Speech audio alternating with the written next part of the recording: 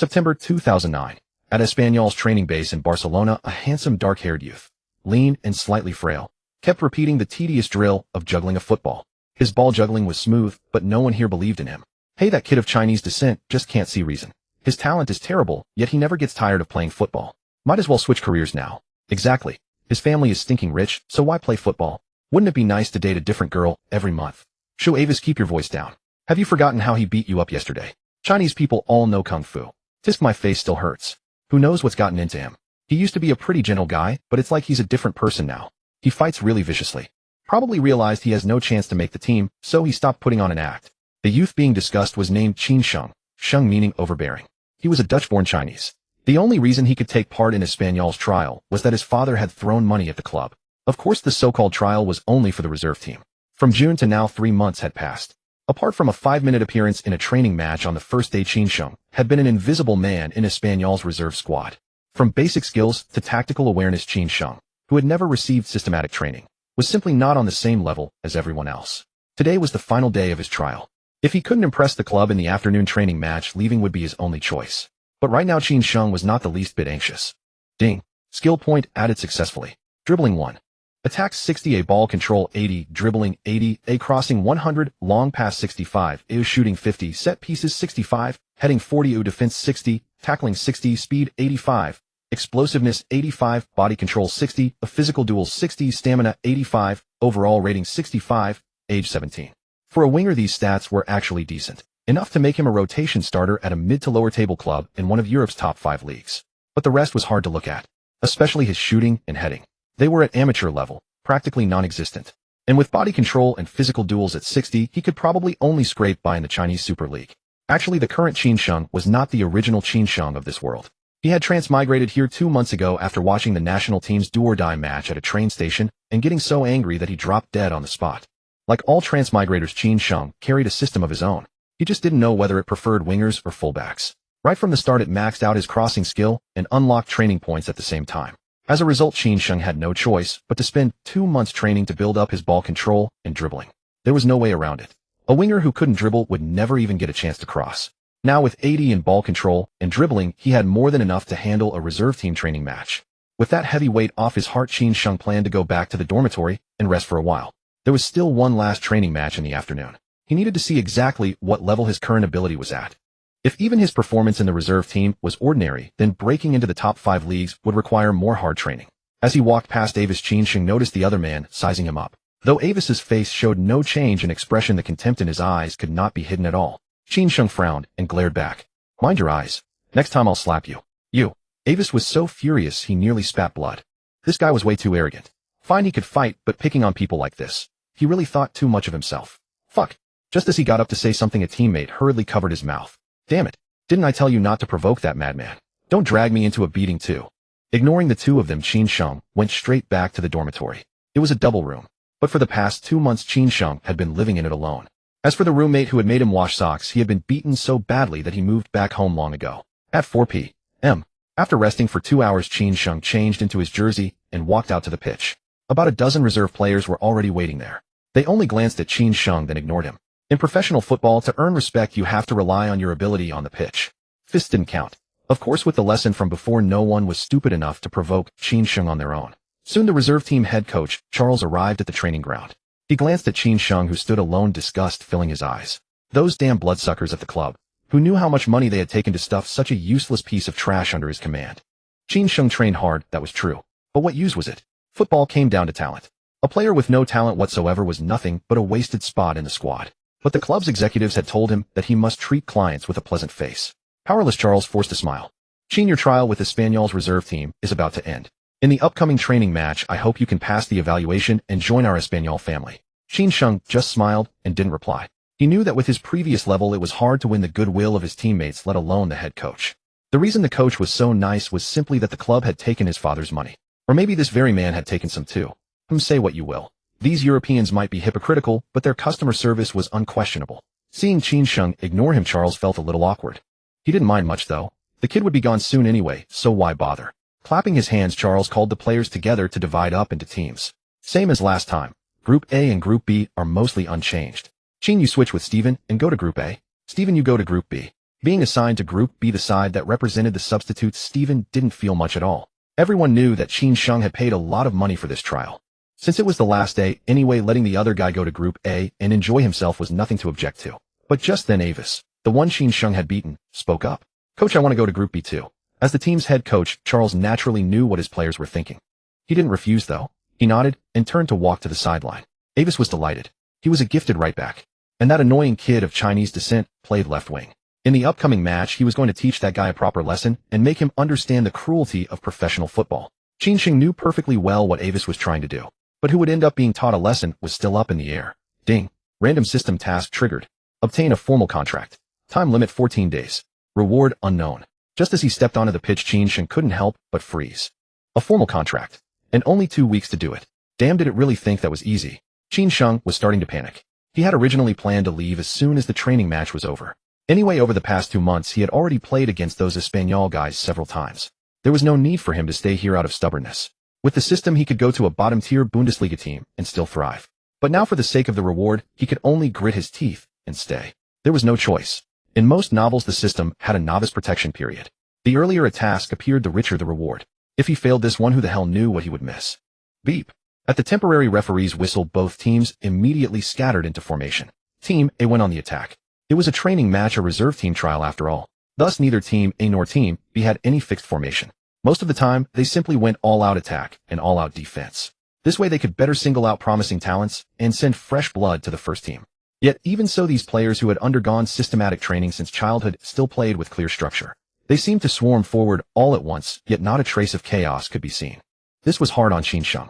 Although his dribbling and man-beating skills were decent, his positioning and off-ball runs lagged far behind the others. It was as if he were a third party detached from the team, completely out of sync with his teammates. Even Elvis of Team B couldn't help frowning at the sight.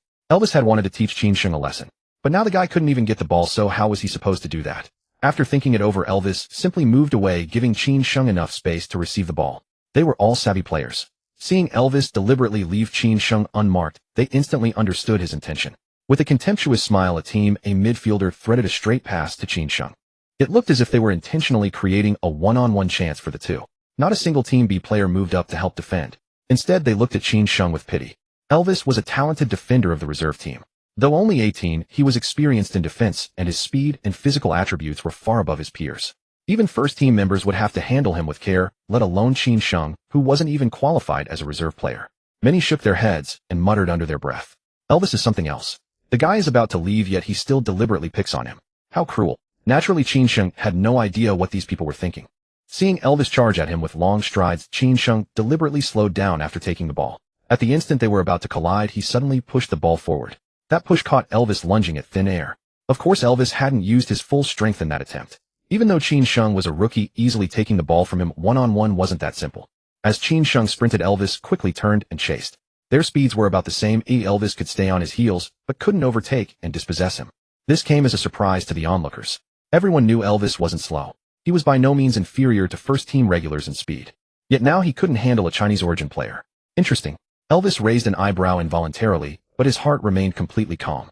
A man called a genius relied on far more than just speed.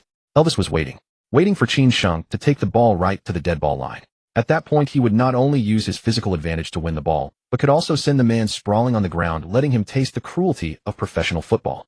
Just as he was thinking about that, Qin Sheng suddenly cut the ball to the right with his left foot, then stopped abruptly and changed direction, slipping past Elvis's side. The change was so sudden that Elvis instinctively twisted around in pursuit. But while his body followed, his feet didn't have time to adjust. Caught off balance, Elvis slipped and fell flat on his back. At this, even the players on the field couldn't stay put. Watching the drama was entertaining, but if they could score, who would refuse? This was a chance to earn recognition. The most forward team of players hurried into the penalty area. Seeing this, Qin Sheng swung his foot and delivered a cross. The ball shot swiftly toward the far post. Without any adjustment, Team A's right forward Brian, who had dashed up, headed the ball toward the goal. The ball slammed violently into the top right corner of the net. 1-0. Team A drew first blood and took the lead. Qin Sheng had just recorded an assist. Everyone, including the scorer Brian, hadn't reacted yet.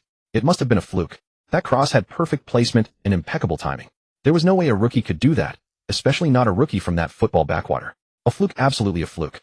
Within seconds, they all reached that conclusion. Of course, head coach Charles on the sideline was the exception.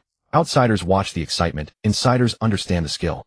Before delivering the cross, Qin Sheng had turned his head to observe his teammates' positions. What did that show? It showed that Qin Sheng was deliberately picking out the right spot to place the ball. If he were truly the kind of rookie they thought simply controlling the ball while sprinting at full speed would be good enough, how could he have had the leisure to check his teammates' alignment? However, considering Qin Sheng's previous performance, Charles decided to observe a little longer. The training match quickly resumed. After Team B kicked off, Elvis charged forward with reckless abandon. Elvis was furious. He couldn't accept the fact that Qin Sheng had sent him tumbling. With his body and technique, he would make the guy know what real football was. Kevin, pass me the ball. In the professional football world, strength equals status. Kevin, a midfielder, naturally wouldn't refuse Elvis's request. Kevin quickly turned and passed the ball. However, before it reached Elvis, Qin Sheng intercepted it a step ahead. Qin Sheng couldn't help but roll his eyes at this. You idiot. Asking for the ball right in front of me and not even making a run to receive it. Does he think I'm invisible? Sure, my defense sucks, but a pass with a route this predictable can be cut out by anyone with a little speed. Ignoring Elvis, who was howling curses at his teammates behind him, Qin Sheng carried the ball straight up the field, still down the left flank. Elvis's reckless loss had allowed Qin Sheng to drive all the way to the byline unopposed. The same Team A players were sprinting forward again. The next moment, Qin Sheng swung his foot and swept the ball into the box. This time it was a low-driven cross, extremely fast. It was a ball that could easily cause an own goal, a real test of the defender's footwork. Yet unexpectedly, none of the players near the goal managed to touch it.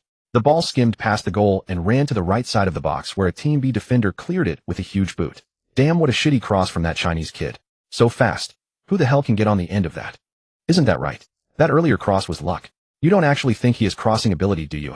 The crowd buzzed with murmurs, not taking Qin Sheng seriously at all. Only head coach Charles on the sideline widened his eyes in delight. This guy was a natural winger. The second round of La Liga was coming up against Real Madrid, and the first team should definitely need him. Charles immediately called a halt to the training match, then headed straight back to his office without looking back.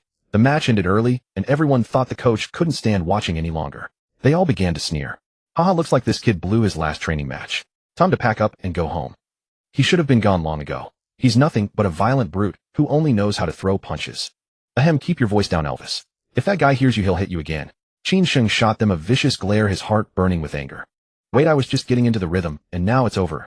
Charles, you said the reserve team has a winger with top-tier crossing ability. Inside the Espanyol club office, Mauricio Pochettino stared at Charles with eager delight, his eyes burning with excitement. He had been worrying about the upcoming match against Real Madrid. Yesterday afternoon, the team's starting winger had pulled a thigh muscle during training and was expected to be out for a month. This was hardly good news for Espanyol. Wing play was their primary scoring method. Without a suitable replacement, the upcoming games would be extremely difficult. Though Mauricio Pochettino had no illusions of escaping unscathed against Real Madrid playing at home, he couldn't afford to lose too disgracefully. And what about the next few rounds of La Liga? If he started with 5 consecutive losses, his coaching career at Espanyol would likely be over. Those damned vampires in the club didn't have that much patience. Of course, when have I ever joked with you about work? Charles took a sip of the coffee on the table and said appreciatively, that guy suddenly seemed to have a breakthrough out of nowhere. Indeed, there are a small number of players who improve rapidly in a short time. Mauricio Pochettino nodded thoughtfully. Having been in the football industry for so long, he had seen quite a few players who suddenly blossomed. Take Brazil's Dene, for example. He was unknown before 25, then suddenly exploded and became a prolific scorer in the Brazilian league. Such things were fantastical yet real. Without dwelling on it, Mauricio Pochettino smiled and said, haha, enough of that. You haven't told me his name yet. Knowing the other man was anxious, Charles didn't keep him in suspense and promptly said, his name is Qin Sheng. He's of Chinese descent. Mauricio Pochettino spat out a mouthful of coffee and laughed. You bastard, claiming you weren't joking. Chinese descent. Top-tier crossing ability. Damn, when did Charles become so humorous? I knew you wouldn't believe it. Charles smiled slightly, then handed over his phone. Here's the training match footage. See for yourself. Seeing that he didn't seem to be joking, Mauricio Pochettino took the phone curiously and began watching. When he saw Qin Sheng dribble past Avis and deliver a pinpoint cross, the expression on Vincent Del Bosque's face finally changed. That cross was quite beautiful. Both the timing and the placement were perfectly chosen, as if specifically feeding the right forward Brian. Could it be that the kid had glimpsed Brian's run while tilting his head? Vincent Del Bosque pondered as he continued watching. For the second cross, Qin Sheng opted for a swift, low-driven ball. Unfortunately, those useless forwards on Team A failed to receive it. Had it been the regular players, the ball would likely have gone in. The first cross might have been a fluke. But the second? Vincent Del Bosque quickly set the phone on the table and said cheerfully, Charles, please bring that kid over. Back in the club dormitory, Qin Sheng was packing his bags, planning to return to the Netherlands and try to secure a starting spot with some mid to lower table Eredivisie team. With the system, he could enhance his attributes through training points plus some mission rewards. He believed it wouldn't be long before he could return to the top 5 leagues. Even becoming a starter for a top club wasn't out of the question. Of course, he could also train alone to improve his stats, but that would take a lot of time. Qin Sheng had never been patient with slow progress.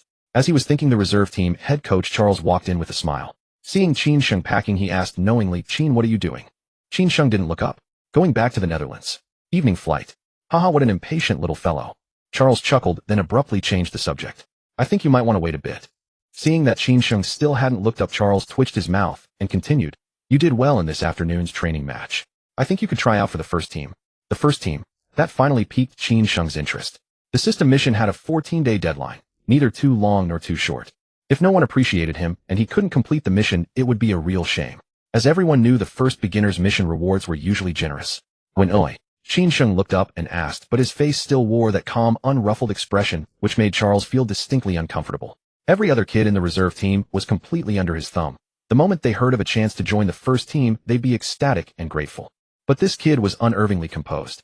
Could it be that all Chinese people were so steady? Thinking this, Charles smiled and said, "Pochettino wants you to go see him now." Pochettino, of course, Qin Sheng knew him. In his previous life, he was the legendary coach of Tottenham who nurtured stars like Kane and Dele Alli, a world-renowned manager. At this point in time, it was still Pochettino's second season at Espanyol. Could it be that the manager had noticed his crossing ability? Without hesitation, Qin Sheng picked up his bag and headed out the door. "Let's go." Well, this kid sure was arrogant. Charles muttered inwardly, but set aside his previous disdain. Regardless of his actual skill, just this mentality alone surpassed most professional players. If he could develop, becoming a regular first-team winger wouldn't be difficult. Qin Sheng, of course, had no idea what Charles was thinking. He just wanted to finalize the official contract as soon as possible so he could significantly boost his strength. Soon the two entered the office one after another. Pochettino walked over with a smile. "Qin, hello. I'm Mauricio Pochettino. You can call me Pochettino." As he spoke, Pochettino sized up the young man with black hair. He was quite tall, around 185 centimeters, and somewhat slender. Judging by his physical appearance alone, it would be hard for him to make it in the top 5 leagues. Of course, it would be different if his footwork was exceptional, like Benfica's Di Maria. Tall and thin, but with sharp dribbling. Such a player could also become an excellent left winger. But this guy was of Chinese descent. Forget it. Analyzing so much was useless. One match would tell. Before Qin Sheng could respond, Pochettino continued, "I'm sure Charles has already told you why I called you here. To make a long story short, I'll arrange an intra-squad scrimmage tomorrow at 10 a.m. You come directly. If you perform well, you're on the first team. If not, feel free to leave." The words were straightforward, which actually made Qin Sheng feel a bit of goodwill. That's how football should be. If you're good, you stay. If not, you're out. No need for all those complications. "All right, see you tomorrow, Mr. Pochettino." With that, Qin Sheng didn't exchange pleasantries and turned to leave the office. Watching his retreating figure, Pochettino laughed heartily. This kid is straightforward enough. I like that. The next morning, Qin Sheng appeared at the official team training ground wearing the number 45 jersey. By then, the Espanyol players had already begun their training session. Spotting Qin Sheng, Pochettino approached with a smile. "Looks like you had a good night's sleep. So how confident are you in making the cut?" "Absolutely." Qin Sheng glanced at the robust first-team players and nodded. "Am I on Team A or Team B?" "Team A." Pochettino checked his watch and said, "It's 9:30 now. You have half an hour to warm up." New to the scene, Qin Sheng didn't stand on ceremony. He began jogging at a steady pace around the pitch. The training players quickly noticed the commotion. When they saw Qin Sheng's jet black hair, they immediately understood what was happening. During the morning assembly, Pochettino had mentioned a new player would be trialing today. Initially, they were quite excited, but upon learning he was Chinese, their interest instantly faded. Football in that country, much like their table tennis, was renowned worldwide, for all the wrong reasons. 30 minutes flew by. Soon it was time for the inter-squad scrimmage. Pochettino took the list from his assistant and began reading. Team A: Kamini Furlan, Amat Ruiz Garcia. Qin Sheng. Team B: Marquez Pareja Pirid Didac. To create a relatively fair competitive environment, Pochettino deliberately split the starting core into 2 teams. The rest were substitutes. By balancing the strengths, it would be easier to gauge Qin Sheng's level. Of course, there were also players capable of elevating the entire team's performance, like Zidane. Zidane, for instance, led his team to the World Cup semi-finals upon his return. But such players were exceedingly rare, and Qin Sheng clearly didn't belong to that category. After the teams were set, the players quickly took their positions on their respective halves. Soon after, the temporary referee blew the whistle to start the match. As the match began, Qin Sheng dashed toward the left flank. Meanwhile, Team A's midfielder Verdu immediately passed the ball to him. It wasn't because Verdu thought Qin Sheng was in a good position. Rather, knowing the purpose of this scrimmage, he didn't want to waste time in such a pointless game. Just a pathetic creature from a footballing wasteland dreaming of making it to the top league. A couple of exchanges would be enough to show him the gap between himself and professional players. Qin Sheng hadn't expected the ball to come so easily. so he received it a bit clumsily, which only reinforced Verdue's judgment. Indeed, a rookie indeed. Pareja, tasked with marking Qin Sheng, held similar thoughts. A player's ability could be roughly gauged from physical test data and basic skills. Dragging everyone into this scrimmage was just a waste of time. Of course he only thought this. He wouldn't dare say it in front of Pochettino. Many were fighting for a starting spot. As Qin Sheng dribbled toward him, Pareja did, as usual, first used his body to block the path, then extended his right foot to poke the ball away. But before his foot could reach the ball, Qin Sheng swiftly nudged it to the right, then accelerated and cut past Pareja's left side. The entire move was fluid and seamless without any hesitation. This made Pochettino's eyes light up. Such a level was more than enough to handle mid to lower table La Liga teams. What's more, the kid was only 17, still room for improvement. On the pitch, after beating Pareja, Qin Sheng charged toward the byline in long strides. At the same time, Team A's forwards were sprinting into the box. They might have been watching the show, but when there was a chance to score, they didn't hold back. Pareja was now panicking. He hadn't expected to be beaten so cleanly by Qin Sheng, and to make matters worse, he couldn't even catch up. Reluctantly, center back Ruiz moved up to cover the gap. But before he could get close, Qin Sheng lifted the ball into the near post area. That spot. It was exactly the gap left by Ruiz's advance. Luis Garcia raced in, nodding the ball as it came down. With a dull thud, the ball changed direction and zipped into the near corner of the net. Score 1-0. The pitch fell silent. Everyone stared at Qin Sheng in disbelief. Less than a minute into the match, and he already had an assist. Even though Team B had been careless, crossing at full speed wasn't something easily controlled. A slight misjudgment, and the ball would sail yards off target. But that cross looked like Qin Sheng had deliberately fed it to Luis Garcia, because only the latter's position had been left open. The expressions on the players' faces were varied, some shocked, some skeptical. But Pochettino didn't care. After the score changed, he strode onto the field and stopped the training match. As head coach, his eye was far sharper than the players. From that single cross, he had gleaned a great deal. Already, Pochettino was thinking about the match against Real Madrid 2 days later. Yes, he decided to start Qin Sheng in that match. Although the kid might suffer against Ramos, it was good to get him some exposure early on. At that moment, Qin Sheng had no idea he had already won over Pochettino and earned a spot in the starting lineup against Real Madrid. He had only one question. What the hell was wrong with these Espanyol managers? Every time he was just getting into the rhythm, they'd end the match. It left Qin Sheng feeling frustrated and unsatisfied. As he was grumbling, Pochettino walked over with a grin. Qin is your agent in Barcelona. I think we need to talk about a contract. Hearing the word contract, Qin Sheng knew the system task was complete. And for the system reward, he was eager to finalize the deal. But La Liga contracts were tricky. Without an agent to vet it, he wouldn't dare sign. I don't have an agent yet. Qin Sheng shook his head, then added. But rest assured, I'll sort it out soon. Hearing soon, Pochettino furrowed his brow. Finding and signing with an agent would take time. Then with the agent's involvement, the player and club would haggle for a while. All told, at least half a month. But the match against Real Madrid was in 2 days. Without a contract, Qin Sheng couldn't play for Espanyol. After a moment's thought, Pochettino said, here's an idea. First, sign a youth team contract with the club. As for the formal contract, we can negotiate once you find a suitable agent. How about that? This approach could easily lead to misunderstandings. Firstly, the salary of a formal contract far exceeded that of a youth team contract. If the player performed poorly, the club could let him go at any time. Conversely, the player could also terminate the contract. But was that really possible? The reserve team players trained relentlessly for the very chance to sign a professional contract with the club. Surely this black-haired youngster was no different. Seeing Qin Sheng silent, Pochettino explained, the day after tomorrow we have a match against Real Madrid, and I plan to start you. Of course, you need to be a registered player of the club first. After understanding the situation, Qin Sheng didn't hesitate. He nodded in agreement. But starting in the match against Real Madrid in 2 days was somewhat unexpected. In his memory, around this time, Ramos occasionally played as a right back. Would he be facing the hot-tempered Ramos directly in 2 days? The signing process for the youth team was relatively straightforward. Qin Sheng roughly glanced at the contract terms before signing his name on the corresponding pages. After exchanging a few more pleasantries, Qin Sheng followed Pochettino back to the training ground. In professional football, everything comes down to strength. Qin Sheng's performance in the training match had clearly won over most of the regular team members. Of course, there were still a few individuals on the field who were not very impressed with him, but that arrogance and disdain had long since vanished without a trace. Next came the team training camp and targeted tactical drills. These were precisely what Qin Sheng lacked most at the moment. He trained very diligently throughout the afternoon. Only after the team disbanded, and he put in an extra 4 hours of practice, did he drag his exhausted body back to the dormitory. The circle was small. Soon the reserve team members learned that Qin Sheng would start in the match against Real Madrid. At that moment, Ai Weishi was returning to the dormitory after extra training. Hearing this from his roommate, he immediately felt a pang of envy. Why him? That kid had neither physique nor shooting ability. His fundamentals were dreadful. Even he himself could outperform him by several streets. Not to mention the substitutes on the first team. Why did Qin Sheng get to start? Damn, could it be that the first team coach Pochettino had taken a bribe? The more AI Wasey thought about it, the more plausible it seemed. But without evidence, he could do nothing about it.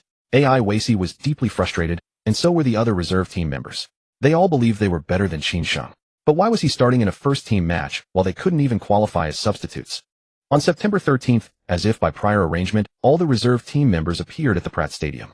They had only one purpose: to witness Qin Sheng's true colors being exposed in the game with a disastrous performance. Of course, the Espanyol fans shared the same thoughts. As soon as the players sat down, they heard people discussing the matter. "Hey Jerry, did you see the starting lineup the club announced? That number 45, Qin Sheng, is said to be of Chinese descent. What was Pochettino thinking letting a Chinese player start? Doesn't he know where that guy comes from? I heard that Chinese guy's family is pretty rich. Could Pochettino have taken a bribe? No way. After all, it's a match against Real Madrid. No matter how greedy Pochettino is, he wouldn't be foolish enough to risk his job for a short-term gain. Maybe that Chinese guy actually has talent. Impossible. I watched his game 2 months ago. It was a mess at best at U14 level. So tonight's game will be a slaughter by Real Madrid." Listening to their discussion, the reserve team members watching felt immensely pleased. See, the fans have sharp eyes. Letting that damn brute play is nothing but a stain on the great Espanyol club. While the fans were discussing, the players from both sides walked onto the pitch, each holding a young mascot's hand. On Real Madrid's side, Casillas led the way, followed by Raul, Higuain, Alonso, Ramos, Kaká, and Cristiano Ronaldo. Such a star-studded lineup instantly ignited the stadium. Even Qin Sheng, walking side by side on the pitch, felt a surge of eagerness to compete. These were all legends. 2 Ballon d'Or winners, world footballers of the year. Especially Kaká. His beauty was like jade, a gentleman unmatched in the world. His looks were almost on par with Qin Sheng's. Terrifying. In the away fan section, Real Madrid supporters waved their scarves excitedly. But the Espanyol fans were not so friendly. Most of them didn't know yet that Qin Sheng would start. When they saw a black-haired youth appear in the lineup one after another, they loudly cursed Pochettino's distant female relatives. Of course, Qin Sheng was no better off. A mix of boos and insults filled the air, making the atmosphere tense. Qin Sheng turned a deaf ear, focusing intently on his warm-up exercises on the pitch. Every now and then he took a shot to find his rhythm. Who knows, maybe he'd get a one-on-one chance. After all, he was a striker. But even with a one-on-one, his shooting attribute of 50 would hardly breach Casillas' 10 fingers. That guy at this moment was still recognized as the world's best goalkeeper. Time passed quickly. In the blink of an eye, it was kickoff time. As the players took their positions on their respective halves, the referee glanced at his watch and then blew the whistle to start the match. For this game, Pochettino set up a 4-4-2 formation for Espanyol. Goalkeeper Kameni. Right back Fellaini, left back Garcia. Center backs Ruiz and Pareja pairing. Defensive midfielder Moises. Midfielders Callahan on the right, Verdu in the center, Marquez on the left. Forwards Qin Sheng and Luis Garcia. Real Madrid's formation was 4-3-3. Goalkeeper Casillas. Right back Ramos, left back Marcelo. Center backs Garay and Pepe pairing. Midfielders Alonso holding Diarra on the left, Kaká on the right. Left forward Cristiano Ronaldo, a right forward role. Center forward Higuain. Real Madrid attacked. Compared to Espanyol, Real Madrid's overall strength was far superior. Even playing away, they quickly pushed their formation forward after kickoff. At this time, Cristiano Ronaldo had just joined Real Madrid and was still the all-around winger who could dribble, pass, and score. So early in the match, Kaká passed the ball to him. Facing Callahan's pressing, Ronaldo turned with the ball, took a touch forward, and sprinted down the left flank. Callahan quickly chased after him. Though he wasn't slow, he was at a disadvantage in physical duels. He couldn't do much to stop Ronaldo. Fortunately, right back Fellaini charged up in time. 1 versus 2. Ronaldo didn't try to dribble past them. He quickly turned and passed the ball. Middle. Higuain received the ball with his back to goal and quickly laid it off to Raul on the right. He then dashed into the penalty area. Raul understood, instantly flicking the ball into the box without waiting for it to settle. Higuain followed up and shot. But the shot was weak under pressure from the defenders. The ball was caught by Espanyol goalkeeper Kameni, who hugged it to his chest. After the Real Madrid players dispersed, Kameni passed the ball to Moises in front of him. Compared to other leagues, La Liga placed more emphasis on technical footwork. But not every team could execute smooth passing and possession under the opponent's pressure. The current Espanyol was a case in point. Facing the pressing of Real Madrid's midfielders and forwards, Moises simply launched a long ball, sending it to Qin Sheng's feet. That immediately caught Pochettino's attention on the sidelines. He wanted to see if Qin Sheng could deliver a standout performance against top defenders, just as he had in training matches. On the pitch, Qin Sheng controlled the ball with a flawless chest trap, then pivoted and drove it rapidly up the field. Raul charged forward with long strides. But Raul was past his prime, his speed and explosive power having declined significantly, coupled with his natural lack of defensive prowess. So Qin Sheng merely feinted a shot and cut inside, leaving Raul in his wake. Real Madrid's defensive midfielder Xabi Alonso quickly moved up to cover. Compared to Raul, Alonso was a far more formidable defender. Qin Sheng dared not challenge him alone. Before Alonso could close in, he slotted a lateral pass to Luis Garcia beside him. He himself continued his forward run. Alonso naturally knew what Qin Sheng intended, but matching his speed and burst was proving difficult. All he could do was watch as Luis Garcia played the ball right back. Ultimately, the task of marking Qin Sheng fell to Sergio Ramos. At this time, Ramos was already a mainstay defender for the Spanish national team and Real Madrid, with a European Championship title to his name. He naturally looked down on Qin Sheng, who was from China. So his defending was brutally simple. He just used his body to impose himself. Unexpectedly, Qin Sheng refused to engage in physical battles. Before Ramos could get close, Qin Sheng poked the ball forward and sprinted around him on the outside of the touchline. In terms of pure speed, the two were evenly matched. But in explosive acceleration, Qin Sheng was decisively superior. Caught off guard, Ramos was soon left trailing. By now, the Spanish team's midfielders and forwards had already surged to the edge of the penalty area. Qin Sheng glanced sideways at the positions of both teams, then lifted a cross into the box. Once again, his target was the open space on the right side of the area. There, the midfielder Callahan, positioned far right, arrived in a flash, and without waiting for the ball to settle, swung his leg and struck it. Bang! A sound like a lament, like a roar. The ball rocketed towards the far corner of the goal. From such close range, with such velocity, and aimed at such a precise angle. Even the world's #1 goalkeeper Iker Casillas stood no chance. The ball drilled into the bottom left corner of the net. Beep! The referee blew his whistle, signaling the goal was valid. Score 1-0. Goal. Goal. Jose Callahan. The stadium announcer screamed himself hoarse. As the roar erupted, the fans in the stands snapped out of their stupor and began waving their scarves in jubilant celebration. Oh my God, that cross was magnificent. That dark-haired kid actually spotted Callahan in the gap. Unbelievable. Damn, I take back everything I said earlier. That dark-haired kid deserves to start. He's a messenger sent by God to save Espanyol. What an incredible match. I can't believe we're leading against Real Madrid. All thanks to that number 45. From today, I'm his loyal fan.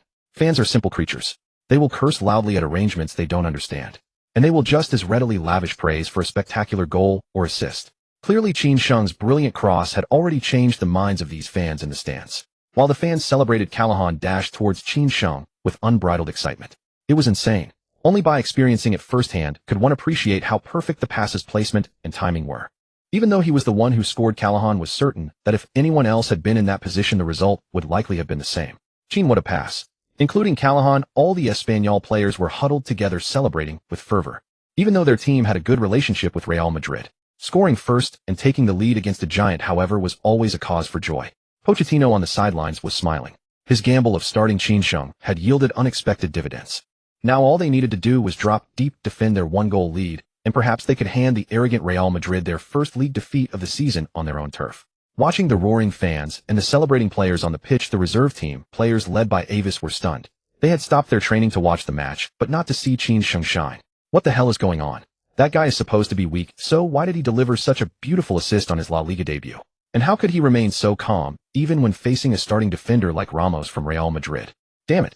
Could it be that the bastard has been playing us for fools all along? But that doesn't make sense. This is football, what's the point of that? The players were baffled. Ramos, however, was a picture of shock and fury. 10 seconds ago he had dismissed the guy, but in the blink of an eye the guy had dribbled past him and delivered a brilliant assist. What a slap in the face. Ramos's cheeks burned with humiliation. Next time he would make that Chinese kid pay. Espanyol's celebration didn't last long. The match quickly resumed. Beep. After the referee's whistle, Higuaín side-footed the ball back. Then he immediately surged into the crowd of players up front. The Real Madrid lineup followed suit, pushing forward in droves. For this, Galacticos attack was their theme song. They attacked again from the flank. Marcelo picked up the ball in his own half, used his exceptional dribbling to skip past Callahan, and swiftly carried it over the halfway line. Then he played a diagonal pass to Cristiano Ronaldo on the right front.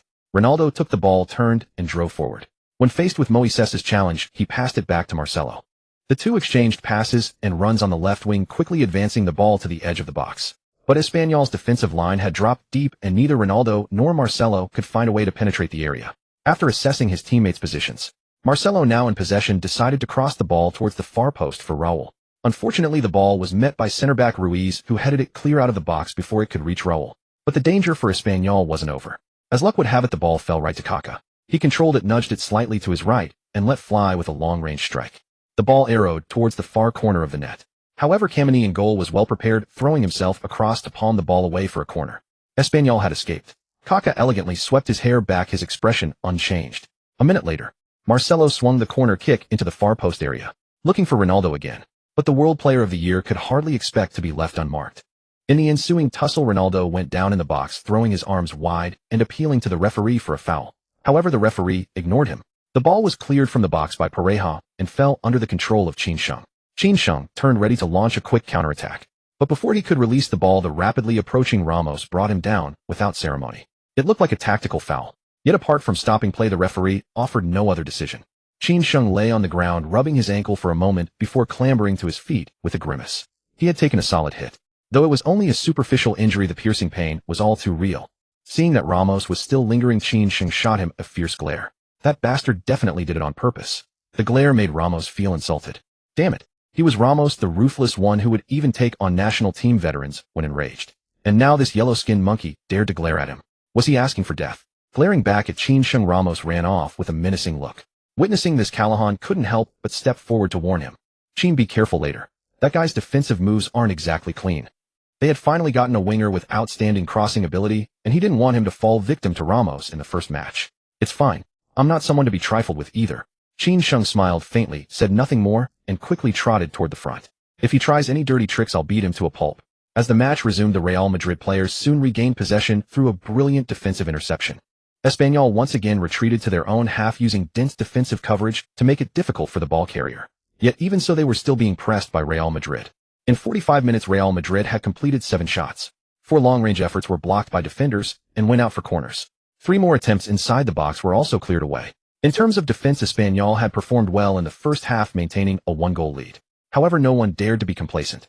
Real Madrid was known for being slow starters, and their players had excellent stamina. After the 70th minute of the second half, the true test of defense would begin. Back in the locker room, Pochettino immediately pulled out the tactical board and began outlining the defensive focus for the second half.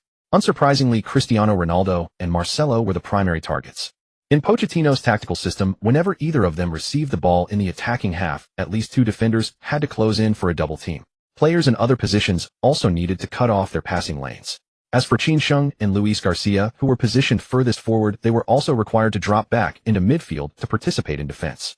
Besides defense, Pochettino emphasized the team's quick counterattack tactics, using one-touch passing to quickly distribute the ball to the flanks, targeting either Qin Sheng or Callahan. The two were the fastest players on Espanyol and possessed excellent crossing ability. If a suitable opportunity arose, they might even be able to change the scoreline again. Pochettino's arrangements were meticulous, but how much the players absorbed remained to be seen. Soon the players returned to the pitch under the staff's urging. After swapping sides, the referee immediately blew the whistle to start the second half. Espanyol had possession. Neither Real Madrid nor Espanyol made any substitutions during the break. After the ball was played, Qin Sheng moved actively in the front as before. This was a necessary measure. Given his current physical strength, it was difficult for him to hold up the ball with his back to goal like a traditional center forward. He had to rely on agility. Fortunately, Qin Sheng had decent explosive speed and acceleration. Going one-on-one against Raul and Alonso was more than manageable. Trailing on the scoreboard, Real Madrid played aggressively. Their entire formation pushed very high up the pitch. If someone could coordinate with Qin Sheng to exploit the spaces behind the defense, it could pose a significant threat to Real Madrid's goal. However, Espanyol's lineup lacked a midfielder who excelled at both dribbling past opponents and delivering forward passes. Getting the ball to Qin Sheng under Real Madrid's pressure would require considerable effort. After running around in the front for a few minutes, Qin Sheng could only watch helplessly as his teammates passed the ball back and forth in the midfield and defense, letting out a helpless sigh. Indeed, to achieve results, an outstanding midfield was indispensable. No wonder Spain and Barcelona had been terrifyingly strong in recent years. With Xavi and Iniesta on the field, forwards only needed to make intelligent runs and prepare to receive the ball. Those two always found a way to deliver the pass. Helpless Qin Sheng dropped back to provide support. With the extra man advantage, Espanyol's pressure eased considerably. After a few passes, Moises delivered the ball to Qin Sheng. Once again relying on pure speed and a sudden change of direction, Qin Sheng bypassed Raul and carried the ball past the halfway line. However, this time, before he could face Alonso directly, Ramos came up from behind. And Raul, who had been beaten, was also chasing back quickly. A 3-man trap. Qin Sheng quickly pushed the ball sideways to Luis Garcia. At that moment, no Espanyol midfielder had advanced, so after receiving the ball, Luis Garcia saw no teammate nearby to support him. With no other option, Luis Garcia took a touch forward and unleashed a long-range shot. The shot was taken from over 30 meters out, naturally posing no threat to Real Madrid's goal. In the end, Casillas easily gathered the ball. Glancing at his teammates' positions, Casillas threw the ball to Marcelo on the left flank. After carrying the ball past the halfway line, facing a charging Callahan, Marcelo suddenly stopped the ball, pivoted on his right foot, and in the same motion dragged the ball forward while using his backside to shield it. He swiftly slipped past Callahan. A Marseille turn. The crowd erupted in cheers. Marcelo took the opportunity to burst down the wing at full speed. Meanwhile, Real Madrid's midfielders and forwards accelerated toward the penalty area. Espanyol's right-back Flynn rushed toward Marcelo, but before he could close in, Marcelo gently pushed the ball to the side to Cristiano Ronaldo. He himself continued sprinting toward the byline. Without hesitation, Ronaldo immediately played a 1-2, sending the ball back to Marcelo's feet. After releasing the ball, Ronaldo suddenly accelerated and burst into the box. Higuain and Raul, positioned further forward, occupied the central and far post areas respectively. Surveying the positions, Marcelo lifted the ball into the box. The near post. That spot. Ronaldo, with his elegant movement, shook off his marker, leaped high, hung in the air, and powerfully headed the ball. A dull thud. The ball, after striking Ronaldo's forehead, changed direction and rocketed toward the near post. From such close range, Kameni in goal had no time to react. The ball sailed unimpeded into the top left corner. The referee blew his whistle, signaling a goal. Score 1-1. The Real Madrid fans in the stands immediately erupted with joy. Ronaldo sprinted toward the sideline, executing a passionate knee slide. Kaká was the first to rush over. The two embraced with smiles. What a display of camaraderie. Watching this scene, Qin felt a twinge of emotion. In his past life, this football duo was his favorite. Unfortunately, it wouldn't be long before Kaká, due to groin injuries and Mourinho's arrival, became a benchwarmer. Professional football was cruel like that. Whether you were once the darling of the gods or a boy with the wind at your heels when your prime faded, you could only accept the fate of being forgotten. The Real Madrid players continued their exuberant celebrations on the sidelines. Pochettino could only sigh helplessly. He knew that Espanyol's defense could hardly withstand Real Madrid's relentless attacking waves.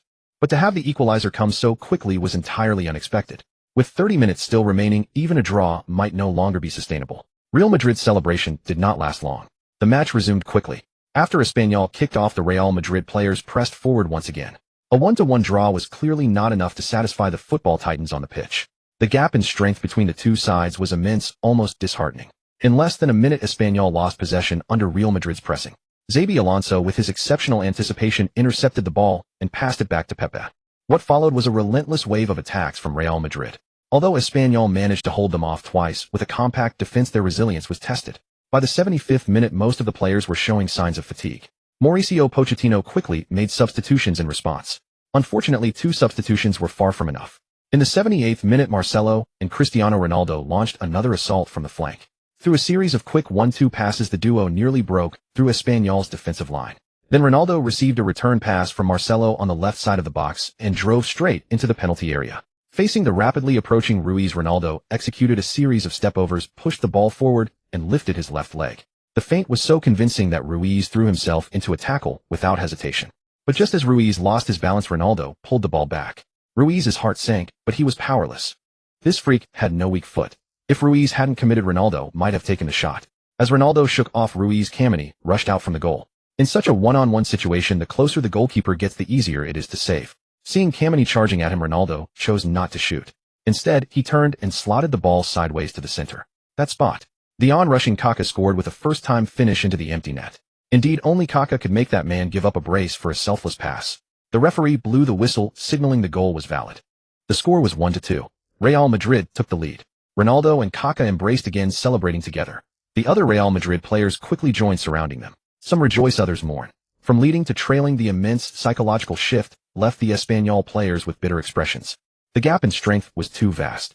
In La Liga, perhaps only Barcelona could defeat this Galacticos team. Watching it all unfold, Qin shook his head helplessly.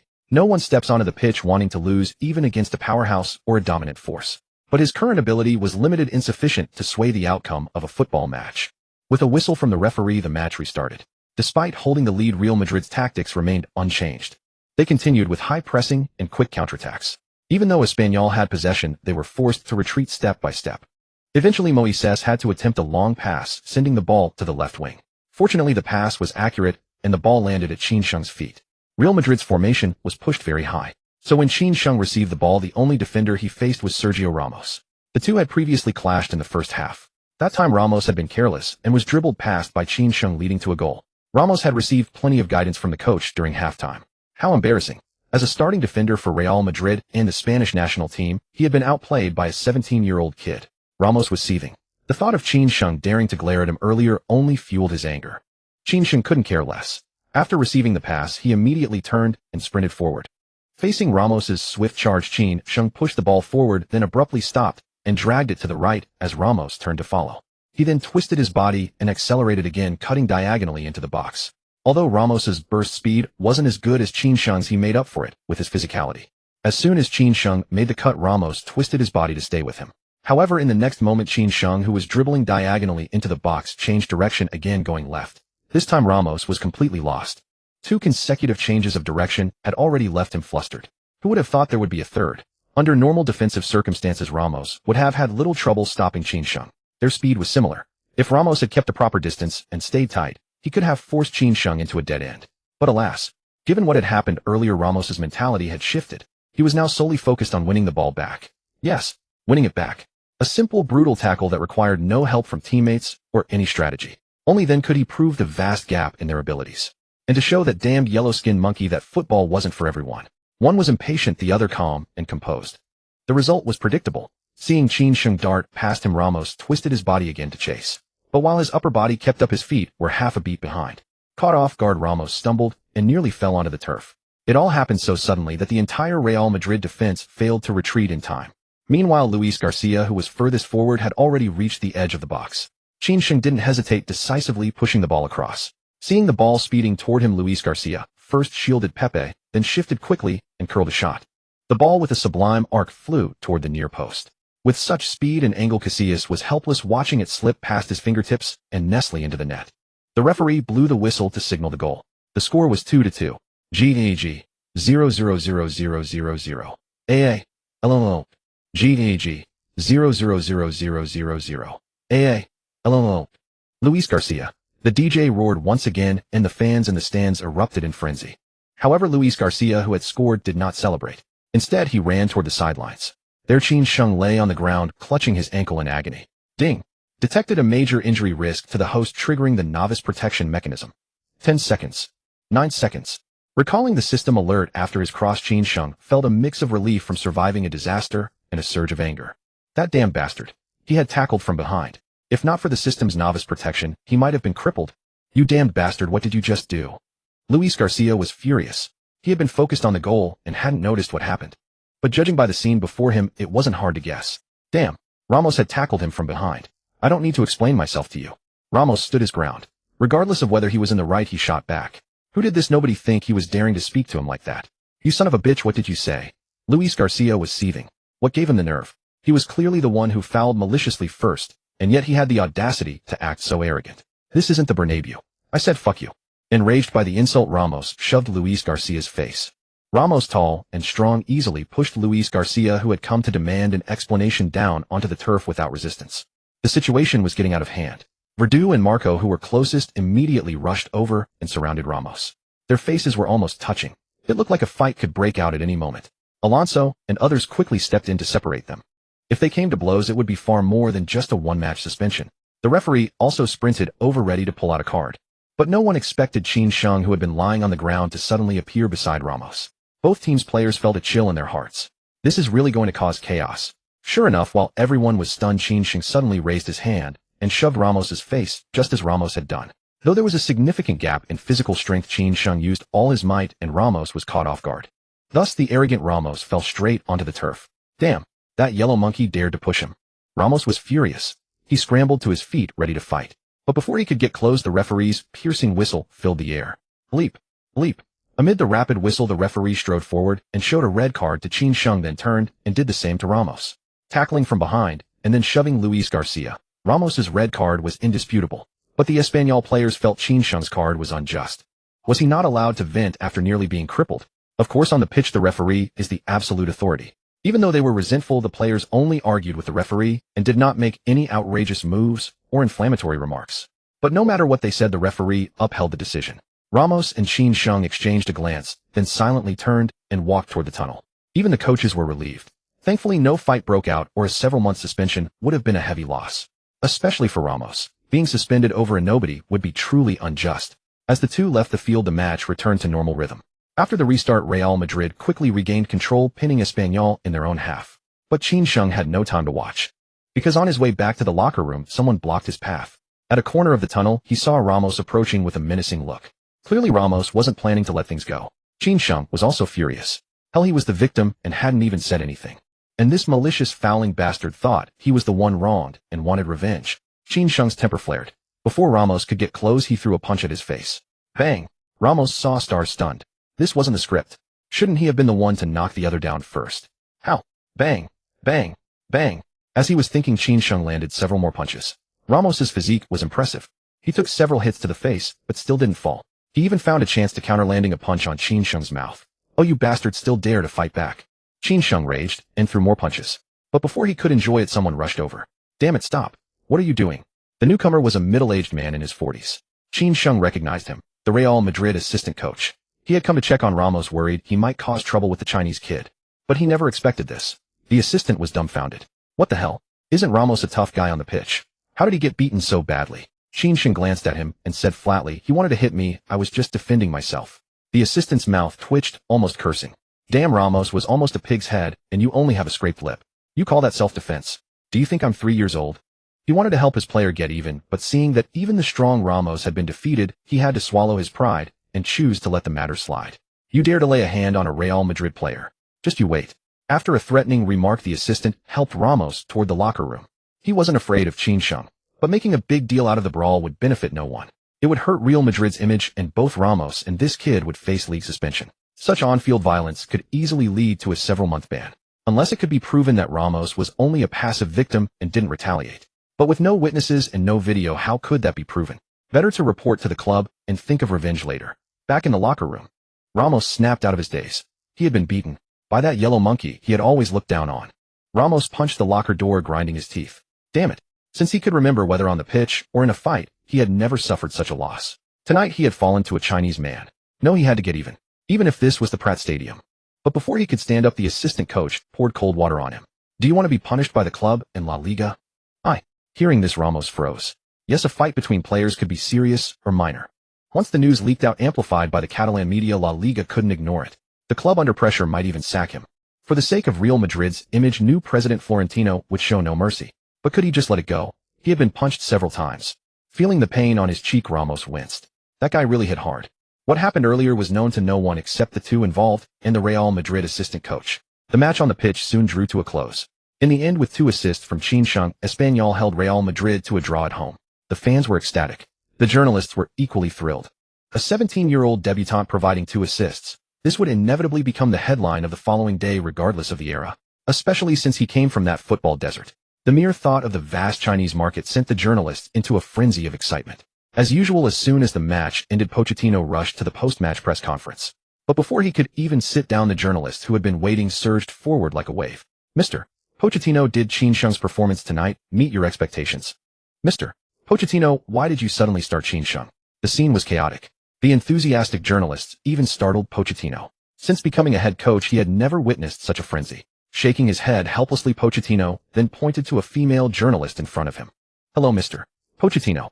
I'm Jenna from Diario Deportivo. First of all, congratulations on Espanyol's home draw against Real Madrid. I'd like to ask, what kind of player do you think Qin Sheng is? A home draw against the opponent. Congratulations. Such belittling remarks, if uttered at another time, would have prompted Pochettino to retort directly. But now he couldn't be bothered to argue. Qin is naturally an exceptional player. To provide 2 assists on his debut, few in the entire football world can achieve that. Of course, compared to the top forwards in football, Qin still has a long way to go. First a barrage of praise, then pointing out shortcomings. Such a diplomatic answer left the journalists with no room to pick flaws. However, the journalist nodded and then asked with a smile. Mr. Pochettino, as far as I know, Qin Sheng's contract with Espanyol is still a youth team contract. By exposing his talent now, aren't you worried that other clubs might approach him privately? Private approach was a euphemism from the journalist, but everyone present was shrewd enough to grasp the underlying meaning. Sure enough, as soon as the female journalist finished speaking, Pochettino's face darkened. Indeed, a debut against Real Madrid, delivering 2 assists. Such a performance would inevitably attract covetous eyes from other teams. Moreover, Qin was only 17, with vast room for improvement. Add to that the enormous Chinese market behind the lad. Pochettino gasped. Honestly, he now regretted making Qin Sheng a starter. Compared to missing out on a genius, losing a match was utterly insignificant. Before the match, Qin had already expressed his intention to stay with Espanyol, and negotiations for his contract with the club are already underway. So I'm not worried about Qin leaving here. As for those clubs that plan to approach him privately, Pochettino smiled faintly and continued. I think they will be disappointed. Qin is the most hardworking player I have ever seen. Since his youth team days, apart from daily training, he would stay behind to practice alone until late. In short, apart from eating and sleeping, Qin spends all his time training. If they want to approach him privately, they'll have to meet Qin himself. Oh, by the way, Qin doesn't have an agent yet. With those words, Pochettino left the press conference without looking back. He had to find Qin Sheng immediately and finalize the signing. If the deal was hijacked at this moment, he would have no one to cry to. Back in the locker room, Pochettino called Qin Sheng aside and asked about the formal contract. But to his dismay, Qin Sheng had yet to find a suitable agent. Or rather, the lad simply hadn't paid much attention to the matter of an agent. As he had said in the press conference, for 3 whole days Qin Sheng was either eating or sleeping or training. This dedicated attitude left Pochettino momentarily speechless. A player willing to put in such effort, even on a youth team contract, you'd be hard-pressed to find a handful in the entire world. But could he fault the boy? Obviously not. Talented players are rare, and those with talent who are also hard-working are even rarer. Clearly Qin Sheng was one of them. And the key point, he was only 17. Looking at Qin Sheng's face, which was both youthful and mature, Pochettino suddenly had an illusion. This young Chinese man before him might one day become a world-class forward like Cristiano Ronaldo. This sudden thought startled Pochettino. What was wrong with him having such an unrealistic notion? Shaking his head, Pochettino dismissed these messy thoughts. The top priority now was to sign Qin Sheng. As for the agent, he could help inquire as well. A simple favor. With that in mind, Pochettino didn't delay any further and dismissed the team. The match was over, and the news of Qin Sheng's 2 assists quickly trended on the hot search. 2 assists on debut. Chinese youngster shines in La Liga. Rising talent Chinese youngster provides 2 assists as Espanyol holds Real Madrid to a draw at home. Dribbling demon Chinese youngster toys with Real Madrid's defensive line. These eye-catching headlines were plastered on the front pages of major media outlets. Soon they ignited the Chinese football forums. When early rising fans watched the match highlights, they were all stunned and speechless. Damn, when did our China produce such a badass player? His crossing ability is insane. He read carefully, buddy. He's of Chinese descent. I don't care about that. As long as he is Chinese-blooded, at least proves we Chinese can play football well. No argument. I just checked. This player named Qin Sheng, his parents are both Chinese who immigrated to the Netherlands from Rongqing 10 years ago. I'm a fan now. From now on, even if I have to stay up all night, I'll watch every Espanyol match. If it's just one match. What the hell are you so happy about? There are plenty of flash-in-the-pan players. This one might be another. True. Back then we also had a few so-called talented Chinese players, but in the end they faded into obscurity for various reasons. Such things are unpredictable. It's not unpredictable, it's certain. Qin Sheng was too impulsive. Ramos's foul was definitely a red card. Why drag himself into it? Stay calm. 11 versus 10. Espanyol might have won. With such a temperament, it's hard to make it in the top 5 leagues. Damn, finally we have a promising talent, and you guys can't say anything good. You have to be sarcastic. I can't be bothered with you. Sarcastic or not, we'll see. That's just how netizens are. Some are full of confidence, and naturally some pour cold water. As Chinese people, most fans sincerely hope that their country can produce players capable of playing in the top 5 leagues. Even if it's in mid to lower tier teams. At least there's hope. But the reality is that hope is scarce while disappointment comes one after another. Not all fans have patience. When disappointment accumulates, it turns into anger. Yes, anger. This is one of the reasons why Chinese fans are so hostile. As a well-known football commentator, Huang Jianxiang naturally wouldn't resort to mindless abuse like extreme fans. The moment he saw the news, he reposted the story of Qin Sheng shining in La Liga on Weibo, with the caption "Talent and Grit. This is how a young man should be." The next day, Qin Sheng as usual rose early and made his way to the training ground. At present, La Liga was dominated by Real Madrid and Barcelona. However, with an overall rating of 65, performing well on the pitch was still a challenge. His monotonous playing style was his most fatal weakness. The reason he had shown the previous night was twofold. First, Real Madrid was unfamiliar with his playing style. Second, Ramos had underestimated him, coupled with various other factors like carelessness. Those managers weren't fools. Before long, his shortcomings would be exposed. Once that happened, a little targeted marking would confine him entirely to the wing. Training. Relentless training. That was the most urgent task for Qin Sheng. Of course, finalizing the contract and obtaining the system reward were equally important. But as for an agent, thinking about this, Qin Sheng felt helpless. It wasn't that he wasn't serious. Rather, those damn agents seemed to harbor some kind of prejudice. As soon as they heard he was of Chinese descent, they lost all interest. What could he do? Just as he was training, Callahan came running over. Qin Sheng was somewhat surprised. Wasn't today a day off? Was this guy also going to do extra training like him? Just as he was about to greet him, he heard the other say, "Qin, you're in trouble. Check the news." Qin Sheng frowned slightly, thinking of his beating of Ramos the previous night. Had the details been exposed? Filled with doubt, Qin Sheng unlocked his Meizu M8 phone. The first thing that caught his eye was a striking headline. Pitch violence, Ramos becomes the victim. Beneath the headline was a photo. In the photo, Ramos was bruised and battered, looking utterly dejected, as if he had suffered a great injustice. Below that were speculations about the origin of the bruises on Ramos's face. Although the article didn't explicitly name Qin Sheng, the implications were clear enough. Anyone with a modicum of sense could understand. For instance, Chin Sheng and Ramos had both been sent off with red cards at the same time, and both had returned to their respective dressing rooms. Also, the Real Madrid assistant coach had not reappeared after leaving the pitch. Of course, Ramos, as one of the parties involved, had not granted any interviews. From the environment and shooting angle of the photo, it wasn't hard to guess that it was taken by a journalist when the entire Real Madrid team was returning to the hotel. At this, Chin Sheng felt a bit helpless. Without solid evidence, he didn't have to worry about being punished by the Spanish Football Federation. However, his contract signing with the club was now uncertain. Europeans value the team's image. Unless Ramos or the Real Madrid official made a statement to clarify, the Espanyol hierarchy would likely postpone the contract signing, at least until the fervor subsided. There was no helping it. Chin Sheng's weight was far from comparable to the image the team had built over years of hard work. Even if it was just a mid to lower tier La Liga club, at any other time Chin Sheng wouldn't have bothered with such matters. But the crux was that the system had issued a task requiring a formal contract within 15 days. He couldn't afford to wait, nor could he afford to gamble. Who knew when the fervor would fade, and whether Espanyol would eventually sign him or not? What if something else happened in the meantime? Chin Sheng was not one to sit idly by. He decided to call and find out. After dialing Pochettino's number, the other didn't hide anything and directly stated the club's stance. Wait, it was just as he had guessed. The club's idea was to let Chin Sheng wait for a while. When the time was right, they would restart the contract negotiations. On the phone, Pochettino's tone was both angry and helpless. Having finally discovered a talented prodigy, he couldn't sign smoothly because of this nonsense. It was like finally wooing a beautiful woman only to find she was on her period. Damn it. What if something unexpected happened and someone else snatched him away? But such matters were not something a coach could decide. The only thing he could do was to try to soothe Chin Sheng and avoid thoughts of leaving the team. After painting grand visions and comforting him for a while, Pochettino finally hung up. Of course, before hanging up, he didn't forget to recommend a few football agents currently in Barcelona to Chin Sheng. As the saying goes, leave professional matters to professionals. What Chin Sheng needed now was an agent to handle matters off the pitch.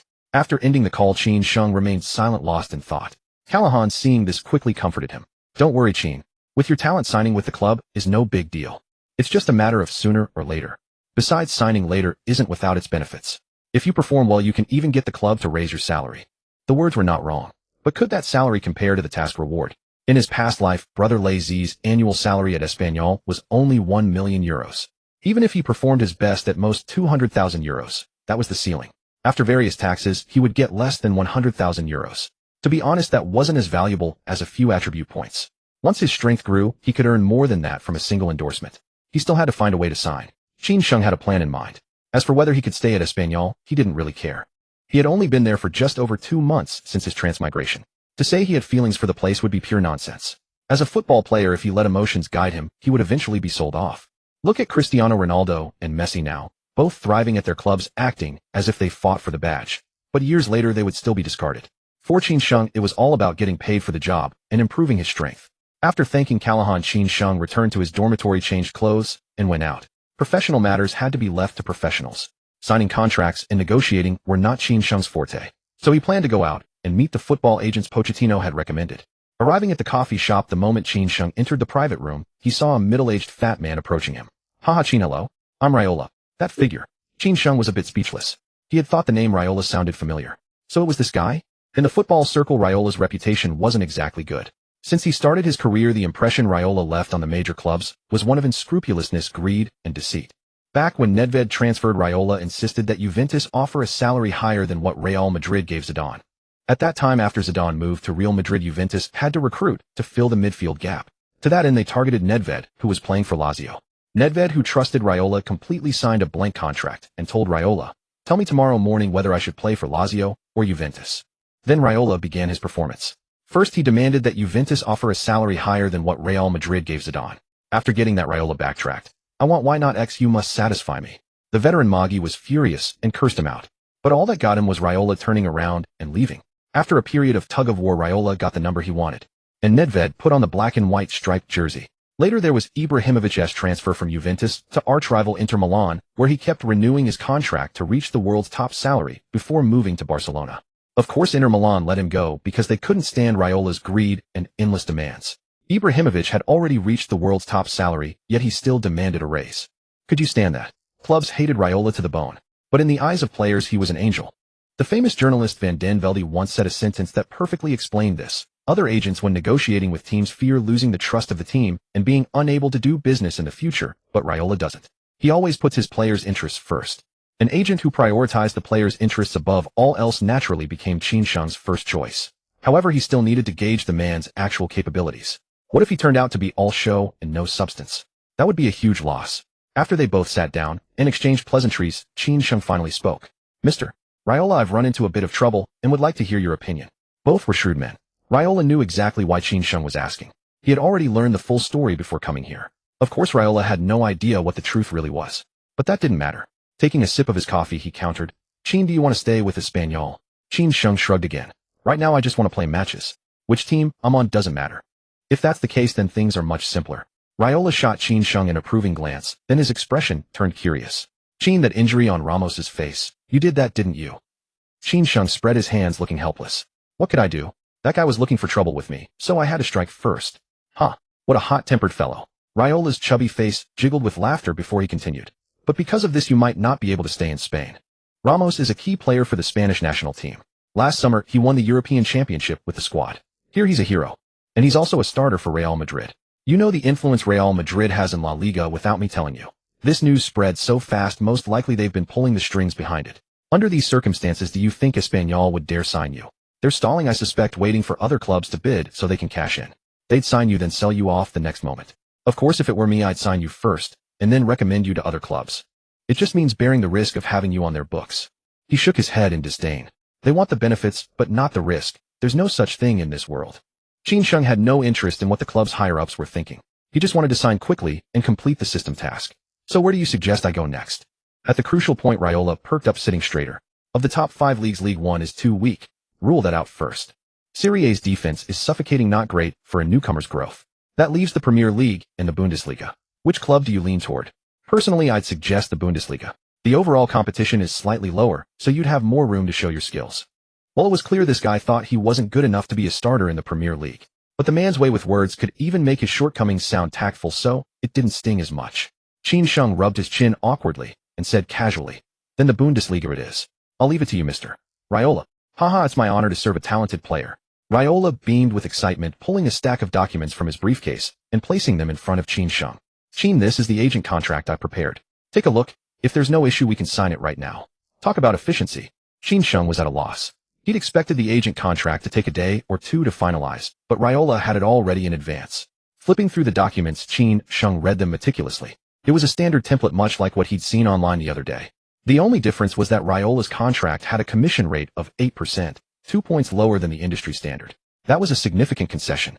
After all, Raiola was among the top echelon of football agents. Without examining further, Qin Sheng signed his name on the contract. Raiola was delighted. As a football agent, the most important thing was having an eye for talent, the ability to spot future stars. Though Qin Sheng was currently unknown, Raiola believed that within 3 years at most, this dark-haired young man would shine across European football.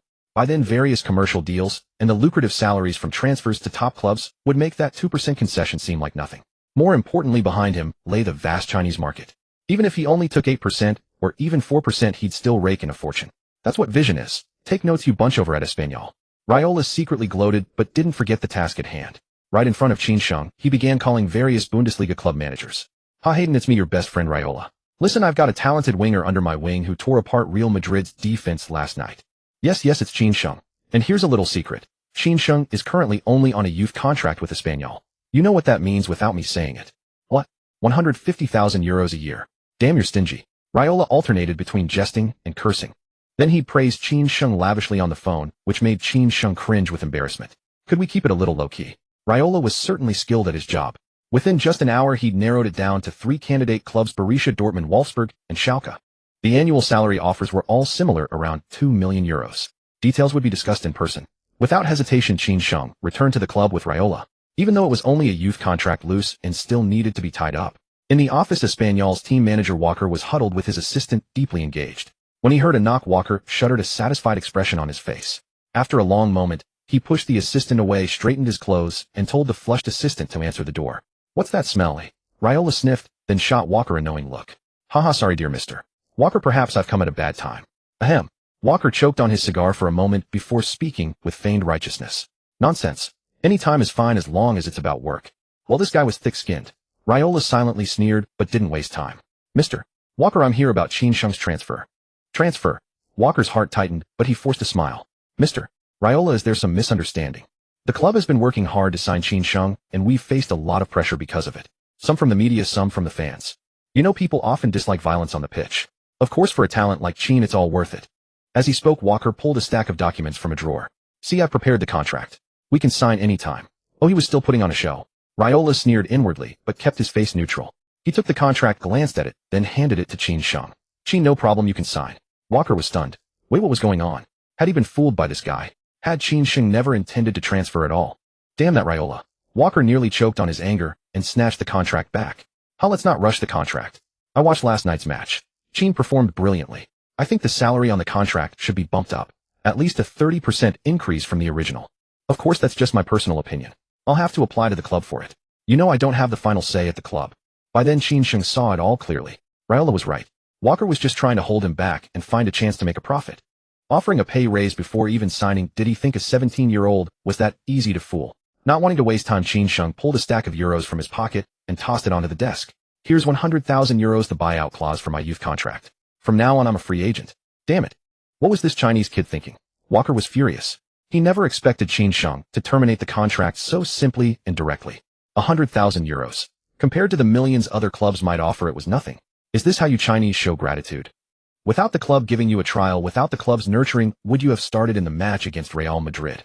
Even if it was only 2 months, that was the club's grace to you. Without Espanyol, you're nothing. Walker was livid. At that moment, he realized he had been played.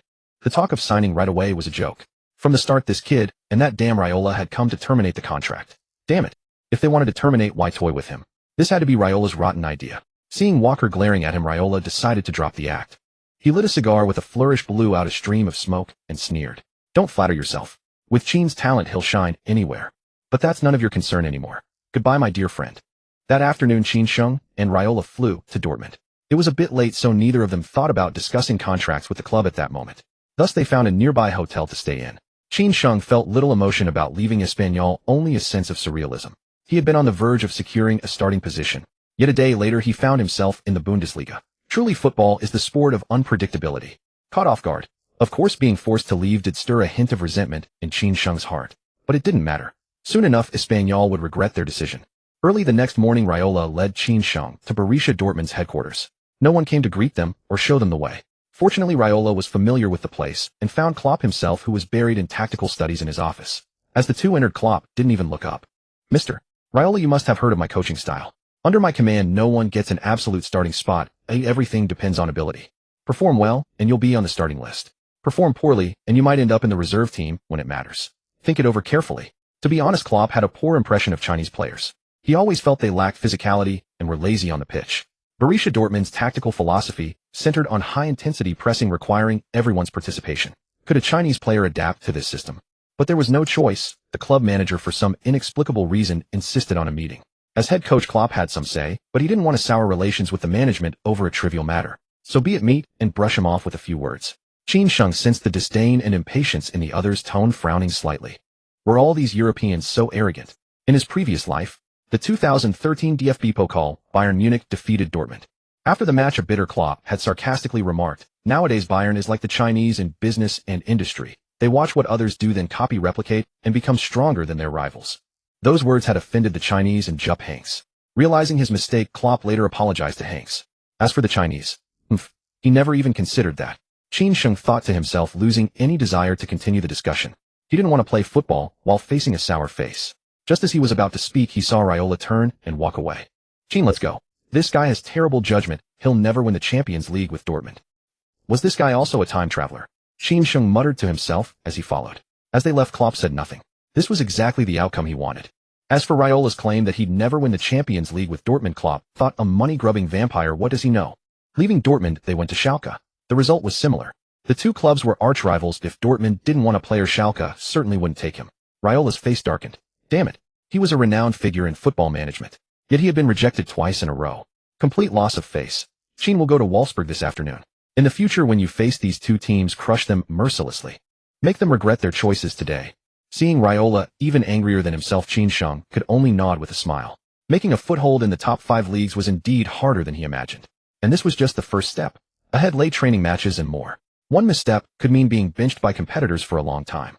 Thinking of this, Qin Sheng suddenly felt a surge of admiration for Sun Jihai. Even in the fast-paced, physically demanding Premier League, he had secured a foothold and become a starter for Manchester City.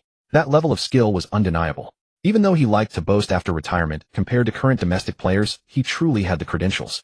Wolfsburg is located in Lower Saxony, a city in northern Germany. It is famous for being the headquarters of Volkswagen, earning the nickname Automobile City. Qin Sheng and the others departed at 1 p.m. and arrived around 5 p.m. As soon as they stepped off the vehicle, Wolfsburg head coach Dieter Hecking greeted them with a smile. "Haha, my dear Mino, you've done me a great favor." Last season, Wolfsburg had historically won their first Bundesliga title, basking in glory. But in the summer, several key players were poached. So far this season, they had won only 2 out of 5 league matches. Such poor results sparked fan outrage. Rumors of replacing the head coach had already surfaced. Although the club management publicly expressed support, who knew how long that would last? 1 month. Or 2. If he couldn't reverse the team's decline in the league, the club would be forced to change coaches. Just at that moment, Raiola called to recommend a so-called genius winger. Raiola was essentially a businessman. Dieter Hecking naturally didn't fully trust a businessman's words. So after hanging up, he looked up Qin Sheng's match footage online. What he found shocked him. In his debut against Real Madrid, he provided 2 assists. Such an outstanding performance immediately piqued Hecking's interest in Qin Sheng. Although his physicality was lacking, Qin Sheng was only 17. Young and willing to work hard, everything could still change. Then Qin Sheng could deliver crosses from the wing, and Edin Dzeko could finish in the box. Even in the Champions League, they might push for a quarterfinal spot. A smile disarms no one. Regardless of whether the other's sincerity was genuine, at least they had put in the effort. Raiola immediately beamed. "Haha, it's mutual cooperation, not a favor. You're too kind." Then he turned to Qin Sheng. "Qin, this is Wolfsburg head coach Dieter Hecking." "Hello, Mr. Hecking." Qin Sheng extended his hand for a handshake. "Hello, Qin."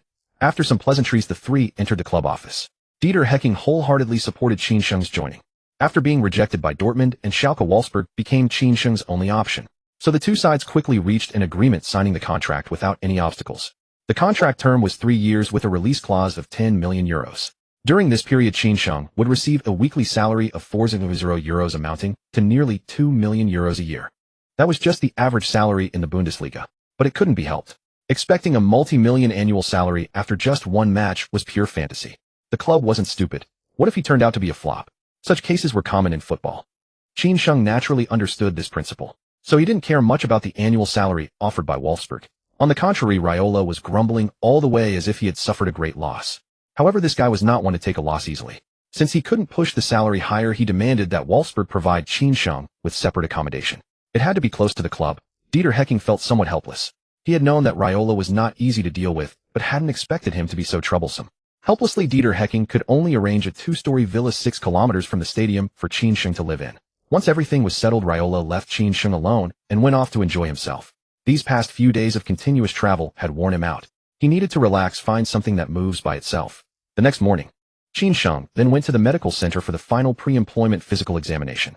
Height 185 centimeters, weight 75 kilograms. To be honest, his physique was somewhat slender. It would still be difficult to adapt to the Bundesliga. You should know that the physical confrontations here are not much less intense than those in the Premier League. Of course, Qin Sheng was not without advantages. At least in terms of speed and explosive power, he was above average in the Bundesliga.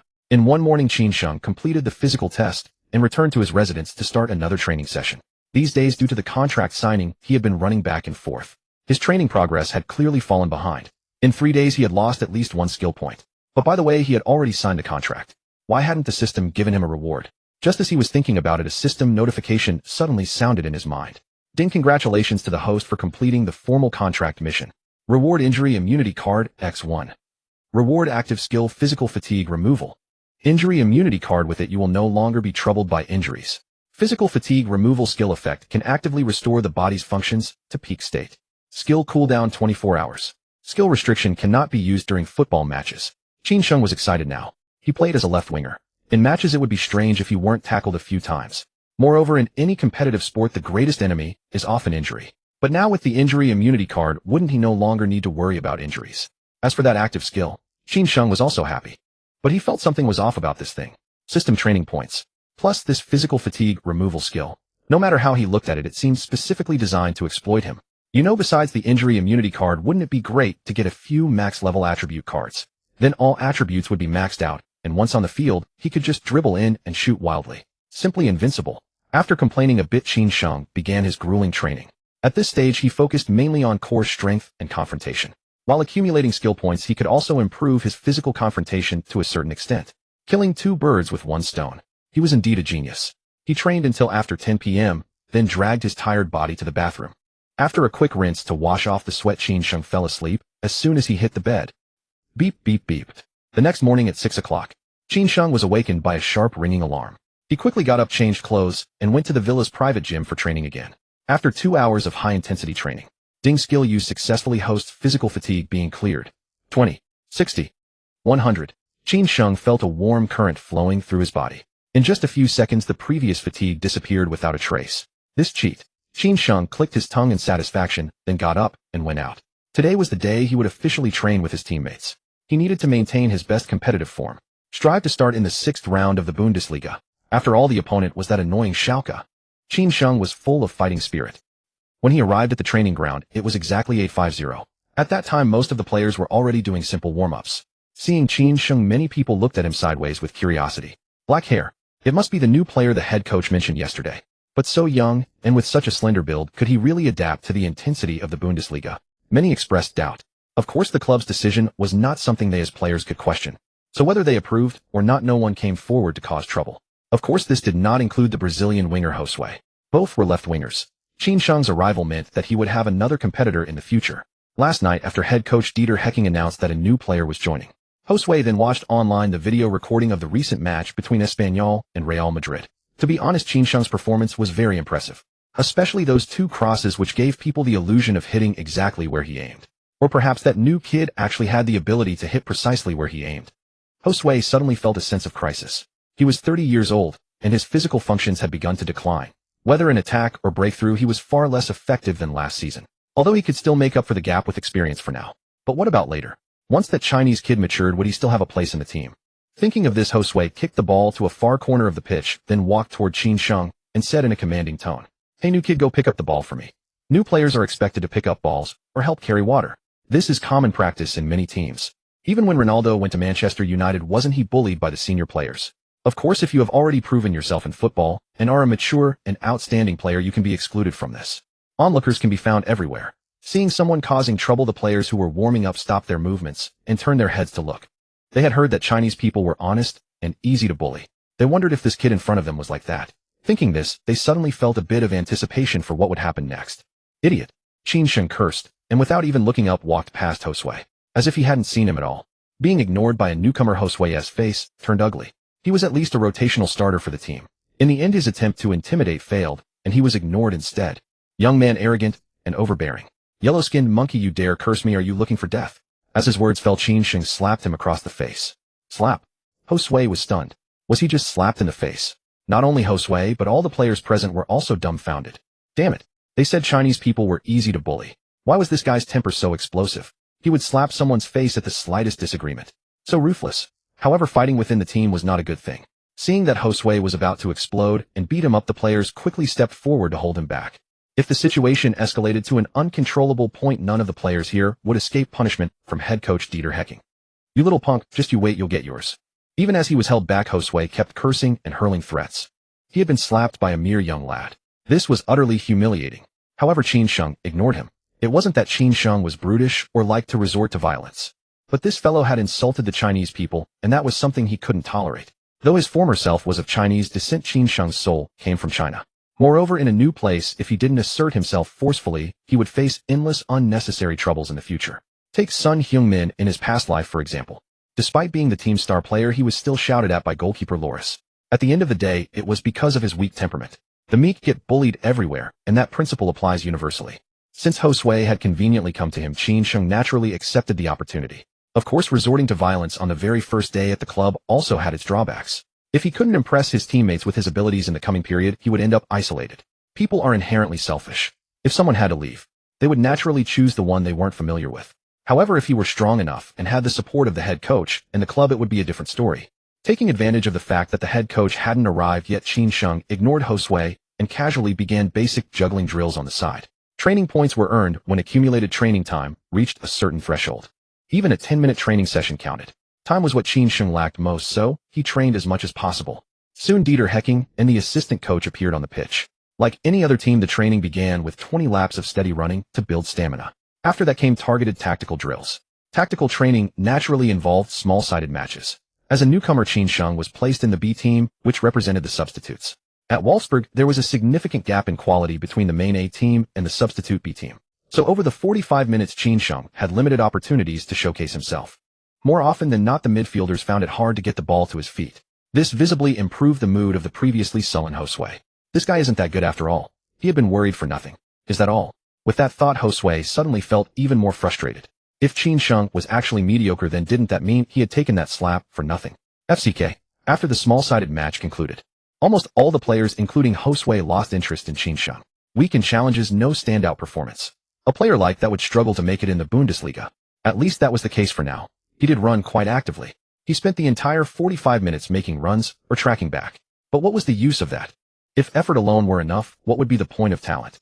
As for those 2 crosses Qin Sheng delivered in the La Liga match a few days ago, they were more than likely just flashes in the pan. Of course, no matter how poorly Qin Sheng performed, no one was foolish enough to actively provoke him. Everyone valued their pride. If they got slapped by that violent brute, the embarrassment would be immense. Speaking of embarrassment, everyone involuntarily looked at Josue with a hint of sympathy. Indeed, it was better not to provoke someone before knowing their background. Unlike the players on the pitch, Dieter Hecking's eyes were exceptionally sharp. For this small-sided match, tactical drills were one aspect. The other was to observe Qin Sheng's attitude during matches. Many Chinese players had a tendency to be lazy, and in extreme cases they even defended with their eyes. If Qin Sheng turned out to be like that, he wouldn't let him play easily until the problem was corrected. But now he was considering bringing the lad for the match against Schalke in 3 days. Although he might not start, his wing attacking ability could potentially change the game at a critical moment. Schalke 04 Football Club, located in the Schalke district of Gelsenkirchen, North Rhine-Westphalia, Western Germany, is a traditional powerhouse in German and European football. Their overall strength was at least on par with, if not stronger than, Wolfsburg. It wouldn't be easy for Wolfsburg to take all 3 points away from home. 2 days before the match, Dieter Hecking led the team to Schalke 04's home ground for adaptation training. This was a standard practice in football. Each pitch differs in size and turf moisture, which can affect the match. Players need to adapt in advance. When the entire Wolfsburg squad arrived at their destination, it was already 1 p.m. They quickly took roll call, checked into the hotel, and had a simple lunch. Dieter Hecking then gave the players an hour of rest before leading them to the Veltins Arena. The next 2 days were dedicated to pitch adaptation training. Qin Sheng was again placed in the B group. But even so, he trained relentlessly without a moment's rest. Even back at the hotel, he would do squats and push-ups on his own. Perhaps head coach Dieter Hecking had heard something. When arranging accommodations, Qin Sheng was given a single room, as if he were being isolated. Of course, Qin Sheng didn't mind at all. Being alone was fine. It meant that during training no one would stare at him with odd expressions. After 4 days of non-stop training, Qin Sheng finally accumulated 2 skill points. Without any hesitation, he directly allocated them to his dribbling ability. Attacks 60, ball control 80, dribbling 82, crossing 100, long pass 65, shooting 50, set pieces 65, heading 40, defense 60, tackling 60, speed 85, explosiveness 85, body control 60, physical strength 60, stamina 85. Overall rating 65, age 17. Looking at the stat panel lying quietly before him, Qin Sheng felt a strong sense of accomplishment. As they say, transmigration plus a system is the ultimate shortcut to success. In his past life, he was a miserable office worker who would agonize over ordering takeout to find the best value. Who would have thought he'd end up as a football player? Of course, compared to an office worker, a football player might face even greater pressure. But the pay was good, and relatively speaking, it was more straightforward. As long as he was strong enough, he wouldn't have to deal with all that office nonsense. Local time September 18th is 6 p.m. The Wolfsburg team bus soon appeared on the stadium access road.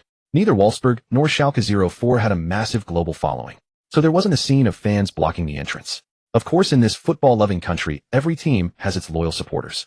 The traveling Wolfsburg fans stood on both sides of the access road, waving their flags, continuously cheering for their team. The bus quickly entered the underground parking lot.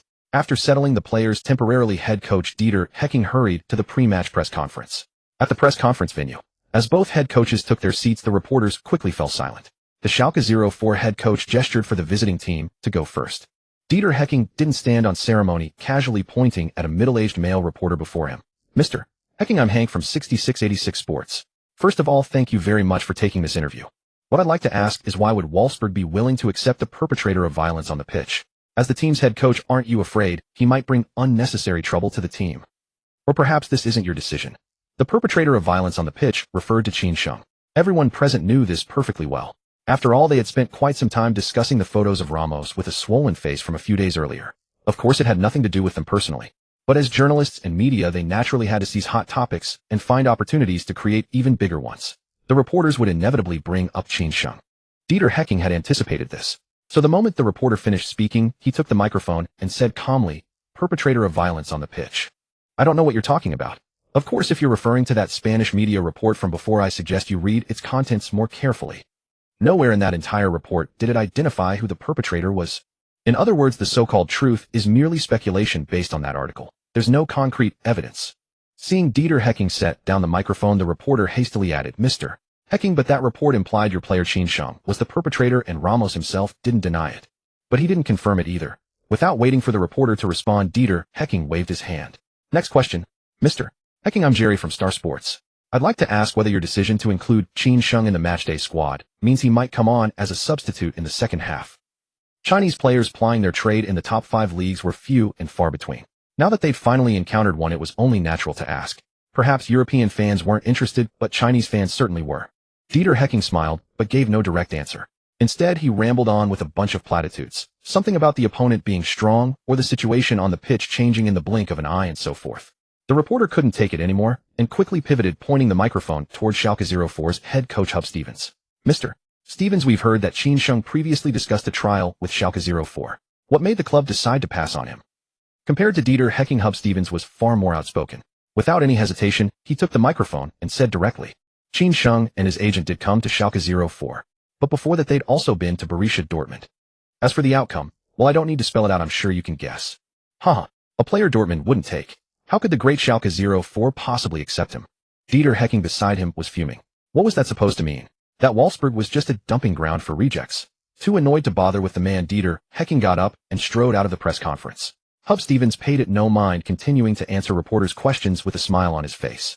Of course, in the Bundesliga, Qin Sheng was nothing more than an insignificant nobody. After Dieter Hecking left, the reporters didn't ask about Qin Sheng anymore. Instead, they returned to the match itself. Last season, Wolfsburg had won the first Bundesliga title in their club's history. But times had changed. With the departure of key players, Wolfsburg's overall strength had declined significantly. Hub Stevens had full confidence in securing a victory on home turf. Hub Stevens left with a smile on his face. Meanwhile, Dieter Hecking back in the locker room was like a furious lion, roaring and pumping fire into his players. He said a lot, but it all boiled down to one message: crush those bastards from Schalke 04. "Xiaozhang, hurry up. The match is about to start." Outside the Veltins arena, Huang Jinxiang and his assistant, who was carrying a camera on his shoulder, were rushing breathlessly toward the stadium. Ever since watching that Espanyol vs. Real Madrid match, Huang Jinxiang had begun following Qin Sheng's movements closely. A few days earlier, he'd even felt sorry about Qin Sheng leaving Espanyol. But once Wolfsburg officially announced Qin Sheng's signing, old Huang had developed the idea of producing a Bundesliga program. As a veteran fan and a well-known figure in Chinese sports media, he had a good eye. In just one match, he'd seen the difference between Qin Sheng and other Chinese players. He had pace, he had dribbling. His crossing ability was exceptionally good too. With just those 3 attributes, Qin Sheng could hold his own at a mid to lower table Bundesliga club. More importantly, Qin Sheng was only 17, and he played with a positive attitude, no laziness whatsoever. It was safe to say that as long as he avoided major injuries, Qin Sheng was destined to carve out a place for himself in European football in the near future. Rushing over to Germany in such a hurry was something of an experiment for Huang Jinxiang and Titan Sports. If the results were good, they could negotiate broadcast rights with the German Football Association. Lost in thought, old Huang's pace never slowed. Soon the two reached the media seating area in the stands. After quickly setting up the camera, old Huang began to compose himself, preparing his opening remarks. Titan Sports.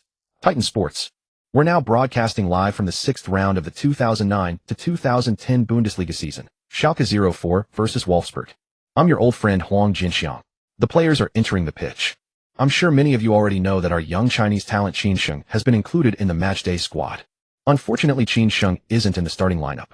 Of course, for a 17-year-old youngster, just making the squad is recognition in itself. Hopefully he'll get a chance to play in this match. Back to the game. A representative from each side is doing the coin toss. Schalke chose the side of the pitch and Wolfsburg gets the ball. Time is running close. The referee is checking his watch. Beep. With a blow of the referee's whistle. The match has begun. First, let's introduce the lineups. Wearing black, attacking from right to left, Schalke 04's starting goalkeeper Neuer. Right back Rafinha, left back Schmitz. Center back pairing Houds and Zambrano. Midfielders Matip on the right, Rakitic and Westermann in the middle, and Krug on the left. Up front Edu and Karanye. On the other side, wearing white, Wolfsburg's starting goalkeeper Benaglio. Right back Alvin, left back Pekarik. Center back pairing Costa and Simunek. Holding midfielder Schaefer. Left midfielder Josue, right midfielder Ziani, attacking midfielder Misimovic. strikers Zeko and Graphite. Both teams are in a 4-4-2 formation. Schalke 04 more traditional, while Wolfsburg uses a diamond shape. Wolfsburg attack. On the pitch. With the referee's whistle, Zeko quickly played the ball back, then sprinted forward. Immediately afterward, both formations spread out. Schaefer received the ball, turned sideways, and sent it straight to Josue on the left flank. Compared to the previous 2 seasons, Josue's pace and explosiveness had declined somewhat, but facing Matip's pressing, he still managed to roll the ball past him with a quick turn. That fluid, effortless footwork was a sight to behold. Josue sprinted down the wing with the ball. However, Schalke 04 had retreated deep into their own half. Before Josue could advance a few more steps, right back Rafinha closed in quickly. Meanwhile, Matip, who he'd beaten, was also tracking back at full speed. A double team. Given Josue's current pace and explosiveness, beating 2 men was a tall order. Left with no choice, he turned and passed the ball to Zeko. The latter received it, turned, and immediately spread it wide. At that, the Wolfsburg fans in the stands erupted. This kind of quick ball movement to the weak side was the most likely to produce a goal. The right flank. Watching the ball speeding toward him, Graphite killed it with one touch and blew past Schalke's left back Schmitz. Center back Zambrano immediately moved up to support. But before he could get there, Graphite, already at the byline, lifted the ball into the center of the box.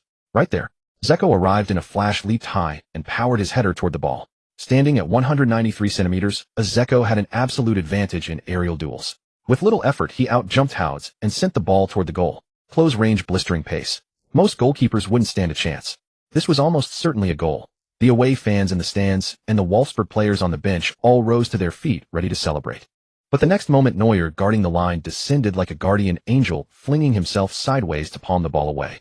The stadium fell silent. Then the Schalke 04 fans went wild. They waved their flags, frantically chanting Neuer's name. The Schalke players on the pitch rushed over, tousling Neuer's head. A save like that, absolutely world-class, can sometimes lift morale more than a goal itself. Beautiful. A world-class save. Neuer's reaction speed is simply unreal. He actually kept out what should have been a certain goal from Zeko right on the line. This is obviously not good news for Wolfsburg. Playing away, if they could have grabbed an early goal, the rest of the match would have been much easier. But now, the 2 teams seem level, yet with Neuer in this form, scoring is going to be tough. Neuer was still shouting in the box. But the next moment, their head coach Hub Stevens was bellowing from the touchline. Something about bloody idiots, and did you spend all your energy on women last night? The language was absolutely filthy. Clearly, almost conceding in the opening minutes had left the head coach seething. At the pre-match press conference, he'd confidently told reporters they'd win easily. And yet, the Schalke players dared not make a sound, quickly organizing their defense for the upcoming corner. As if suddenly locked into match mode, this time Zeko was pinned in place and couldn't get to the ball. The corner was headed clear by Schalke center back Zambrano. Rakitic at the edge of the box collected the ball, turned, and sparked a swift counterattack. In an instant, Schalke's 2 forwards Edu and Karani, along with the wide midfielders Matip and Krug, turned and sprinted up the pitch at full tilt. Against the counterattack, the best approach is to stop the ball carrier before he can release the pass. Schaefer was closest to Rakitic at that moment. So the moment the latter turned with the ball, he lunged in. But seeing Schaefer charging at him, Rakitic stopped abruptly, pivoted, and slotted a diagonal pass to Matip on the right. At this, Wolfsburg's head coach Dieter Hecking on the sideline began to panic. During the previous corner, his center back Costa had gone up for the ball and was still lingering near the edge of the opponent's box. There was no way he'd get back in time. In other words, 3 defenders were about to face a 4-man counterattack. No matter how you looked at it, things weren't looking good. On the pitch, Matip carried the ball unimpeded past the halfway line, and Pekaric, who should have been marking him, dared not close him down. He had to help his teammates track the 2 Schalke forwards charging through the middle. It was a choice born of necessity. The central channel straight at goal posed a far greater threat than the flank. Right back Alvim understood this logic perfectly well. So as he retreated, he also drifted inward. As for Krug sprinting down the left, he'd have to be left alone for now. Cutting in from the wing and shooting from a tight angle wasn't easy. Besides, the ball was on the other side. Seeing his teammate move over, Pekaric suddenly felt more confident.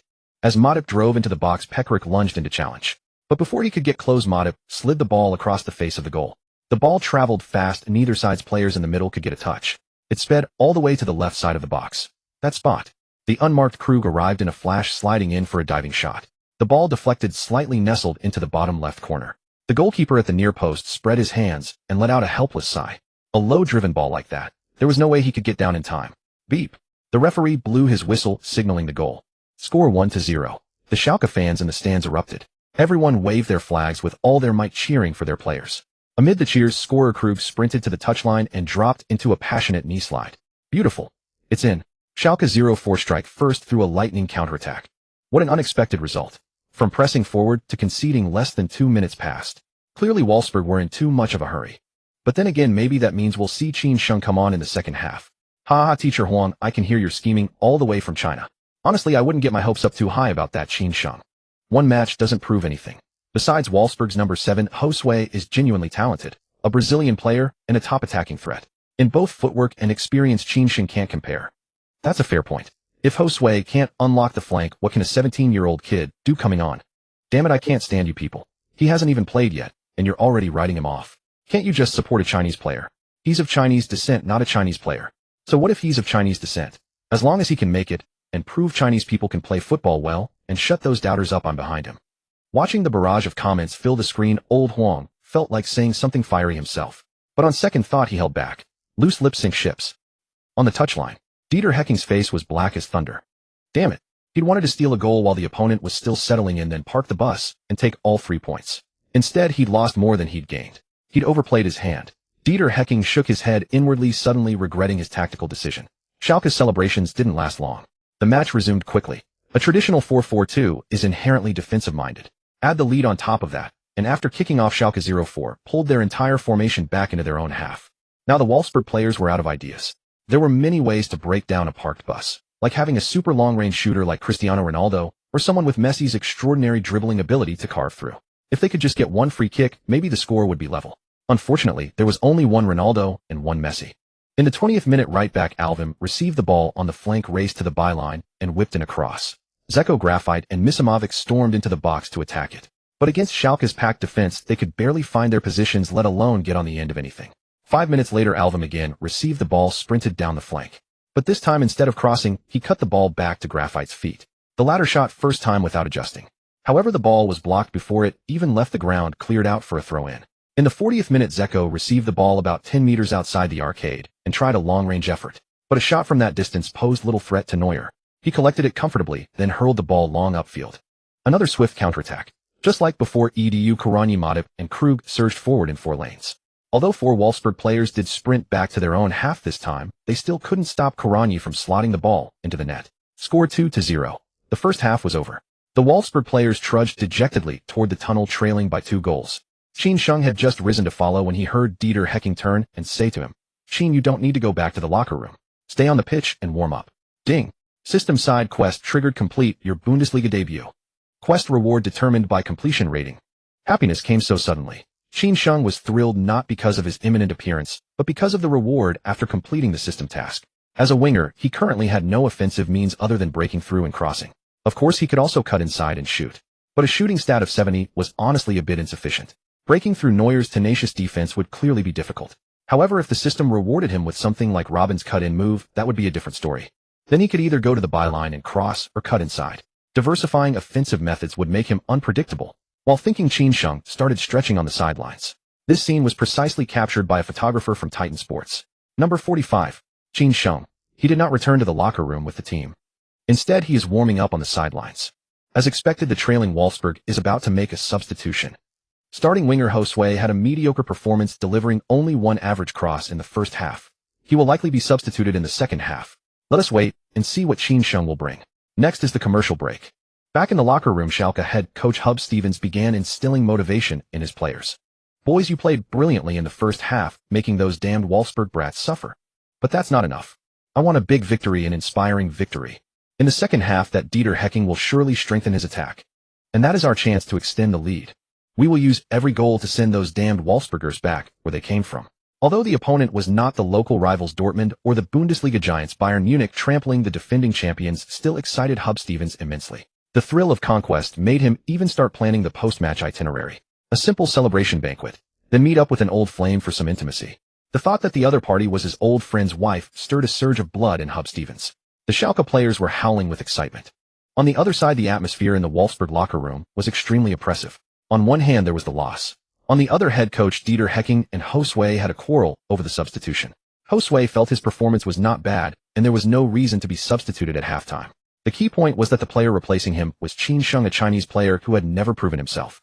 Wasn't that nonsense? Of course, his head coach Dieter Hecking would not indulge him.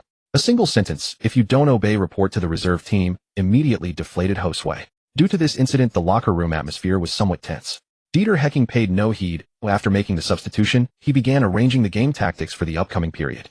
In the blink of an eye, 15 minutes passed. The players from both sides returned to the pitch. After switching sides, the referee blew the whistle to start the second half. Schalke attacked. Number 45. As expected, Qin appears on the left midfield position. It seems Wolfsburg's main attack in the second half will focus on the wings. A traditional long ball approach. Simple and direct tactics paired with Zeko, who stands over 190 centimeters, might just work wonders. Seeing Qin on the pitch, Huang Jinxiang in the media section couldn't help but brighten up. 17 years old. At this age, even in a football holy land like Europe, more than 90% of players are still struggling in youth teams. Having come on as a substitute, Qin was already far ahead of his peers. Huang Jinxiang was full of expectations, but the fans in the stands were dumbfounded. Number 45. Black hair. Seems like that Chinese guy. Damn, what is Dieter Hecking up to? Bringing on a Chinese player when the team is trailing. Isn't that nonsense? Some extremist Wolfsburg fans stood up and cursed loudly, even throwing water bottles at the substitutes bench. In contrast, the Schalke fans were much more cheerful. Number 45. They also had some impression. He seems to be Chinese. Bringing on a Chinese player at this moment. Well, Dieter Hecking has guts. Schalke's tactics were primarily defensive counterattacks. Especially after taking a 2-goal lead in the first half, they only symbolically organized one attack, then gave up possession and withdrew everyone to their own half. As in the first half, the Wolfsburg players quickly pressed forward. Zeko and Graphite positioned themselves between the opponent's defensive lines. Meanwhile, Qin dropped back slightly and actively waved for the ball. Modesty was not an option. As a footballer, confidence and flamboyance were fine. He didn't want to be like some national team players thinking that not making mistakes was a victory. Seeing Qin's confidence, Schaefer, who was dribbling forward, hesitated but still passed the ball to him. Left wing. Qin received the ball, turned, and dribbled past the halfway line. Facing Matip, who charged in alone, Qin feinted and pushed the ball to the right. This move made Matip pause and shift his weight to that side. But just as Matip stepped forward, Qin dragged the ball back on the spot, turned, and brushed past on the other side. Beautiful. A Marseille turn. Qin cleanly got past Matip. Rafinha is coming up and Rakitic is also drifting to the left. Seeing the two quickly charging at him, Qin delivered a cross from a 45-degree angle. With a beautiful arc, the ball rapidly flew toward the center of the penalty area. That spot. Zeko, who had been waiting, sprinted forward, leaped high, and headed the ball. Huh. This ball feels so comfortable to head. Zeko muttered to himself.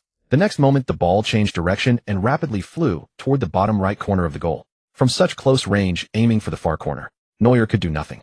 He could only watch helplessly as the ball nestled into the net. Beep. The referee blew the whistle, signaling a valid goal. Score 2-1. Beautiful. Beautiful. Goal. Goal. Assisted by Qin, Zeko scored with a header. No. It's not a poacher's goal, but a precise cross from Qin that found Zeko charging forward. This is their first connection. A beautiful cross, a wonderful goal. This substitution by Wolfsburg has worked wonders. At 17 years and 20 days, Qin has set the record for the youngest player to provide an assist in the Bundesliga.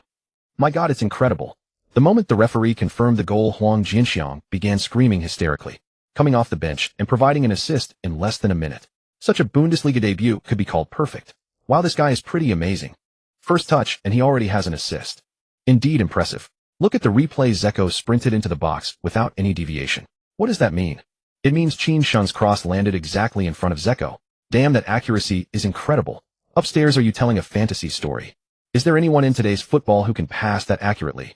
There are, but very few. Ronaldinho used to hit the crossbar several times in a row. Come on, comparing Qin to Ronaldinho.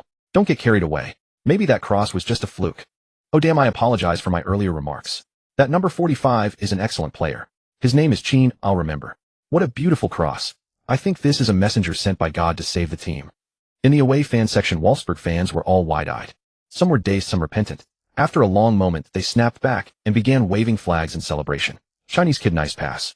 Send a few more, blast those damn Schalke bastards. Accompanied by the fan shouts, Zeko quickly rushed toward Qin, celebrating with a smile. Nice pass, Qin. German. Qin was a bit embarrassed. He couldn't understand German and was thinking about finding a tutor, but he had been busy with training and hadn't had time to ask about it. Maybe he could ask Raiola to arrange a prettier one.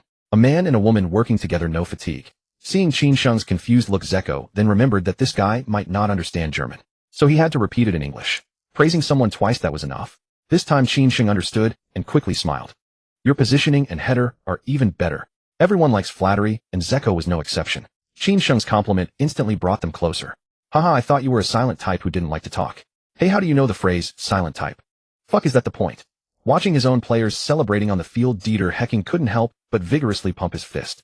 For him, nothing was more morale-boosting than an immediate effect from a substitution. At least it proved he was right. and the fans in the stands who had been mocking earlier had now shut their mouths. At this moment, the most uncomfortable was Josue. Damn it. When he was on the field, they hadn't scored a single goal, but as soon as he came off, they equalized. It made it seem like he was the one dragging the team down. And the key assist was from that damn Qin Sheng. In the next match, would he be relegated to the bench? Josue was panicking. Schalke's head coach Hub Stevens also looked rather grim. A big win was promised. But just after the restart, the opponent equalized. And the assist was from that Chinese player they had looked down upon. Wasn't that saying his judgment was inferior to Dieter Hecking's? What a joke. This kind of thing Hub Stevens would never admit. On the pitch, Wolfsburg's celebration didn't last long. The match quickly resumed. Beep. With the referee's whistle, Karani kicked off sideways. Although they had conceded a goal, the lead was still there. So Schalke players didn't rush to counterattack, instead passing the ball back and forth in the midfield and defense to find opportunities. Qin Sheng and other forwards pressed forward with big strides. Facing Zeko's pressing, Rakitic, who was advancing with the ball, smoothly nudged the ball to the right, then turned and passed it wide. Still looking for Matip attacking the right flank. Qin Sheng knew his defense was poor, so he didn't wait for the opponent to receive the ball. He quickly moved forward. Whether he could stop him or not, at least he wouldn't make it easy for the opponent. Seeing no room to break through, Matip could only pass back. But Schalke seemed determined to target this flank. After Matip dropped back, Rakitic passed the ball to him again.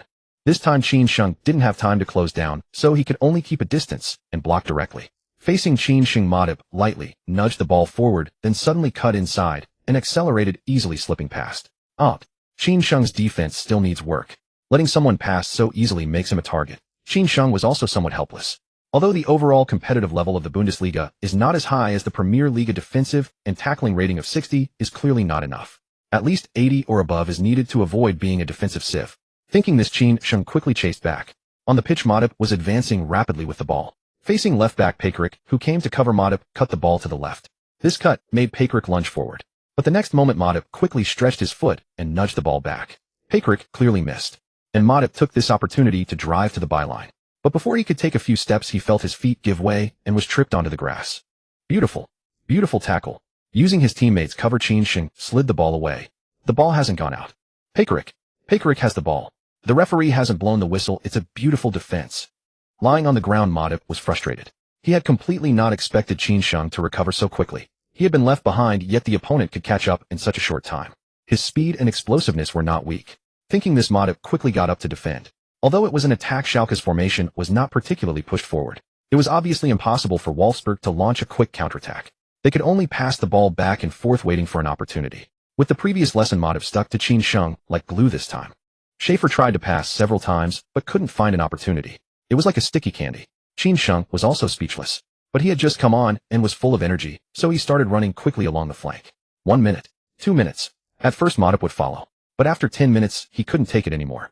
That non-stop running made Matip feel his stamina was becoming an issue.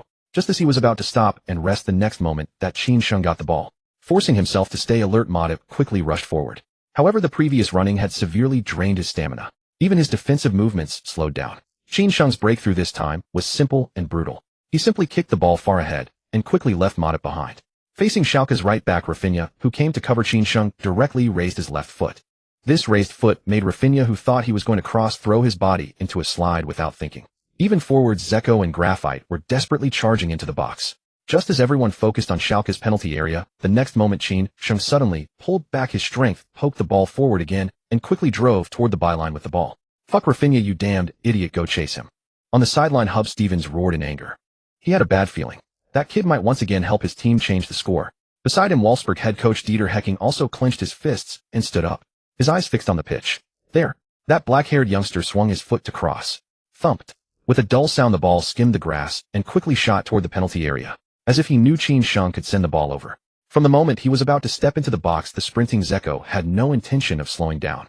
However, at this moment, he was tightly marked by Houds and Zambrano, almost no chance to get to the ball. But such a fast, low ball required high technique from the defenders. A slight mistake could cause an own goal.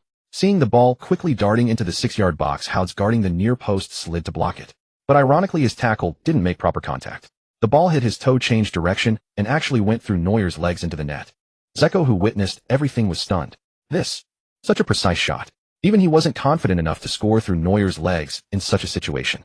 Looking at the ball lying quietly in the net, Houds covered his face with both hands, unwilling to get up. Beep. The referee blew the whistle for a goal. Score 2-2. Cough. Beautiful. It's in. Qin Sheng dribbled past two defenders and delivered a cross. Schalke's center back Hout scored an own goal, sending the ball into his own net. It's 2-2 now. From falling behind to equalizing, Wolfsburg took just 20 minutes. Although there was a bit of luck involved. But all of this must be credited to Qin Sheng's outstanding performance. Barring any surprises in the upcoming Bundesliga matches, Qin Sheng will become a strong contender for the left-wing position at Wolfsburg, or he might even secure a starting spot outright. Truly gifted. As he spoke, the initially excited Lao Huang grew contemplative. In the vast land of China, are there truly no talented football players? But why can't they break through? This is something worth pondering. Ha damn, I'm dying of laughter. An own goal. Houts must be kicking himself. Qin Sheng's skills are impressive. He helped the team equalize within just over 20 minutes on the pitch. Absolutely a key player. His wing play and crossing ability are strong, but I wonder about his shooting. If he could cut inside like Robin, that would be interesting. This year's World Cup, flying on both wings with Robin. What are you thinking? The Netherlands has plenty of talent. Qin Sheng's current performance isn't enough to earn a call-up to the Dutch team. You're really cracking me up. He's only played 2 matches, and you're already talking about the World Cup. Let's see if he can maintain this form first. Do you think everyone can be like Messi, selected for the national team at 17? Screw off, you Messi fanboy. On the pitch, Qin Sheng didn't feel like celebrating. Although he forced the own goal, it was Houts who actually scored it. Thinking that way might seem a bit unappreciative. But that's the truth. Qin Sheng wasn't one to take credit for others' actions. Zeko and the others didn't care about that. The moment the score was leveled, they rushed over and tackled Qin Sheng onto the grass. Then one by one they piled on top of him like a stack of dominoes. The immense pressure made it hard for Qin Sheng to breathe. Damn it, you idiots, you're crushing me. The Wolfsburg players celebrated wildly. On the other side, Hub Stevens' face was already dark as a storm cloud. Damn it. He had actually guessed right. That kid really did help the team equalize. An own goal, although it involved a great deal of luck. But the opponent dribbled past 2 players and delivered such an easy cross. Was their wing defense really that weak? Perhaps it was related to the bus parking tactic that didn't focus on the wings. But such loose defense. Hub Stevens was furious. Before the match resumed, he called Matip and Rafinha to the sideline and gave them a thorough dressing down. At the pre-match press conference, he had made bold statements in front of the reporters. But now a draw. What was that about? And that Chinese kid was on fire. He might even help his team take the lead next. Remember, they had a 2-goal lead at halftime. If they were to be overturned and lose the match, that would be truly embarrassing. The proud Hub Stevens would never allow such a thing to happen. Matip get closer to him and use physical contact. He looks thin, his physicality probably isn't great. Use your body advantage smartly. Rafinha, you too. Remember to cover and support at all times. Both of them nodded like chicks pecking at rice, not daring to breathe heavily. What could they do? In this match, their wing had been repeatedly broken through by Qin Sheng, who delivered crosses. And the opponent was just a 17-year-old kid who had come on as a substitute not long ago. It was predictable that by tomorrow morning they would be the backdrop on the football headlines. This was a disgrace. Damn kid, will make you pay later. They both silently vowed for revenge and quickly returned to their positions. Beep. Soon the referee blew the whistle to restart the match. With both teams back on level terms, Schalke no longer had the intention to park the bus. After kicking off, the forwards Edu and Kuranyi quickly pressed forward and delved into the crowded midfield. At this stage of the game, neither side had any intention of settling for a draw. It was either win or lose. Rakitic quickly advanced with the ball. Facing Zeko's press, Rakitic turned on the spot to shake him off and easily slipped past. Then before Misimovic could close in, he passed the ball to Matip on the right wing. Since Qin Sheng came on, Schalke's attacks have been concentrated on the right wing. The targeting is obvious. Schaefer and Pekarik need to be on their toes. Qin Sheng's defensive abilities are currently not enough to handle Matip's charges. Someone needs to provide cover. As if answering Lao Huang's call, the moment Matip received the ball, left back Pekarik quickly closed in. It was almost a 1-on-2 situation. This time Matip lost his confidence. But he wasn't one to back down easily, so he quickly signaled for a teammate to come support. Schalke's right back Rafinha understood the cue and quickly sprinted down the wing. Matip meanwhile created some distance and began attempting to take on Qin Sheng. Once again he relied on his physical advantage to power through. Qin Sheng had no answer for such a straightforward and brutal approach, so he could only stay alongside him. Pekarik had to mark Rafinha tightly and couldn't come over to help. With no other choice, defensive midfielder Schaefer had to step up. But as he moved, his original position became vacant. Matip wasn't about to miss that opportunity. Before Schaefer could reach him, he slotted a diagonal pass through delivering the cross. That spot. Rakitic quickly followed up, took a touch forward, and then sprinted toward the penalty area. The tension on the pitch escalated instantly. All the Wolfsburg players were rushing back to defend. But at this moment both center backs had to track their respective markers. And defensive midfielder Schaefer would need time to chase back. Gritting his teeth, Costa abandoned Kuranyi and lunged toward Rakitic. As if he had anticipated it, just before Costa closed in, Rakitic played a through ball into the box. It was Kuranyi. All the Wolfsburg players' hearts were in their throats. After Costa moved to cover, Kuranyi found himself unmarked in the penalty area. 1-on-1. Danger. Wolfsburg goalkeeper Benaglio is coming out. Caranyi. Caranyi shoots. Beautiful. It's saved. Benaglio denies Caranyi's 1-on-1. Benaglio comes up big. Wolfsburg escapes danger. Inside the penalty area, Benaglio stuck out a leg to block Caranyi's low shot, and now he was clenching his fists and roaring repeatedly, saving a 1-on-1. That kind of world-class save is the biggest morale booster. Costa was the first to rush over, shouting wildly while ruffling Benaglio's hair. Well done. Seeing Benaglio save the 1-on-1 chance, Qin Sheng also breathed a sigh of relief. Although conceding a goal is never just one person's fault, the opponents repeatedly attacked from his flank, clearly bullying his poor defense. Damn these bastards. While cursing, Qin Sheng retreated to participate in corner defense. Of course, he only stood outside the penalty area, preventing Schalke players from taking long shots. As for challenging for the ball, his 60-rated header was out of the question. If he accidentally headed it into his own net, he'd be drowned in spit. Beep. With the referee's whistle, Rafinha made a secret signal with his right hand and sent the ball to the far post. However, this cross was poorly placed. The ball was headed away by Pekrik. As luck would have it, the ball landed right at Qin Sheng's feet. Without waiting for anyone to approach, he turned without hesitation, pushed the ball forward, and sprinted toward the front. Zeko had participated in corner defense, and being not fast by nature, couldn't join the quick counterattack. Graphite was different. The Brazilian striker's technical traits were mainly reflected in his fast, direct style. As soon as Qin Sheng got the ball, Graphite sprinted forward. Seeing Qin Sheng charging toward him with the ball, Rafinha, who was positioned deeper, moved over without a second thought. He intended to use his physical advantage to forcibly stop that annoying Chinese kid. At worst, a yellow card. Anyway, there were only 20 minutes left before the match ended. With that in mind, Rafinha put all his strength into this confrontation. However, that solid impact never came. Instead, Rafinha felt his body mid-air. Damn. The opponent dodged. Rafinha gritted his teeth in anger. Just now, Qin Sheng's fierce expression had made him think the kid intended to clash head-on. But he chickened out. The coward. While cursing, Rafinha turned around and chased back desperately. Yet after just 2 steps, he despairingly realized the distance between them seemed even greater.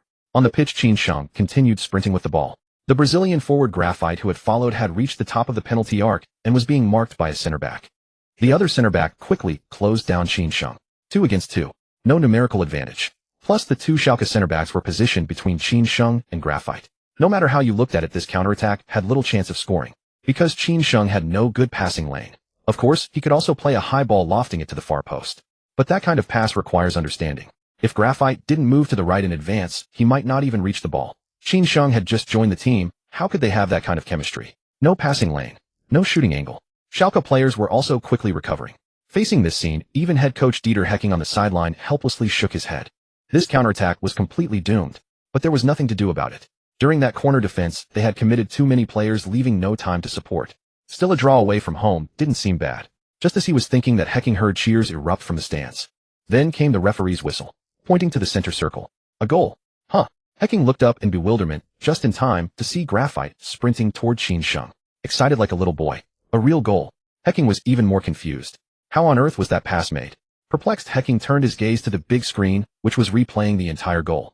After Qin Sheng dribbled into the box, without waiting for Houts to close in, he struck the underside left of the ball with an instep scoop. The ball spun violently. With extreme rotation, it hugged the turf and carved a graceful arc through the Schalke penalty area. It curved past Houts, past the outstretched boot of the sliding Zambrano, and precisely darted to right in front of Graphite. In the footage, Graphite clearly hadn't expected Qin Sheng to deliver the pass in that manner. His eyes bulged like dead fish, and he pushed the ball into the far corner of the net.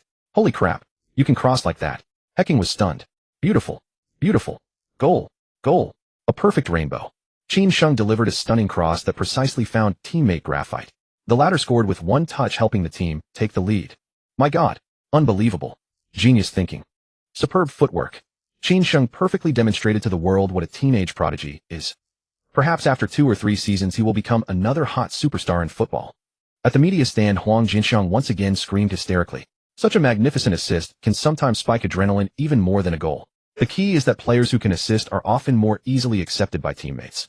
In just a short while, even those picky Wolfsburg fans must have been completely conquered. Awesome, that cross was truly awesome. Even haters have nothing to criticize. Damn, the ball even curved. That control over the ball is ridiculously insane. Haha, if you showed this pass to the national team, they'd think it was computer generated. I'm a fan now. From today onwards, I'll watch every match of Qin Sheng. Visible talent. If he doesn't fall off midway, he might really become a world superstar. Dream on. Do you think world superstars are cabbages that you can just become? Over the years, there have been many so-called geniuses, but only a few have made it. Media hype, external temptations. Qin Sheng will have to face all of these sooner or later. Let's see if he can get through this. Hope Wolfsburg protects him. At 17, his mind isn't mature enough to withstand trials. Chinese fans are still the same. When some praise, others naturally pour cold water. Old Huang is clearly used to it and didn't voice his own opinion. However, the constantly rising online viewership made Old Huang's eyes light up. It's time to contact the German Football Association to negotiate Bundesliga broadcasting rights. At this moment, the Wolfsburg fans in the away stand had excitedly risen. They kept waving flags with the club crest and cheerfully chanted Qin Sheng's name. Qin Sheng, Qin Sheng, Qin Sheng. From this moment on, the 17-year-old black-haired youth on the pitch was their new darling of Wolfsburg. Qin, how on earth did you do that? Graphite exclaimed, rushing forward in disbelief and tackling Qin Sheng onto the grass. His dead fish eyes were still wide open. That pass, just now, even in South America where footwork prevailed, was a feat few could accomplish. Yet this man not only pulled it off, his timing for the pass was impeccable. He had barely adjusted before opting to shoot. It was less an assist and more like Qin Sheng feeding himself the ball. Qin, brilliant pass. My God, this is absolutely the wildest assist I've ever seen. Zeko strode over his face, a mix of astonishment and regret. Such a magnificent pass, and Graphite had snatched the easy chance. The Wolfsburg players gathered around, showering him with praise in endlessly varied phrases. Even Qin Sheng felt a little embarrassed. On the sidelines, after watching the replay, Dieter Hecking dashed to the Schalke bench, pumping his fists in celebration. The subtle provocation made Hub Stevens' face darken beyond recognition. Damn bastard. How insolent. Daring to provoke the great Schalke. But football speaks through strength. Being behind, no matter how irritated, he could only watch. Similarly, on the Wolfsburg bench, Josue wore an equally grim expression. 3 goals created in 30 minutes. Such a stellar performance nearly secured Qin Sheng a starting spot. He had been with the team for 3 years and had decent relationships with his teammates. But what use was that? Professional football only cares about ability. With great skill, even some bad habits, like a tendency to get physical, could be accepted by teammates. At this moment, Qin Sheng being surrounded by the squad was the best proof. Josue's heart churned. He felt that in the next Bundesliga match his name might appear on the substitute list. Professional football is brutal. No matter how much Josue suffered, no one paid him any attention. The Wolfsburg players on the pitch continued their exuberant celebration. Soon the referee urged everyone back to their halves. The match resumed. This time it was Wolfsburg's turn to hunker down in defense. Of course, they weren't as extreme as Schalke with a full bus parking. They simply pulled their formation back to their own half. The 76th minute of the match. Rakitic, in possession, still tried to attack from the right flank. But as soon as he passed to Matip, Zeko, who had dropped back, quickly closed in. Qin Sheng went straight up to Matip, sticking his foot in and jabbing wildly. Matip dared not linger and quickly passed the ball back. But before he could turn, the ball was poked out of bounds. Having been marked by Qin Sheng earlier, Matip was already low on stamina. With 76 minutes of attacking and defending, he had lost any ability to break through. Seeing his weakness, Hub Stevens quickly substituted him with Baumjohann. Under Wolfsburg's dense defense, Schalke's attack still showed no improvement. They could only try long-range shots outside the box. Rakitic had a decent long shot, but from such a distance it couldn't threaten the goal. In the 85th minute, Schalke 04 made another substitution. They pulled off a midfielder and brought on 2 poacher forwards. This arrangement clearly meant abandoning midfield transitions for direct crossing tactics. Dieter Hecking waved his hand, ordering Zeko and Graphite, who were playing furthest forward, to drop back near the penalty area line. Zeko 193 centimeters tall. Graphite 189 centimeters tall. These two have absolute natural advantages in aerial duels. Dieter Hecking letting them drop back is clearly a plan to defend to the death. With stoppage time, there are less than 8 minutes left. Time is running out for Schalke, just as expected. In the remaining minutes, whenever Schalke got the ball, they would hoof it long into the box. But facing a packed defense, even with 4 or 5 forwards storming into the box, there was no good solution. They could only watch as the ball was headed clear time and again. 3 minutes later, Dieter Hecking made a substitution. Off came attacking midfielder Misimovic, on came defensive midfielder Reether. The entire process was slow, taking nearly a minute. The Schalke players gritted their teeth in frustration. On the sidelines, Hub Stevens furiously protested to the 4th official. But it was to no avail. When the match restarted, it was the familiar siege. Sometimes Qin Sheng, upon receiving the ball, would quickly carry it across the halfway line. When someone closed in to press, he would pass back to a teammate behind him. Time passed as the Wolfsburg players ran it down. In the 91st minute, Trainee made a mistake on a back pass, sending the ball directly out of play. Schalke's right back, Rafinha, rushed to the sideline for a quick throw-in. But then the assistant referee raised the board. "Fuck you, dirty bastard." Hub Stevens cursed loudly. "Damn bastard." It was already the 91st minute, and he was still wasting time with substitutions. "Damn it." Dieter Hecking ignored him, patiently instructing the substitute.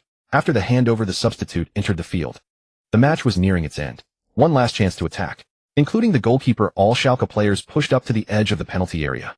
With the referee's whistle, Rafinha threw the ball to Rakitic and then quickly entered the pitch to receive the return. 2 quick passes. Finally, Westerman lifted the ball into the box. Chaos erupted in the box. Players tugged and fell. Some watched the ball while shouldering opponents aside to claim a better position. The ball was headed out by Wolfsburg center back Costa and landed at Qin Sheng's feet. Glancing at the unguarded Schalke goal, Qin Sheng nudged the ball forward and then chipped a lob. No surprise, the ball sailed wide of the frame. Well, that's the trouble with a shooting stat of 50. Qin Sheng sighed, inwardly disappointed. If that shot had gone in, the system's reward would have been much richer. The referee blows the final whistle. Qin Sheng, coming off the bench, created 3 goals, helping the team defeat Schalke away and secure 3 precious points. Though the final lob missed the target, a pity, his Bundesliga debut with such a performance is nothing short of perfect. Well, that's the match for today. See you next time. It was just a league game, but coming from 2 goals down to win was always worth celebrating. When the final whistle blew, the Wolfsburg players on the pitch roared with excitement. The away fans in the stands rose, waving flags and cheering. The scene was like a major victory. Hub Stevens was utterly disgusted. Damn it. It's just a league match. Why celebrate like that? Huffing, Hub Stevens turned and walked away. He had to think hard about how to face those damned reporters outside. Mr. Stevens, what do you have to say about tonight's match result? As soon as Hub Stevens appeared, the reporters surged forward like a frenzy. As if they had found a hot story, everyone stretched out their microphones. Seated at the podium, Hub Stevens rubbed his forehead helplessly, took a microphone, and began to speak. Tonight's match was indeed unexpected. Football is always full of uncertainties. I can only say that the opponent did better in both defense and attack. Compared to the pre-match press conference, Hub Stevens was now much more subdued. The calm, confident smile had vanished from his face, replaced by nothing but resignation. Football is like that. Only results matter. A loss is a loss, and there's no denying it. But the reporters were not about to let him off so easily. As soon as he finished speaking, another reporter asked, Mr. Stevens, in the first half, Schalke had a 2-goal lead and were the dominant side on the pitch. Then Sheen came on, creating 3 goals in 30 minutes and helping his team turn the match around. I want to ask, does Schalke regret the decision to let Sheen go? That damn reporter. Hub Stevens cursed inwardly. More than the match result, what he feared most was being asked about Qin Sheng's trial at Schalke. But someone had to bring it up, and so bluntly. There was no way to brush it off. Gritting his teeth, Hub Stevens forced a faint smile and said, Sheen's performance tonight was indeed outstanding, but that was only because I wasn't familiar with him yet. I'm sure many saw the match. His crossing ability is world-class. I have to admit that. But aside from that, does he have any other attacking methods? If we had another chance, I believe my players could completely contain him on the wing. The reasoning was solid. The reporters nodded in agreement. As sports journalists, they could clearly see Qin Sheng's limited attacking options. It was nothing but crosses. The same was true in the match against Real Madrid in Spain. In both games, he had not a single shot on goal. And that long-range lob earlier was way off target. Clearly, the young player's shooting ability was not impressive. Of course, these thoughts only came to mind in the final moments of the match. Hub Stevens felt the same. He had been completely stunned at the time and hadn't had time to think. Now he was full of regret. If only he had realized it sooner, he wouldn't have let the opponent turn the game around. Mr. Stevens, before the match you said you would win at home against Wolfsburg, but in the end you lost. I want to know what you have to say about that. Say what, you bastard. Hub Stevens was so angry he nearly spat blood. There's an unwritten rule, don't hit a man when he's down. This bastard openly asked such a question. Was he sent by those idiots at Dortmund to spite him? After a long silence, Hub Stevens still couldn't figure out how to answer. In all his years of coaching, he had never faced such a blatant question. He gave the reporter a long, hard look, then stood up and walked out of the press conference. Meanwhile, on the other side, Dieter Hecking was treated much better. Nobody cared about the match result. All the questions revolved around Qin Sheng. Why did Wolfsburg sign Qin Sheng? Would Qin Sheng start in the next league match? Was Qin Sheng really violent as rumored? With a smile, Dieter Hecking answered each question. At 17, a player's psychology was still immature. He didn't want to expose Qin Sheng to the media too early. So in answering, he credited the entire team for the comeback victory. And of course that was the truth. As for Qin Sheng's brilliant performance, Dieter Hecking merely mentioned it briefly and then moved on. However, the reporters didn't care about that. As soon as the press conference ended, the reporters sat on the floor and started writing their stories. 3 goals and half a match, Chinese prodigy helps Wolfsburg come back against Schalke 04. 2 assists in a half, Chinese youngster's perfect Bundesliga debut. The prodigy rejected by Dortmund and Schalke. Striking headlines were quickly pinned to the top of major media websites. The entire European football world erupted. Revenge stories are always the most popular topic among people. As Qin Sheng trended on social media, Espanyol Dortmund and Schalke 04 became the targets of fans' ridicule. Such an obvious talent. Undoubtedly, these 3 clubs would regret their decisions in the future. That very night, fans of the 3 clubs flooded their official websites with comments cursing the management for their incompetence in letting Qin Sheng slip away. All kinds of abusive language infuriated the executives. Dortmund's manager Hai Deng even called Klopp late at night to hold him accountable. They had a fierce argument over the phone. Finally, Finally unable to take it anymore, Klopp turned off his phone temporarily, ending the conflict. As the headline news spread the next morning, Messi was stopped by reporters when he went out. Leo, what do you think of Sheng as a player? Does he deserve the title of prodigy? Normally a 17-year-old who had only played 2 matches wouldn't even be on Messi's radar. But the name Sheng made Messi raise an eyebrow. What could he do? That kid had some nerve. He even dared to punch Ramos. At first when he saw the news he thought it was just media hype. But later people kept confirming it in casual conversations, including Xavi, Iniesta, and Pique. As both Spain national team members and teammates, they had no reason to lie to him. Messi was stunned. Ramos was a bully both at the club and in the national team. When he got mad, he would even go after his senior Puyol. Over the years in El Clasico, Messi had suffered under Ramos's rough play. But now that bully had been beaten up by a 17-year-old, well, maybe Chinese people really do know martial arts. Though he was secretly amused, he had to condemn such violent behavior. After a moment of thought, Messi said, I watched the match. Sheng's performance was excellent. He deserves the title of prodigy. But as a player, if he can't control his emotions, no matter how talented he is, it will be hard to achieve success. With that, Messi rolled up the window and drove away. After the match concluded, Hecking granted the entire squad a day off. That very evening, Graphite began stirring up the idea of heading out to unwind. As for exactly how they intended to unwind, everyone knew perfectly well. It couldn't be helped. Men, after all, have their simple pleasures. Sheng, however, had little interest in such affairs. He politely declined his teammates' invitation, citing that he had yet to turn 18. With that, the others found themselves with nothing more to say.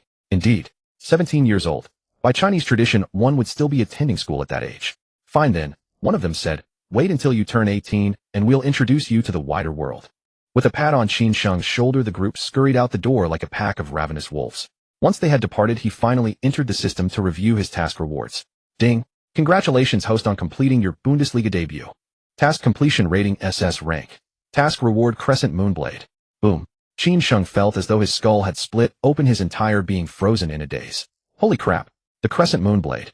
This was David Beckham's signature move. He had been fretting over his lack of attacking variety. Now the system had delivered such a divine skill. As long as the position was right, he could unleash a breathtaking free kick to pierce through the opponent's goal. This was even more satisfying than 10 attribute points. Reliable.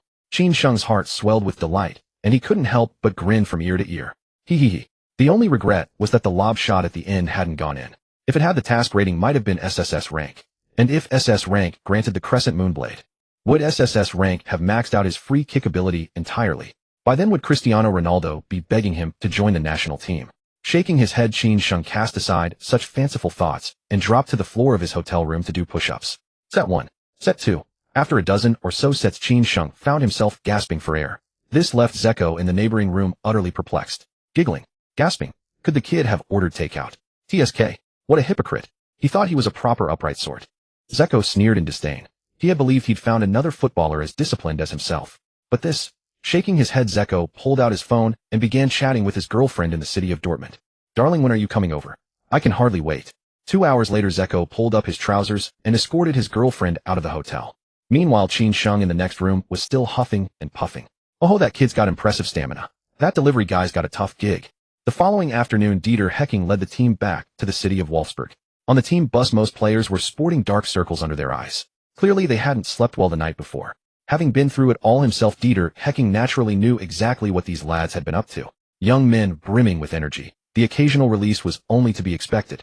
As long as it didn't interfere with daily training, he wasn't about to make a fuss. As for Sheng, the lad radiated vigor and vitality. One look, and it was clear he'd had a proper rest the night before. With that kind of self-discipline, success was practically inevitable. The more Hecking looked at him, the more he liked him. Perhaps the young man deserved a starting spot in the next league match. Wolfsburg's next league fixture was 6 days away. So on the third day, first thing in the morning, the players appeared at the training ground. The training regimen was largely the same. Fundamental drills followed by intra-squad scrimmages. After 20 laps of steady jogging, Hecking stepped forward with his notebook and began reading out the squad lists. Group A: Alvin Costa, Simunek Pekarik, Sheng, Zeko, Graphite. Group B: Johnson, Barzagli, Josue Aswain. This time Sheng was placed in Group A. Meanwhile, Josue, who had been a mainstay in the starting 11, was relegated to Group B. The players didn't voice much objection to this arrangement. Though somewhat unexpected, it made sense upon reflection. Everyone had witnessed Sheng's performances. A substitute rising to become a starting regular was hardly a surprise. But Josue didn't see it that way. Since transferring to Wolfsburg in 2007, he had been a perpetual starter. Last season, he had helped the club claim its first ever Bundesliga championship as a key member of the squad. He was a club hero. There was no justification for benching him over a single match. And what did one decent performance really prove anyway? His abilities had been tested and proven over countless matches. Josue was furious, yet he dared not openly challenge the head coach's decision. He could only redirect his resentment toward Qin Sheng. Fine, a scrimmage is it? Then let the lad taste the brutal reality of professional football. Beep. With the whistle of the makeshift referee, the scrimmage kicked off. Group A attacked. Both Qin Sheng and Josue played as left wingers. Logically, the two shouldn't cross paths directly. But as the match unfolded, Josue's positioning began to shift suspiciously. Whether intentional or not, the man who had been hugging the left flank suddenly drifted into the defensive midfield position. Dieter Hecking frowned from the sideline, but said nothing. Given the glaring disparity in squad strength, he simply assumed Josue was eager to prove himself and had dropped back to help defend. Yet before long, Dieter Hecking realized he was wrong. Completely wrong. In the 15th minute of the scrimmage, Qin Sheng received a pass from his teammate, and as usual began showcasing his dribbling prowess in the attacking third. Facing Swain's aggressive challenge, Qin Sheng executed a simple cut and push, then followed up with a sudden change of direction and acceleration to breeze past him effortlessly. This sight grated on Josue's nerves. The better Qin Sheng performed, the greater the likelihood that Josue would remain permanently glued to the bench. Without hesitation, Josue, who had repositioned himself at the defensive midfield slot, charged forward to meet him. Watching his opponent bear down with a menacing expression, Qin Sheng abruptly stopped and planted his foot on the ball. That sudden stop sent Josue, who had committed to a sliding tackle, completely whiffing on the ball. Seizing the opportunity, Qin Sheng dragged the ball into a turn and executed a magnificent Marseille turn, leaving Josue in his dust. Having beaten two men and seeing another Group B defender charging at him, Qin Sheng opted not to continue his forward run. Just before the defender closed in, he slotted a diagonal pass to Zeko, who was positioned on the right forward flank. Zeko was an all-around striker. Apart from pace, he had virtually no weaknesses. Seeing the ball dart toward him, Zeko received it with his back to goal and nudged it slightly to his left. Then stepping forward, he pivoted and unleashed a shot. Unfortunately, the moment he raised his leg, a defender from behind clipped his ankles and sent him tumbling to the ground. In these inter-squad scrimmages, challenges were generally not overly aggressive, so Zeko came away without injury. He merely lay on the turf for a moment, stomped his feet once, and was helped up by his teammates. Group A had earned a set piece in the attacking half. The free kick was positioned roughly 4 meters from the edge of the penalty area. An excellent spot. A direct shot was well within range. Qin Sheng's heart itched with anticipation, and he immediately approached Mbappé to negotiate. "Hey Zvezdan, let me take this free kick, what do you say?" This kid really didn't stand on ceremony. Mbappé looked at him with a slight frown. Apart from penalties, he was the team's designated primary set-piece taker. Who was this newcomer to have the audacity to demand the right to take a free kick? But then again, it was just a meaningless training scrimmage. Relinquishing the set-piece wouldn't hurt. Might as well do the lad a favor. He nodded. Mbappé stepped aside, deliberately striking a pose of an idle spectator. He was curious to see just where this youngster's confidence came from. "Thanks." Qin Sheng acknowledged, then took his position at a 45-degree angle to the right of the ball. That stance. Somehow it felt familiar. The others were momentarily puzzled, but didn't dwell on it. Under the goalkeeper's direction, the Group B players quickly formed the defensive wall. Beep! At the sound of the whistle. In that next instant, Qin Sheng moved.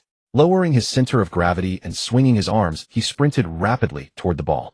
When his speed reached its peak, Qin Sheng took a long stride, bent his right leg slightly, leaned his body at a dramatic angle, and planted his foot firmly on the right side of the ball. Then he swung his left leg high, striking the ball with his instep and driving it forward with all his might. The ball launched into the air, hurtling toward the wall. With intense rotation, the ball curved sharply after clearing the wall.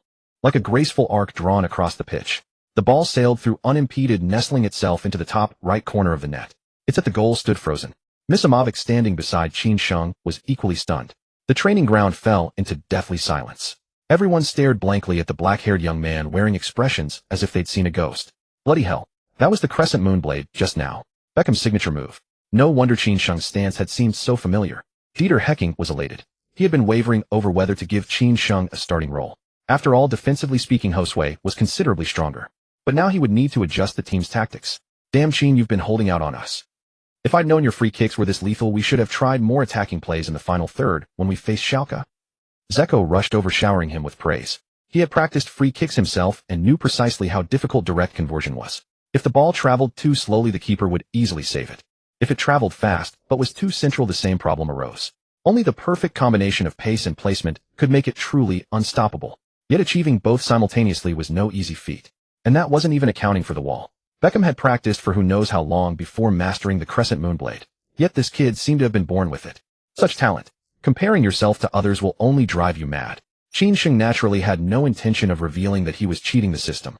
This was still just the beginning. Once all his attributes were raised, the crescent moonblade would be only the start. The knuckleball would also be within his grasp. After a few minutes delay, the scrimmage resumed. For a team like Wolfsburg, the disparity in quality between Group A and Group B was substantial. Under overwhelming defensive pressure, Group B managed to piece together a single attack before retreating to their own half to organize their defense. Just as before, Qin Sheng received the ball and immediately used a change of direction and acceleration to slip past Swain's challenge. Swain merely smiled in response. There was no trace of embarrassment on his face despite being beaten for the second time, as if it were all perfectly natural. Watching this unfold, Josue felt sick to his stomach. That expression, he had often seen it when he himself played on the A team. But now, sharp, dribbling, explosive pace, and excellent crossing ability. Add a crescent moonblade to that arsenal. Barring injury, Qin Sheng was virtually guaranteed a starting spot. In that moment, a flood of negative emotions, resentment, rage, envy, surged through Josue's heart. And in the next instant, Josue launched a vicious, desperate slide tackle directly at Qin Sheng's ankle. When a man is consumed by rage, he loses all sense of restraint. Josue's tackle left no room for mercy. Qin Sheng felt a searing bolt of pain shoot through his leg, and then he collapsed onto the turf. The sudden turn of events left everyone present reeling. What the hell? Josue had lost his mind. Zeko rushed over, crouching down to assess Qin Sheng's injury. Blood was already seeping through the long socks. Even with Qin Sheng's hand clamped over the wound, vivid red stains were clearly visible. Medic! Medic! Zeko shouted frantically. At the sideline, Dieter Hecking's heart sank. He had never imagined that a simple intra-squad scrimmage could result in such a bloody incident. And the key thing, that bastard Josue had done it deliberately. Dieter Hecking was livid. He had finally found a prodigious talent, and just as the lad began to shine, he was injured by one of his own. There was truly no reasoning to be had here. Hurrying onto the pitch, Dieter Hecking was about to unleash a torrent of fury when he witnessed Qin Sheng, who had been writhing in agony on the ground moments before, rise to his feet and drive a fist squarely into Josue's face. Crack! A crisp sound rang out and Josue collapsed face first onto the turf without any resistance. But it didn't end there. After Josue hit the ground, Qin Sheng raised his left foot and brought it down hard toward Josue's ankle. Zeko was startled and immediately wrapped his arms around Qin Sheng to restrain him. Good heavens! If that foot actually came down, Josue might never play again. And then Qin Sheng would end up in prison too. Qin, calm down. Damn, you consider yourself lucky. Qin Sheng spat on the ground and dropped himself onto the grass nearby. If it weren't for the injury immunity card, he might have been the one ruined. That bastard had gone in with genuine malice. Josue, for his part, seemed to have been hit harder than expected by that punch. It took him a long while to pick himself up off the ground. Though he appeared conscious, his eye socket was already black and blue, a shiner of epic proportions. He looked utterly pathetic. Of course, Qin Sheng couldn't care less. A single punch was merely interest on the debt. At the very least, that man wouldn't be staying at Wolfsburg. Shooting Josue a venomous glare, Qin Sheng promptly summoned the team medic to bandage his wound. There was no serious damage, but the pain was agonizingly real. Doc, is Qin's injury serious? Everyone on the field, including Dieter Hecking, surrounded Qin Sheng with looks of genuine concern. Those on the periphery who couldn't squeeze through craned their necks and stood on their tiptoes. As for Josue, no one paid him the slightest attention. It was time to leave.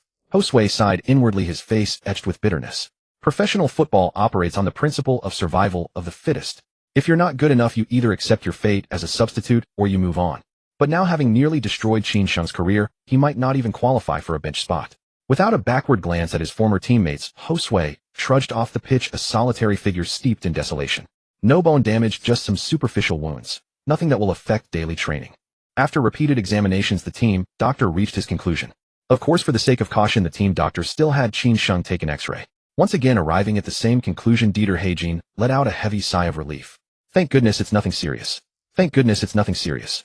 That bastard Josue nearly ruined his precious player. Huh. He was the head coach. How could he harbor such favoritism? With a stern face, Dieter Hecking gave Qin Sheng a harsh scolding. This kid had such a bad temper. He already had a black eye and still wouldn't let it go. He even tried to stomp on his ankle. Didn't he know that could land him in jail? Both sides had thrown punches, so it was mutual assault. According to team discipline, both would face punishment. As for how to punish them, Dieter Hecking didn't have a clear idea at the moment.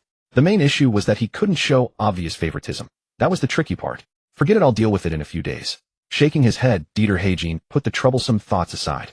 After checking his ankle, Qin Sheng returned to the field and was about to start training. But Dieter Hecking stopped him. Qin, that's enough. Your ankle is injured. Go home and rest for 2 days before coming back. Boss, the doctor said it's just superficial wounds, won't affect training. 2 days off meant losing out on around 1 attribute point plus some extra. Qin Sheng didn't want to miss that. Even though he could accumulate attribute points by doing push-ups at home, it wasn't the same as football training. How could it compare to football training? Practicing fundamentals with the coaching staff might even improve his shooting skills. Of course, these were all Qin Sheng's guesses. But such guesses weren't entirely without reason. If others could improve through fundamental training, there was no reason he couldn't. Just as he was thinking about it, Dieter Hagin patted him on the shoulder. I know you're hardworking, kid. But until the wound heals, it'll always feel uncomfortable. I found you a German teacher. I'll have her go to your place later. Study hard and integrate into the team as soon as possible. Well, that settled it. Qin Sheng had no more excuses. He could only nod in agreement. Returning to the villa, Qin Sheng had just changed clothes and was about to do a few sets of push-ups when the doorbell rang. The German teacher arrived so quickly. Muttering to himself, Qin Sheng opened the door and was immediately dazzled. So white. No. So big. Wait, no. Huh. Quite pretty and with an Asian face. She looked a bit like a Japanese girl. Before he could speak, the girl, who appeared 2 or 3 years older than him, bowed and said, Hello, Mr. Qin. My name is Xiaoben Huan AI. For the next period of time, I will be responsible for your German lessons. Please take care of me. Qin Sheng kept his eyes straight, reached out to shake her hand. Please take care of me. The two entered the house one after another and sat down in the living room. Perhaps because of the tutoring, Xiaoben Huan AI was dressed very formally today. A professional outfit in black. Qin Sheng felt a sense of déjà vu but couldn't quite place it. Shaking off the random thoughts, Qin Sheng began to listen attentively to Xiaoben Huan AI's German lesson. Ding. Host is diligent and eager to learn. Reward multifunctional language pack. Reward in progress. 10. 100. Reward successful. With a spell of dizziness, Qin Sheng's mind felt as if a vast amount of language knowledge was forcibly inserted. Those once obscure and difficult languages now felt as natural as eating and drinking, whether listening, speaking, or writing. Damn, this system was amazing. Whatever you lack, it provides. Qin Sheng felt a surge of joy, but then his face fell. Now that he had learned German, there was no need to continue the lessons. 2 hours of class each day. If he used that time for training, he could earn an extra attribute point in about 8 or 9 days. But how could he explain now that he learned it all in 1 minute? Forget it, let it be for now. At worst, he could train while listening to the lesson. For example, doing a horse stance. So Qin Sheng quietly shifted his butt off the chair, bent his legs, and stood like a half-squatting statue. At first, he didn't feel much. But as he kept squatting, his thighs began to swell, and sweat slowly seeped from his forehead. Xiaoben Huan AI was still teaching. But soon she heard heavy panting. Looking up, she saw Qin Sheng breathing heavily, face flushed, staring intently at her chest. Xiaoben Huan AI let out a startled cry, quickly covering her chest, her face full of embarrassment and anger. Mr. Qin, you're so annoying. Qin Sheng knew she had misunderstood, but didn't explain, remaining in the same pose. This only made Xiaoben Huan AI more indignant. How could he be like this? Even with her covering up, he was still staring. Was he going to force himself on her? Oh, Xiaoben Huan AI, what are you thinking? He's just a 17-year-old boy. Taking a deep breath, she quickly composed herself and resumed teaching on her own. 2 hours passed, and nothing happened. It wasn't until Qin Sheng stood up to see her out that Xiaoben Huan AI realized she had overthought things. Chinese men were often subtly flirtatious. How could they be so direct and blatant? Over the next 3 days, Xiaoben Huan AI arrived punctually at 3 p.m. each day, taught for 2 hours, and left at 5 p.m. sharp. As they spent more time together, they gradually grew acquainted. During breaks, Xiaoben Huan AI would even share some things about herself. Xiaoben Huan AI was a football fan. Her favorite players were Beckham and Kaka. That was pretty typical for most girls. They all liked those who were both handsome and skilled at football. Part of the reason she came to study in Europe was to catch a few live matches in her spare time. She planned to attend the Wolfsburg vs. Hannover 96 game 3 days later at the Volkswagen Arena. Xiaoben Huan AI was a bit of a chatterbox. During breaks, she was almost always the one talking. Qin Sheng could only listen, nodding occasionally. Wolfsburg office. Dieter Hagin had just finished organizing his documents and was about to leave when assistant coach Davis hurried in, his face anxious. Boss, something's wrong. He handed the newspaper to Dieter Hagin. Josue gave an interview to the press. The previous conflict has been exposed. Dieter Hagin's face darkened as he quickly took the newspaper. After reading the article, he was so furious that he nearly smashed the office. Damn it. I've explicitly forbidden players from giving interviews to the press without permission. How dare he? Dieter Hagin was livid. A brawl between teammates was a scandal in football. As the head coach, his inability to manage the relationship between players would also draw heavy criticism. Ultimately, the club's reputation would suffer. Dieter Hagin knew he couldn't delay any longer. As soon as he arrived at the training ground, he publicly announced the punishment. Both Qin Sheng and Josue would be demoted to the reserve team. As if anticipating it, Josue turned and walked away the moment the punishment was announced. Qin Sheng did the same. Most European teams had strict discipline. Any violation almost always resulted in punishment. Just as he was about to turn and leave, Qin Sheng heard Dieter Hagin stammer, "Qin, you can train here." The crowd fell silent once more. Even Josue, who had already walked far away, stopped in his tracks. Damn, you said you would treat everyone equally, but now you're giving special treatment. On the surface, they were both sent down to the reserve team. But one actually reported there, while the other continued training with the first team. He might even start in the match 3 days later. Comparisons are odious. Josue's body twitched slightly, and he walked away without looking back. As for the remaining players like Zhaku, they kept glancing at Qin Sheng and then at Dite Jin. Their expressions were utterly bizarre. What are you looking at? Get back to training, shouted Dite Jin, his face reddening as he gestured toward the track. Go everyone, run 30 laps. Damn, wasn't it usually only 20 laps? The players grumbled inwardly, but dared not provoke him at this moment. They had no choice but to swallow their resentment. For disciplined players, professional football could be somewhat boring. Apart from eating and sleeping, it was all training. Of course, in the evenings, Qin Sheng would also study German with Qiaobin Huanai for 2 hours. Although he already knew it. Time flew by. In the blink of an eye, it was the day of the 7th round of the Bundesliga at the pre-match press conference. Mr. Rangnick, what methods will you use to limit Qin Sheng in tonight's match? He first came off the bench to help the team reverse Schalke. Then news broke of a fight with a teammate. It could be said that during this period, Qin Sheng had dominated the front pages of German sports newspapers. All kinds of articles emerged endlessly. Some praised him, others condemned him. As the head coach of Hannover 96, Rangnick had naturally heard of him. The player you mentioned has some talent, he said. But beating up a teammate shows he isn't mature enough. Such a player is not enough to threaten Hannover 96. We just need to perform as we do in training, and we have a chance to win the match. In terms of overall strength, Hannover 96 still lagged behind Wolfsburg. So Rangnick did not dare to make harsh statements at this moment, lest he lose face. But when it came to Qin Sheng, he was not so polite. Just a Chinese descent player. After a single burst of brilliance, he really thinks he's a genius. Ridiculous. Still, that kid's crossing ability is something. Thinking this way, Rangnick continued answering the reporters' questions. The press conference ended. Rangnick returned to the locker room with a smile on his face. He no longer emphasized tactical arrangements, but kept injecting motivation into the players to boost team morale. He had already said what needed to be said. From now on, it would be about whose defense was fiercer, tougher, and more ruthless. Sports Weekly. Sports Weekly. We are now broadcasting live from the 7th round of the Bundesliga, Wolfsburg versus Hannover 96 at home. Both teams' players have taken their positions on the pitch. The referee is checking his watch. Beep. With the referee's whistle, the match has begun. First, let's introduce the starting lineups. Wearing white, attacking from right to left, Wolfsburg's starting goalkeeper Benaglio. Right back Alvim, left back Pekarik. Center backs Costa and Simunek. Defensive midfielder Schaefer. Left midfielder Qin Sheng. Right midfielder Ziani, attacking midfielder Misimovic. Forwards Zhaku and Gula Fete. Wolfsburg continues with the 4-4-2 diamond formation from the last round. And our young Chinese descent player Qin Sheng is officially starting. This is a joyful event. On the other side, wearing red, attacking from left to right, Hannover 96, starting goalkeeper Fromowitz. Right back Roche, left back Pinto. Center backs Hagui and Schultz. Defensive midfielder Ballon. Midfielders Jakba on the right, Brugink in the center, Rosenthal on the left. Forwards Steiner and Konen. Wolfsburg attack. At the center circle, Zhaku kicked off and quickly charged into the forward pack. At the same time, both formations spread out quickly. From the formation, both teams seemed inclined to counterattack. But at home, Dite Jin clearly did not intend to do so. That was why he put Qin Sheng in the starting lineup. At the start of the match, both sides were still feeling each other out. Wolfsburg did not rush to organize an attack, but passed the ball around the back looking for opportunities. Gradually, Hannover 96's formation pressed forward. The next moment, Schaefer, who was advancing with the ball, suddenly struck it and slotted it diagonally to Qin Sheng on the left. The home fans erupted in cheers. Apart from scoring, nothing got the adrenaline pumping more than a dazzling dribble. And Qin Sheng was exactly that kind of player. Take him on.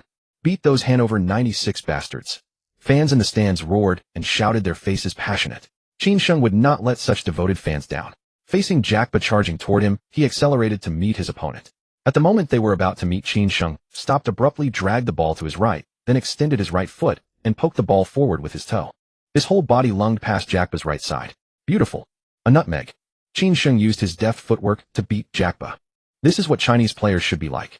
Confident, daring to make moves, daring to break through. Unlike those guys. Huang Jinxiang didn't finish. This made the director beside him heave a heavy sigh of relief. This guy had no filter. He was really afraid that the show would suddenly end mid-broadcast. How would he earn money to buy a house and get married then? Haha, teacher Huang better not complain. Most of those guys spend their time on women and alcohol. Hopeless. Hee, if you don't drink, you can't even make the squad. How can you play in a match? Ahem, too much. Telling the truth. Stop talking, guys, let's just watch the game. I'm afraid if we keep going, I'll have to go leave a comment to curse them. On the pitch, Qin Sheng sprinted with long strides. The fans in the stands cheered at this moment. That last dribble was too beautiful. Such a relaxed and effortless nutmeg was rare in the Bundesliga. This damn kid. Jakba cursed inwardly as he chased back. In football, being beaten is normal. But the opponent was a Chinese descent player. That was a different matter. The key was he couldn't even catch up. Damn it. Jakba was starting to doubt his life. No way. Players from China were supposed to be weak. Qin Sheng ignored him. Seeing defensive midfielder Ballon charging toward him, he slotted the ball diagonally to Zhaku, who was at the front. He himself continued his forward run. Zhaku understood the intention. While receiving the ball, he passed it back. A 1-2. Seeing Hanover's right back Roche charging toward him, Qin Sheng, retrieving the ball again, stopped abruptly, pulled the ball back, then accelerated again toward the byline. Zhaku and Gulafete, seeing this, rushed into the penalty area. The next moment, the ball came flying quickly from the flank. Without any pause, Zhaku leaped high and headed the ball toward the goal. Damn it, stop him. On the sidelines, Hanover's head coach Ralf Rangnick roared in fury, wishing he could rush onto the pitch and drag Zeko down himself. The match had only been going for 5 minutes. If this goal went in, they would fall into a passive position for the rest of the game. Not to mention winning, even securing a draw, would be difficult. As if hearing his own coach's roar, the next moment Hagui appeared beside Zeko, and while leaping with effort collided into him. In midair without a fulcrum, it's easy to lose balance. Even Zeko was no exception. Although he could still attempt the shot, his point of contact and the way he applied force had already changed. The ball, without any surprise, went wide of the post, and Zeko, due to instability, fell onto the turf. As an experienced player, Zeko naturally wouldn't get up to demand an explanation. He clutched his chest, lying on the turf with a pained expression. Ouch! Hagui was really dirty there. He went straight for the man. It's highly suspect as an intentional foul. Zeko's teammates are surrounding the referee, pressuring for a penalty. However, the referee's tolerance tonight is a bit lenient. The referee gave no signal. Hanover 96 goal kick. Regardless of the league, every referee has a different standard. So Old Huang didn't argue for Wolfsburg either. But Dieter Hecking on the sidelines wasn't having it. Unlike basketball, a single penalty in a football match could very well decide the outcome. Seeing no call, an angry Dieter Hecking charged at the fourth official, roaring complaints. Of course, such irrational behavior earned him nothing but a yellow card. After the brief interruption, the match quickly resumed. As the players pushed forward, Hanover goalkeeper Fromlowitz launched a long ball upfield. With his height advantage, Zeko won the first header, but he was disturbed when heading it back. The ball fell to Hanover forward Steiner, who controlled it. The latter turned and passed back, then quickly sprinted forward into the crowd. Just like the previous round, the defensively weak Qin Sheng became Hanover 96's breakthrough target. In the 11th minute, Djakpa received the ball on the right and suddenly launched an attack. Using his physical advantage, Djakpa shielded off Qin Sheng and quickly dribbled past the halfway line. Facing Schaefer, who came to cover, Djakpa cut inside diagonally.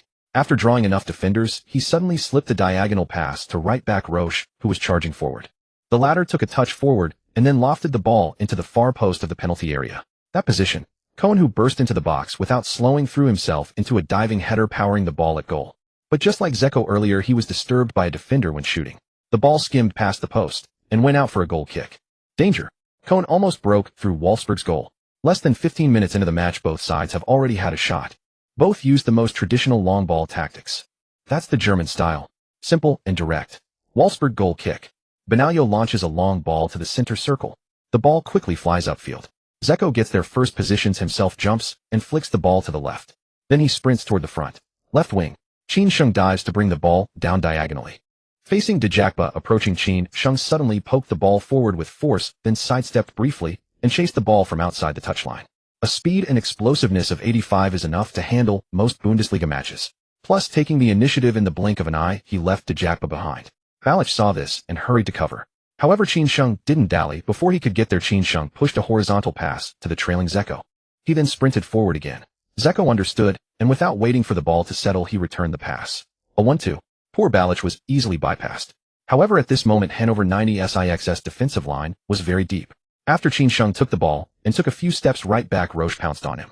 Without enough space to sprint, Qin Sheng couldn't use his speed and explosiveness to get past him, so he stopped abruptly, pulled the ball back, then turned and lofted a long pass to Graphite on the right.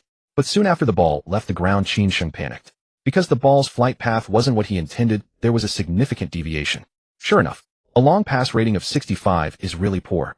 Hopefully my teammate reacts quickly and can receive it. Graphite's reaction was indeed very fast.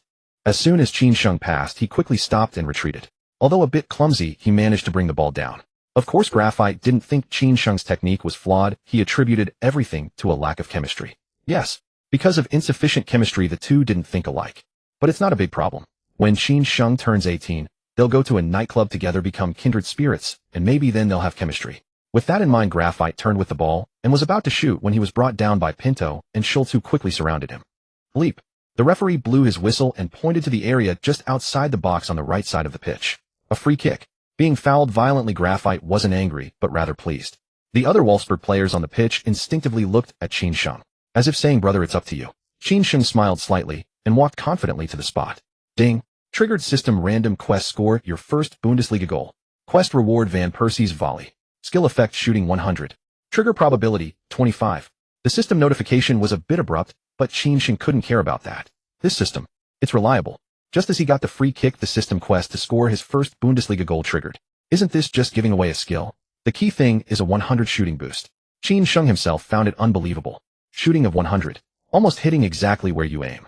Unless there are too many defenders in the box, it's hard not to score. The only regret is that the 25 trigger probability is a bit low. With Wolfsburg's setup, it's likely that it might not trigger even once in an entire match. Take previous matches for example. Qin Sheng almost never received passes from teammates inside the box. But after all, it's still an attacking option. Qin Sheng gladly accepted it. The oblivious Hannover 96 goalkeeper Fromlowitz was still patiently directing his teammates to form a wall. Seeing Qin Sheng taking the kick, though a bit surprised he didn't take it too seriously. No matter who it is, scoring directly from a free kick isn't that easy. Even the great free kick master Juninho Pernambucano was like that. Not to mention a 17-year-old kid, and a Chinese descendant at that. For a left-footed player, the position of this free kick is actually good. He can shoot directly. But it's more likely to be a cross into the box. Otherwise, the one standing over the ball might not be Qin Sheng. From this position, both Misimovic and Schaefer have the ability to shoot directly. The free kick spot is just outside the box on the right side of the pitch.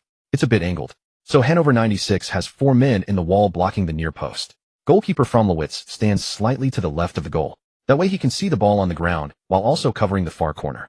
Bleep. Seeing both sides ready, the referee blew the whistle. With the whistle, Qin Sheng pushed off with his legs, swung his arms, and sprinted forward. When he reached full speed, the next moment Qin Sheng planted his right foot beside the ball. Then bending his knee slightly, he lifted his left foot and powerfully struck the lower left side of the ball. He used his instep to wrap the ball and pushed it forward with force. The ball with extreme spin flew rapidly toward the far corner of the goal. Similarly, shortly after the ball left the ground, Fromlowitz bent his legs and moved quickly sideways. But just after he took 2 steps, the ball that was heading for the far corner suddenly changed direction after clearing the wall. Like a rainbow, it flew toward the other side of the goal. Damn, what an exaggerated curve. Fromlowitz was stunned.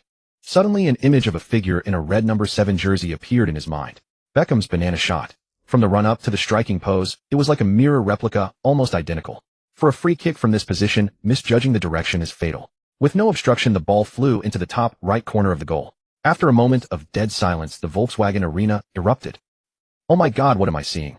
Moonlight blade, it's a moonlight blade. So beautiful, like a world-famous painting. The stands, the Wolfsburg fans were already in a frenzy. Some were waving flags and roaring while others held their foreheads with faces of disbelief. Qin Jun. Amazing. Hashimoto Kanna, wearing a loose jersey, shouted and jumped up and down. The astonishing arc of her bouncing movements made people's hearts sway. Bleep. At the same time, the referee blew the whistle to confirm the goal. The scoreboard officially changed to 1-0. Beautiful. Beautiful. It's a goal. It's a goal. Moonlight blade. At the Volkswagen Arena, Qin Sheng executed the signature move of Beckham. He kicked a perfect curve. Neither the wall of defenders over 185 centimeters tall, nor Hannover 96 goalkeeper Fromlowitz could stop the ball from nestling into the net. This is unparalleled football talent. Qin Sheng with a moonlight blade tells the world that Chinese people can play football well too, and has the ability to stand in the top 5 leagues. In the media seats, Lao Huang went crazy. It was like finding a rough gem among a pile of broken bricks and tiles. He suddenly felt that everything still had hope. Damn, a moonlight blade. That shot was absolutely insane. With that curve and angle, I can't believe it was kicked by a Chinese player. I'm completely convinced now. I used to think Qin Sheng might not last long in the top 5 leagues, but now I think a top club is his ultimate destination. Haha, a few years at Wolfsburg, then come to my Manchester United, wear the number 7 shirt. Qin Sheng is weak in physical duels. Screw Manchester United. My Arsenal is the ultimate home of technical football. Arsenal is too poor. He might get promoted to captain after 2 seasons, and then be sold. Damn. On the pitch. At the same time, the referee blew the whistle to confirm the goal. Qin Sheng quickly sprinted to the sideline, leaped high, then turned in midair, and thrust his hands straight down diagonally. Of course, Qin Sheng was too embarrassed to shout out the final "see." It was enough to just borrow part of Ronaldo's celebration. No need to copy it completely. Qin, great shot. Zeko quickly ran over and tackled Qin Sheng to the ground. Then Graphite, Misimovic, and the others piled on one by one. Several people piled on, and Qin Sheng felt a bit breathless. They had taken the lead early in the match. On the sidelines, Dieter Hecking was naturally overjoyed. Especially when he saw Ralf Rangnick standing there with a dazed look, he almost burst out laughing. So this is how it feels to have a talented player under your command. Watching Qin Sheng being piled on by everyone, Hannover 96 goalkeeper Fromlowitz still couldn't believe what had happened. Why? Why did this happen? A moonlight blade. That was a technique that required outstanding talent and long hours of practice to master. But this kid was still so young. Where did he get the time to practice? At this moment, not only Fromlowitz, but everyone present except the Wolfsburg players who were already used to it looked puzzled. They couldn't understand how a Chinese teenager from a football wasteland could possess such brilliant free-kick technique. The journalists, however, didn't care about that. Taking advantage of Qin Sheng still being on the sideline, they quickly rushed over, aimed their cameras at him, and clicked away furiously. The football world never lacks geniuses. But if he came from China, that was big news. This hotspot must be seized. The Wolfsburg players' celebration didn't last long.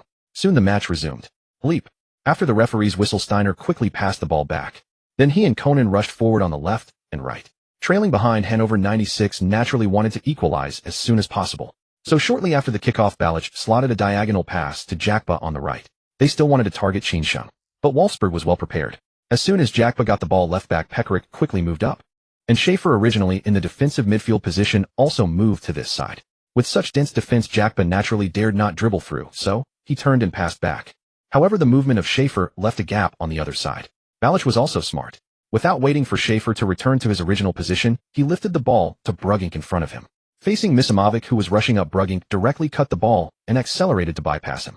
Gianni, who was originally on Hannover's left, saw this and quickly moved to cover. But as soon as he moved up, Brugink lifted the ball out. Left wing. Rosenthal, quickly following up, took the ball forward and then strode into the attacking third. At the same time, Steiner and Conan, who had been ready, quickly rushed into the box. It was still the traditional 45-degree cross. Rosenthal found Steiner, who was charging in. Unfortunately, facing Simunek's sticky man marking, Steiner managed to head the ball, but it was weak. Goalkeeper Benalio easily caught the ball. 3 minutes later, after fierce tackles, Hannover 96 regained possession and organized another attack. Again, it was a switch to the weak side after probing the flanks. However, this time, shortly after Brugink carried the ball past the halfway line, he was brought down by Misimovic, who pressed forward. It was a front kick to the shin guard with an obvious retraction of force. Such a foul didn't warrant a yellow card, not even a warning. The referee only stopped the match and awarded Hannover 96 a free kick in the attacking half, then made no further indication. Brugink was very dissatisfied but dared not pester the referee. After a brief complaint, he obediently ran off. The referee took his hand out of his pocket and urged the match to continue. From over 40 meters, naturally no one would choose to shoot directly. After the whistle, Jakba raised his right hand, made a signal, and then lofted the ball toward the right side of the box. The box was in chaos.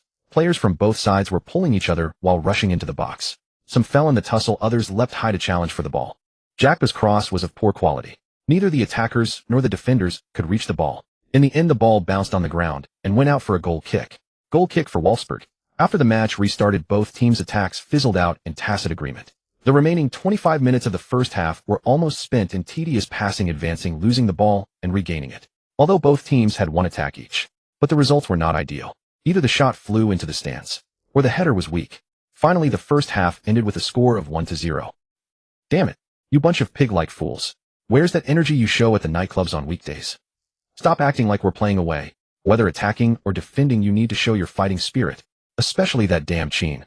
Diakipa Lauscher, next time you face him, only one of the ball and the man can get through. In the locker room, Laura Falangnik's face was somewhat gloomy. It wasn't because of the score deficit, but because he recalled what he had said at the pre-match press conference. A player like Qin Sheng is not enough to threaten Hanwei 96. Yet the result, he scored. Undoubtedly, in the next day's sports news about Qin Sheng, he would be made an example of by those damn journalists. And to regain face, there was no other way but to win the match. So in the second half, Laura Falangnik demanded his players be more aggressive and ruthless. They had to treat it like a crucial final. For a full 15 minutes, Laura Falangnik did nothing but brainwash his players and pump them up. As for tactics, they were no longer that important. On the other side, Dai Heijin was much more composed. Apart from having his players strengthen their defense, he emphasized what the forwards needed to pay attention to during fast counterattacks. Soon both teams returned to the pitch. After switching sides, the referee blew the whistle to start the match. Once the ball was played, Hanwei 96 looked like a completely different team. Even in attack, they played with great aggression. Facing Qin Sheng, who came to mark him, Diakipa received the ball, turned, and directly buelled his way through. Faced with such rough tactics, Qin Sheng could do nothing. He could only stagger backward repeatedly. And Diakipa took the opportunity to carry the ball past the halfway line. Qin Sheng's defense was poor. Everyone in Warfashibio knew that. So when Diakipa received the ball, Shaffer, who was positioned deeper, had already been drifting toward that side. This time he arrived just in time. Before Diakipa could pass the ball, Shaffer executed a precise sliding tackle, sending the ball flying out of bounds for a goal kick. Hanwei 96 earned a throw-in in the attacking third. Right back Lauscher stepped up to take the throw. Meanwhile, Diakipa was making quick runs to receive the ball. However, he tried several times, but couldn't shake off Qin Sheng. Frustrated, Diakipa started trash-talking. Hey kid, how much are you getting paid? Working this hard. Can you even stop me? Trash talk trying to get into his head. Qin Sheng couldn't be bothered with such petty tricks. In his past life, he had never lost an online argument. This was nothing. Hey yellow monkey with your skinny frame, you'd better stick to table tennis. Football isn't for you. Idiot. Qin Sheng cursed, then before Diakipa could settle the ball, cleanly poked it away. Shatter hurried over to claim the ball. Qin Sheng immediately turned and sprinted toward the attacking half. Fuck. I was careless. Diakipa cursed inwardly and chased back like crazy. He had been so focused on the trash talk that he completely missed the ball thrown by his teammate. That's how Qin Sheng got the steal. On the other side, seeing Qin Sheng break into space, Shatter, now in possession, played a straight-through ball to him. At almost the same moment, Jika and Jellified, who were positioned forward, also sprinted desperately toward the opponent's half. Such fast break opportunities were rare. They had to make the most of it. The key was that Qin Sheng was very fast. If they didn't make their runs in time, they might not even get the ball. Seeing the ball racing toward him, Qin Sheng slightly turned his body to flick it forward, then burst into a long stride along the flank. In just a few seconds, he was several meters past the halfway line. Facing Lauscher, who charged at him with a fierce look, Qin Sheng played a diagonal pass to Jika. Then he dodged the defender and continued running toward the byline. Before the ball even settled, Jika laid it back, then suddenly cut into the box. Qin Sheng glanced at the positioning of both teams' players. With the ball again, he directly lofted it to the far post. Jika's earlier run had drawn most of the defense. This allowed the powerfully built Jellified, after sprinting into the box, to have only one fullback marking him. What's more, that fullback was pinned to Jellified's side, completely losing the chance to intercept the ball from the front. As the ball flew rapidly toward him, Jellified leaped high and headed it with a powerful snap. A dull thud. The ball changed direction after hitting Jellified's forehead, rocketing toward the bottom left corner of the goal. Close range, high speed. The angle was also sharp. Fuyomula Wisai, the goalkeeper, was helpless. He couldn't even react, only watching the ball nestle into the net. Beep. The referee blew his whistle, signaling the goal. Score 2-0. This goal had almost sealed the match. Yet neither the fans in the stands nor Jellified, who scored, had any intention of celebrating. Instead, they were furious. Left side of the box. At that moment, Qin Sheng was lying on the ground, clutching his ankle in pain. Behind him was Diakipa, the Henua 96 midfielder, who had sprinted back in pursuit. Just moments ago, after Qin Sheng delivered the cross, he was brutally tackled from behind by Diakipa. Many people had witnessed the entire incident clearly. Among them was Pikerike, the Warfashibio left back, who had come forward to support. The referee was already rushing over. Seeing his hand in his pocket, it was clear he was about to brandish a card. But Pikerike was already boiling with rage. A tackle from behind was already a dirty move. What made it worse was that Diakipa had already committed the tackle before Qin Sheng released the ball. What was that? Calling it deliberate was an understatement. Before the referee could intervene, Pikerike charged forward in fury and forcefully headbutt Diakipa. Bang! Diakipa saw stars. He was stunned. Fuck, what the hell is this bastard doing? Cursing under his breath, Diakipa suddenly thought of something, clutched his forehead, and fell to the ground in feigned agony. Pikerike was not slow on the uptake either. As soon as Diakipa hit the ground, Pikerike collapsed onto the turf right after. Those two idiots. Could the acting be any more obvious? When you're injured, don't you fall down immediately? What's with the 2-second delay? Ignoring the theatrics, the referee pulled out a yellow card from his pocket and gave one to each of them. This made the fans in the stands erupt in curses, and some extreme fans even started throwing water bottles onto the pitch. Fuck you, blind referee. A tackle from behind only gets a yellow. Did you take a bribe? F you, referee. F you. The scene was explosive. Jellified and the other Warfashibio players quickly surrounded the referee, demanding an explanation. Seeing the referee's face darken, Casita and Zimyanike from the backline hurried over to pull their teammates away. They had been cursed by the fans and hadn't even had a chance to vent. Surrounding the referee at this moment was highly unwise. If they continued, it wouldn't be surprising to see 1 or 2 players sent off. The match would become much harder then. By now, Qin Sheng had stood up with Jika's help. He cast a cold glance at Diakipa, but said nothing. His face showed not a trace of anger. Diakipa felt a chill run down his spine. He had a nagging feeling that the kid might seek revenge later. A rare and extremely disgraceful scene occurred on the pitch. Our young Chinese player was brutally brought down from behind by Diakpa. The ball was no longer at Qin Sheng's feet, yet Diakpa showed no sign of pulling back his leg. This makes one suspect it was deliberate. What's most incomprehensible is that the referee only gave a yellow card. Simply baffling. In the media section, Old Huang felt no joy from Wolfsburg's goal. Instead, he complained without restraint. At that moment, Old Huang was furious. China had finally produced a player who could hold his own in the top 5 leagues, yet before playing a few matches he nearly got crippled. The key was that the damn referee only gave a light yellow card. Where was fairness? Where was sportsmanship? Damn, that bastard Diakpa was clearly intentional, a sore loser. If it were me, I'd cripple him. What are you thinking? This is Europe, you can't just cripple someone. Do you want to stop playing? Being alone abroad, better to be tolerant, it's okay to suffer a little. The guy above bullshit. What's Europe? If they bully you to your face, why tolerate? As athletes, we should be assertive. It's that so-called suffering is a blessing mentality that makes outsiders think we're pushovers. Agreed. As the saying goes, we don't provoke trouble, but we're not afraid of it either. Since they played dirty, they should be ready for revenge. The previous scene infuriated fans back in China, who cursed out loud on the bullet comments. To be honest, old Huang felt quite satisfied watching them. As a public figure, he couldn't say some things openly. But fans were different. They could say whatever they wanted. On the pitch, Wolfsburg's head coach Dieter Hecking, overwhelmed by emotion, had let out profanities and was already sent to the stands. The match resumed after a brief interruption. You do me a favor, I do you a favor. Although Wolfsburg had taken the lead, the earlier tackle from behind by Diakba had already ignited their fury. After the kickoff, Hannover 96 quickly pushed forward. Ballon once again passed the ball to Diakba on the right wing. Qin Sheng was not a forgiving soul. As soon as the opponent got the ball, he sprinted over. Taking advantage of the referee's blind spot, Qin Sheng forcefully extended his elbow and leaned into the opponent. Crack. A subtle sound. Diakba clutched his chest, collapsed onto the turf, groaning in pain. Of course, Qin Sheng was quick as well. Before the opponent fell, he had already flung himself backward. His smooth movements and pained expression left Schäfer, who was coming over to support, dumbfounded. He even suspected that when Qin Sheng was at Espanyol, he had trained at La Masia. This acting, damn, it was second to none. The referee quickly approached, glanced at the two fallen players, and regardless of the protests from both sides, directly ruled Diakba's challenge as a foul. Schäfer almost laughed out loud. This Qin Sheng, what a sly one. But thinking of Diakba's earlier actions, he felt Qin Sheng should have hit harder.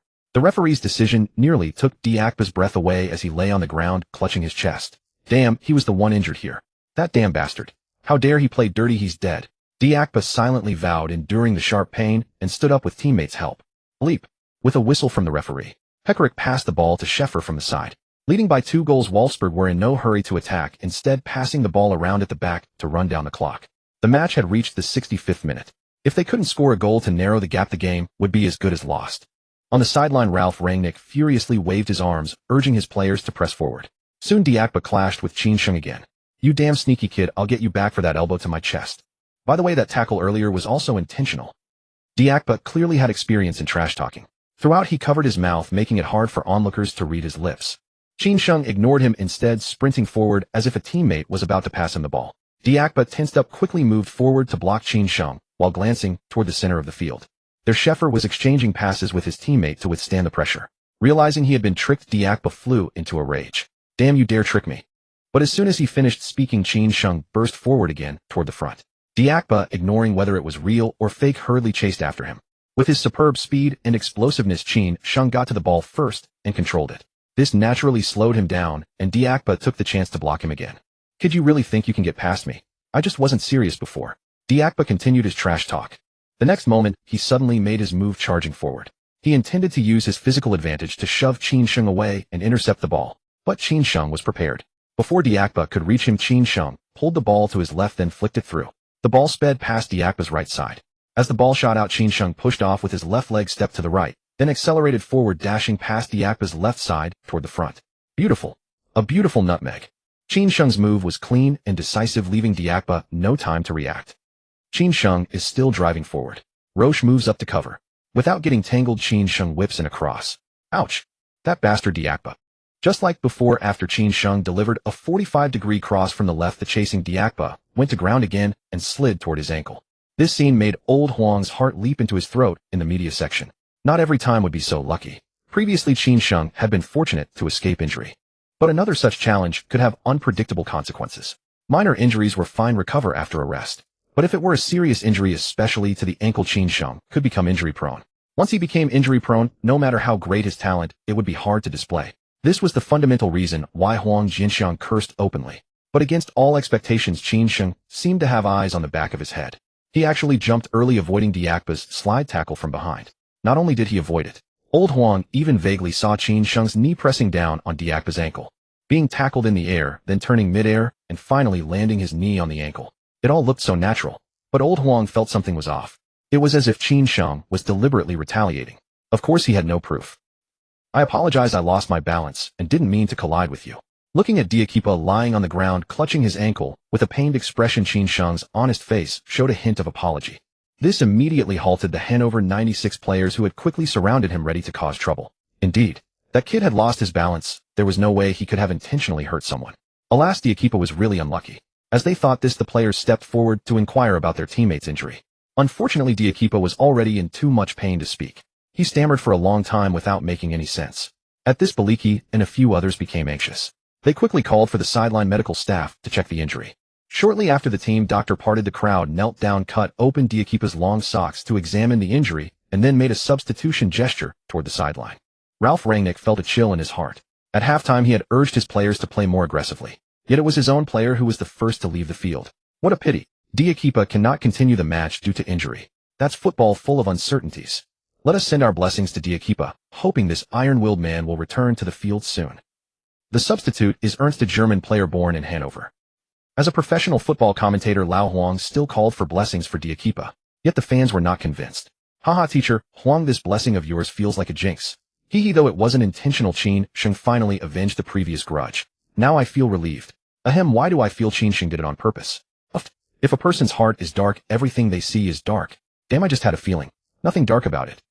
As a professional football commentator, Lao Huang still called for blessings for Diakipa. Yet the fans were not convinced. Haha, teacher, Huang, this blessing of yours feels like a jinx. Hee, though it wasn't intentional. Qin Sheng finally avenged the previous grudge. Now I feel relieved. Ahem, why do I feel Qin Sheng did it on purpose? If a person's heart is dark, everything they see is dark. Damn, I just had a feeling. Nothing dark about it. Watching the bullet comments gradually deviate from the topic, Lao Huang felt a bit weary.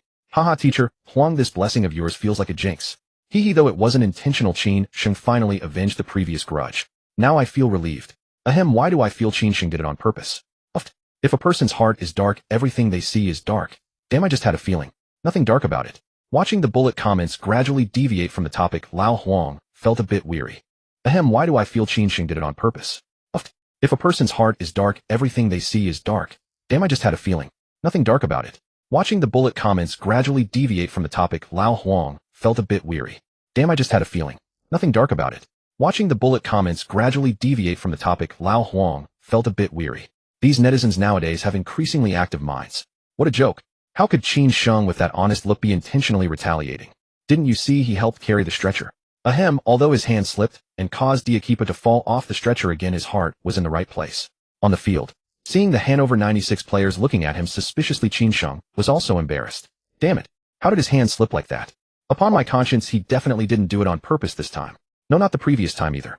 Sorry, I might have pressed my hand, and it's still a bit numb. Who can take the stretcher? Ballon smiled kindly at Qin Sheng and quickly stepped forward. I'll do it. This accident interrupted the game for nearly 5 minutes. After the game resumed, both Wolfsburg and Hanover 96 restrained their defensive actions. Obviously, Diakipa's injury had affected the mindset of the players on both sides. It was just a league match and no need to risk lives. Thus the game returned to a normal rhythm. In the 70th minute, Dieter Hecking substituted Qin Sheng with Ritter. As Qin Sheng walked off the pitch, the home fans stood up shouting his name and applauding their new favorite. After exchanging high-fives with teammates on the sidelines, Qin Sheng slipped back into the substitute dugout. With Ritter on the field, Wolfsburg gave up the intention of active offense. Only when opportunities arose did they launch a quick raid. Of course, due to fewer attacking players, Wolfsburg's only quick counterattack ultimately failed. Hanover 96's repeated counterattacks also failed to breach Wolfsburg's goal. The 20 minutes of game time soon wore away. When the 7 minutes of stoppage time ended, the referee immediately blew the final whistle. Thanks to Qin Sheng's 1 goal and 1 assist, Wolfsburg defeated Hanover 96 2-0 at home, smoothly securing 3 points. On the sidelines, as usual, Dieter Hecking extended his right hand toward Ralph Rangnick as the final whistle sounded. But embarrassingly, the other party ignored him completely and turned away angrily. This guy, Dieter Hecking cursed inwardly. With so many reporters present, he couldn't say much. He could only retract his hand in a self-deprecating manner. It looked very gentlemanly. FCK Qin, you didn't stuff your socks, did you? In the locker room, Zeko looked at Qin Sheng, who was completely naked except for his underwear, with disdain. Whether you have it or not, what's the point of faking it? The key is that this kind of thing will be exposed sooner or later. Just sneakily follow him into the shower. Get lost, why would I need to stuff that? It's so uncomfortable. Qin Sheng laughed and cursed, then pulled off his only underwear. This time Zeko fell silent. A sense of inferiority spread among the group. Damn it. This kid is only 17 years old, with such an impressive endowment. Ignoring him, Qin Sheng picked up his wash basin and headed to the shower. After washing up and getting dressed, Dieter Hecking pushed open the door and walked in. Qin, perfect timing. Come with me to the post-match press conference.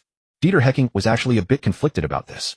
Out of protection, he didn't want Qin Sheng to face the media too early. At 17, his mind wasn't mature enough, and he could easily lose himself in the excessive praise from journalists. Many talented players had suffered from this over the years. But with 2 consecutive outstanding performances, the journalists outside were already eager. If he didn't bring him, who knew what would happen? Of course, that wasn't a big deal. Fobbing them off wasn't difficult. The key was that news from the hospital. Hannover 96 midfielder Diakipa had a fractured ankle with 80 ligament tear. Such an injury would take at least a year to recover from. Even after recovery, his competitive level would be greatly diminished. Qin Sheng hadn't done it intentionally, but he still needed to clarify. Otherwise, who knew what those damn reporters would write? Qin, the reporters might ask this. On the way to the press conference, Dieter Hecking kept imparting experience to Qin Sheng. From possible questions to how to answer them, Dieter Hecking covered everything. Of course, this also included the matter of Hannover 96 head coach Ralf Rangnick not shaking his hand. Dieter Hecking's intention was clear. If a reporter asked about that guy, he should speak his mind without holding back. Qin Sheng listened speechlessly. Good heavens, it seemed this guy also held a grudge. Such a small thing remembered till now and still seeking revenge. But never mind. Anyway, Ralf Rangnick, the old man, would definitely blame Diakipa's injury on him. No need to be polite. Mr. Qin, the hospital has reported that Diakba is seriously injured and out for the season. What do you have to say about this? As soon as Qin Sheng appeared, the journalists surged forward like a frenzy, pushing and shoving to get closer. Their eyes were like those of starving wolves. The scene was chaotic. Fortunately, the security personnel were competent and order did not completely collapse. Dieter Hecking sat down at the podium and gestured with both hands for silence. But no one paid him any attention. The reporters only had eyes for Qin Sheng, as if he were the only one at the press conference. Dieter Hecking's face darkened. These bastards had already stopped respecting him. Helpless Qin Sheng randomly pointed to a female reporter in front of him. Hello, Mr. Qin. I'm Carice from the Daily Sports News. First, congratulations to Wolfsburg on winning this match. What I want to ask is, was Diakba's injury a deliberate act of retaliation from you? Holy shit. Why was the Barcelona media sticking their noses in here? Dieter Hecking cursed inwardly, his expression turning sour. He hadn't briefed Qin Sheng on this question. Although he had anticipated that the reporters would bring up Diakba's injury, he never expected such directness. Normally, shouldn't they have used Diakba's sliding tackle from behind on Qin Sheng as a lead-in? Hints. Don't they understand? Digging a trap so blatantly. If Qin Sheng in a hot-headed moment admitted it, the consequences would be dire. Just as Dieter Hecking was about to grab the microphone to refuse the question, Qin Sheng spoke up first. I am very concerned about Mr. Diakba's injury. He was the most tenacious player on the field tonight. Whether attacking or defending, I could see his relentless efforts. As the saying goes, friendship first, competition second. Compared to the team's victory, I hope all players stay healthy. It's a pity that football is full of uncertainties. Just like Mr. Diakba's foul on me earlier. I believe he was going for the ball, but due to various reasons he accidentally caught my ankle. Of course, the second time Diakba was also going for the ball. But as I said, football is full of uncertainties and accidents can happen at any moment. Was this kid really only 17? Dieter Hecking was stunned as he watched Qin Sheng speak so eloquently. Even he who had long dealt with the press couldn't guarantee he could say such things. The most tenacious player. Relentless efforts. Such praise. Flawless. He was injured and had to leave the field. Of course he was the most tenacious. The key was the last 2 sentences. Both of Diakba's fouls were for the ball. This equated to telling everyone that Diakba was the real villain, the one who deliberately slid from behind. As for his own injury and season ending, it was purely his own fault. If he hadn't tackled people, how could Qin Sheng have lost his balance and accidentally crippled him? Ahem. Dieter Hecking coughed twice to mask his surprise, then took the microphone and said, players getting injured is the last thing I and my players want to see. It's a pity that football matches are always full of accidents. Compared to winning the match, Wolfsburg cares more about Mr. Diakba's injury. I hope he can overcome this difficulty and return to the pitch soon. With that, without waiting for more questions, Dieter Hecking pulled Qin Sheng away from the press conference. Some things required only a simple statement. Too much would be counterproductive. Going overboard might backfire. Although the reporters were still unsatisfied, the 2 left, and they quickly sat on the floor to write their articles. 1 goal, 1 assist, young Chinese star shines again in the Bundesliga. Match, ruthless people, compassionate Wolfsburg sends blessings to Diakba. Most of the media praised him, but a few focused on the brawl involving Ramos, Qin Sheng, and Josue. Some thought Qin Sheng was a violent maniac who liked to settle things with his fists. Others felt that conflicts were perfectly normal in a contact sport. Even the most famous football stars sometimes lost their tempers. Take La Liga, for example. When Real Madrid and Barcelona clashed, did they ever avoid conflict?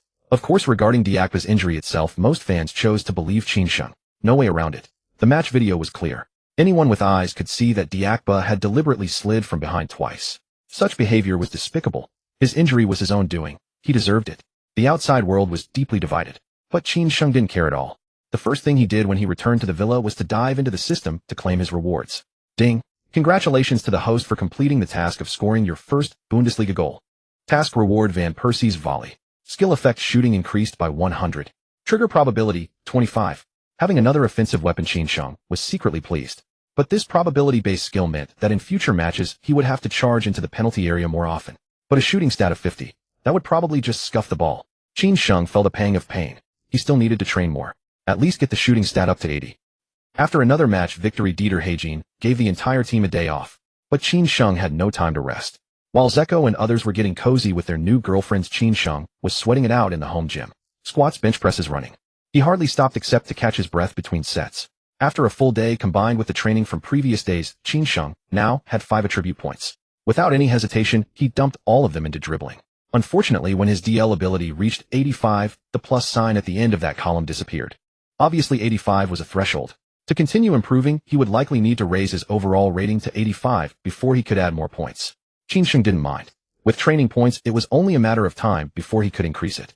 He could then put the remaining points into shooting. Attacks 68, ball control 80, dribbling 85, crossing 100, long pass 65, shooting 52, set pieces 65, heading 40, a defense 60, tackling 60, speed 85, explosiveness 85, a body control 60, physicality 60, stamina 85. Skills Crescent Moonblade. Van Persie's volley. Overall rating 67, age 17. Throwing 5 attribute points only increased the overall rating by 2. Clearly there was still a long way to go before he could match Messi and Ronaldo. Keep training. Dragging his exhausted body, Qin Sheng started moving again.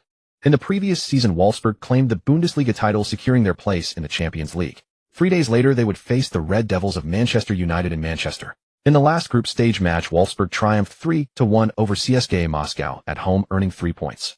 A win, or even a draw against Manchester United, would significantly ease the pressure in the group stage. The next morning, Dieter Hecking led the team to fly to Manchester. At 4 p.m., the entire Wolfsburg squad appeared at Old Trafford. At that time, Manchester United was still the dominant force in the Premier League. In the Champions League, Sir Alex Ferguson's side was equally formidable. As for Wolfsburg, however, honestly the gap between the two sides was more than just a little. From the moment Qin Sheng and his teammates set foot in the stadium, few paid them any attention. Even the staff, after escorting them into the ground, promptly disappeared. Dieter Hecking's face darkened. Damn it. These Brits were acting so arrogant. What was there to be so high and mighty about? Just because they had a bit more money, was that all? While thinking about it, Dieter Hecking deflated. Apart from Bayern Munich, the Bundesliga clubs were indeed rather poor. Transfers of tens of millions of euros were commonplace for Premier League clubs, but for most Bundesliga teams, it was just a spectator's affair. To compete with them, I don't even dream about it. While pondering this, Dieter Hecking arranged a simple pitch adaptation training session for the players. Around 7 p.m., the whole Wolfsburg team returned to the hotel to rest. This time Qin Sheng shared a room with Eden Zeko. As soon as they entered, Zeko swiftly stripped off his clothes and began chatting with his girlfriend. Meanwhile, Qin Sheng occupied a corner of the room, repeatedly performing monotonous push-ups. An hour passed, then 2. Sweat poured down Qin Sheng's face, yet he showed no sign of stopping. This made Zeko restless. At 23, he didn't have any bad habits, but compared to Qin Sheng, he felt he was wasting his time. Honey, I have to go. I'll come to your place after the match. Hanging up, Zeko began his own workout. Painful groans and heavy breathing filled the room. In the next room, Graphite, who was about to order takeout, was baffled. What on earth was going on? Could Qin Sheng and Zeko have secretly ordered food without him? But that couldn't be right. He hadn't heard anyone open the door. Or perhaps those two. Graphite shuddered at the thought. He quickly called and ordered 2 takeout meals. One for himself and one for his compatriot Alvin. These days were the most troubling for Dieter Hecking. Every time he opened his eyes, his mind was consumed with how to secure a safe retreat in the upcoming match. Of course, by safe retreat, he meant a draw. As for victory, Dieter Hecking didn't even entertain the thought. Although Cristiano Ronaldo's departure had weakened Manchester United, their Champions League winning core remained. The current Wolfsburg simply couldn't compare. After much deliberation, the only viable strategy was defensive counterattacks. It was purely utilitarian. Yet it was the winning formula for the underdog. On the afternoon of September 29th, the Wolfsburg team bus slowly entered the internal tunnel of Old Trafford. Fans who had traveled from afar were already waiting. Upon seeing their team, they erupted into frenzied cheers.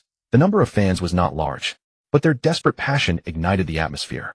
The bus gradually came to a halt. At that moment, 2 Asian-looking journalists pushed through the crowd, squeezing their way forward. Excuse me just a moment. Excuse me just a moment. On the bus, Dieter Hecking was the first to head for the exit, followed by assistant coach Davies, Zeko, and others. Qin Sheng walked at the very back of the line. As soon as he stepped off, he was intercepted by the 2 journalists. Mr. Qin, hello. I'm Park Young-woo, a reporter from H Country. Manchester United just announced their squad for tonight's match, and the H Country's genius Park Ji-sung will start. I'd like to know, will you also be starting for Wolfsburg? And another question, Mr. Qin, how do you feel about competing against the best Asian player on the same field? Qin Sheng was utterly baffled. Were these H country folks out of their minds? It was just a match. How was he supposed to feel?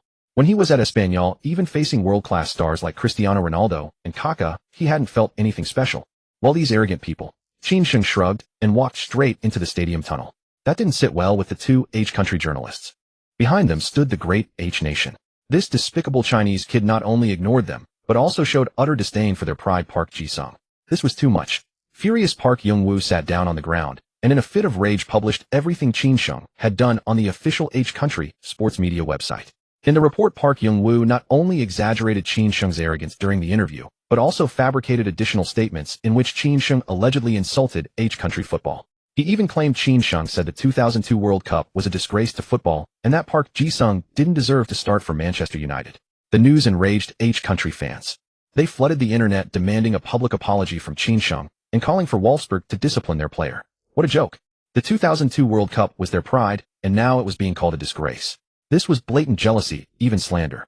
In football, only the result mattered, the process was irrelevant. If they could influence the match through external factors, that was a display of strength in itself. What Qin Sheng called a disgrace was pure nonsense. There were many H country people in Europe. As soon as the news broke, they hastily formed an anti-Qin Sheng alliance, and even funded the creation of numerous insulting banners. Slogans like, Qin Sheng shame of Asian football, and beat Qin Sheng Park Ji-sung Appa, is the best circulated. The outside world was in an uproar, but the Wolfsburg camp remained oblivious. After the entire team reached the locker room, Dieter Hecking hurriedly rushed to the pre-match press conference. Sir Alex Ferguson was already waiting there. As a knighted gentleman, Ferguson stood up, graciously shook hands with Dieter Hecking, and handed him the microphone. Once they were seated, a journalist immediately asked, Sir Alex, how many goals do you plan to score tonight? Ferguson remained gentlemanly. But English journalists cared little about etiquette. The first question turned Dieter Hecking's face black. What the hell did he mean by how many goals? As if Manchester United could easily defeat Wolfsburg. Which newspaper was this so arrogant? Ferguson also sensed the inappropriateness of the question and quickly interjected. Football is full of uncertainties, and no team can claim 100% victory. Of course, once we step onto the pitch, Manchester United will give everything to win. I'm sure Wolfsburg will do the same. As for how many goals we plan to score, Ferguson smiled and spread his hands, the more the better. He answered the journalist's question head-on, while also easing the tension for Dieter Hecking. The old knight's command of language was truly impressive. But the journalists were not satisfied. They came to stir up trouble and grab headlines. Such equivocal answers were unacceptable. Sir Alex, in 2 matches, the young Chinese player Qin Sheng has contributed 1 goal and 3 assists. How does he compare to a young Cristiano Ronaldo? Cristiano Ronaldo was Ferguson's most beloved disciple. Everyone knew that.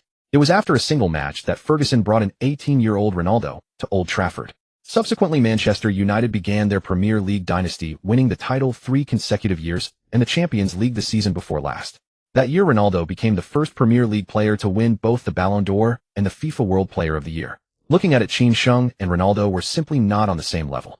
Now the journalist was comparing the two, which seemed like a deliberate provocation. As a seasoned veteran, Ferguson wouldn't fall for it. He barely bothered to answer the question. But out of affection for talented players, he still said, Qin Sheng has good talent, but his temper is too bad, which can easily be exploited by opponents on the pitch.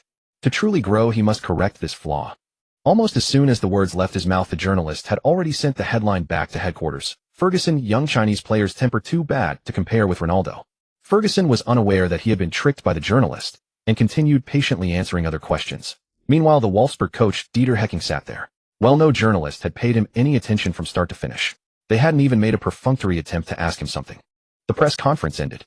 After exchanging a few pleasantries with Ferguson, Dieter Hecking returned to the locker room with a stoic face. The moment he entered, Dieter Hecking exploded like an ignited powder keg. Boys, tell me, what is this place?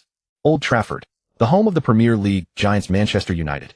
Just now the great Wolfsburg was insulted by those arrogant Brits. They asked Ferguson in my presence how many goals Manchester United planned to score tonight. That's an insult to every Wolfsburg supporter. Victory. I want nothing but victory. Only victory will shut those bloody Englishmen up. Only victory will make them pay for their arrogance. I've already prepared my speech for the post-match press conference. Whether I can stand tall and declare it loudly depends on your performance. Give it your all, and let the whole world know that Wolfsburg is invincible. Off. Dieter Hecking roared. And with that roar, the Wolfsburg players in the locker room were consumed by a burning fire in their eyes. They were like a pack of hungry wolves ready to hunt their prey. Sports Weekly. Sports Weekly. We are live at Old Trafford for the UEFA Champions League Group Stage Group B Round 2, Manchester United vs. Wolfsburg. I'm your old friend Huang Jinxiang. At this moment Huang Jinxiang sat alone in the media section beginning his pre-match commentary. Beside him sat two Koreans in their early 30s chattering angrily, their faces flushed as they ranted, spittle flying. They kept muttering words like Sybil repeatedly. Though old Huang couldn't understand, he could tell they were cursing. What lowlifes, he muttered to himself, then turned his gaze back to the pitch. The players are already walking onto the field. Fortunately Chin Sheng is among them. Beside Chin Sheng stands the Korean player Park Ji-sung. Based on the lineup announced before the match, Park Ji-sung is likely to play on the right wing. This means the two will directly face each other during the game. Haha, good matchup. Let's hope Chin Sheng crushes Park Ji-sung and silences those obnoxious Korean fans. Ahem, though I think the same Park Ji-sung is no pushover. His stamina is a huge asset, his dribbling is sharp and efficient with minimal unnecessary flourishes. His sudden stops and turns are his signature. This clash could go either way. Enough. I bet Chin Sheng will lose badly tonight. To start for a giant like Manchester United you need real ability, especially in a crucial Champions League match. How can Chin Sheng compete with him? Besides, Park Ji-sung recently renewed his contract with United, earning a weekly wage of £7,000, the top in Asia. If Sir Alex Ferguson, such a picky man, agreed to renew, what do you think the reason is? Damn, hearing all this kills my confidence. Watching the overwhelmingly one-sided barrage of comments, Huang Jinxiang felt speechless. He found it hard to understand why Chinese fans had become like this. It was true that Chin Sheng and Park Ji-sung had a gap in ability. But when a promising young player finally emerged, why did he have to be trampled into the dirt? Even if Chin Sheng's nationality wasn't Chinese, his parents and ancestors had names passed down through Chinese lineage. During the war years, many overseas Chinese did everything they could to aid their homeland. Some even returned to China to fight. But there was no helping it. Chinese football these days had little to boast about. Warm-up is over. Both teams are standing in their halves. The referee is checking his watch. Beep. The match has begun. Manchester United are attacking. First the lineups. In their traditional red shirts, attacking from right to left, United's starting goalkeeper Van der Sar. Right back Raphael, left back Evra. Center backs Vidic and Ferdinand. Midfield Park Ji-sung on the right, Carrick holding Scholes on the left. Left winger Nani, a right winger Rooney. Striker Berbatov.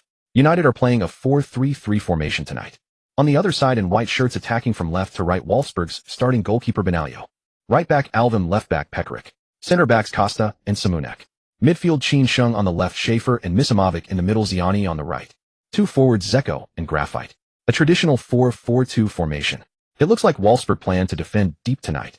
As the match kicked off, Berbatov turned and passed the ball to Carrick, then sprinted forward. On the flanks, Nani and Rooney surged ahead simultaneously. Both formations quickly spread out. Chin Sheng stepped up to confront Park Ji-sung on the right flank. Lucky me, a Chinese player marking me. I can shine tonight, he muttered in Korean, unaware that Chin Sheng could understand every word. Thanks to the system's language pack, Chin Sheng understood it as clearly as Chinese. He scowled. These Koreans were overconfident. On the pitch, Carrick advanced with long strides. Facing Ziani's press, he slid a diagonal pass to Scholes on the left. Scholes controlled the ball sideways, pushed it forward, then sent it out wide to Nani. Nani's reluctance to pass was well known. As soon as he received the ball, Wolfsburg's right back Alvim and Schaefer converged on him. Under the double pressure, Nani slowed, then at the moment of contact forcefully poked the ball forward. The ball zipped through Alvim's legs. Seizing the chance, Nani accelerated to chase after it. But Alvim was ready. He merely turned sideways to block Nani. Simultaneously, Schaefer dashed forward and took control of the ball. On the sideline, Ferguson kept chewing gum, his face betraying no emotion. Yet his slightly clenched fist made the failed Nani shrink his neck involuntarily. Losing possession, suddenly United didn't retreat. They pressed immediately. Nani charged at Schaefer. Scholes and Carrick, positioned deeper, also closed in. Overwhelmed by the pressing, Schaefer quickly turned and passed to Simunek. Without waiting for the ball to settle, Simunek redirected it to Chin Sheng on the left. Instantly, the previously quiet stadium erupted in noise. In one section of the stands, a group of Asian fans rose, waving flags and shouting in Korean. Fighting Park Ji-sung Appa. Shut down that annoying number 45. Park's defensive ability was around 60 as well. Chin Sheng had no fear. Seeing the opponent charging, he shielded the ball, and as Park lunged, he dragged it back behind him, pivoting his body. Park's relentless running was his trademark. Not discouraged by the failed tackle, he paused briefly and then pounced again. Chin Sheng turned with the ball, cut left then forward. In a swift circle, he left Park behind with minimal effort. The magic spinning of love. This sight left several United players momentarily stunned. In last year's Champions League final, Xavi had used this move to torment them. On the pitch, Chin Sheng sprinted forward with long strides. Park chased desperately, but with similar speed and explosiveness, catching up was impossible. Fortunately, United's right back Raphael was rushing over. Given his weak physical duels, Chin Sheng avoided a 1v2 situation. So before Raphael arrived, he lifted a pass to Zeko nearby. As a versatile striker, acting as a temporary pivot was no challenge. Seeing the pass, Zeko shielded off Vidic and nudged the ball to his right rear. As Qin Sheng moved into space, he returned the ball. Another one too. The two had been rooming together lately, training together, and their chemistry had grown. After the return pass, Zeko suddenly cut diagonally into the box.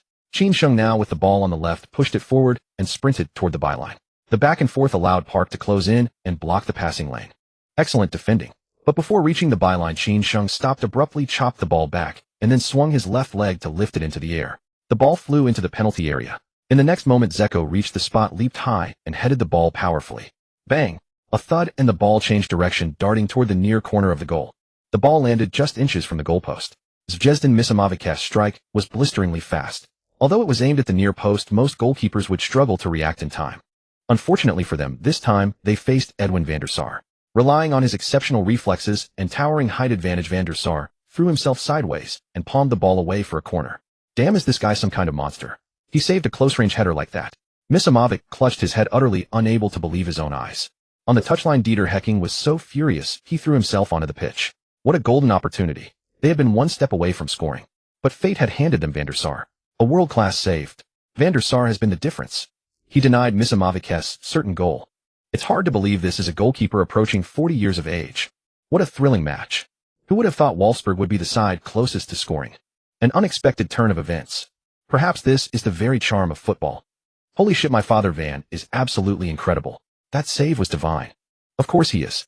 Remember the 2007 to 2008 Champions League final? Van der Sar saved Anelka's penalty in the shootout and handed United the title. I was practically having a heart attack watching that match. As a diehard fan, I really hope van der Sar can play in next year's South Africa World Cup, win the trophy, and retire on a high. Haha, lifting the trophy alongside Qin Sheng then. What an image. The Netherlands have plenty of talented players. With Qin Sheng's current ability, making the Dutch national team is a long shot. Damn it, do you guys really need to think that far ahead? Just watch the match. Inside the penalty area, van der Sar clenched both fists and roared with all his might. Vidic and the others rushed over, gently ruffling his hair in celebration. Meanwhile, the South Korean fans in the stands had fallen completely silent. Because from the moment Qin Sheng delivered the ball into the box and Misimovic rose to head it, Park Ji-sung's defensive task had already failed. Wolfsburg's corner kick was also taken by Qin Sheng. Once both teams were set, Qin Sheng waited for the referee's whistle and then sent the ball toward the far post, again targeting Misimovic. Unfortunately, the Bosnian was tightly marked and failed to win the first point. Raphael cleared the ball directly out of the box, and it fell to Park Ji-sung's feet. Come on, Oppa Park Ji-sung. The lifeless South Korean supporters erupted once more. Compared to his defensive duties, their Oppa Park was clearly far more dangerous going forward. Wolfsburg's left-back Peter Pekarik was well aware of this. So before the ball was even properly controlled, he closed in aggressively. A heavy, brutal physical challenge sent Park Ji-sung stumbling. He not only lost possession, but nearly went down on the pitch. Pete. The referee blew his whistle, signaling a defensive foul by Pekarik. This left the Czech defender bewildered. A challenge like that, and it's a foul. Of course, confused as he was, Pekarik would never be foolish enough to argue with the referee. Home advantage in refereeing decisions was nothing new in football. Besides, he hadn't even received a yellow card or a warning. Pekarik slowly retreated, but the South Korean fans in the stands were having none of it. That was clearly a malicious tackle aimed at the player. A red card would have been justified. At the very least, a yellow should have been shown. But that damn referee didn't even issue a warning. Was he on the take? Fuck. You blind ref, go home, and fuck your mother. Dog like Pekarik, you're a butcher on this pitch, a executioner, a disgrace to football. The South Korean supporters in the stands unleashed a torrent of abuse, vile beyond measure. Even Qin Sheng couldn't help but twitch at the corner of his mouth. These Koreans had absolutely no decency. Pekarik naturally knew someone was cursing him. But since he couldn't understand Korean, he had no idea how to fire back, even if he wanted to. After the brief interruption, the match resumed. Regaining possession, Manchester United pushed forward en masse, once again building from the flanks. This time, however, Carrick opted for the right flank, where Rooney awaited. Rooney's physical attributes were top tier. Not slow by any means, and with a tank-like body, once he got going, few could stop him. Fortunately for United, Wolfsburg had dropped deep. The moment Rooney received the ball up front, Pekarik, Schaefer, and Qin Sheng converged on him quickly. Unlike Nanny, Rooney had no intention of trying to beat three defenders. Before they could close him down, he lofted a cross into the box. Bergkamp held his position, rose high, and laid the ball back. Then Scholes, arriving quickly, struck it first time. Bang! The ball shot like lightning toward the top left corner of the net. Fast, sudden, and merciless. Bernardo Corradi could only watch helplessly as the ball nestled into the net. Pete. The referee blew his whistle, signaling a goal. 1-0. Brilliant. It's goal. A thunderous strike from outside the box. Scholes opens the scoring, giving United the lead. An unexpected result. Striker Bergkamp not only drew in multiple defenders, but also positioned himself perfectly to set up the assist. That is the role of a classic number 9. The momentum has shifted in United's favor. Now it's up to Dieter Hecking to make adjustments. Holy shit, that goal came out of nowhere. It looked evenly matched, and then one long-range shot, and it's all over. What the hell was that Wolfsburg keeper doing? Hey, you think everyone's got Casillas, Buffon, or Van der Sar? Not many goalkeepers can save a shot like that from that angle. This is the tragedy of ordinary clubs. From goalkeeper to forwards, every position is inferior. This is going to be tough. On the pitch, United players sprinted toward the corner flag to celebrate. Old Trafford erupted. Go away, OL. Go away, OL. Paul Scholes. The DJ's hysterical roar echoed through the stadium. Fans rose to their feet clapping and chanting Scholes' name. United's celebration was brief. The match resumed almost immediately. Pete. After the referee's whistle, Misimovic laid the ball back and surged forward. At the same time, Chin Shung and Chiellini were making rapid runs from midfield. Meanwhile, United striker Bergkamp pressed Schaefer, who had the ball. But before he could close him down, Schaefer played a pass to Pekaric on the left. Although Park Ji-sung had excellent stamina and covered ground tirelessly, his defensive abilities were undeniably lacking. So attacking through Park Ji-sung's flank had become Wolfsburg's primary strategy. Dropping slightly deep, Chin Shung comfortably controlled the ball, turned, and found himself face-to-face with the only Asian player to ever achieve world-class status. Having learned from their earlier encounter, Park Ji-sung didn't lunge in this time. Instead, he maintained distance and positioned himself to Chin Shung's front right. An excellent stance. He effectively cut off both the forward and right side passing lanes. But that alone wasn't enough. Chin Shung's eyebrows twitched slightly, then he exploded forward with his right foot, immediately following through by poking the ball ahead with his left. The feint made Park Ji-sung, who had assumed Chin Shung was going wide, lunge in that direction. Park Ji-sung's reaction was fast, so fast that he nearly closed down every forward option. Oppa Park Ji-sung is amazing. The South Korean fans cheered for the first time. Their raucous shouts were almost more intense than when Scholes had scored. But their excitement was short-lived. The next moment left them stunned into silence. Left foot. As Park Ji-sung lunged forward, Chin Shung's left foot suddenly changed direction, nudging the ball to the right.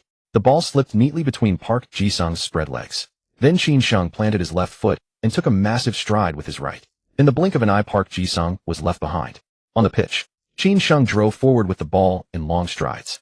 As Raphael charged at him with relentless speed, Chin Shung abruptly halted, lifting his left foot while casting a glance toward Edin Dzeko on his right front. The latter, understanding the intent, promptly sidestepped, blocking Manchester United's center-back Nemanja Vidic. Ahead, the Red Devils' right-back Raphael had already discerned the 1-2 combination between Chin Shung and Dzeko. Thus, the moment Chin Shung raised his foot, Raphael actively stepped forward, planting himself directly in front of Chin Shung. Presumptuous Chinese kid. The same trick would never fool him twice. Indeed, just as he anticipated, the Chinese lad used his left foot to nudge the ball to the right. Wait, nudge. Why wasn't it a pass? Raphael's face froze. On the other side, seeing Raphael closing in swiftly, Chin Shung nudged the ball to the right, then pushed off with his left leg, lunging forward and to the right. Simultaneously, he scooped the ball with his right foot and darted past Raphael in a flash. At that moment, Manchester United's two center-backs were entangled with Dzeko and Graphite, unable to cover. In other words, once Chin Shung bypassed Raphael, he would be through on goal if he entered the box. Though the shooting angle wasn't wide, under no defensive pressure, it was still enough to threaten Edwin van der Sar's goal. Panic seized the Manchester United defense. Even Sir Alex Ferguson on the sidelines momentarily forgot to chew his gum. The entire stadium fell silent. All eyes were fixed on Chin Shung, everyone holding their breath. Damn it, I'm through on goal. Why the hell aren't those two stupid center-backs coming at me? Chin Shung cursed inwardly, his heart racing.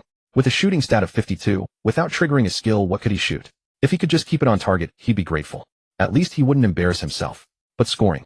Honestly, Chin Shung held no illusions. Yet the arrow had been loosed. He had no choice. He was not one to waver. Shortly after entering the box, Chin Shung unleashed a fierce shot. The ball rocketed toward the goal. Clang. A sharp crack, the ball struck the post and rebounded to the right side of the box. Patrice Evra rushed forward and collected it. Then he sent a long pass to Nani on the left flank. Nani was fast. In mere seconds, he had crossed the halfway line. Facing Wolfsburg's right back Alvin, Nani slotted a diagonal pass to striker Dimitar Berbatov. Then he himself cut diagonally into the box. Seeing the ball speeding toward him, Berbatov let it run past him and surged into the penalty area. A one-on-one. Now it was Wolfsburg's turn to panic. At that moment, goalkeeper Diego Benaglio had already rushed out, and behind him Ricardo Costa was sprinting back desperately. However, Berbatov didn't shoot. Instead, he gently pushed the ball to the left. Facing an empty net, Nani slotted it home. Beep. The referee blew his whistle, signaling a goal. Score 2-0. GGGGG0ALLLLL. GGGGG0ALLLL. Luis Carlos Almeida de Cunha. The DJ's frenzied chant rang out once more across the pitch. With the roar, Old Trafford erupted. Nani sprinted toward the sideline, pushing both hands outward to signal others to keep away. Then he bent his torso, planted his hands on the ground. A side flip, a backflip. Defying Ferguson's warning glare, Nani executed his signature celebration. What a pity. The score is now 2-0. This is the gap between an ordinary team and a giant. Throughout the first half, both sides had their moments, but in terms of finishing and transition play, Wolfsburg clearly fell short. They rushed too much. If you want to play counter-attacking, you have to defend resolutely. At 2-0, the game is as good as over. Watching the ecstatic Manchester United players, Chin Sheng stood with hands on hips, a helpless look on his face. Still too weak.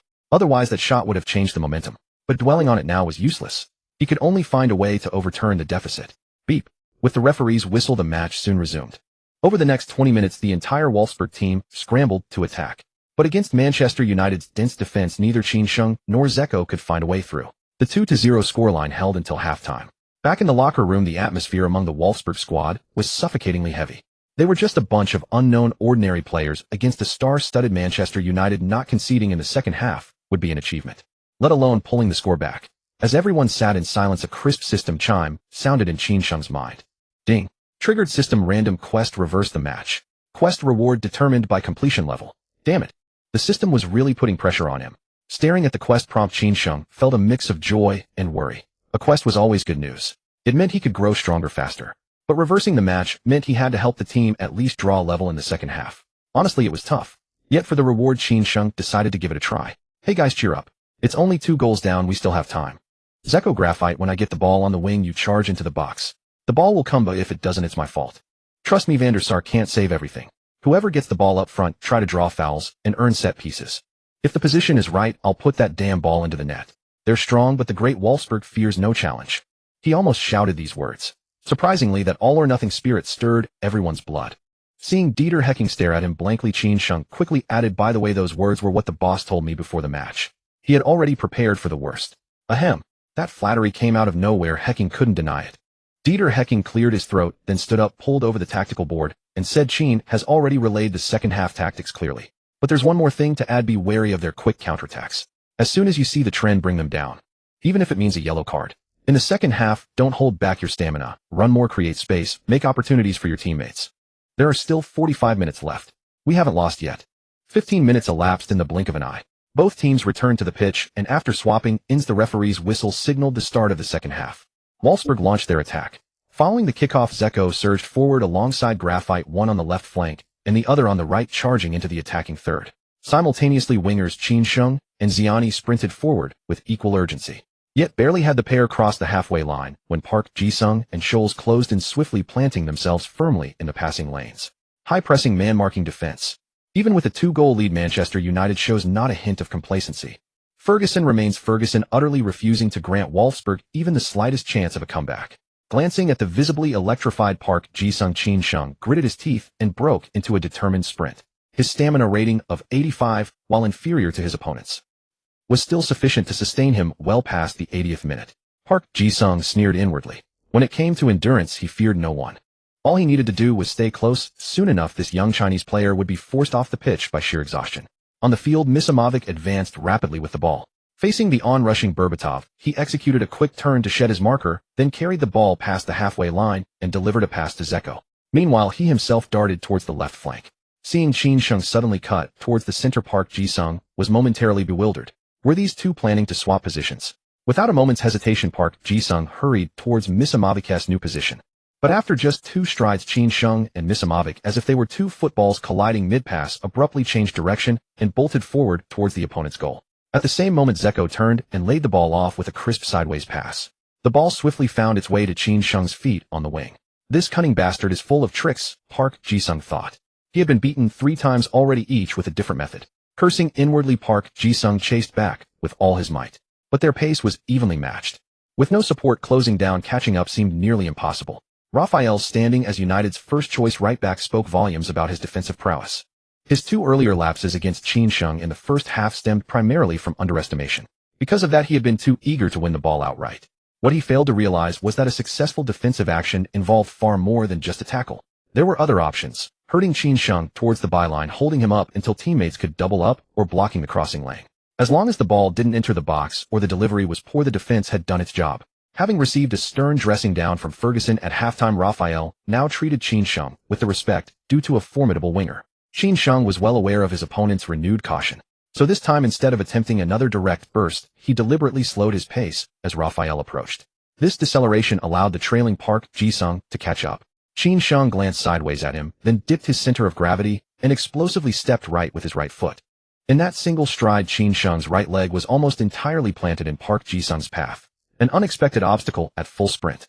The result was inevitable. Without any surprise, Park Ji-sung lost his balance completely and sprawled face first onto the turf. Eden Hazard's little trick was certainly effective. Qin Sheng muttered to himself, then quickly used the momentum to shift direction and carry the ball towards the right. This incensed the South Korean fans in the stands, who rose to their feet in angry protest. Despicable Qin Sheng, that was a foul. Park Ji-sung Appa would never have been beaten without such a dirty trick.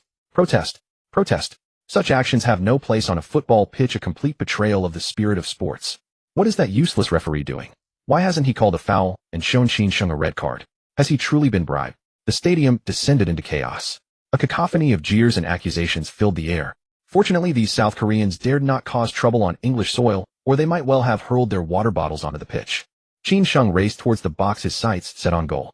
His companion's banter echoed in his mind, adding a touch of amusement to the high-stakes moment. The chatter from the online forums faded into the background as he focused solely on the task at hand. With a sly grin, he noted the mounting frustration of the Korean fans, a satisfying bonus to his performance. Raphael twisted his body and gave chase. Simultaneously, the retreating Carrick was also converging rapidly from the other side. A double team was forming. Qin Sheng dared not take them on directly and released the ball without a second thought. Acting as the focal point, Zeko received the ball with his back to goal, pivoted, and laid it off to Ziani, who was surging down the right flank. Ziani took the ball in stride and pushed it forward. This advance forced United's left-back Evra to step up in pursuit. But as Evra closed in, Ziani suddenly dragged the ball back and raised his left leg as if to unleash a long-range strike. Evra reacted with lightning speed. The instant Ziani's left leg came up, he rushed back to block. Heeding his earlier instructions, Evra thrust his leg directly into Ziani's intended path. However, Ziani had never intended to shoot. It was merely a feint. He then chipped the ball forward, preparing to step past the lunging Evra. Human instinct can be a true hindrance at times. Evra instinctively raised his leg higher, catching Ziani mid-stride and sending him tumbling to the ground. Beep. The referee's whistle pierced the air as he pointed decisively to the spot of the foul. A free kick in a dangerous area. This had Sir Alex Ferguson shifting uneasily on the sidelines. Before the match, he had meticulously studied Wolfsburg's recent match footage. Qin Sheng's bending free kick had left a lasting impression on the old Scot. The position of the free kick was perfect for a left-footed specialist. Van der Sar. Ferguson strode to the touchline, calling out to his goalkeeper while pointing directly at Qin Sheng. Van der Sar understood immediately and nodded. He organized the team's tallest players, Vidic, Ferdinand, and Berbatov, to form the defensive wall. A wall of 5 men stood firm. With the wall in place, Van der Sar positioned himself in the center of the goal. From his vantage point, he had a clear sight line to the ball resting on the turf. Throughout the entire process of setting up the wall, Qin Sheng remained silent. He stood just behind, into the side of the ball, his eyes locked unblinkingly onto the goal. He resembled a hunting leopard poised to strike. The pressure on Qin Sheng was immense. Honestly, he would have preferred facing Iker Casillas over the current Van der Sar. There was no helping it. The main issue was Sir Alex Ferguson's deep familiarity with the bending free kick. After all, its pioneer David Beckham was once his disciple. Van der Sar likely already had a strategy for saving it. This was going to be extremely difficult. Qin Sheng lamented inwardly. Yet with such a golden opportunity presenting itself, he had to give it his all. Furthermore, being timid was not in his nature. Taking a deep breath, he reopened his eyes, his mind now clear of all doubt and hesitation. Qin Sheng's change was all noticed by Van der Sar, but he didn't pay much attention. A free kick is equivalent to a long-range shot outside the penalty area. As long as he could predict the general direction, saving it would be no difficulty. With a whistle, the referee immediately blew the match whistle. The next moment, Qin Sheng moved. He slowly stepped forward, swinging his arms, accelerating from slow to fast. When he reached maximum speed, his right foot stamped firmly on the right side of the ball. Then his right leg bent slightly while he raised his left leg high and struck the lower left edge of the ball with force. With a muffled thud, the ball rose spinning and sped toward the left end of the wall. Seeing the ball flying fast toward him, Berbatov, standing at the far end of the wall, leaped high and turned his head, trying to block it. Unfortunately, the ball still grazed his hair and flew toward the goal. After clearing the wall, the ball curved to the right. Indeed, this kid was aiming for the near corner. Unfortunately, Van der Sar was reassured and quickly pushed off with both legs, moving rapidly to the right side of the goal. But after a few steps, he realized something was wrong. The curve of the ball was not as large as he had imagined. Damn it. He had been deceived. In an instant, Van der Sar realized it. But at this distance, even if he realized it, what could he do? Without obstruction, the ball went directly into the left central part of the goal. With a whistle, the referee signaled the goal was valid. Score 2-1. Beautiful.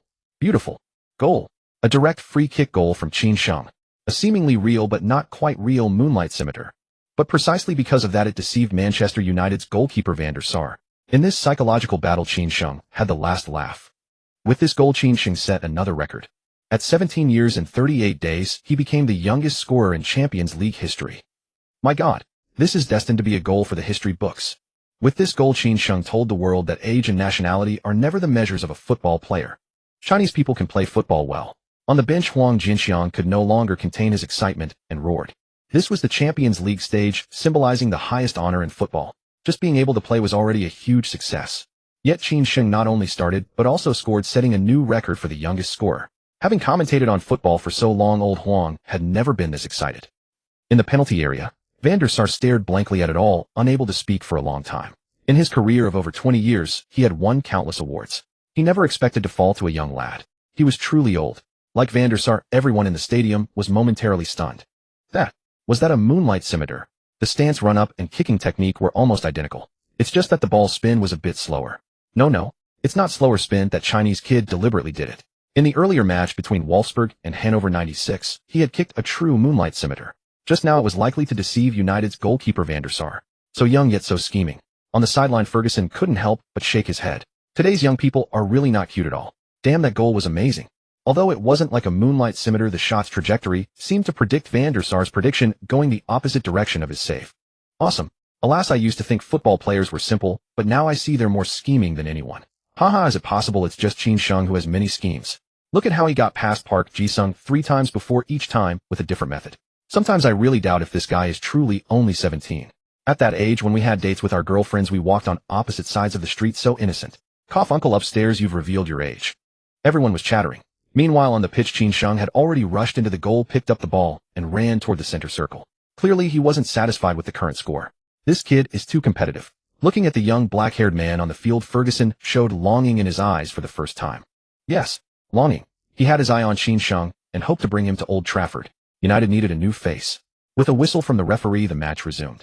Surprisingly, conceding a goal clearly didn't affect Manchester United's players' mentality. After kicking off, they continued their previous game state. They patiently pulled, looking for chances to counter-attack quickly from the wings. In the 68th minute, United launched a quick attack from the right. After receiving a pass, Park Ji-sung used a sudden stop and turned to brush past Qin Sheng, who came to intercept. Then, before Schaefer could cover, passed the ball to Raphael, who was sprinting up the right. The latter took the ball and quickly went to the byline to cross. Berbatov, sprinting forward, leaped high to meet the ball and attack the goal. Unfortunately, he was disturbed by a defender before shooting, and his weak shot was easily caught by goalkeeper Benaglio. After catching the ball, Benaglio threw it to Alvim on the right, preparing for a quick counter.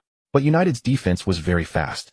Moreover, with Nani and others at the front pressing immediately, Alvim, even if he wanted to counter, was powerless and had to pass the ball back. In the 73rd minute, after defending a Wolfsburg counterattack, United organized another counter. Nani sprinted forward, received a long pass, and then cut inside alone to blast a shot. The ball flew directly into the stands. 5 minutes later, United came again. Using his physical advantage, Rooney, who dropped back to get the ball, launched a raid from the right. He bulldozed his way through, unstoppable. Finally, at the cost of a yellow card to left-back Pekaric and a free kick in the attacking half, they managed to stop him. The free kick spot was a bit wide. United didn't choose to shoot directly, but opted for a tactical cross to attack the point. However, Wolfsburg had retreated deeply at this time, and neither Berbatov nor Vidic, who had come up, could win the first header. Eventually, the ball was cleared out of the box. Schaefer stepped up quickly to control it, then passed to the left flank. After continuous attacks and defenses, Qin Sheng was already very tired. But the moment he saw the ball, he forced himself to sprint forward with the ball. Park Ji-sung didn't care about that. Seeing Qin Sheng with the ball, he rushed over quickly. This time he ignored the ball and directly leaned into the player, initiating physical contact. In this aspect, Qin Sheng was also no match for Park Ji-sung.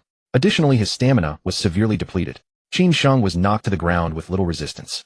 Of course, as he fell, he still managed to kick the ball to Zeko, who was sprinting forward on the right front. This level of contact was naturally ignored by the referee. This time the Korean fans in the stands were excited, howling one after another. After being suppressed for so long, they finally felt relieved. He silently noted this debt. Qin Sheng rubbed his chest as he scrambled to his feet and dashed toward the front field. At that moment, Zeko had already passed the ball to Ziani on the right flank while striding into the penalty area. Facing ever-charging, and Ziani feinted left with a touch, then nudged the ball right. With effortless composure, he slipped the ball to his right-back teammate Alvim, who was surging forward. The ball raced toward him. Alvim did not hesitate for a moment. After nudging it slightly forward, he lofted the ball into the far post of the penalty area. The landing spot was somewhat off. The ball flew directly toward the left side of the box close to the byline. If no one rushed up to receive it, the ball would likely bounce out of play beyond the end line. Qin felt a bit helpless. Although he had shaken off his marker and reached the landing point first, the shooting angle was so narrow that he could not even muster the will to take a speculative strike. Meanwhile, Van der Sar had dashed to the vicinity of the left post. Though he seemed to be covering the near corner, he was more focused on guarding against a cross from Qin. Clearly, the Manchester United goalkeeper did not believe Qin could score from such an almost zero-degree angle. Ding. Skill triggered Van Persie's volley. Shooting ability increased by 100. 10 seconds. 9 seconds. Just as Qin was about to lift the ball for a cross, a crisp system notification rang in his mind. A jolt like an electric shock flashed through him. The next moment, Qin unhesitatingly swung his left foot and struck the ball as it hung in midair. The confidence brought by his shooting attribute of 104 was unprecedented. He could hit almost any spot he aimed for. Bang. A dull thud followed as the ball shot off the outside of Qin boot, carrying extreme spin, arcing like a rainbow, toward the far corner of the goal. Such distance, such speed, such a curve. Van der Sar simply had no time to react. Helplessly, he watched the ball swerve and nestle into the far side netting. Beep. The referee blew his whistle, signaling the goal was valid. Score 2-2. Beautiful. Beautiful. It's in. It's in. A brace. In the 80th minute, Qin has breached Van der Sar's goal again with a thunderous volley. 0 degrees outside of the boot. My God. A magnificent goal. A goal destined to be etched into history. Manchester United, the current Premier League overlords. After scoring twice and taking the lead, they have been pegged back by a 17-year-old Chinese youngster single-handedly. Qin has once again shown the world what extraordinary talent truly means. What a real prodigy looks like. Oh my God, that goal was unbelievably insane. A volley alone would have been epic enough, but adding an outside-of-the-boot finish at a 0-degree angle. Damn, forgive my lack of vocabulary, I can only use these 2 words to describe my feelings right now. This kind of ball control is pure talent, something outsiders can never learn. Damn, I dropped straight to my knees when I saw it. First because of the goal, then because I got so excited I woke up my wife, and she beat me up. By the way, my wife is from Sichuan. Ahem, that guy above isn't cutting it. I have never feared my wife. That strike felt even better than Cristiano Ronaldo's best. Of course, compared to my great Messi, it's still a bit lacking. Hey, what the hell do you mean? Is my Ronaldo worse than a dwarf? Are you kidding me? Can the diving Ronaldo even compare to my Messi? Apart from diving and headers, what does he do better? Haha, here comes the classic scene. Fans of both sides tearing into each other love it. Back on the pitch, Qin had already sprinted toward the stands where the H country fans were seated, celebrating wildly after the referee confirmed the goal. His arrogant expression and defiant celebration completely shattered the already sour Koreans. This Qin truly deserved to die. Not only had he stolen Park Ji-sung's spotlight, but he also dared to celebrate so wantonly right in front of them. Absolutely unforgivable. Qin, you despicable bastard, you must have taken drugs, otherwise you could never have such skill. We strongly demand UEFA investigate Qin and give our great H nation an explanation. The H country fans rose to their feet, hurling abuse. Their hysterical expressions filled Qin with secret delight. Qin, I didn't expect your shooting to be this strong either. I really underestimated you before. Zeko jogged over his face, full of admiration. From that angle, had it been him, he would likely have chosen to pass or hold the ball and spread it wide. As for shooting, honestly, Zeko felt he might not even have considered trying. The angle was simply too narrow. There was almost no chance of scoring. Yet Qin had done it. And he had done it so beautifully. Such terrifying talent. Zeko suddenly felt glad he didn't play the same position as Qin. Otherwise, before long, he might have been benched just like Josue. Speaking of which, Josue had been sent down to the reserves. He probably wasn't coming back right. As these thoughts crossed his mind, Zeko suddenly pounced on Qin and pinned him to the ground, a fierce grin on his face. Qin's mind was also a whirlwind. This could be troublesome. If these guys believed he was a reliable shooter and started feeding him the ball at every opportunity, wouldn't that be a disaster? With a shooting stat of 52, he was bound to be exposed sooner or later. Shaking his head, Qin put those chaotic thoughts aside. At worst, he could just claim it was a fluke. It wasn't as if they were going to eat him alive. The Wolfsburg players celebrated unrestrainedly. On the sideline, Ferguson was still somewhat dazed. He had to admit he had misjudged the lad. That kid was no traditional winger who could only dribble and cross. That volley alone spoke volumes. He was growing more and more fond of the boy. As he pondered, a fox-like smile crept across Ferguson's face. Watching from beside him, Dieter Hecking broke into a cold sweat. That damned red nose couldn't possibly be eyeing Qin, could he? After a minute of celebration, the match soon resumed. Beep. With the referee's whistle, Berbatov took the kickoff and surged forward. At the same time, Manchester United's formation pushed up aggressively. Clearly, they were not satisfied with the 2-2 scoreline. But by now Wolfsburg had dropped deep and neither Nani nor Rooney could exploit their pace. The match devolved into a tedious attack versus defense drill. Whenever an opportunity arose, United's wide players would whip the ball into the box for the tall striker to attack. Yet against such a packed defense, even a player as strong as Berbatov struggled to gain an advantage amid the double teams.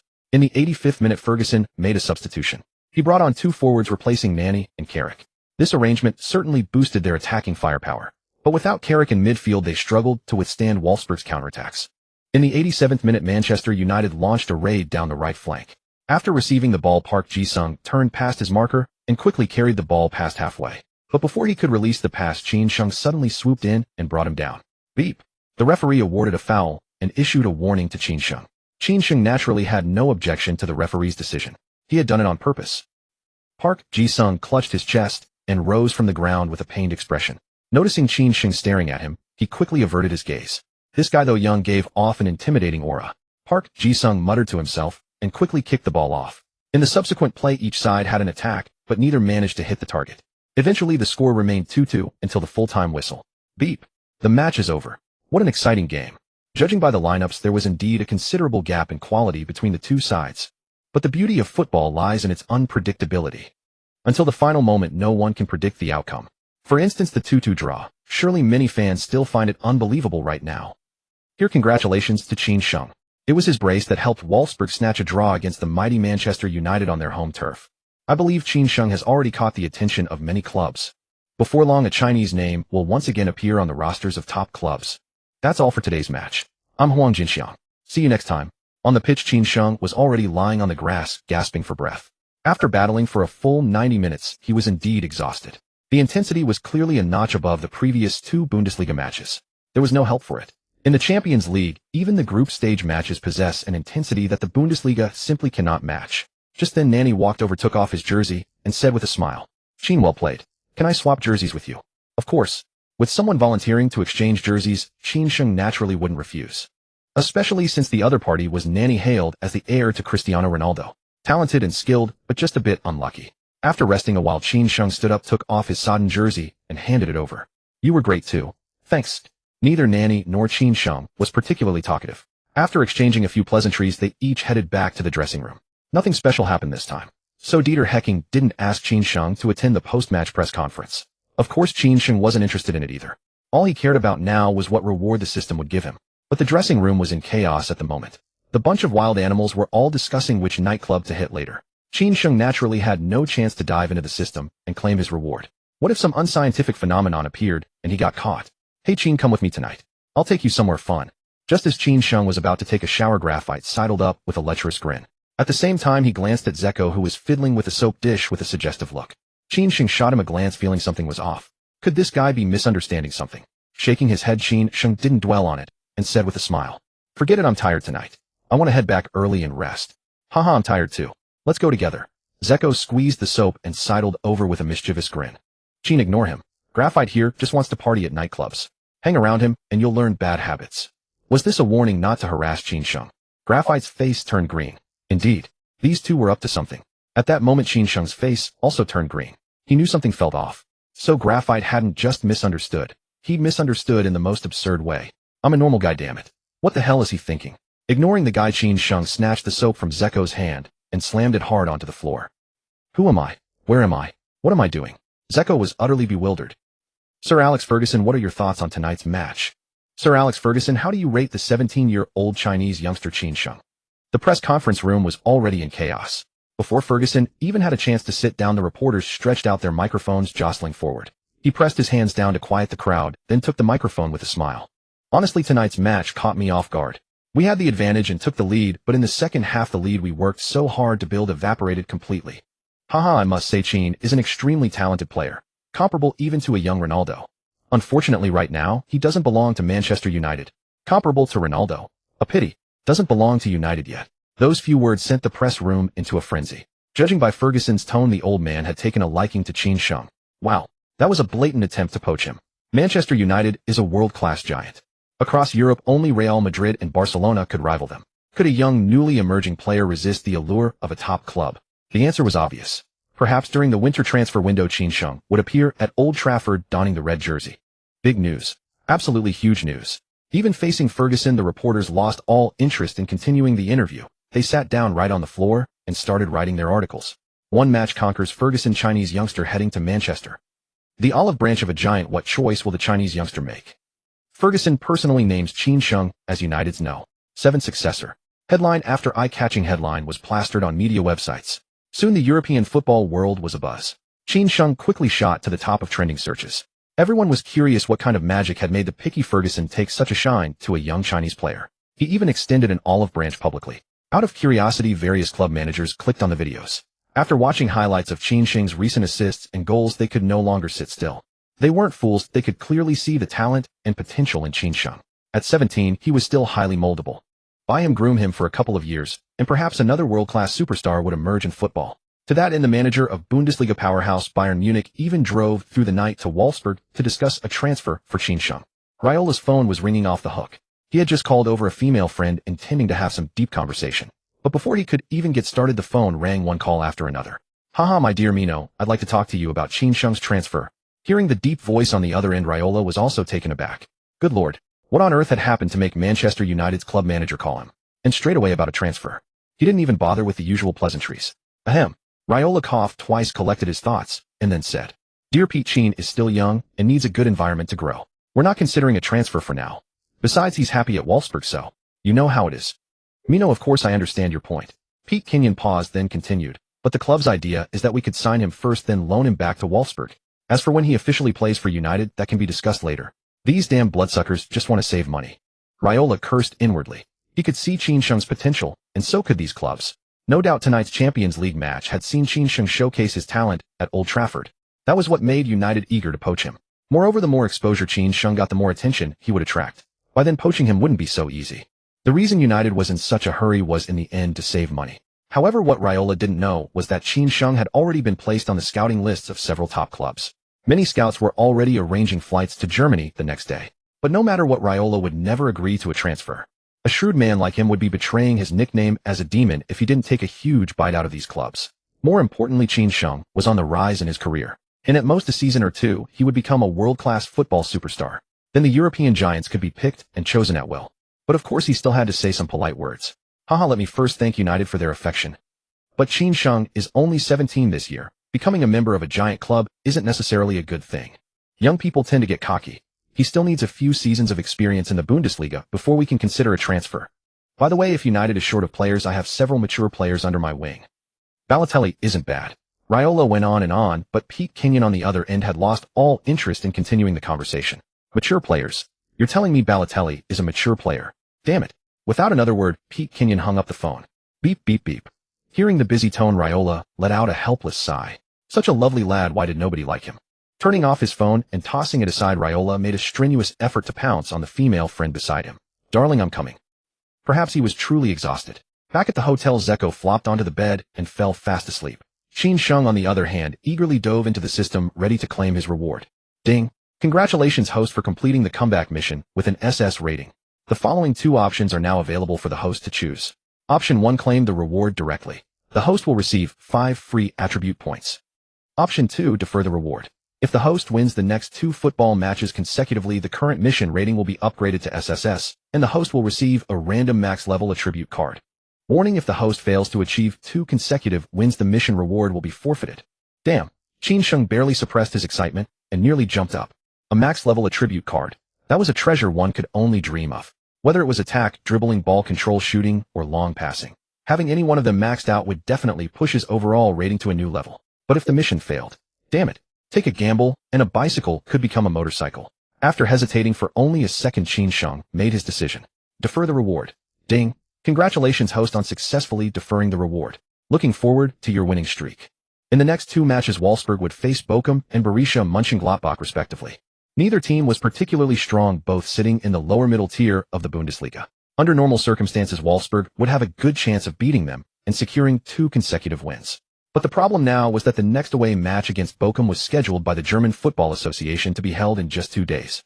Including the return trip, Wolfsburg's squad would have almost no time for pitch adaptation training, and the players' competitive fitness wouldn't be able to return to ideal levels. Bochum, on the other hand, was at peak form in both competitive fitness and energy reserves.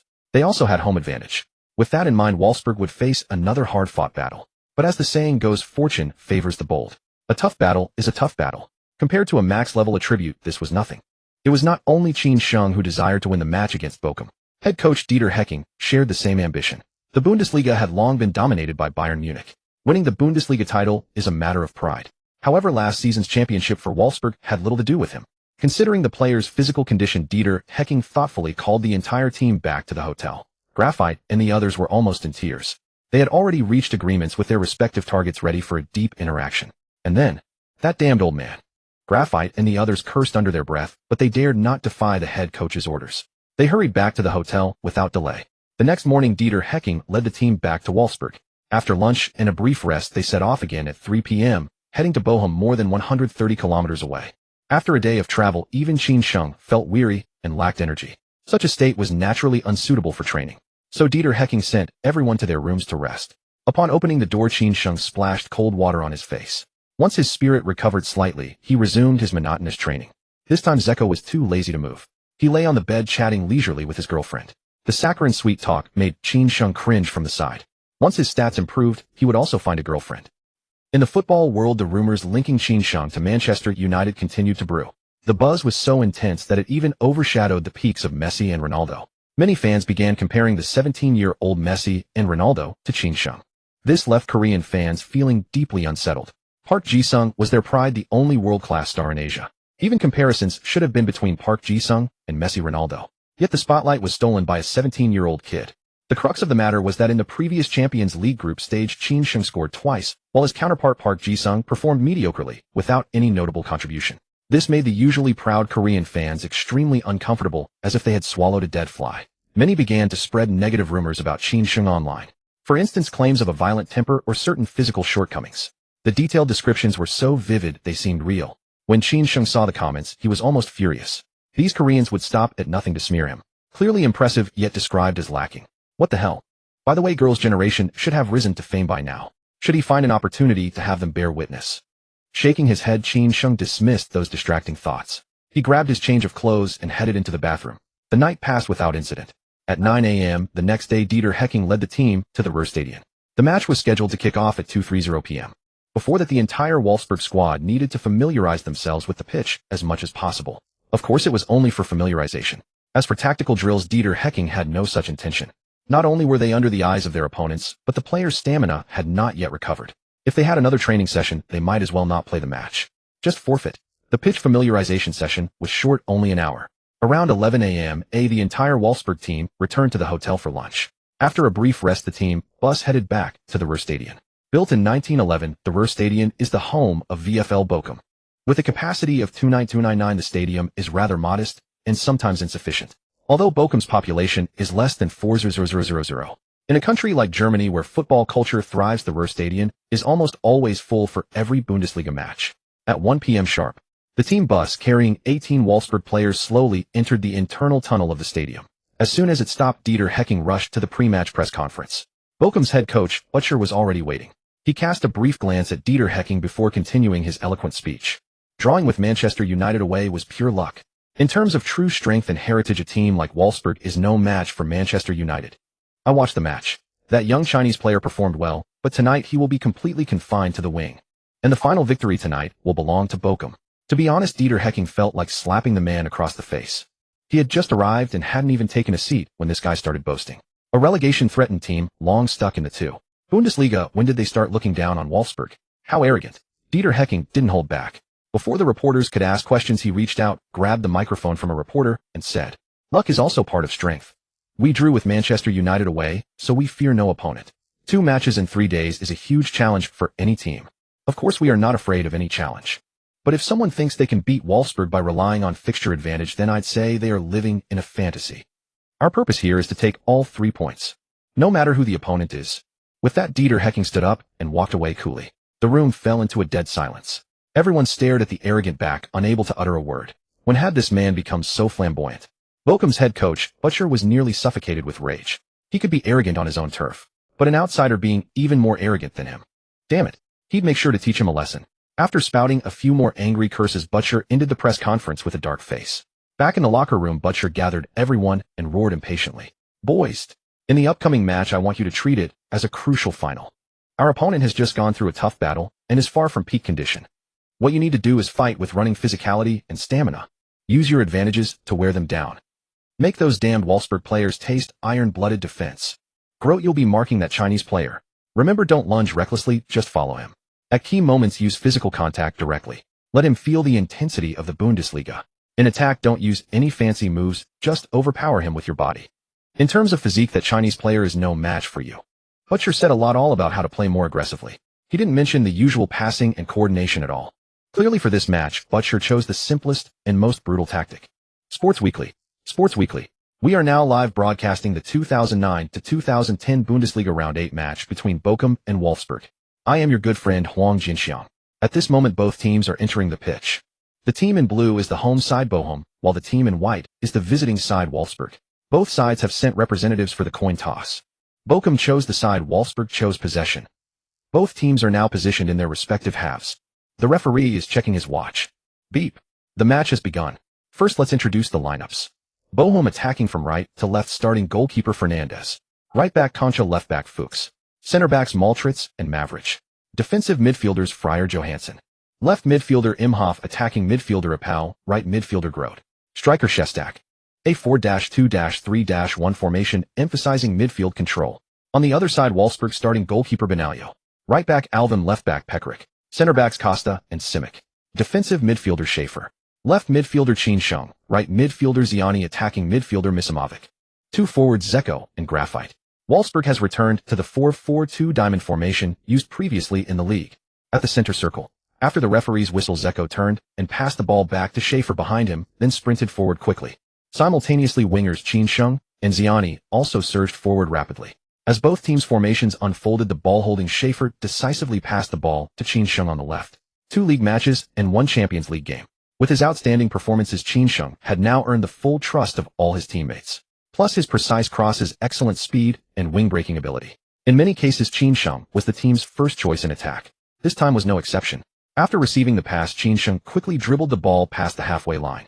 Throughout the process, his marker Grote just stayed close without attempting a tackle. This made Qin Sheng somewhat uncomfortable. The previous opponents had always been eager to snatch the ball from his feet. Glancing at Fryer, who was rapidly closing in, Qin Sheng immediately understood the situation. So they had made specific arrangements targeting him. One man, marking another, coming to double team. This way it would be difficult for him to create danger through wing breakthroughs. A bit restrictive. But Qin Sheng was not without options. Before Fryer arrived, he lifted his foot and passed the ball to Zeko, who was ahead to the right. He himself also charged toward Zeko. Fryer remained calm, still staying close to Qin Sheng. Now, even if Zeko wanted to pass back, it was impossible. With the defender so close to Qin Sheng, a hasty back pass might lose possession. Helplessly, Zeko turned and passed the ball to Graphite. No nightclub carousing. Graphite was in good mental shape. This time, after receiving the pass from his teammate, he immediately sprinted toward the penalty area. Facing Mavrich, challenged Graphite, feinted the ball to the left, then nudged it to the right. With one feint and one nudge, he shook off Mavrich by half a body length and charged toward the goal. Fernandez, the goalkeeper, felt a jolt of tension and rushed out quickly. But Graphite did not choose to shoot. Instead, he backheeled the ball to his left and rear. The ball rolled perfectly to Zeko's front. Such a golden opportunity was not to be missed. Without waiting for the defender to close in, Zeko struck a powerful shot. The ball rocketed toward the goal. However, Bochum goalkeeper Fernandez instinctively stretched out his hand. Miraculously, the ball was deflected over the crossbar. Fernandez was absolutely incredible. A completely instinctive save, somehow blocking Zeko's certain goal. A bit unfortunate. But from this attack, we can see that despite 2 matches in 3 days, Wolfsburg's form has not been affected. If they can maintain this form, a goal is only a matter of time. Haha, I feel like Teacher Huang is jinxing them. Maybe so. The match has just started. The players naturally won't feel any physical discomfort. But after 70 minutes, problems could arise, especially with stamina. I think Wolfsburg should play it safe. First, defend for half a half. Inside the penalty area, Zeko was holding his head, looking frustrated. Is it that hard for me to score? Finally getting a chance only to have it saved. And such a ridiculous save. Did the opposing goalkeeper have some kind of buff against his shots? Zeko was dejected. Meanwhile, on the sidelines, Butcher was about to explode with rage. These damn guys. Didn't they agree to defend aggressively? How did they let that Chinese player dribble so deep? And Graphite, he actually managed to bring the ball into the box.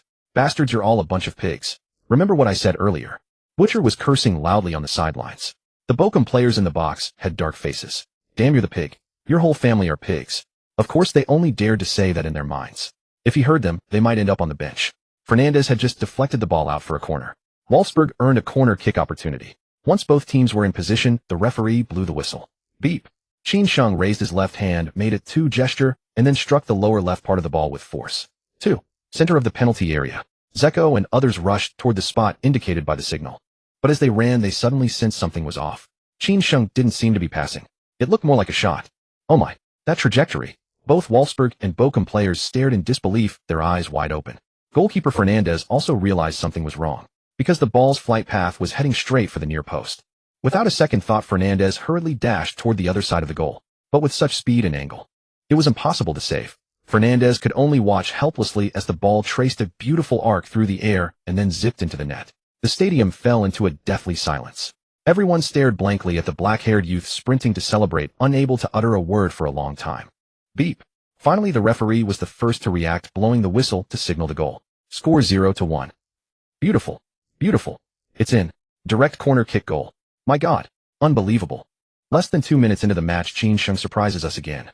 With a precise corner kick, he directly breached Bochum's goal. Such goals are extremely rare in the entire football world. The word genius. Well deserved. As the referee's whistle confirmed the goal, Huang Jinxiang in the media section went completely wild. Unexpected joy is often the most exhilarating. He had thought it was just a routine corner kick, but unexpectedly Qin Sheng actually drove the ball straight in. With such a curve and angle, Huang Jinxiang felt that even Beckham couldn't have done better.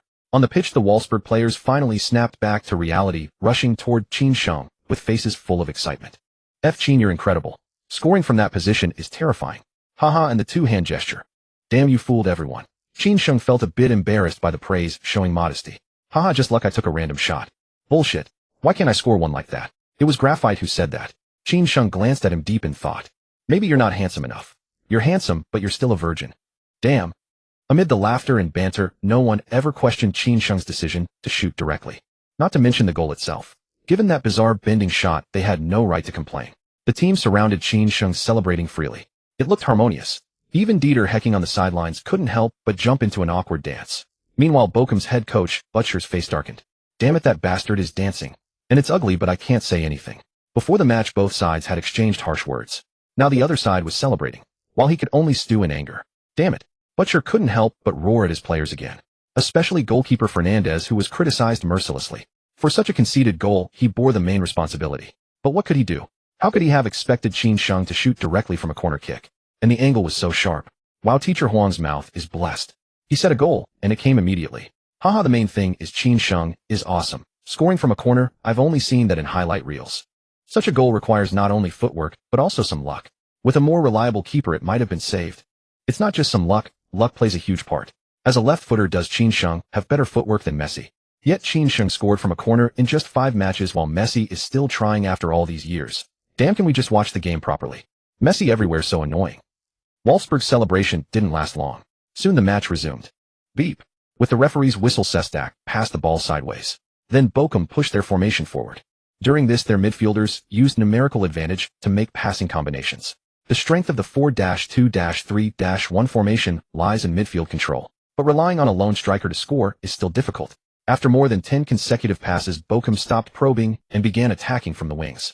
Right midfielder Grote, after receiving a pass, sprinted quickly toward the front. Facing Qin Sheng, who came to intercept, he didn't dodge or evade, charging straight like a brute. Qin Sheng, being physically weaker at this moment, naturally wouldn't be foolish enough to collide head-on. He sidestepped and then closely followed Grote's side. At that moment, his teammate Pekrik had already rushed up. Qin Sheng seized the timing and slid directly toward the ball at Grote's feet. His tackling stat of 60 was still weak. He didn't hit the ball, but instead brought Grote down on the turf. Fortunately, Qin Sheng pulled back his leg, so the referee only stopped play without giving a card or warning. This made Grote very dissatisfied. After glaring fiercely at Qin Sheng, Grote quickly took the free kick. At this time, Wolfsburg's formation had fully retreated near the penalty area line. After Bochum's players passed the ball around in midfield for a few times, Grote suddenly lofted the ball into the box. Unfortunately, their striker Sestak failed to keep up in time. The ball was caught directly by Benaglio in front of the goal. Bochum players quickly retreated to defend. Benaglio then threw the ball to Alvim on the right. After carrying the ball to near the halfway line, Alvim, without waiting for Imhoff to approach, passed the ball to Schaefer in the center. Facing the attacking midfielder Epale, who rushed over, Schaefer received the ball, turned, and pulled it back behind him. Then he was about to pass to Qin Sheng on the left. But before he could lift his foot, Epale brought him down from behind. It was also a normal foul. However, Epale kept cursing after Schaefer fell, as if accusing him of diving. No one on Wolfsburg's side bothered to respond, and they quickly took the free kick.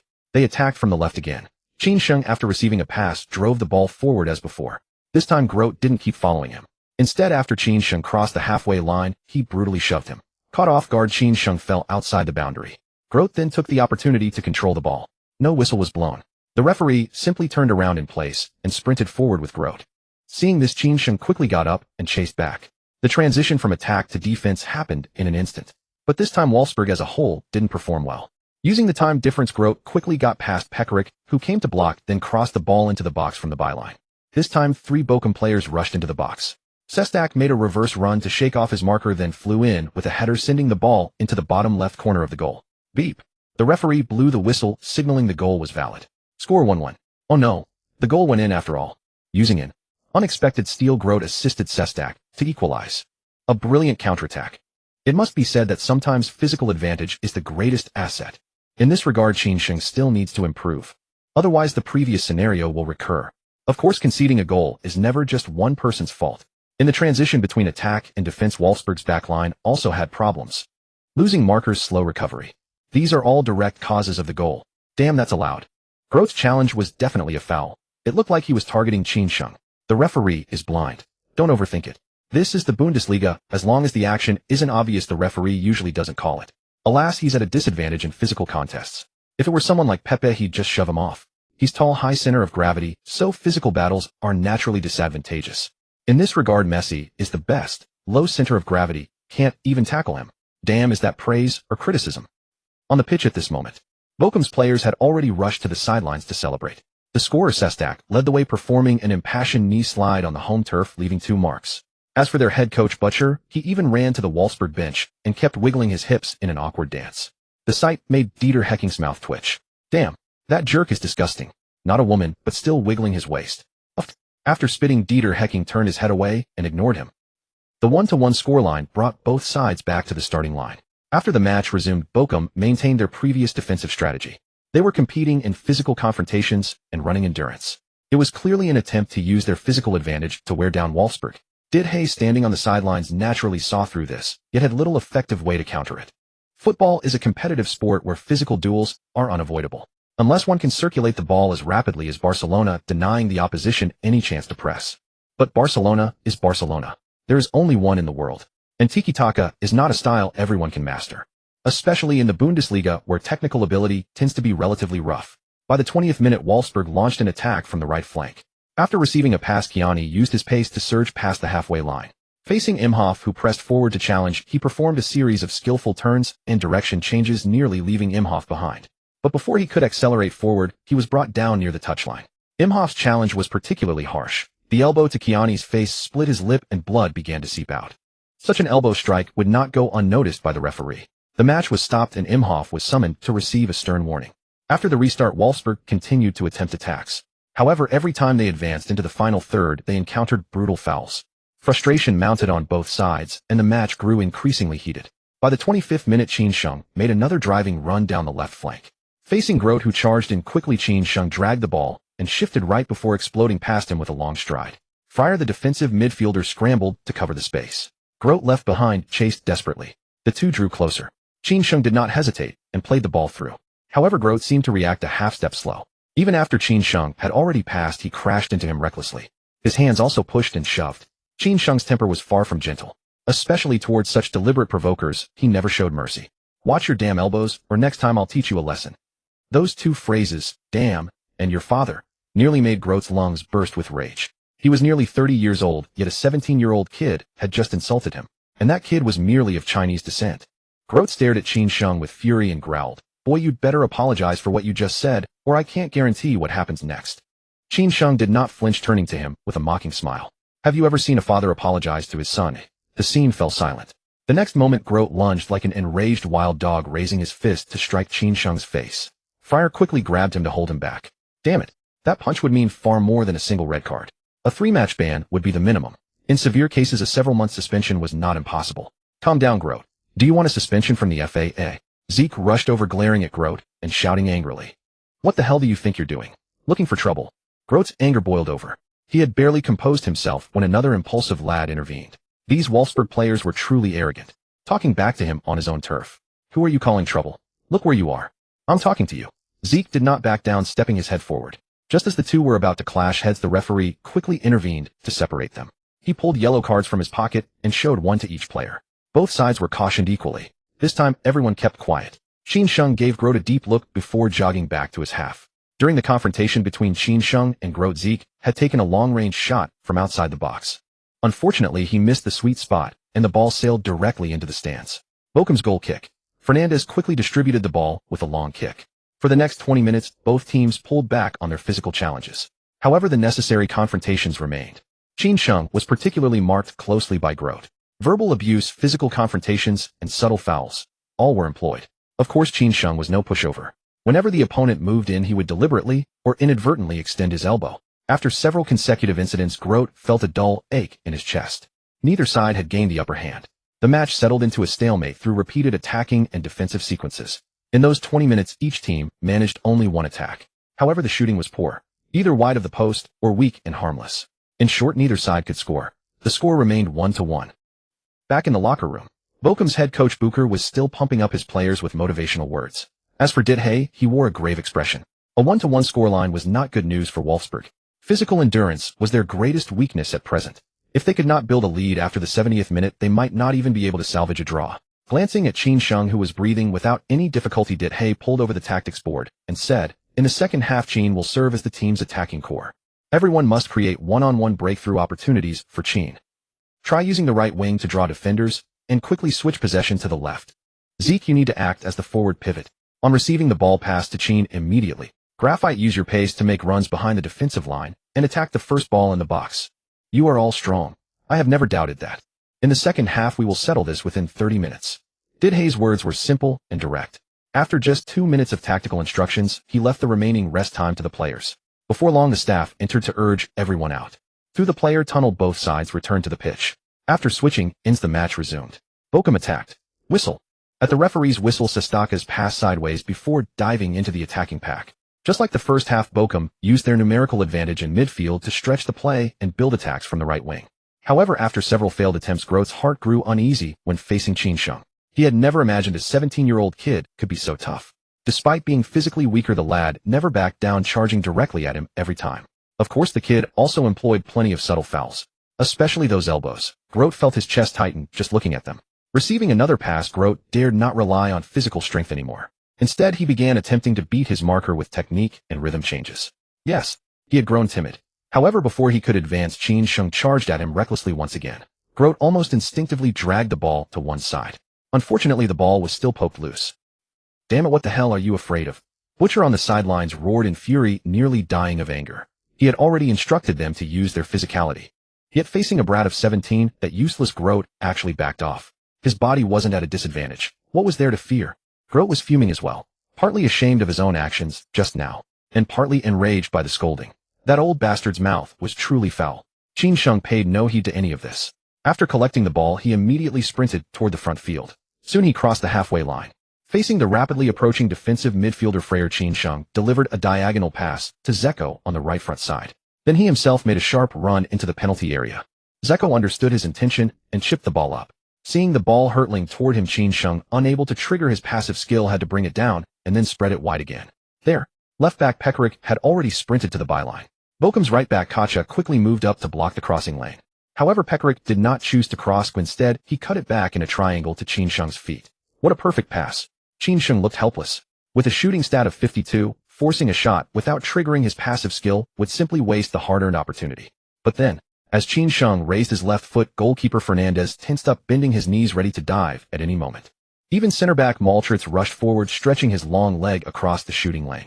Just when everyone expected Qin Sheng to shoot, he suddenly twisted his ankle and lofted the ball to the far post. That spot, Graphite appeared magically at the landing point. He controlled the ball, nudged it forward, and unleashed a thunderous strike. Unimpeded, the ball streaked toward the lower left corner of the goal. Fernandez dived rapidly, stretching his arms as far as possible. But a shot at such an angle made any save futile. The ball nestled into the net without obstruction. Beep. The referee blew his whistle and pointed to the center circle, signaling the goal. Score 1-2. Beautiful. Goal. An assist from Qin Sheng. Graphite helps the team change the score. A splendid team move. From the tackle to the final cross, Qin Sheng controlled Wolfsburg's entire attacking rhythm. Especially that last pass. It fooled almost everyone. Between shooting and passing, Qin Sheng chose the latter, choosing a more secure attacking option. With such a mature mindset, it's hard to believe Qin Sheng is only 17 years old. Some things perhaps are truly innate. Qin Sheng's move was amazing. A fake shot and a real pass. Even the sideline photographer was fooled. His crossing ability makes him a natural winger. If he can develop his right-footed cut-inside shot, he'd truly be unstoppable. He doesn't necessarily need a right-footed cut-in. If he can shoot from tight angles, that alone would be lethal. Nonsense. A player who can dribble, pass, and shoot is bound to be incredible. By the way, didn't Qin Sheng score a near-zero angle curler during the Champions League group stage? Why are you all acting like he can't shoot? Huh, that's true. Then why didn't Qin Sheng shoot just now, but chose to pass instead? Damn, I'm confused.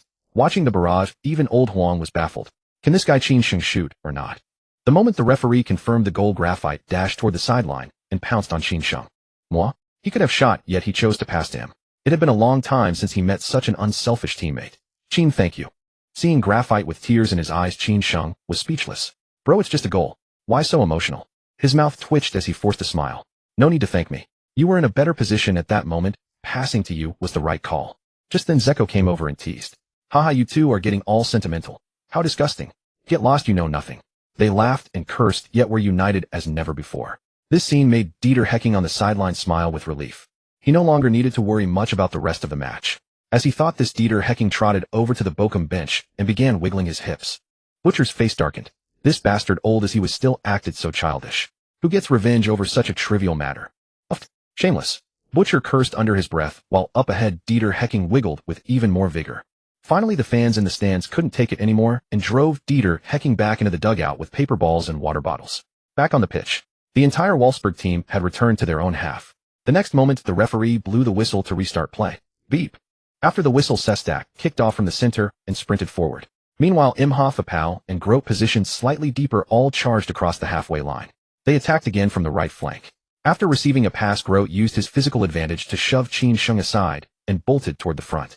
Facing the approaching Pekarik, Grote dragged the ball back, then pushed it square to Apau's feet. Wolfsburg's defensive midfielder Schaefer hurried to close him down. But before he could reach him, Apau played a through ball to Sestak at the edge of the box. Then he himself made a diagonal run to the right front. Sestak laid the ball back. The next moment, Apau, racing forward, struck a long-range shot from the right side just outside the penalty area. With a dull thud, the ball rocketed toward the far corner. It was a powerful, well-placed shot, but Benaglio was prepared and flew to parry it away. Costa quickly collected the ball and hoofed it upfield. Near the halfway line, Zeko claimed the first header, flicking it sideways. The ball fell neatly to Graphite's feet. By now, most of Bochum's players had pushed past the halfway line. With Graphite's pace and physicality, once he got going, no one could stop him. Bochum's center back Maltritz was well aware of this. So before Graphite could turn, he sprinted over and brought him down. Beep. A tactical foul. The referee immediately blew his whistle and showed a yellow card. Maltritz naturally had no complaints. A yellow card in exchange for avoiding a conceded goal. That was hardly a loss. Of course, even with a one-on-one chance, Graphite might not have scored. But at that moment, no one dared to gamble. 1-2. There was still a chance to equalize. But 1-3 would truly end the match. The tactical foul by Maltritz had just granted Wolfsburg a free kick in the opponent's half. Though called forward, the position was not far from the halfway line. A direct loft into the box was a risky option, especially since Bochum had retreated deep. Thus, instead of attacking, Misimovic passed the ball back to Schaefer behind him. The match had reached the 68th minute. Watching the opponent pass the ball around in their own half to kill time, Bucher on the sidelines finally lost patience and waved his players forward. As Bochum's forwards crossed the halfway line, their once crowded defensive line suddenly opened up. In the next moment, Schaefer played a through ball to Ziani on the right wing. Simultaneously, Qin Sheng was sprinting forward on the left. Ziani received the ball and quickly carried it past midfield, drawing Bochum's defensive focus. After a glance at the positioning, Ziani accelerated, then stopped abruptly to cut the ball back and delivered it to Zeko ahead. By then, Qin Sheng had already reached a parallel position. Without hesitation, Zeko turned with the ball and passed it onward. Beautiful. Zeko's role as a target man up front is evident. He quickly switched the play to Bochum's weak side. Wolfsburg's attacking intent is crystal clear. On the pitch, the ball raced toward the left flank. Bochum's right back Concha lunged forward to intercept, but he was slower than Qin Sheng. Before Concha could close in, Qin Sheng poked the ball toward the byline. Concha abruptly halted, turned, and prepared to chase. Yet Qin Sheng was faster. In 2 breaths, he reached the byline. By now, Zeko and Graphite had already stormed into the box. In the next instant, Qin Sheng struck the ball, lofting it toward the center of the penalty area. As the ball zipped toward them, Zeko and Bochum's center back Maltritz leapt simultaneously to contest the first ball. From a positioning standpoint, Maltritz had the advantage, being closer to Qin Sheng and thus better placed for an early clearance. However, the ball sailed over his head. At that height, even Zeko couldn't reach it. Maltritz instinctively made a judgment. Just as he turned his head to challenge for the second ball, the unbelievable happened. Mid-air, the ball, after passing over his head, suddenly curved downward. Like an extraordinary arc. The next moment, a high-leaping Zeko headed the ball. Thud! With a dull impact, the ball changed direction and zipped toward the far corner. From such close range and such a sharp angle, goalkeeper Fernandez couldn't make any save. He could only turn his head and stare blankly as the ball nestled into the net. Beep! The referee blew his whistle, signaling a goal. Score 1-3. Beautiful. Beautiful. Goal. Goal. Oh my. A goal that kills the game. In the 70th minute, Qin Sheng's precise and bizarre cross assisted Zeko to seal the victory. A pass of sheer imagination. The slow-motion replay shows the ball made a clear downward swerve after passing over Bochum's center-back Maltritz. It's like a combination of a banana free kick and a cross. A truly gifted player. Even a fleeting flash of inspiration delivers an unforgettable visual feast. Of course, Zeko's movement was also outstanding. For this header, he didn't get entangled with the defender, but drifted slightly to the right after entering the box. That small shift allowed Zeko to finish with almost no pressure. What a brilliant assist. What brilliant movement. What brilliant team play. In the media section, Huang Jinxiang couldn't contain his excitement and roared. As he roared, Zeko tore off his jersey and sprinted to the sideline, throwing himself into Qin Sheng's arms. Qin, that pass was stunning. My God, I've never seen such a pass. Zeko babbled in astonishment. But Graphite paid no attention to that. He simply barged in and roughly tackled both of them onto the grass, then piled on top. Schaefer, Misimovic, and others followed suit. Their faces beamed with joy, yet mixed with mixed feelings. During halftime, their coach Dieter Hecking had instructed everyone to make Qin Sheng the attacking focal point, and many harbored doubts. Since joining the team, Qin Sheng had played only 4 matches, including this one. Though impressive, being the attacking core was still a stretch. Previously, Qin Sheng had become the first-choice free kick taker without objections because he had proven himself in training with over 20 banana free kicks. But at halftime, with the score tied and the match at a critical juncture, making a 17-year-old the attacking core seemed like playing with fire. Yet the facts, well, Qin Sheng truly merited carrying the attacking burden. At that moment, everyone's gaze at Qin Sheng changed. Wow, that pass gave me goosebumps. A different kind of banana free kick. Damn, I never thought I'd see such a bizarre pass in the Bundesliga. I'm convinced. Haha, when Beckham was converted to a deep-lying playmaker at Real Madrid, he often delivered banana-like pinpoint long passes. That imagery was simply beautiful. Wolfsburg struck gold, signing Qin Sheng. With Zeko and Graphite as the twin black and white strikers in the box, and Qin Sheng supplying rockets from the flank, a perfect combination. Hee, maybe this year we can go further in the Champions League. Can't wait. At this moment, Dieter Hecking was the happiest of all. Truly a gem, and one that others had discarded. Haha, foolish Dortmund and Schalke. Dieter Hecking was immensely pleased. Seized by a whim, he ran to the Bochum bench and wiggled his rear end again. Bucher looked up at the sky. What a blue sky. With the score at 1-3, the match was beyond doubt. Yet Bochum refused to give up. After kicking off, they pushed forward in numbers.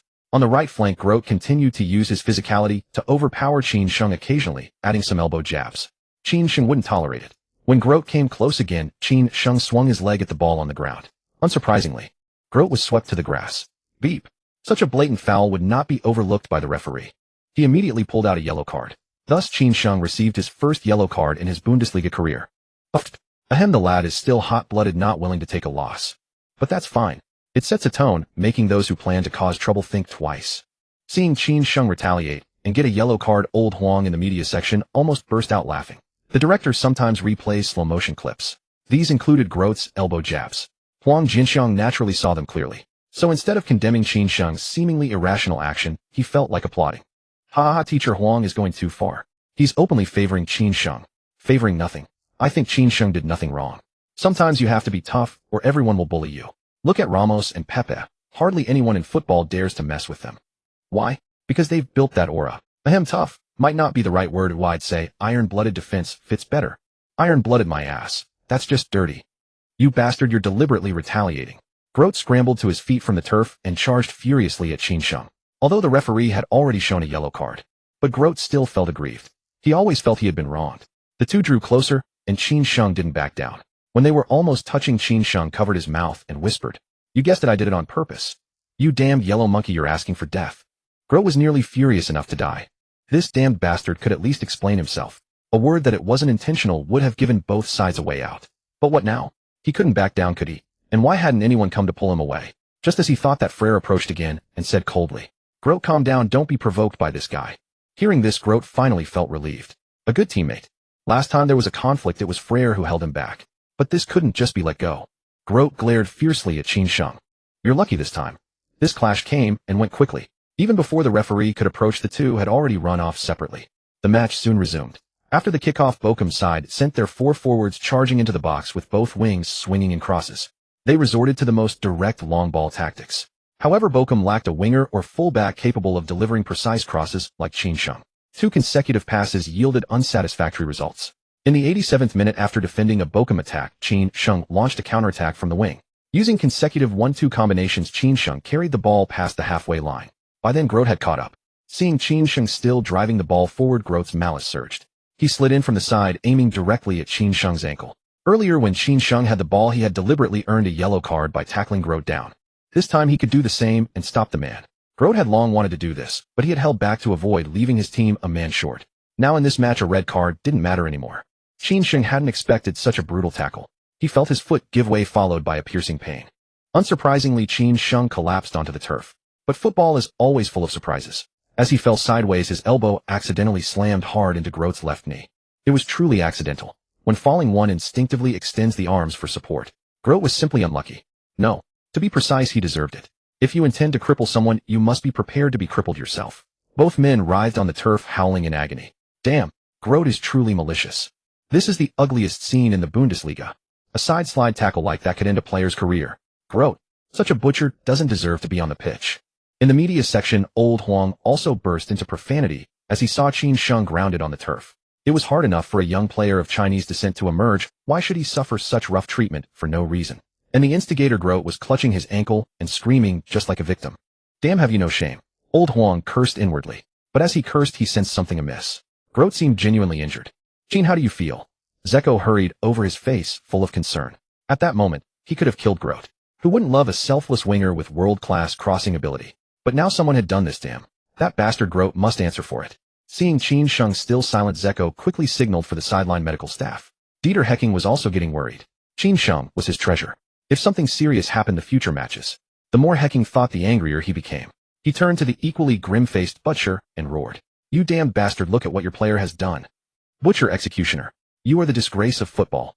Butcher didn't respond, also urging his own medical team to rush onto the field. Protected by the injury immunity card, Qin Sheng only suffered minor abrasions. After the medical staff treated his wounds briefly, he stood up with Zeko's help. The Wolfsburg side finally breathed a sigh of relief. Meanwhile, Graphite, who had been arguing with the opponents, quickly stepped forward and pulled Qin Sheng into his embrace. He had been furious just moments ago. If Grote hadn't been lying on the ground, he would have thrown a few punches. Qin Sheng can stand up. He doesn't seem to be seriously injured. On the other hand, Grote is being carried off on a stretcher. It seems he's not lightly hurt. Injuries to players are the last thing anyone wants to see. Hope Grote is okay. In the media section, Huang Jinxiang sighed, quietly, completely forgetting his own earlier curses. Haha, teacher Huang is so harsh. He was just calling him a butcher, but now that he sees Qin Sheng is fine, he starts offering blessings. Ahem, I love teacher Huang's straightforward character. Commentators should stay neutral, but occasionally expressing one's own opinion is also fine. Hahaha, Grote deserves his injury. That kind of slide tackle, Qin Sheng was lucky not to be seriously hurt. Indeed, professional football isn't easy. Especially in those fiery matches, players go at it like their lives depend on it. They won't stop until someone is taken down. This match was still tame. Look at the Real Madrid versus Barcelona derby, that's brutal. If you talk about brutality, River Plate versus Boca Juniors is the world's worst. In a single match, crippling 1 or 2 players is routine. As Grote was carried off on a stretcher, Dieter Hecking quickly substituted Qin Sheng with Lars. At this time, and with this score, there was no point in Qin Sheng remaining on the pitch. He would only risk further injury, so it was better to rest early. With Qin Sheng off the field, Wolfsburg completely abandoned their attacking intentions. They only needed to defend resolutely. 5 minutes passed in the blink of an eye. The final score remained 1-3. Thanks to Qin Sheng's 1 goal and 2 assists, Wolfsburg secured the away victory. When the final whistle blew, Dieter Hecking proactively walked over and pulled Butcher into an embrace. Butcher was dumbfounded. He thought Hecking had come to gloat. But this gesture, what did it mean? Playing the gentleman. Well, that must be it. Dieter Hecking wasn't playing the gentleman. He did this solely to prepare for the potentially bad situation that might follow. In the previous league round, Qin Sheng had been embroiled in controversy over Diakba's season-ending injury. This time, if Grote also suffered a major injury, those damn reporters would definitely stir up trouble again. By leaving a good impression in front of the media, he could confidently say at the post-match press conference things like, more than the victory, I'm concerned about Grote's injury. That phrase was from that kid Qin. Whatever, I'll say it too this time. Boss, do I need to go to the press conference this time? Back in the locker room, Qin Sheng asked dryly. 2 league matches and 2 opponents had tackled him. Both of those who tackled him ended up injured. What a damned coincidence. Even Qin Sheng, who prided himself on his thick skin, felt a bit embarrassed. What a mess. But then again, would those two have gotten hurt if they hadn't tackled him? Besides, a clear conscience fears no accusation. There seemed to be nothing he needed to explain to the reporters. Dieter Hecking apparently thought the same. Hearing Qin Sheng's question, he shook his head. No need. I'll handle the reporters. You go to the hospital later to visit Grot. He seems to be seriously injured. After a moment of thought, Dieter Hecking added, I'll have Zeko and Graphite accompany you. Should I buy a fruit basket? For some reason, Qin Sheng's mind suddenly conjured up the iconic scene of a gangster visiting his opponent from his past life. Got it, boss. Having given his instructions, Dieter Hecking turned and headed to the press conference. As before, Bochum's head coach, Butcher, was already chatting with the reporters. That Qin is a butcher on the pitch. Because of his dirty and despicable style of play, 2 excellent players have been forced to leave the field temporarily. Yes, you heard that right. Grot can no longer play for the great Bochum team for now. The hospital just informed us that Grot has a torn ligament in his left knee and needs surgery. It's hard to imagine that a 17-year-old could do such a thing. I have every reason to suspect this is a premeditated murder. Butcher grew more impassioned as he spoke, his words becoming increasingly sensational. The reporters were delighted, clicking their shutters furiously. Click, click, click. You're talking nonsense. Dieter Hecking, who had just entered, was furious. He strode to the podium, took the microphone from a reporter, and demanded, Butcher, you must be responsible for what you just said. In both fouls, my player was the victim. You can all check the referee's analysis report for confirmation. He was tackled twice in a row, yet he's being called a butcher on the pitch. What kind of twisted logic is that? And, Butcher, I hope you can provide a reasonable explanation for that last remark. Otherwise, I'll have no choice but to appeal to the German Football Association. Seeing Butcher fall silent, Dieter Hecking's expression softened slightly, and he continued. Football matches are always full of uncertainties. Player injuries are something no one wants to see. I was once a footballer myself, and I know exactly what injuries mean. More than victory, I now hope that Grot can return to the pitch. As he spoke, Dieter Hecking's face was filled with sincerity. It looked genuine. Butcher cursed inwardly at his shamelessness, but found no grounds to refute him. Everyone loves good words, especially positive reports that enhance the image of the Bundesliga. They would surely become a hot topic among fans tomorrow. As for Grot's injury, who would care? In the end, he was just an obscure nobody. The press conference ended. Dieter Hecking left with a smile. Meanwhile, Qin Sheng and his 2 companions had arrived at the hospital where Grot was staying. Seeing the dozen or so Bochum players standing at the entrance, Zeko couldn't help but swallow nervously. Are we going to get beaten to death? Qin, should we really go over? Of course. Qin Sheng nodded, then raised the fruit basket in his hand and smiled. We've already bought the gift. It would be a waste not to give it. Cough, cough. Graphite coughed violently, apparently choked. Is this the time to think about money? And this cheap fruit basket, how much could it cost? Taking a deep breath, Graphite puffed out his chest. Let's go. I'll lead the way. Without further ado, the 3 of them marched valiantly toward the cluster of Bochum players. Having just played a match, both sides knew each other. Seeing Qin Sheng carrying a fruit basket, Bochum's defensive midfielder Fryer said with a dark face, What are you doing here? You're not welcome. Damn, he injures our guy and then comes to visit. Is this bastard looking for trouble? Everyone glared fiercely at Qin Sheng and his companions. They said nothing, but their meaning was clear. Get lost, or suffer the consequences. Zeko felt a bit uneasy. If it came to a fight, the 3 of them would probably be beaten to death. He tugged lightly at Qin Sheng's sleeve and whispered, Qin, forget it. Let's leave. Qin Sheng didn't want to provoke trouble either. He nodded and was about to leave when the hospital room door opened from inside. Bochum's Captain Maverick stuck his head out and said, Let them in. Grot seems to have something to say. Qin Sheng, you damned butcher. Because of you, I won't be able to play for a long time. Bastard. As soon as the 3 entered, Grot, lying on the bed, went wild, hurling insults and curses. Qin Sheng ignored him. He shot a look at Zeko, then set the fruit basket by the bedside and said to Grot, Come on, smile. Say cheese. Click. Zeko pressed the camera on his phone, capturing the moment.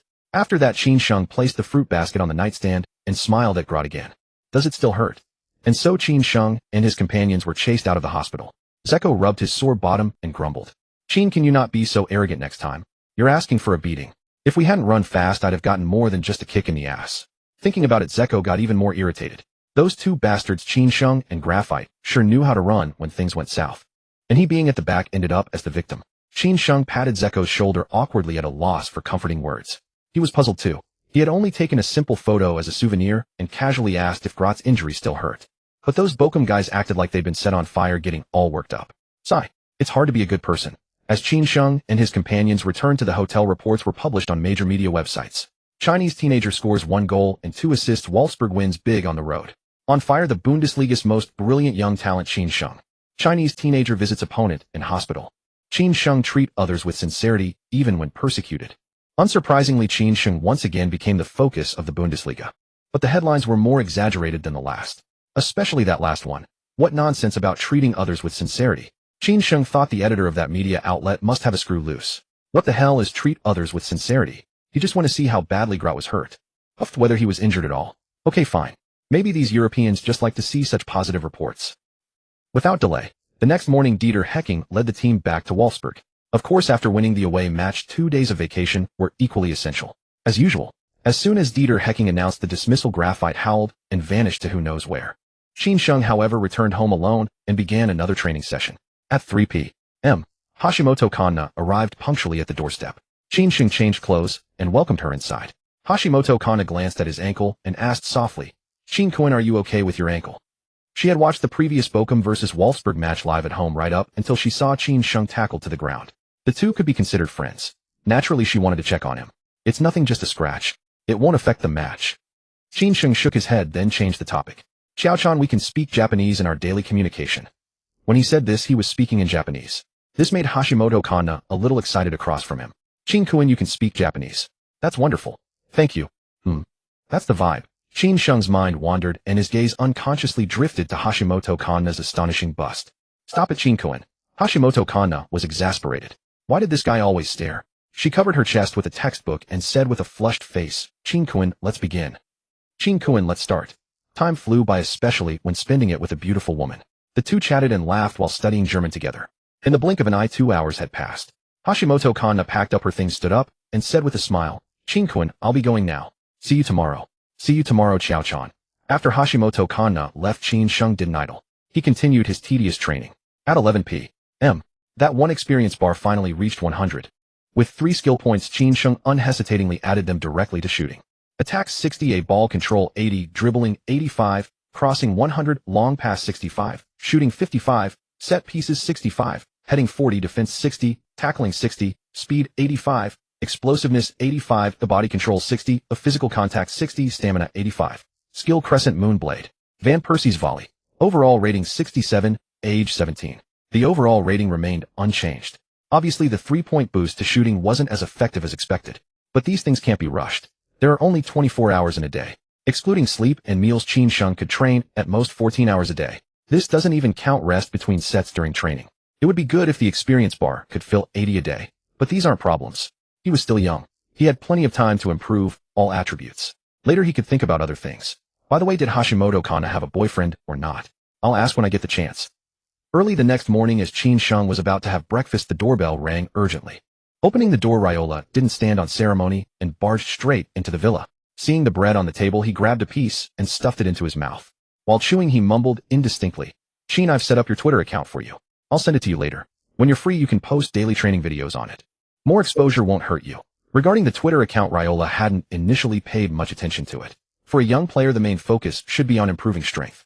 As for marketing and such, those were things to consider only after achieving certain results in football. However, several times in a row, Qin Sheng had made trending searches for various reasons.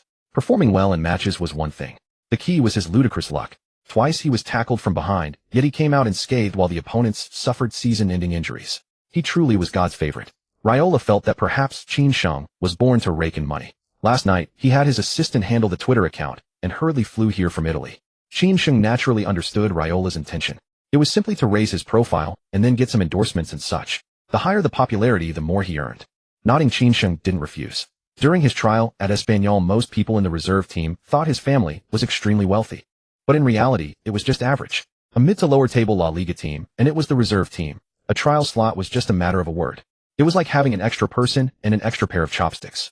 It had no impact on the club, and they could earn some extra money. Why not? The key was that wealthy Chinese people were easy to fleece. For such a lousy slot, did it cost 3,000 or 4,000 euros back then? Qin Sheng suddenly forgot. 4,000 euros could buy a supercar in Europe with money left over, but Qin Sheng's family used it to buy a reserve team trial slot. That just showed they were rich, didn't it? Little did they know this hefty price made the old man wince for a long time.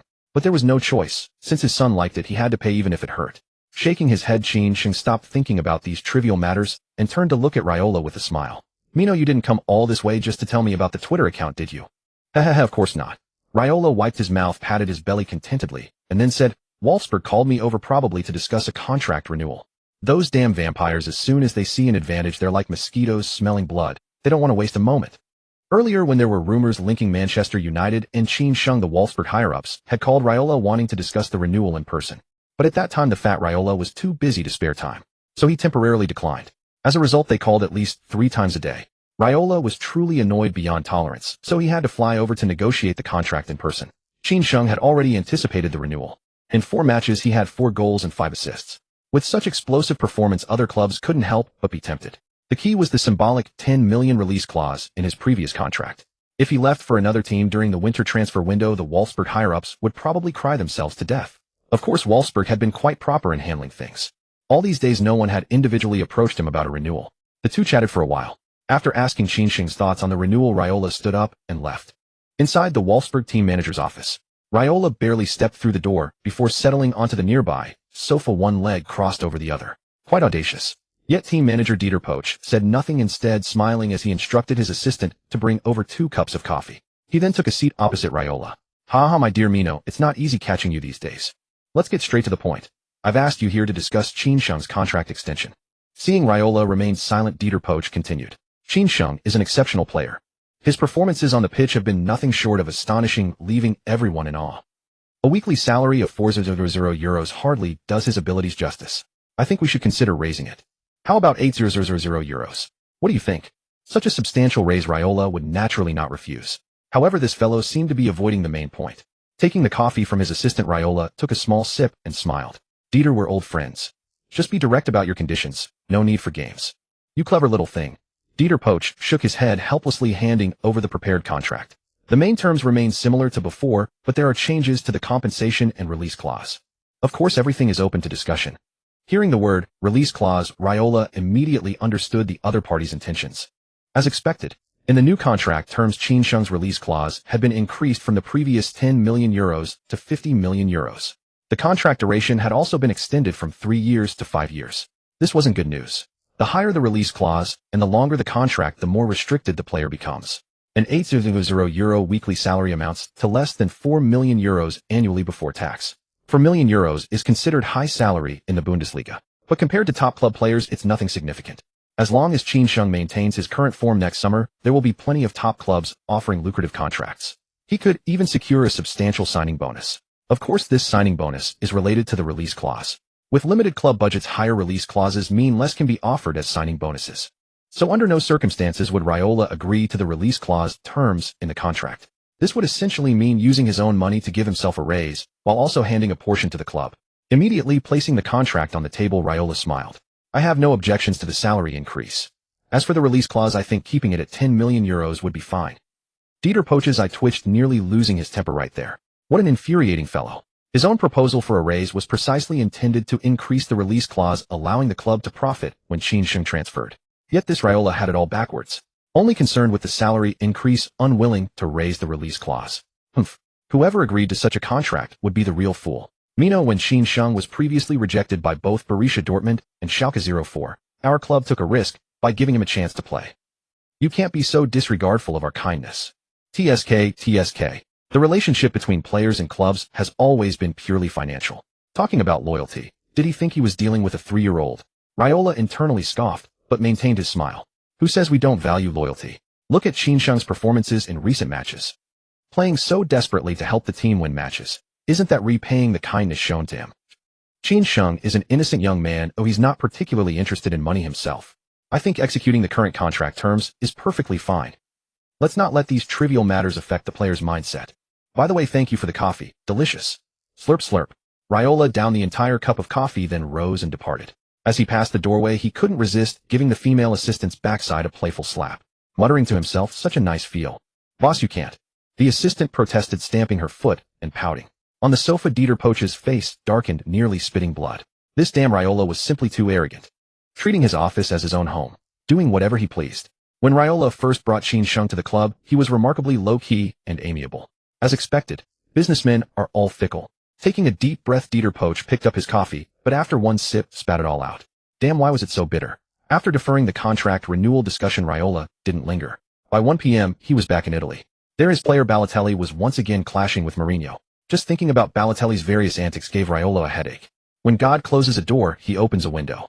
But with Balotelli, he seemingly closed the most important door, the one for his brain.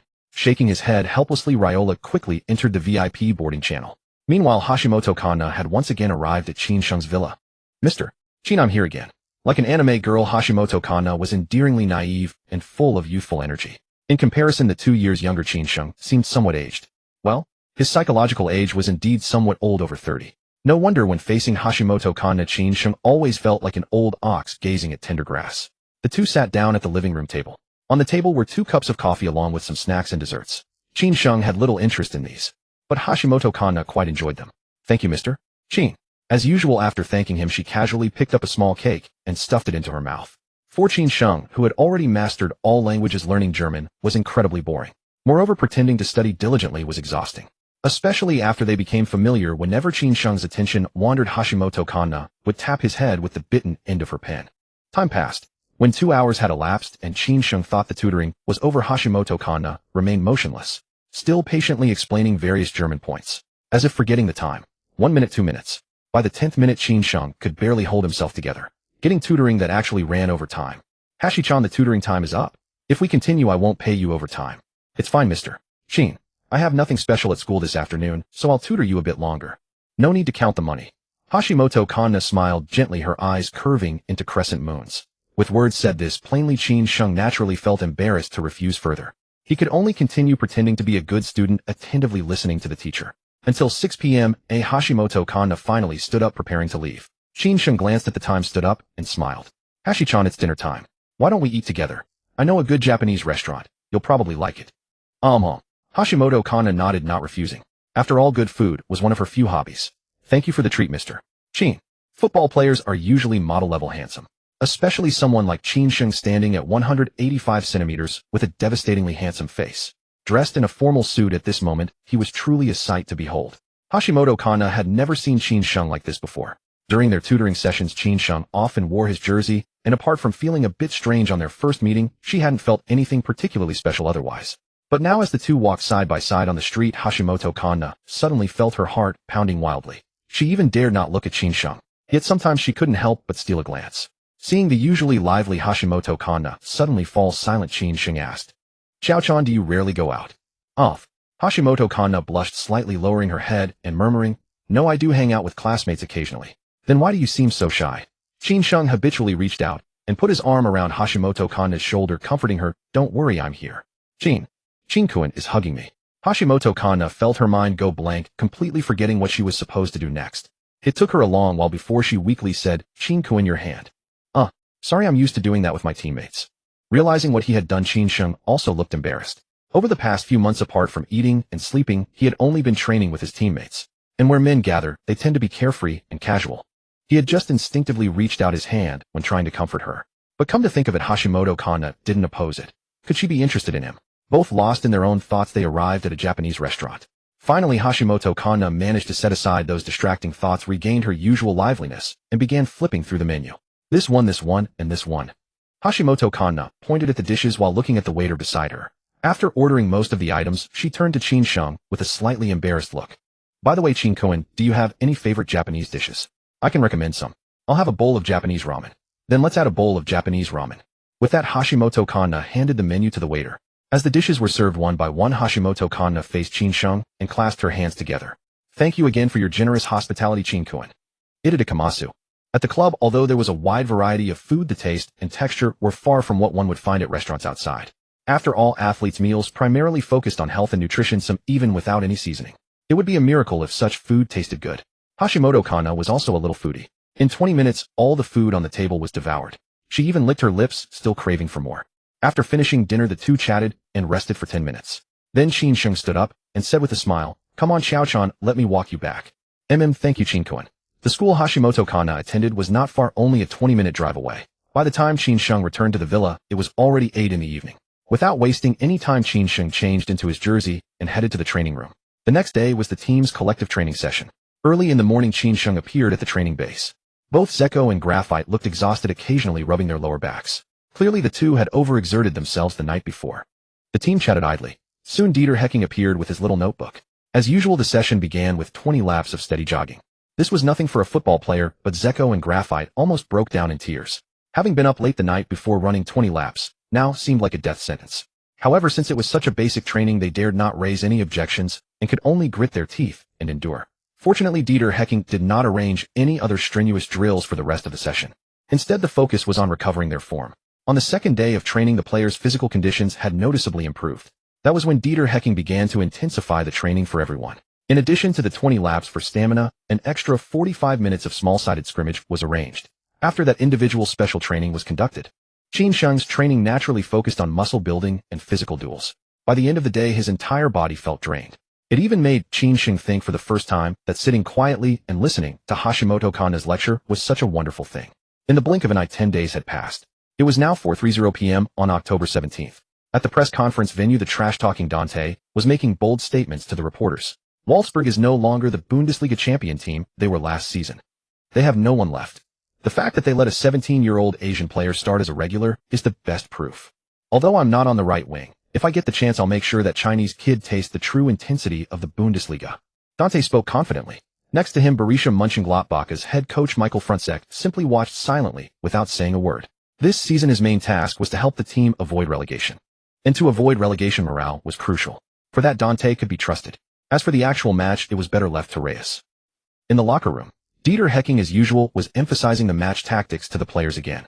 Although Mönchengladbach wasn't a strong team, overall caution never hurt. Ziani, be careful of that Reyes on the opposite side later. I've watched his games. He's an extremely talented winger with exceptional speed and dribbling. We must not underestimate him. Schaefer Alvim, you two need to be ready to step up and cover at any time. Dieter Hecking was very meticulous in his instructions. However, Qin Sheng seemed somewhat uninterested. Reyes, this German player who had dedicated almost his entire career to Borussia Dortmund, ended up finding even renewing his contract with the club a luxury. And for the sake of helping Mönchengladbach avoid relegation, he even played with a pain-killing injection, leaving lasting damage that would lead to frequent injuries later. If given the chance, perhaps he could advise the man not to take that damned injection. Just as he was thinking, a staff member pushed open the door and urged everyone to take the field. The two goalkeepers walked at the front as usual. Coincidentally, Qin Sheng and Reyes were at the very back of the line. On their first meeting, they simply exchanged smiles and didn't say much. Holding the hand of a young ball boy, Qin Sheng was the last to step onto the pitch. In an instant, the Volkswagen Arena erupted with excitement. Qin Sheng, Qin Sheng, Qin Sheng. Everyone was chanting Qin Sheng's name at the top of their lungs. Watching this scene, Reyes felt a twinge of envy.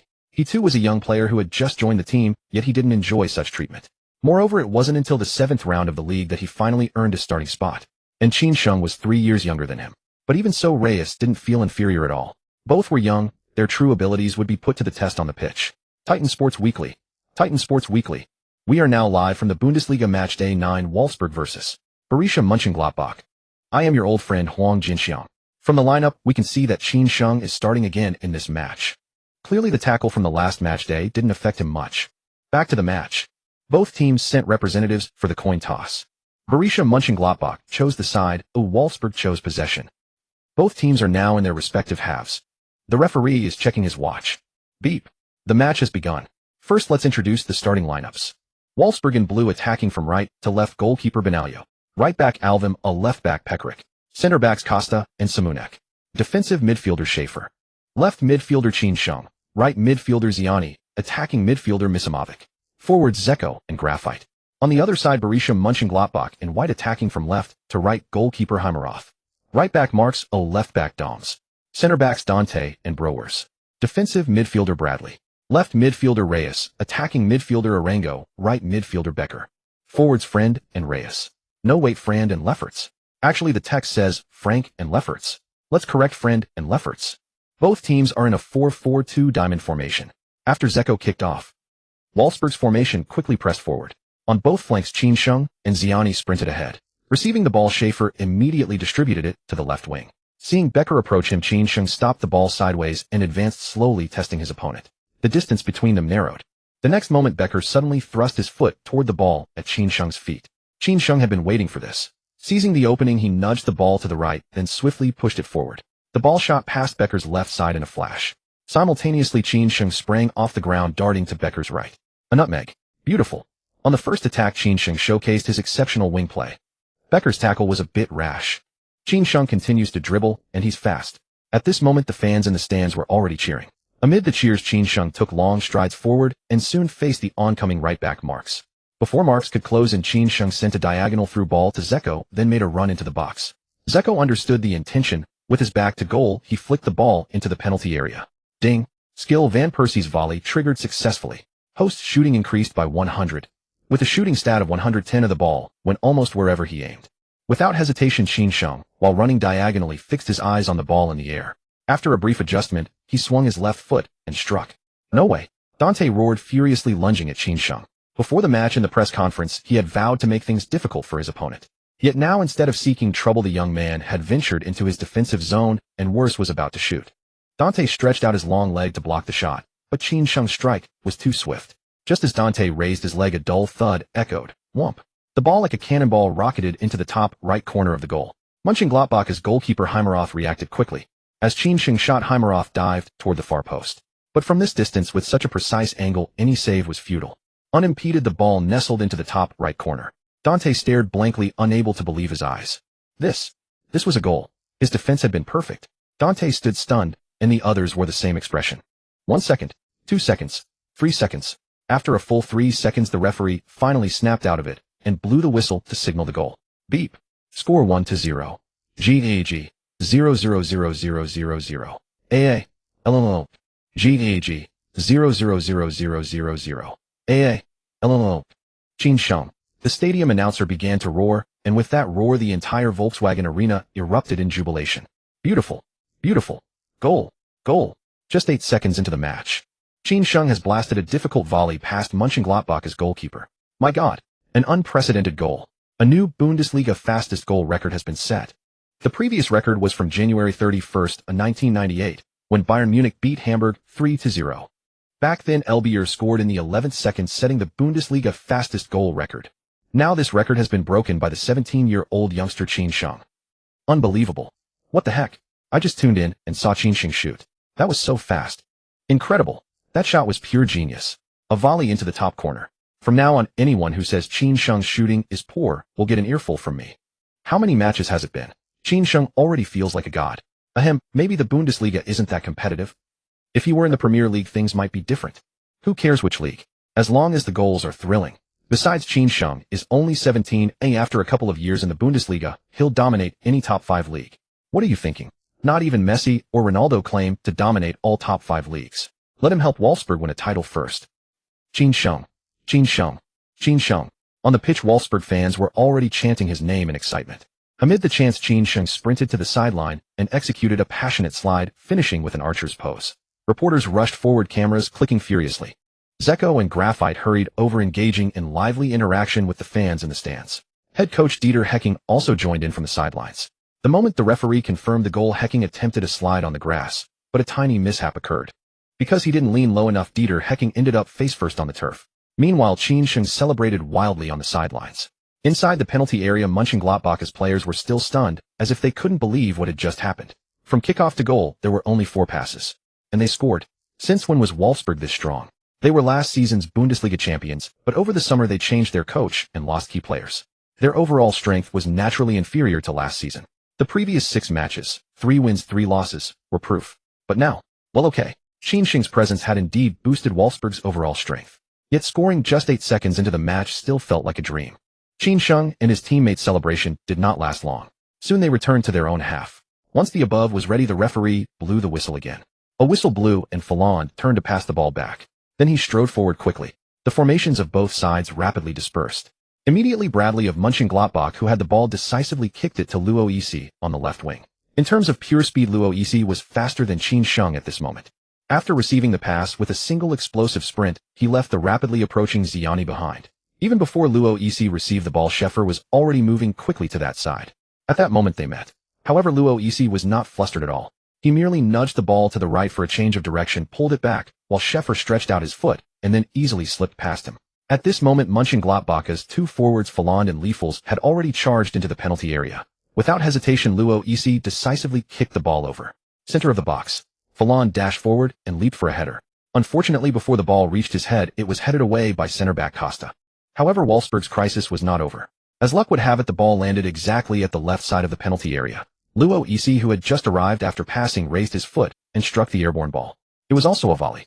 However, the gap between Luo Yixi's shot and Qin Sheng's after activating his passive skill was not just a little. The ball skimmed the crossbar and flew directly into the stands. Beautiful. Mönchengladbach's young player Luo Yixi dribbled past two defenders and delivered a cross. Finally, he followed up for a shot. He almost equalized the score. Although he was a bit short of scoring, it's a pity. But Luo Yixi's performance in this attack was absolutely at the level of a superstar. Failing to score, Luo Yixi shook his head regretfully and then ran back to his own half. Meanwhile, Benaglio in front of the goal took this opportunity to feel his heart. That was damn scary. If the ball had been on target, he wouldn't have had time to save it. After taking a few deep breaths and calming down, Benaglio placed the ball on the 6-yard line. He then kicked the ball long to the front. Dzeko still rushed forward to contest the first header. However, he was disturbed while heading the ball back. The ball eventually fell to Mönchengladbach's attacking midfielder Alang. Alang was one of the best midfielders in South America with countless world-class goals. After joining Mönchengladbach this summer, he quickly became the team's offensive core. After taking the ball, he turned and sprinted forward rapidly. Schäfer hurried forward to intercept. But before he could get close, Alang delivered a supremely elegant curling pass to the front of Folland. This unexpected pass caught not only Folland off guard, but also the closely following Wolfsburg center-back Costa. The ball quickly raced into the box.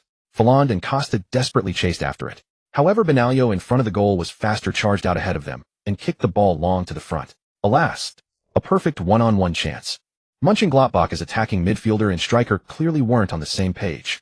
Otherwise, Wolfsburg would have been in great danger. On the pitch, Dzeko again rushed to the ball's landing point and reliably knocked it to Qin Sheng beside him. Then he quickly charged forward. On the other side, as Qin Sheng chested the ball down, Becker had already sprinted up. Seeing no good opportunity to break through, Qin Sheng didn't hesitate and decisively passed the ball sideways to Misimovic beside him. Even playing away, Mönchengladbach's defense remained fierce. Bradley lunged at Misimovic, who had the ball. Meanwhile, the forward players like Qin Sheng and Dzeko were tightly marked with no space to receive the ball. Helplessly, Misimovic had to pass the ball back and reorganize. 5 minutes passed. After countless passes, Schäfer kicked the ball to Ziani on the right wing. At the same time, the right-back Alvin, positioned deeper, was also making a rapid forward run.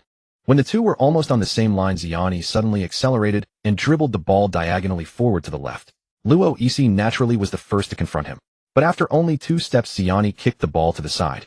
That position, the advancing Alvin pushed the ball forward and then strode along the right wing. Seeing Bradley charging at him, Bradley turned and passed the ball directly to Graphite. As a transitional front player, Graphite pushed it sideways, transferring through Dzeko. Organizing the ball came to the left wing. Attack the weak side.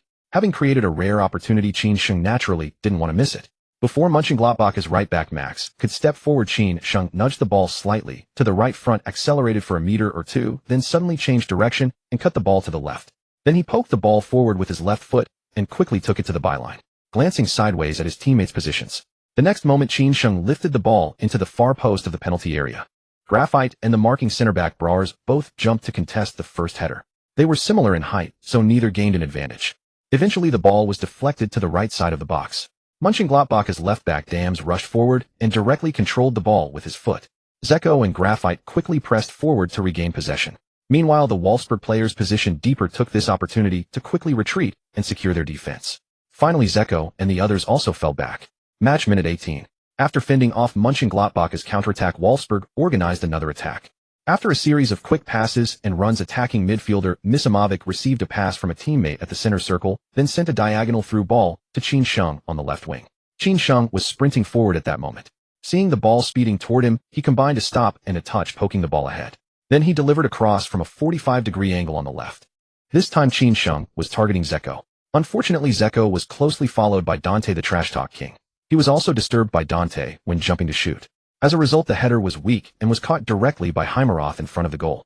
Without any delay, Heimeroth threw the ball to Dams on the left. The latter stopped the ball, turned, and passed it directly to Luo Yixi ahead of him.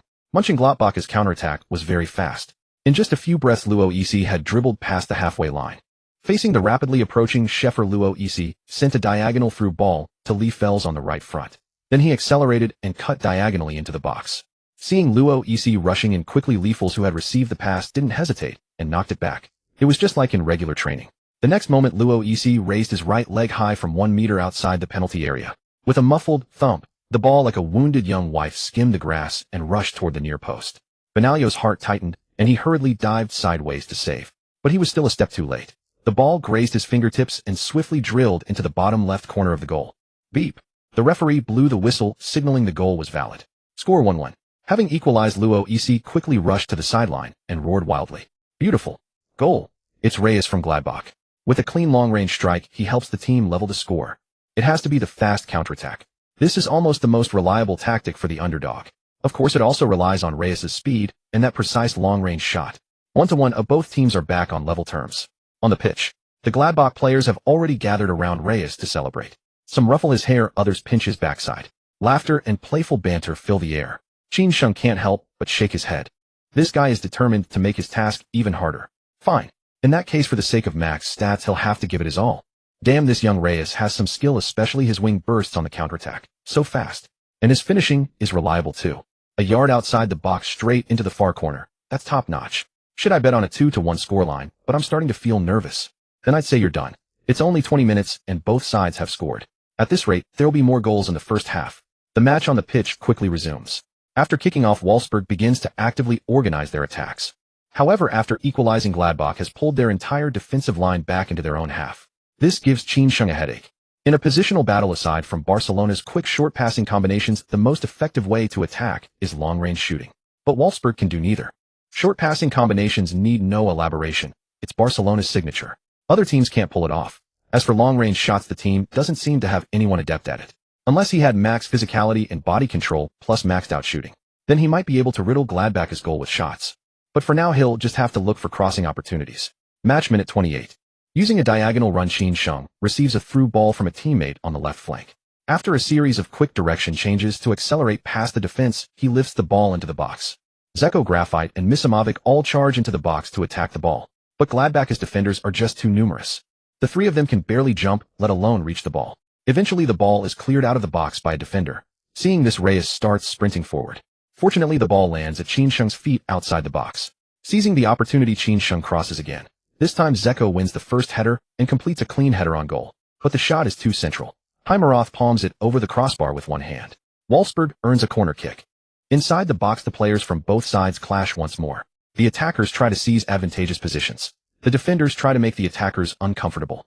No matter where they are, they always lean in and shove. Before the corner is even taken, players from both sides are already on the ground feigning injury. Of course, most of it is acting. The referee, growing irritated, issues a warning and then blows the whistle to restart the game. Standing by the touchline, Qin Sheng raises his right hand, making a 2 gesture, then directly strikes the ball. With an extreme curve, the ball rockets toward the near post. Unfortunately, Heimeroth is ready for it. He plucks the ball out of the air. He had watched the video of Bochum's match against Wolfsburg before, so naturally he wouldn't make the same mistake again. The ball doesn't go in. Qin Sheng shows no emotion. Scoring directly from a corner is mostly a matter of luck. Besides, it hasn't been long since his last corner goal, so many people must remember. If they remember, they'll be prepared. If it went in, that would be a surprise. Qin Sheng doesn't care, but Dieter Hecking on the sidelines is full of regret. If only that had gone in. Then Gladbach would have to come out and attack. They would have had a chance to score another and kill the game. But now it's level and Gladbach seems determined to defend the draw. It's a tough situation. The match continues. After regaining possession, Gladbach's formation pushes forward slightly, but only for the front players.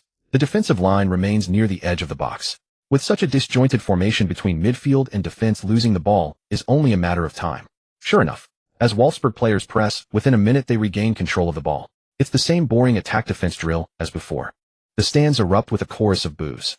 Of course, the boos are directed at Gladbach. Playing away boos are normal. They don't faze the Gladbach players. Instead, they defend even more fiercely. In just 10 minutes, Zeko, Graphite, and Misimovic have all been tackled. Except for Qin Sheng. Part of it is because he actively avoids physical contact.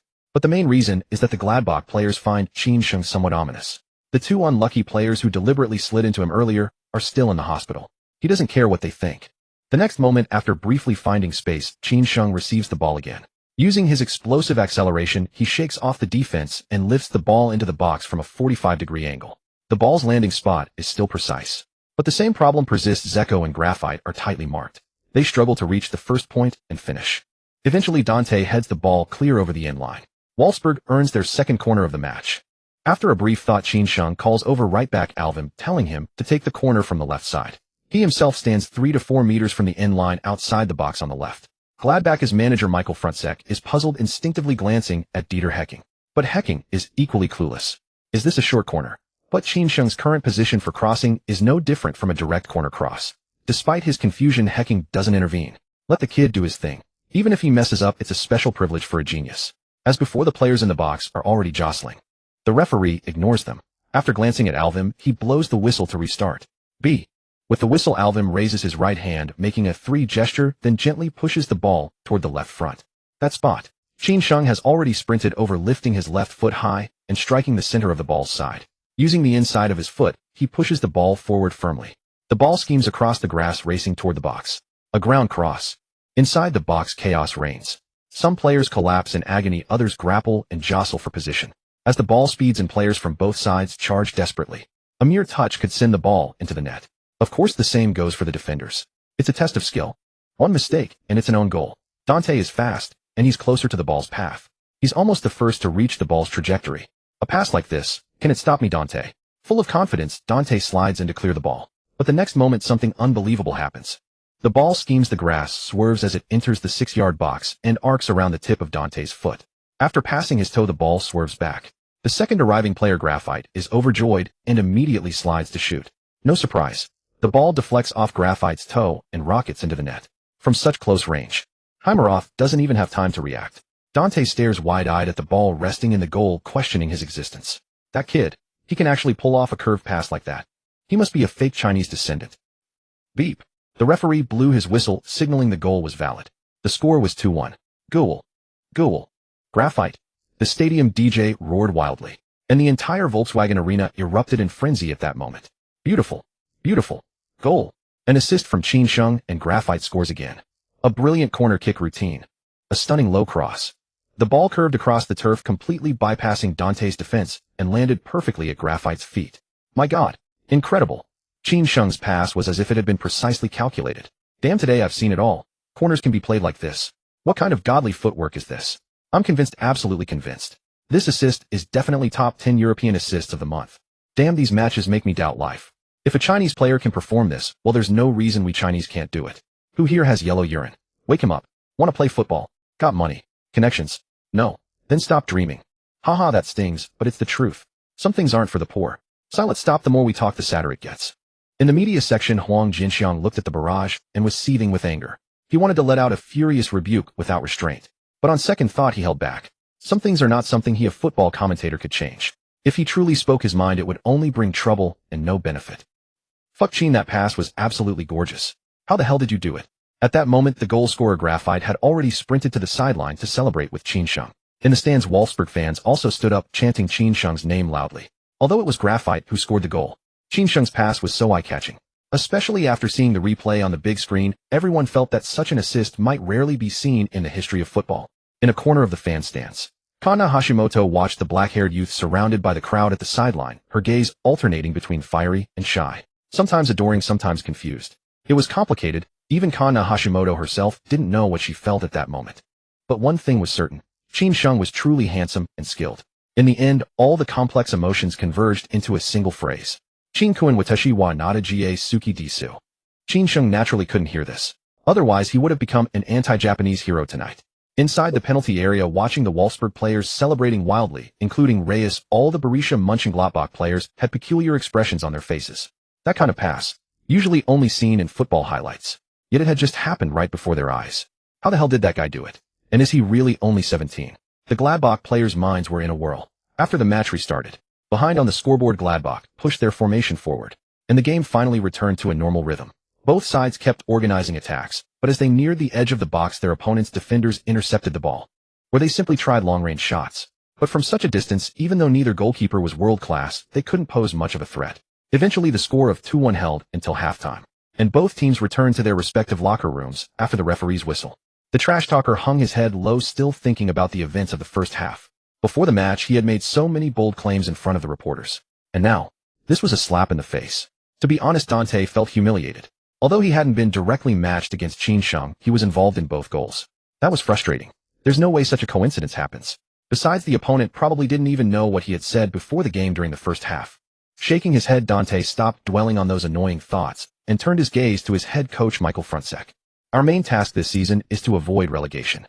So even a single point we must fight hard to take.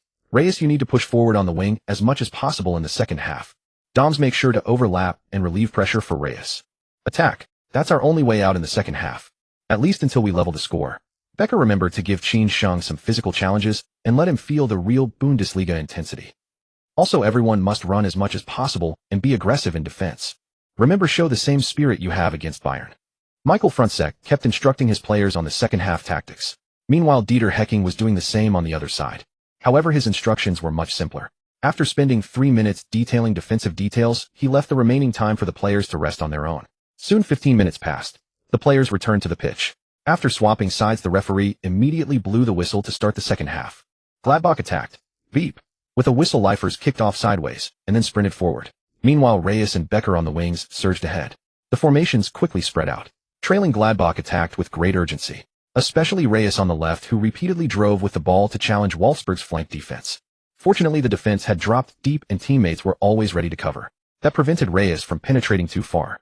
After being stopped repeatedly, Reyes didn't keep forcing it, but began to frequently distribute the ball to the center and then switch to the right. Now Qin Sheng was under immense pressure. His defense and physicality were lacking. Facing Becker's simple and rough physical challenges, Qin Sheng had no good solution. He could only stay close and wait for teammates to double team. This brute, Qin Sheng, cursed inwardly and quickly slid to poke the ball out for a throw-in when the opponent changed direction. At that moment, Michael Frontsek on the sideline waved his hand. The next moment, Reyes, who had been on the left, moved directly to the right. Becker shifted to the attacking midfielder position, and Arango, who was in that role, moved to the left midfielder position. This adjustment put Qin Sheng directly against Reyes. In terms of speed and explosiveness, Reyes had 88. Qin Sheng had 85. Comparatively, Qin Sheng was slightly inferior. Fortunately, both defenses were poor. In a direct battle, it would likely be a mutual breakdown. So Qin Sheng had no worries.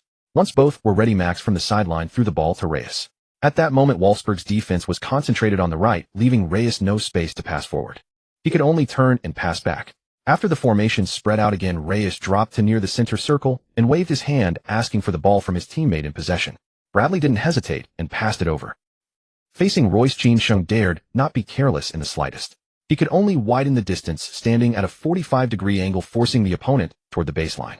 Royce was extremely excited at this moment. In recent days, he had seen Qin Sheng's name in the football sports newspaper almost every day. There were some negative reports, but more often it was Qin Sheng's brilliant performances on the pitch. 4 matches, 4 goals and 5 assists. That was a statistic that many players could hardly achieve in a whole season. Yet the young player across from him, 3 years his junior, had managed it. Both were football prodigies, equally young and full of ambition. Royce had long wanted to face Qin Sheng head-on. Now, Royce gave a faint smile, then advanced with slow, short dribbles before suddenly poking the ball forward.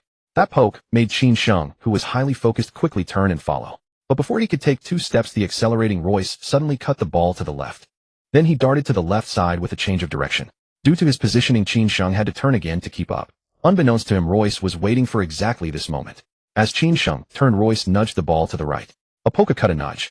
3 consecutive changes of direction, and the slight distance advantage Qin Sheng had deliberately created instantly evaporated. Seizing the opportunity, Royce sprinted down the flank toward the front field. Although left behind, Qin Sheng still chased back with all his might. Meanwhile, left-back Pekarik also closed in at the first moment. It seemed he was about to be caught in a double team. The next moment, Royce, who had been sprinting at full speed, suddenly nudged the ball to the left and took a huge step leftward. The sudden change of direction left both Qin Sheng and Pekarik lunging at nothing. Taking advantage, Royce cut inside along the edge of the penalty area. At this time, Schaefer also rushed over and directly lunged at Royce. In the tussle, Royce was kicked on the ankle and fell to the ground. Beep. The referee showed no hesitation, decisively calling a foul by Schaefer while pointing to the spot of the infraction. A set piece in the attacking third. Youngster Royce creates danger again. Such dribbling ability can really be a killer. The match is getting interesting. We've been watching a duel between Qin Sheng and Royce throughout. These 2 youngest players are stealing the spotlight. The brilliant scene made Old Huang in the media section sigh with emotion. Youth is truly good, full of vitality and boundless potential. More importantly, they have sharp minds. Sometimes a flash of inspiration can deliver a visual feast for the audience. But Old Huang frowned as he looked at Arango standing in front of the ball. It seems this free kick will be taken by Arango. Wolfsburg must not be careless. From this position, Arango can shoot directly at goal, and the success rate is not low. Inside the penalty area, seeing that Arango was the one at the spot, many players went up to remind Benaglio. Qin Sheng, also a left-footed player, offered his advice on saving the shot. Benaglio nodded, then had tall players like Zeko and Graphite stand in the wall to seal the near post. He himself stood in the middle of the goal. This allowed him to cover the far post, and also clearly observe Arango's shooting path. Once both sides were ready, the referee blew the whistle to restart play. Arango sprinted toward the ball. Then his right foot stepped out, and he swung his left leg high to strike the ball. Just as Qin Sheng had predicted, Arango chose to shoot directly at the near post. As the ball rose from the ground, Zeko and others in the wall ignored the pain of being struck by the ball. Covering their crotches with one hand and shielding their faces with the other, they jumped with all their strength. With such a tall wall, normally the ball would either hit the wall or fly over the crossbar. But after clearing the wall, the ball rapidly dipped and flew toward the top right corner of the goal. Thanks to Qin Sheng's reminder, Benaglio did manage to get a hand to the ball. However, Arango's shot was powerful. The ball, after striking Benaglio's palm, deflected and flew into the net. Beep. The referee blew his whistle, signaling the goal. Score 2-2. Beautiful. Goal. A direct free kick from Arango. This 29-year-old Venezuelan veteran is hailed as one of South America's best midfielders. Judging by this, it's no exaggeration. Even having guessed the direction and touched the ball, Benaglio still couldn't keep it out of the net. Tonight's match truly feels like a clash of titans. Wow, it really is a clash of titans. For goals, each of world-class quality, that's insane. Honestly, matches like this are so damn exciting. Even better than some Champions League knockout games. At 2-2, that guy who bought the score earlier must be on the rooftop now, right? Haha, not that extreme. Though it stings a bit, I'm not that reckless. Oh, that's a pity. Damn. On the pitch, the Borussia Mönchengladbach players had already begun wild celebrations. Meanwhile, Benaglio stood in front of the goal with his head drooping, looking bitter. He had even gotten a hand to such a shot, but he still couldn't keep it out. So frustrating. Qin Sheng was also speechless, even a bit flustered. It was level again. Completing the system task was no easy feat. Full of twists and turns. If he really lost the maxed-out attribute card, he would beat those bastards to a pulp. Cursing under his breath, Qin Sheng ran back to his position. The match soon restarted. After equalizing, Mönchengladbach's formation pulled back somewhat. Though they didn't park the bus like in the first half, Wolfsburg found it difficult to break through the dense defense. In the 60th minute, after more than a dozen consecutive passes, defensive midfielder Schaefer delivered a mid-range long ball to Qin Sheng on the left. Facing an eager Royce closing in, Qin Sheng advanced slowly, then poked the ball forward. As Royce followed, he cut the ball to the right, then nudged it back and sprinted down the flank. This dribbling move was exactly the same as Royce's earlier attack. Seeing Mönchengladbach's right back Max rushing toward him, Qin Sheng lifted his foot and passed the ball to Zeko on the right front side. Zeko received the ball with his back to goal, nudged it to the left, turned, and passed it to Trainee, who was sprinting up the right flank. Such a rapid switch of play across the field left Mönchengladbach's defensive setup unable to adjust in time. Seeing Trainee about to drive into the box, Mönchengladbach's left back Doms rushed over without any hesitation. Seeing the defender bearing down, Trainee quickly cut the ball back, intending to enter the box from the other side. Almost instinctively, Doms stretched out a leg to hook the ball at Trainee's feet. Unfortunately, he got the ball, but also tripped Trainee, sending him to the ground. Beep.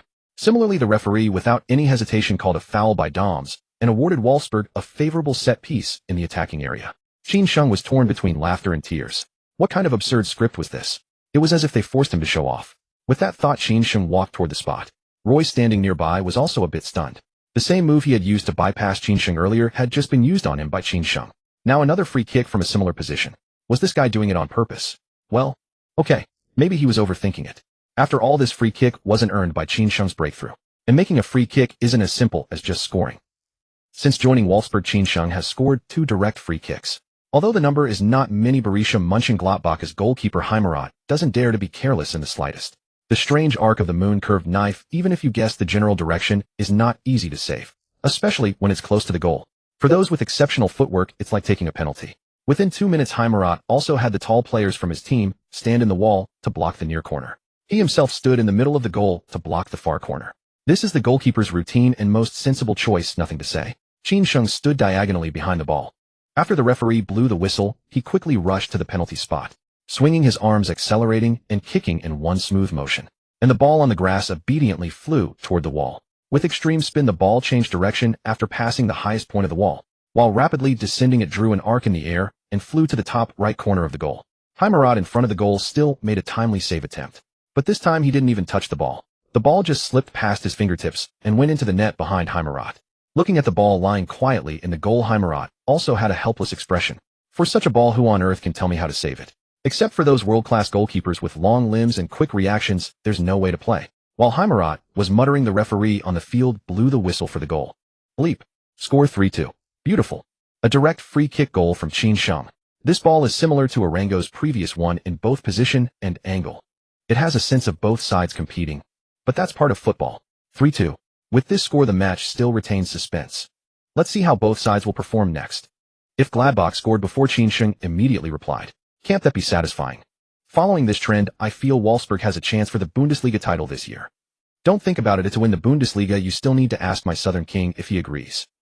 Having a talented young player in the team you support is undoubtedly a happy thing. The Wolfsburg fans at this moment are exactly like this. They haven't seen such an exciting and satisfying match for a long time, although the opponent has kept the score tight until now. But the fans didn't worry at all. They believe Qin Sheng will continue to bring victory to the team. On the field, Qin Sheng is already celebrating surrounded by his teammates. The head coach on the sideline Dieter Hecking couldn't contain his excitement and rushed over, accompanied by the fans' frenzied cheers. The entire Volkswagen arena erupted in excitement. Watching the young man surrounded by teammates, 29-year-old Arango was momentarily dazed. Although he has the reputation of being the best South American midfielder with great footwork, could he have done this at 17? The answer is no. At that time he was still in South America. He hadn't even entered the top 5 leagues. A minute later the match resumed. Wolfsburg maintained their usual pace. On the other side Gladbach gradually began to get chaotic. As time passed, Gladbach, who wanted to equalize, became impatient. This was mainly shown in rough defensive actions or lack of patience in positioning and passing. When attacking, they mostly used rough tactics of long balls and crosses. Honestly, this kind of passing is mostly about luck. Without enough technical support, the ball's landing point can't be controlled and the ball speed is especially fast. This places high demands on both the passer and the receiver. The key is also facing a dense defense. The final result was as expected. Gladbach's midfielders sent 3 crosses in a row, but in the penalty area Volland and Liefels couldn't even get to the first point.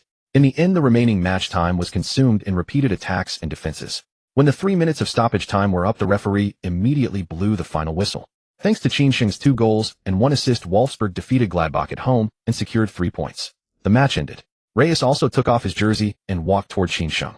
"Hey Qin, can we exchange jerseys?" Reyes smiled brightly. His handsome face made some female fans who were about to leave stop in their tracks. Of course. Qin Sheng smiled slightly, took off his jersey, and handed it over. Qin Sheng had a good impression of Reyes. This guy has good strength and no scandals. It's just that his career path has been bumpy with bad luck, and he hasn't even won a decent championship. Somewhat unfortunate. While thinking, Qin Sheng put his arm around Reyes' shoulder and walked into the player tunnel. They chatted along the way without any awkwardness between strangers. Finally, after exchanging contact information, Qin Sheng turned and returned to the locker room. "Mr. Dante, how would you evaluate Qin Sheng's performance tonight? And are you satisfied with your own defensive contribution?" Hearing the journalist's question, Dante's face darkened. What he fears most is being cornered by journalists and asked desperate questions. What he feared came true. How could he answer this question? All 3 of Wolfsburg's goals were related to that kid. Such a performance fully deserves the man of the match, who needs anyone to evaluate it. Moreover, this wretch in front of him knew they lost the match, yet still asked if he was satisfied with his defensive contribution. This is simply slapping him in the face. Dante's hot temper couldn't bear it, so he directly retorted. "How the performance was you should ask the judges. And do I need to explain my performance to you?" After saying that, Dante left elegantly. The journalist wasn't annoyed and casually sent out 2 reports. Gladbach narrowly defeated key center-back. Dante loses his mind. The defeated clown, Dante. On the other side. Inside the locker room. As usual, after showering, Graphite started thinking about which nightclub to go to for a few drinks to relax. But before he could speak, he was interrupted by Dieter Hecking, who pushed the door open. In 4 days is the 3rd round of the Champions League group stage. Everyone must report to the club at 9 a.m. tomorrow. Hearing this, Graphite immediately deflated, as if all his energy was drained, with a look of utter resentment. As someone who has experienced it, Dieter Hecking naturally knew what this guy was thinking. But that's exactly why he made everyone report to the club early the next day. After a match, players need rest to recover their strength. But will these wild animals rest obediently? If they have a day off tomorrow, who knows how crazy they'll get. Rather than letting the players spend their energy on women, it's better to have everyone come to the club for some recovery training the next day. After arranging the follow-up matters, Dieter Hecking turned and left the locker room. The match between Wolfsburg and Gladbach started at 2:30 p.m. When Qin Sheng returned to the villa, it was still before 6 p.m. At this time, Kana Hashimoto was already waiting at the door with a textbook. Qin Sheng greeted her with a smile. "Xiao-chan, have you waited long?" Kana Hashimoto shook her head and smiled. "I just arrived a moment ago." The 2 entered the house. Qin Sheng made 2 cups of coffee and picked some fruit from the fridge. Putting the fruit and coffee on the table, Qin Sheng happened to see Kana Hashimoto gently rubbing her calf with her hand. Probably because she stood at the door for too long, feeling a bit sore. Before he could speak, Kana Hashimoto said, "Qin-kun, you were amazing this afternoon. 2 goals, and I still find it unbelievable. After I sent the video out, many of my classmates became your fans." Qin Sheng smiled and teased, "Then are you my fan?" "I won't tell you." Kana Hashimoto rarely showed a sly smile. But that slyness didn't last long before turning into shyness. Because at this moment, Qin Sheng was staring at her without blinking. "Qin-kun, why? Why are you looking at me like this? I want to learn Japanese." The next morning, Hashimoto Kana slowly woke up, feeling as if her body were about to fall apart. She could hardly imagine that Qin Sheng could be so formidable for a full 4 hours. The bed was already empty.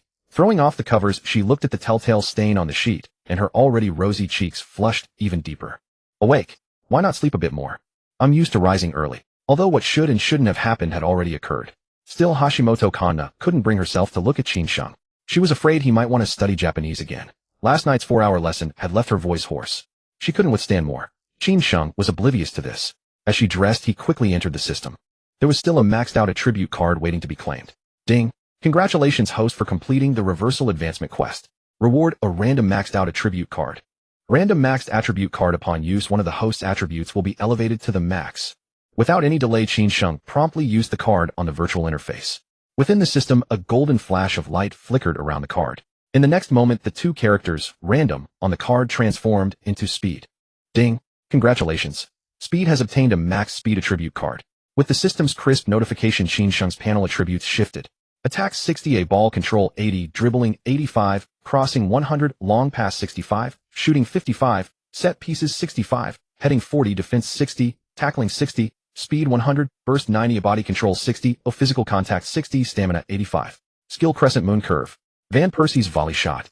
Overall rating 72, age 17. This is destined for a winger role for good. Qin grumbled inwardly, but a smile involuntarily spread across his face. Speed and crossing ability are the foundation of a winger. And now both of these attributes were maxed at 100. From now on, those young defenders in the Bundesliga's flanks would be trembling in fear.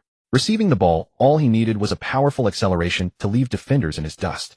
Even if he got boxed in, he could still pull off Bale-style outside overtaking. The key was that maxing out speed had also boosted his burst from 85 to 90. His overall rating jumped directly from 67 to 72. A full 5 points. This system was indeed generous. With a cheerful mood, Qin arrived at the pitch just in time to run into Zeko and Graphite chatting and laughing. Approaching them after exchanging brief pleasantries, Graphite suddenly leaned in and sniffed Qin, exclaiming in surprise, "Qin, you reek of a woman's scent." As if discovering a new continent, Graphite leaned in again to take another whiff, then continued, "And she's a virgin." Damn. Qin was stunned. This guy's nose is more terrifying than a bloodhound's. Smelling a woman's scent was one thing, but how the hell could he smell virginity? How was that even possible? Seeing Qin's dumbfounded look, Zeko chimed in. "Qin, ignore him. He said the same thing about me this morning. Probably thinking about women too much." Qin's lips twitched. Damn, so that's where it started. He'd thought. With a sympathetic pat on Graphite's shoulder, Qin pondered for a moment and said, "Better use your hand then." Graphite shook his head and sighed. "Hand's too small. Can't hold it." Qin paused, then nodded in deep agreement. True enough. Zeko was utterly exasperated. These two pretending to be all pure. Zeko said dryly, "Same here." Qin ignored him and went aside to begin a simple warm-up. Time-wise, Dieter Hecking should be arriving soon. Sure enough. 2 minutes later, Dieter Hecking appeared at the pitch with his little notebook. Since they'd had a match just yesterday, today's training was primarily recovery-focused, starting with 5 laps of slow jogging followed by basic drills. Of course, Qin wasn't going to take it easy. During the team's rest periods, he'd stay on the sidelines doing keepy-ups and weaving through cones. In short, he seized every moment to accumulate attribute points. The day passed quickly. In the afternoon, Qin returned to the villa, had dinner with Hashimoto Kanna, and then resumed his Japanese tutoring. Hashimoto Kanna was just as shy as the previous night, her face flushing as if it would drip. But to Qin this was nothing short of a lethal poison. Every session would last until utter exhaustion. And crucially, while tutoring, the system was granting him training experience points. Just like doing sit-ups or other exercises. Now Qin had completely shed any psychological burden. He'd been worried about slowing down his attribute growth. Now he figured he could spare even more time for extra practice. After all, he had a daily chance to clear fatigue, so there was no worry about affecting regular training and matches. Thinking this, Qin quickened his pace, and Hashimoto Kanna's teaching tempo quickened as well. Finally, after a long drawn-out sigh, everything fell into silence. When one is occupied, time flies. Over 3 days, Qin trained by day and studied Japanese by night.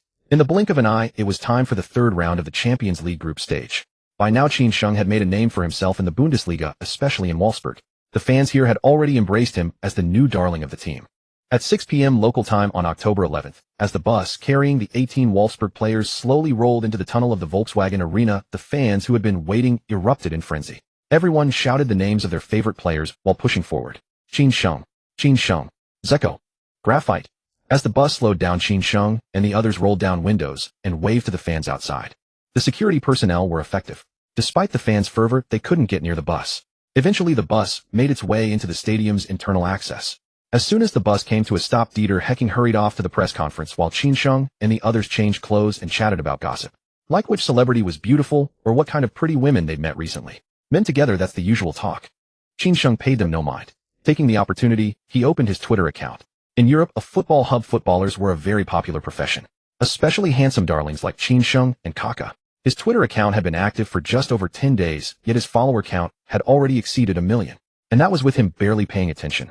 Since activation, he'd only posted one tweet, a photo with Grote with a caption. "My brother, I hope you return to the pitch soon." When he'd first posted that tweet, Grote had immediately commented cursing him out, accusing Qin of hypocrisy. As a result, the replies under Grote's comment exploded. Tens of thousands of comments, all cursing Grote's ancient female ancestors. What's funnier is that these comments were all left by female fans. Grote was helpless. He couldn't exactly go down to the trenches and trade insults with these women. Gentlemanly demeanor was one thing. The key point was he couldn't win a war of words. Grote went silent. Meanwhile, Qin's follower count kept skyrocketing. It only stabilized in the last couple of days. Riding the wave of popularity is a common sight everywhere. While scrolling through Twitter, Qin spotted someone doing exactly that, a fellow named Ozgen. Qin glanced over and saw that the guy had posted several tweets about him, either exposing his alleged violent behavior or criticizing the media for overpraising him. Ozgen claimed that Wolfsburg's recent matches, aside from the one against Manchester United, were against weak opponents, and even if Qin performed well, it didn't warrant such excessive praise. Sure enough, after this outburst, Ozgen's popularity skyrocketed, with his tweet comments multiplying several-fold. Qin had no interest in reading them, though. He merely skimmed through and exited Twitter. Meanwhile, Dieter Hecking had returned to the locker room. As usual, he gathered the players to emphasize the upcoming match tactics. The strategy remained defense and counterattack. It was unavoidable. Wolfsburg was just an underdog team in the Champions League. They lacked the strength to dominate and secure victory, so they had to resort to the most pragmatic and effective approach. Finally, Hecking delivered a rousing pep talk before leaving satisfied. Sports Weekly. Sports Weekly. We are live at the scene of the 2009 to 2010 UEFA Champions League Group B Round 3 match. Hosting at home is Bundesliga's Wolfsburg, and their opponents are Besiktas from the Turkish Super League. Last season, Besiktas clinched the Turkish league title with 21 wins, 8 draws and 5 losses in 34 matches, earning their spot in the Champions League group stage. Their strength is not to be underestimated. Wolfsburg, on the other hand, were also the Bundesliga champions last season. Although key players have left, the championship core remains. Add to that the recent impressive performances of young Chinese player Qin, and this match promises to be a thrilling contest. At the tunnel exit, both teams are following the referee's group onto the pitch. Wolfsburg are in green while Besiktas are in white. Both teams send representatives for the coin toss. Wolfsburg choose the side, Besiktas get the ball possession. The players have taken their positions on their respective halves. The referee is checking his watch. Beep. The match has begun. First, let's introduce the starting lineups. Wolfsburg attacking from right to left in green, starting goalkeeper Benaglio. Right back Alvim, left back Pekarik. Center backs Costa and Simic. Defensive midfielder Schaefer. Left midfielder Qin, right midfielder Ziani, attacking midfielder Misimovic. Forwards Zeko and Graphite. Besiktas attacking from left to right in white, starting goalkeeper Arakan. Right back Zolmer, left back Koibasi. Center backs Civic and Kostrati. Double pivots Dano and Ernst. Midfielders Halasko on the left, Tabata in the middle, and Ozgen on the right. Single striker Nobra. This was the era of Barcelona's tiki-taka dominance. Many teams leaned towards ball possession in their tactics. Of course, Barcelona's midfield trio of Xavi, Iniesta and Busquets was unique in the world. No other team could replicate their ultimate passing game. However, using numerical superiority to control the midfield was not that difficult. That was one reason why Besiktas coach Dennis favored the 4-2-3-1 formation. With 5 midfielders, they could strengthen the center, while also pushing forward for attacks, offering great flexibility. At the start of the match, Besiktas' lone striker Nobra dove straight into the thick of the action. The other midfielders spread out. Seeing this, Dieter Hecking quickly waved his hand, signaling Zeko and Graphite to drop back near the center circle to press and contest. The ball moved swiftly under Besiktas' control, but the game quickly became dull. Wolfsburg couldn't get possession, and Besiktas couldn't advance the ball past halfway. The crowd erupted in boos. Many fans in the stands complained that this clumsy tiki-taka was ruining the match. During this time, Qin occasionally clashed with Ozgen. Though they were meeting for the first time, the impression they had of each other was quite deep. Not long ago, Qin had seen Ozgen's tweets bashing him. He hadn't paid much attention then, but now that he saw the man, he really wanted to punch him a couple of times. In the 10th minute, Tabata received a pass from a teammate and suddenly accelerated, carrying the ball past the halfway line. Before Misimovic could close him down, he slanted a pass to Ozgen on the right. "Hey kid, watch out." Ozgen loved trash talk. Even before the ball reached him, he started muttering. Of course, thanks to his long-standing habits, his footwork was anything but slow. As the ball zipped over, he flicked it and pushed it forward, then sprinted towards the front. In an instant, Besiktas midfielders had surged past the halfway line. Oskin glanced sideways to check his teammates' positions, then pushed the ball horizontally, intending to pass to Tabata, who was now in open space. However, just as the ball left his foot, Oskin saw a blur flash by. The ball, which had been heading toward the center, was now under the control of that figure. Damn, it was that Chinese kid. He was so fast. Oskin, suppressing his shock, dashed forward to press and win the ball back. But Qin Sheng didn't bother with him. He simply turned and passed the ball to Schaefer beside him, then pivoted and sprinted upfield. Schaefer understood immediately and sent the ball back. Losing possession in the front was common in matches, so defensive midfielder Zolmer and right back Zolmer both moved to close down Qin Sheng as they usually would. But just as the two closed in, Qin Sheng suddenly pushed the ball forward with force and then burst past them like a cheetah. He was gone in a flash. Zolmer only heard a whoosh of air, and then Qin Sheng had vanished. Damn, what incredible speed. Zolmer was stunned. Not just him. Even Zeko and Graphite, who were sprinting forward, wore the same dumbfounded expression. The entire stadium fell into silence in an instant, as if someone had hit the pause button. Everyone stared at the figure streaking across the pitch with the ball, their faces looking as if they'd seen a ghost. At that moment, Qin Sheng was ahead of everyone. Even Besiktas center-back Civic and Kostrati were left behind on the defensive line. This meant that Qin Sheng could pass the ball however he wanted without being offside. Without any hesitation, he lifted the ball into the penalty area. As if precisely calculated, the ball curved through the box, bypassing Civic and Kostrati, and landed perfectly at the feet of Graphite, who had surged in from the right. Graphite struck it first time, slotting the ball into the near corner. Beep. The referee blew his whistle, signaling the goal. Score 1-0. GAG. 0-0-0-0-0-0. AA. LMO. GAG. 0-0-0-0-0-0. AA. LMO. Qin Sheng. The public arena erupted into pandemonium, as if a nuclear bomb had been dropped into a placid lake. Every home fan rose to their feet in the next instant, screaming with unbridled ecstasy. Beautiful. Beautiful. It's in. It's in. My God. An unbelievable counterattack. With a single touch, Qin Sheng tore through the entire Besiktas defensive line, and then delivered a perfect cross. The ball looped over both Besiktas center-backs. It was practically served on a platter for Graphite, and Graphite didn't waste Qin Sheng's assist, slotting it home with composed precision. The official statistics are out. Qin Sheng's top speed during that counterattack was 42.83 kilometers per hour. That's nearly world-class sprinter territory. Unbelievable. And remember, Qin Sheng is only 17 years old. No way, this is absurd. That speed is beyond ridiculous. It's like absurdity took the elevator to the top floor. You'd think it was a sprinting competition. And is Qin Sheng on drugs? His speed in the previous matches wasn't anywhere near this. Drugs, eh? Risking his entire career for a meaningless Champions League group stage match. Only an idiot would do that. Could it be because he injured his ankle in that match against Real Madrid, tackled by Sergio Ramos, and hasn't fully recovered? If that's the case, Qin Sheng is playing with fire. Playing through injury is a recipe for long-term damage. The fans chattered among themselves. Old Huang in the media section couldn't help but frown. If he truly has an injury, he should rest for a while. Meanwhile, on the pitch, the fans were still chanting Qin Sheng's name. This left Graphite, who was sprinting to the sideline to celebrate, feeling a bit awkward. I scored the goal. It was me. Fine. The ball was served right to my mouth. Scoring wasn't exactly difficult. Qin, you're absolutely insane. God, even at the front, I couldn't catch up to you. At that moment, Zeko also ran over, his face full of shock. He was the most advanced player on the team, yet when they started sprinting at the same time, Qin Sheng had overtaken him. That speed and explosiveness were enviable. Like Zeko, the other players who gathered around wore similar expressions. They had witnessed Qin Sheng's entire sprint from the backfield. That almost absurd velocity completely upended everyone's perception of what a footballer could do. The teammates huddled together celebrating. But on the sideline, Dieter Hecking was filled with unease. A player's improved ability is normally a cause for joy. The problem was the suddenness of Qin Sheng's transformation. If it were passing, shooting, or dribbling, one could chalk it up to form. But speed. This made no scientific sense at all. Dieter Hecking guessed two possibilities: either Qin Sheng was doping, or his ankle was injured and had only recently recovered. Or perhaps it hadn't recovered at all, and the kid was pushing through the pain. If it was the former and he had indeed used a banned substance, even unintentionally, he could face up to a 2-year suspension. If intentional, it could be up to 4 years. With such a penalty, whether Qin Sheng could fulfill his potential remained uncertain. But if it was an ankle injury, had he truly recovered by now? And did he need to substitute Qin Sheng off? Dieter Hecking was tormented by indecision. Yet this expression seen by Dennis on the side was nothing but pure showing off. Damn it, they scored, and this jerk is still pretending to be troubled. Just because you have a talented player doesn't make you better. And what the hell are those tech department guys doing? That Chinese kid's speed is clearly explosive, yet the reported data only said above average. Dennis wanted to curse, but couldn't find a target for his frustration. In the end, he could only direct his anger at Oskin, who had lost the ball. If that guy hadn't made a sloppy pass, none of this would have happened.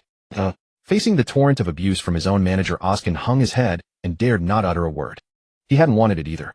Who knew that kid could be that fast? He wasn't like this before. Oskin felt the world's malice. He felt betrayed by the tech team. Wolfsburg's celebration didn't last long. The match quickly resumed. After kicking off, Besiktas retained possession, relying on their numerical advantage in midfield. But after what had just happened, they dared not press too aggressively. Qinsheng's speed was right there. One slip and another quick counterattack would come. The key point was that his crossing quality was absurdly high. He was born to be a winger. Besiktas' hesitation made the match dull again. But trailing, they had to find a way to equalize. Eventually, Besiktas began to avoid Qinsheng's side and launched attacks from the left flank. Suddenly, Oskin, who had been full of chatter, turned quiet like a docile quail. This made Qinsheng feel a bit uneasy. What a coward. In the 21st minute, Halasko received a pass from a teammate, took a big stride to carry the ball past midfield, and then before Ziani could press him, laid it off to Tabata beside him. He himself continued surging forward. On the other flank, Oskin was also sprinting forward. In a moment, they had pushed up to the edge of the penalty box. Tabata didn't hesitate, swinging his foot to send the ball into the box. But Wolfsburg's defense had dropped deep. The Besiktas forward Nobre stationed at the front never got the ball before Schaefer rushed up and dispossessed him. Seeing this, Qinsheng immediately sprinted toward the opposite end. Schaefer, in possession, launched a long ball at once. But the pass was poor and the ball sailed out for a goal kick. Dennis on the sideline was scared half to death. He rushed to the touchline again, furiously demanding why they didn't press immediately, at least to prevent Schaefer from passing so easily. Frustration. That was the true sentiment of the entire Besiktas team at that moment. Although they were playing away, they had never encountered such a timid match. Adding to that, their hot-tempered manager was berating them from the touchline. This cast a shadow over everyone's mind. Under these circumstances, Besiktas' attacks in the first half were almost entirely fruitless. On the contrary, they nearly conceded another goal on a counterattack by Qinsheng. Had it not been for yellow cards earned by Oskin and Dano to stop him, the scoreline would have changed again. With the score at 1-0, both teams headed back to the dressing rooms. As before, Dieter Hecking spoke a few brief words before sitting aside, saying nothing more. The players gathered in small groups, chatting. From time to time, lewd smiles crossed their faces, clearly discussing something amusing. Damn it. We are the great Besiktas. We still need to advance further in the Champions League. How can we be so timid in the group stage? We should play more aggressively. Oskin Zulmer, one of you must stick close to that Qin in the second half. Whether attacking or defending, never let him receive the ball easily. Only then can we focus more on offense. Boys, perk up. We still have plenty of time to equalize, even win the match. For 15 minutes, Dennis had been arranging the second half tactics while instilling fire into the players. Strangely enough, after this pep talk, the Besiktas players were all breathing heavily. The previously stifling atmosphere suddenly became lively. The second half began and the teams switched sides. Wolfsburg attacked. Beep. With the referee's whistle, Zeko kicked the ball sideways. Then he and Graphite dashed forward on the left and right. Meanwhile, Qinsheng and Ziani on the wings were also sprinting forward. Oskin quickly moved toward Qinsheng. But before he could get close, Qinsheng suddenly changed direction and cut infield. Schaefer immediately threaded a through ball to him. In terms of speed, Qinsheng outclassed everyone on the field. Even though Oskin chased desperately, he could only watch the distance between them grow. Quick help out. Oskin shouted to his teammate. But it was unnecessary. Before Qinsheng could receive the ball, defensive midfielder Dano rushed forward. Unlike Oskin, Dano was not particularly afraid of speed-oriented wingers, especially those with weak physicality like Qinsheng. When facing such players, he often needed only to block the path and apply body contact when necessary to easily dispossess them. As usual, Dano positioned himself sideways, trying to force Qinsheng toward the sideline. But Qinsheng refused to follow the expected pattern. When they were about 2 meters apart, Qinsheng suddenly pushed the ball forward hard. The ball zipped past Dano's right side. At the same time, Qinsheng used his explosive speed and power to loop around Dano from the other side. The entire nutmeg move was fluid and seamless. Dano felt as if he had punched cotton. Powerful, but useless. What good was physical strength? The opponent simply wouldn't give him a chance. This kind of straightforward breakthrough often raised adrenaline levels. The Volkswagen Arena erupted. After beating Dano, Qinsheng raced toward the goal line. Fortunately, Alvim was in a good position. Dano turned and chased back immediately. In the end, Qinsheng's cross from the byline was blocked by Alvim for a corner kick. Wolfsburg earned a corner. Beep. With the referee's whistle, Qinsheng swung his foot and sent the ball to the far post of the penalty area. It was still a flashy curving ball. Unfortunately, there were too many defenders in the box. Neither Zeko nor Graphite could reach the first point. Finally, Civic cleared the ball out of the box, and it was controlled by left-back Koibasi. Seeing this, Dennis on the sideline finally breathed a sigh of relief. He had feared another goal conceded. If that happened, winning the match would truly be a long shot. On the pitch now, Koibasi had already brought the ball to the halfway line. Facing Ziani's rapid approach, Koibasi didn't dawdle and simply passed to Halasko beside him.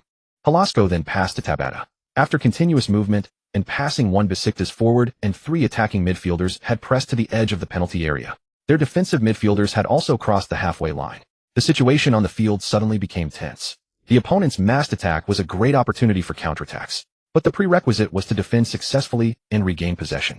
Counterattacks require defense first, then the attack. Qin Sheng's defensive ability was poor, so he didn't get involved.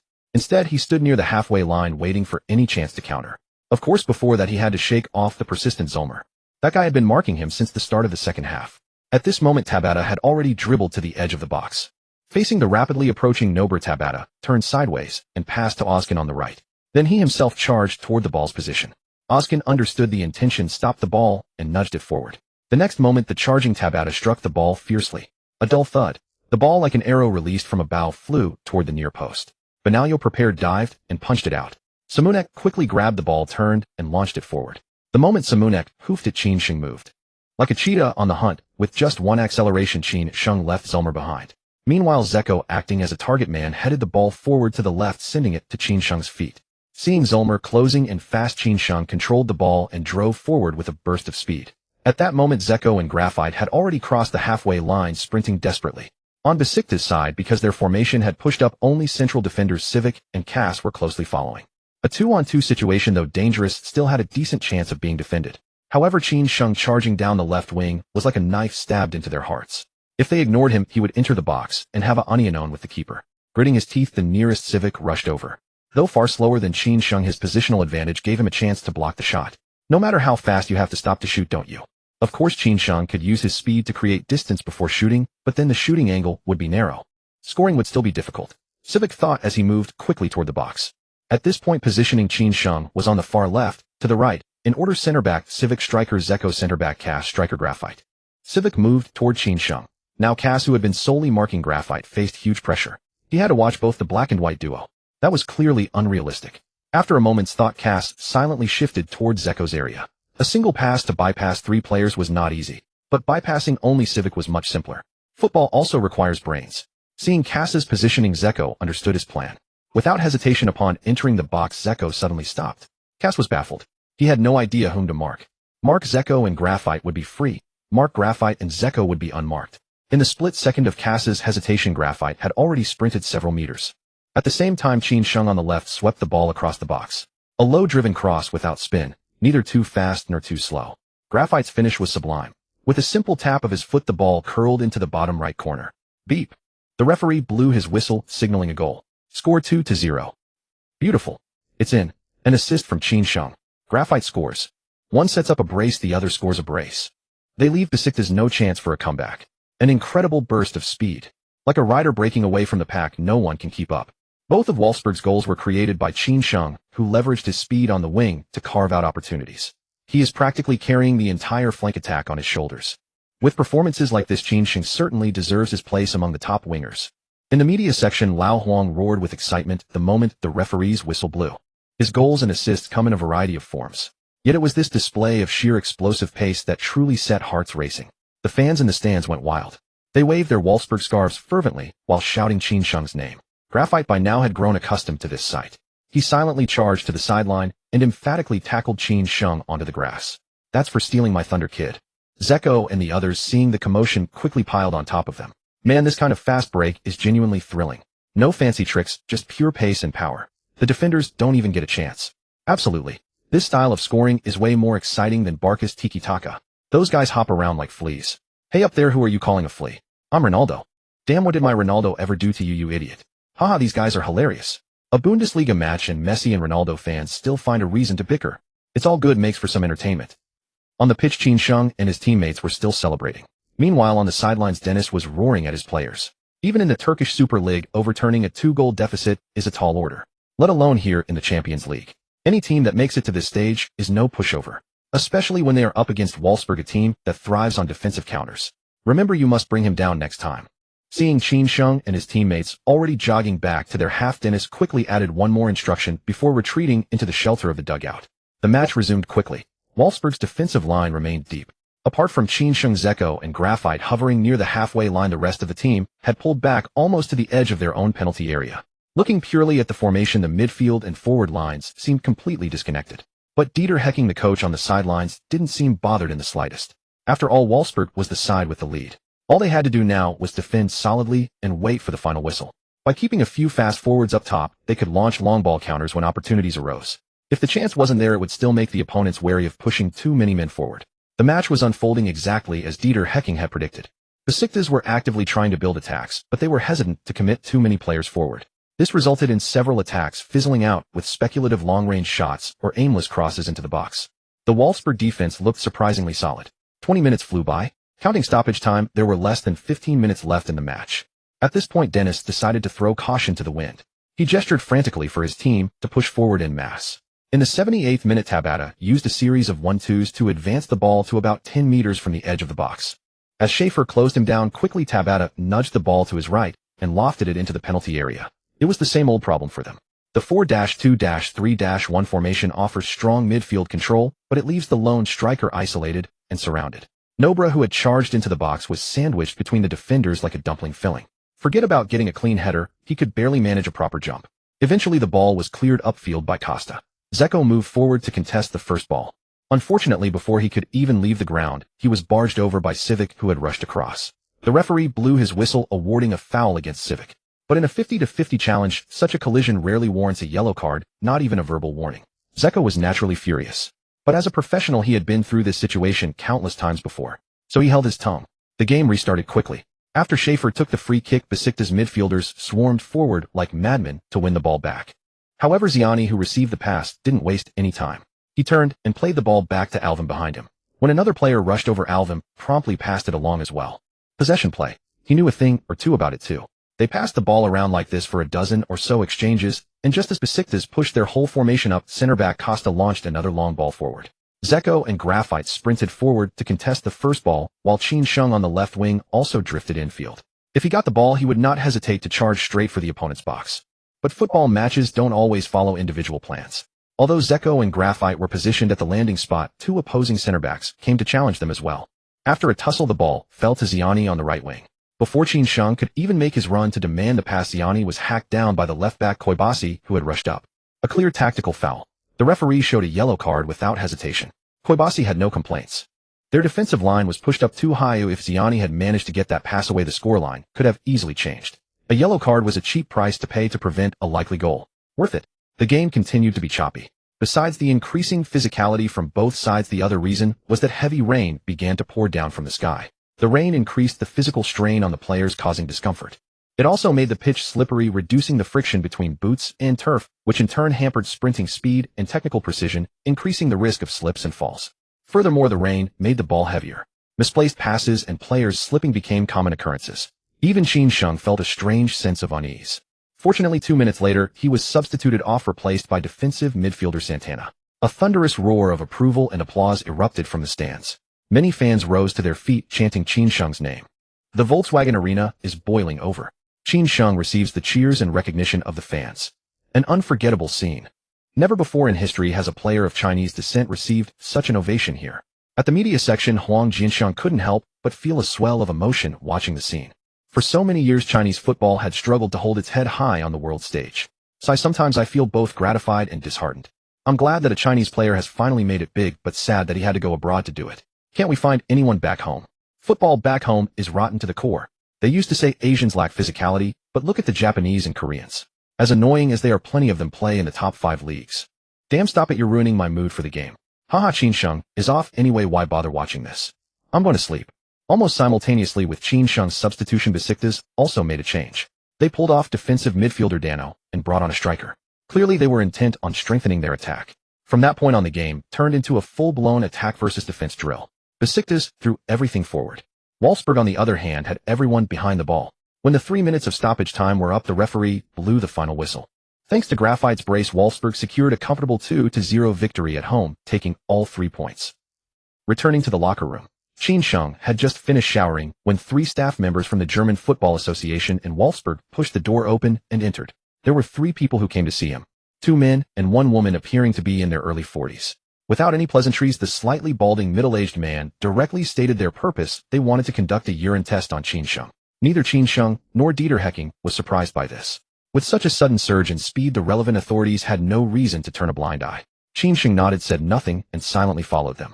Dieter Hecking had originally wanted to accompany him, but he had to attend the post-match press conference later, so he could only let Zeko go with him. As soon as they left, the locker room immediately became lively. Some were gossiping, while others whispered with schadenfreude. Although the team was a unit, there was competition among many players. When a rival suffered misfortune, they could naturally secure a starting position. At worst, they could gain more playing time. Just like Josue back, then wasn't he also pushed to the reserve team by Qin Sheng? As for the team's performance or honors, those were things to consider only after becoming a main player. They couldn't be bothered. On the other hand, Zeko, who was walking halfway, also came to his senses. This guy Qin Sheng, he didn't really take drugs, did he? When Qin Sheng's speed suddenly surged earlier, he was only thinking about how to score and didn't have time to consider other things. Now that he thought about it, it was indeed extremely strange. How could anyone's speed increase so suddenly? Zeko swallowed and couldn't help asking. Qin, are you okay? If confirmed to have taken drugs, he would be suspended for at least 2 years. Don't worry, it's fine. Qin Sheng made an okay gesture, then followed the staff into the room. For 3 hours, Zeko was restless and fidgety, his brows furrowed together. He appeared anxious and uneasy. But Qin Sheng, as the person involved, was completely fine, even lying sprawled on the sofa snoring lightly. Everyone present was speechless. This kid, he's too carefree. The test results came out. Qin Sheng's urine was completely normal, with no banned chemical substances in it. The bald, middle-aged man couldn't help asking, Qin, why was your sprinting speed so much faster tonight than before? Qin Sheng already had an answer to this question. He said without any hesitation, when I was at Espanyol, I injured my ankle and it hadn't healed. So in previous matches, I was holding back my strength. The bald man nodded, didn't say anything more, but felt uneasy inside. Except for this match, you had 6 goals and 6 assists in 5 games, and now you're telling me you were always holding back. Damn, was the Bundesliga really that weak? The modest Chinese are more likable. And so the DFB staff left. Qin Sheng and Zeko returned to the locker room together. By then, most people had already gone home to rest. Only Dieter Hecking, Graphite, and a few others were still there. Seeing only Qin Sheng and Zeko enter, Dieter Hecking finally breathed a sigh of relief. This meant the urine test was fine. You kid, next time you have an ankle injury, report it to the club promptly. Don't do such stupid things as playing while injured. You're still young, there's plenty of time to play in matches. Dieter Hecking scolded Qin Sheng sharply. But such a scolding in everyone's eyes seemed more like a sign of favoritism. They didn't stay long. After a brief exchange of pleasantries, everyone went home. 2 matches, 2 goals, 2 assists. The Chinese prodigy is unstoppable. The young Chinese player, a deadly weapon on the wing. Sprint speed 42. 83 km/h, the fastest player in football history, is born. The next morning, news about Qin Sheng once again flooded the German football scene. Especially when they saw that Qin Sheng's sprint speed reached 42. 83 km/h. Fans widened their eyes in disbelief. This speed would make it no problem for him to switch to sprinting. Even with systematic training, achieving good results was not impossible. One must know that the sprinting god Bolt's fastest sprint speed was only about 44 km/h. Of course, many media outlets had already prepared articles about the huge speed difference in Qin Sheng's 2 matches, planning to publish them on their websites early in the morning. But before they could publish, the German Football Association released Qin Sheng's urine test results first. This time, the haters who were ready to stir trouble had to delete their articles with reluctance. Since the official results were out, if these media still dared to talk nonsense, they might get into big trouble. Being sued by Qin Sheng and his team was a minor issue. If they were targeted by the authorities, they would be in for a rough time. With official endorsement, naturally no one would question Qin Sheng anymore. And last night's post-match press conference quickly became a trending topic. At the press conference, Dieter Hecking stated that the main reason for such a huge contrast was that Qin Sheng had been playing while injured before. It was only recently that his ankle injury had healed. As for why he was injured, Dieter Hecking said nothing. However, this did not stump the sharp-minded journalists. Early in the morning, some journalists began watching the footage of the match where Qin Sheng represented Espanyol against Real Madrid. In less than half an hour, a report on the origin of Qin Sheng's ankle injury was published. The report directly pointed out that Ramos was the culprit behind Qin Sheng's injury.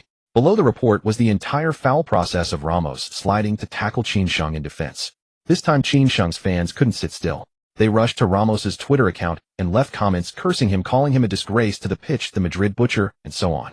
The harsh comments left Ramos a bit bewildered. Damn, are these people crazy?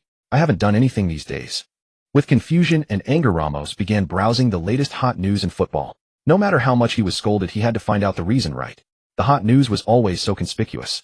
In no time, he figured out the whole story. This time, Ramos became even angrier. He even felt like vomiting blood. Damn it, I'm the victim here.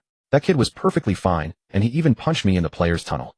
In the end, he himself became the butcher, and the real butcher became the victim. How unfair. The outside world was in turmoil. Meanwhile, Qin Sheng was actively studying Japanese. Hashimoto Kanna, wearing a JK uniform, was holding onto the sofa with both hands, speaking intermittently. Qin-jun, what time did you come back last night? When a person grows powerful, they tend to appear gracious and magnanimous. sometimes even positioning themselves upon the moral high ground to preach tolerance to others. They urge you not to haggle over every trifling matter. Yet the moment you surpass them, these very individuals reveal their ugly countenances. Racial discrimination runs rampant across all 5 major European leagues. France boasts a sizable black population, while the English Premier League has made commendable strides against racism. Both leagues fare comparatively better. Spain and Italy, however, face far graver issues. As for the German Bundesliga, the situation is merely average. Incidents still surface from time to time. Following Xianxiang's explosive performances in the Bundesliga, numerous fans took to the internet to spew racially charged rhetoric targeting his ethnicity and skin color. Insults such as "yellow monkey" were hurled about.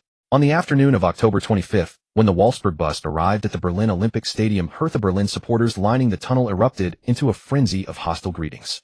Some of this vitriol was directed at the club as a whole, but the overwhelming majority targeted Xianxiang personally. Due to 2 consecutive seasons of player injuries ending prematurely, Xianxiang had earned a rather notorious reputation within German football. Compounding the hostility was the fact that Wolfsburg were the visiting side. The home supporters, eager to rally behind their own team, certainly offered no warm reception. Most critically, Xianxiang's recent brilliance had been simply too dazzling to ignore, drawing attention that in some measures even surpassed that afforded to Bayern Munich's footballing superstars. This was something many found utterly unacceptable. Along the tunnel, some simultaneously flung racist slurs and raised middle fingers, while others brandished flags emblazoned with the derogatory title "The Butcher." A cacophony of hostility filled the air. Inside the bus, the squad sat in stoic silence. The vehicle proceeded without incident into the tunnel of the Berlin Olympic Stadium. Upon reaching the locker room, Xianxiang and the others donned their kits and secured their protective gear, preparing to emerge. Only 20 minutes later, Dieter Hecking returned, his expression thoroughly darkened. He appeared visibly enraged. Indeed, Dieter Hecking was furious. He could not fathom why Berlin Hertha's manager Bruno persistently sought to provoke him. The provocation itself Hecking could tolerate, but Bruno relentlessly fixated on labeling Xianxiang as a pitch butcher, rambling on incessantly before the press. Hecking's face had turned positively black. Xianxiang was Wolfsburg's crown jewel. How could he permit such slander? And yet the man had dared to do it all within Hecking's own presence. After a long silence, gathering his composure, Dieter Hecking suddenly hurled the tactical board onto the floor and roared, "Victory! I want nothing less than victory. I demand you deliver a devastating, crushing triumph that shuts that damn Bruno's filthy mouth. I refuse to hear another word about who is or isn't a butcher. I will not tolerate the notion that our victories are mere luck. I know one thing: Wolfsburg are last season's Bundesliga champions, and Berlin Hertha, they are nothing but a sorry side incapable of even qualifying for the Champions League." Such words carried a certain arrogance. Last season, Berlin Hertha had finished 4th in the league. While they missed out on Champions League football, competing in the Europa League beside it was entirely within their reach. Since when had participating in the Europa League been considered pitiful? As these thoughts crossed his mind, a system notification suddenly echoed within Xianxiang's consciousness. Ding! A random mission has been triggered. Mission 1: the Supreme 9-5. Score 5 goals within 9 minutes. Mission difficulty: SSS rank. Mission duration: this match. Mission reward: max level shooting attribute card.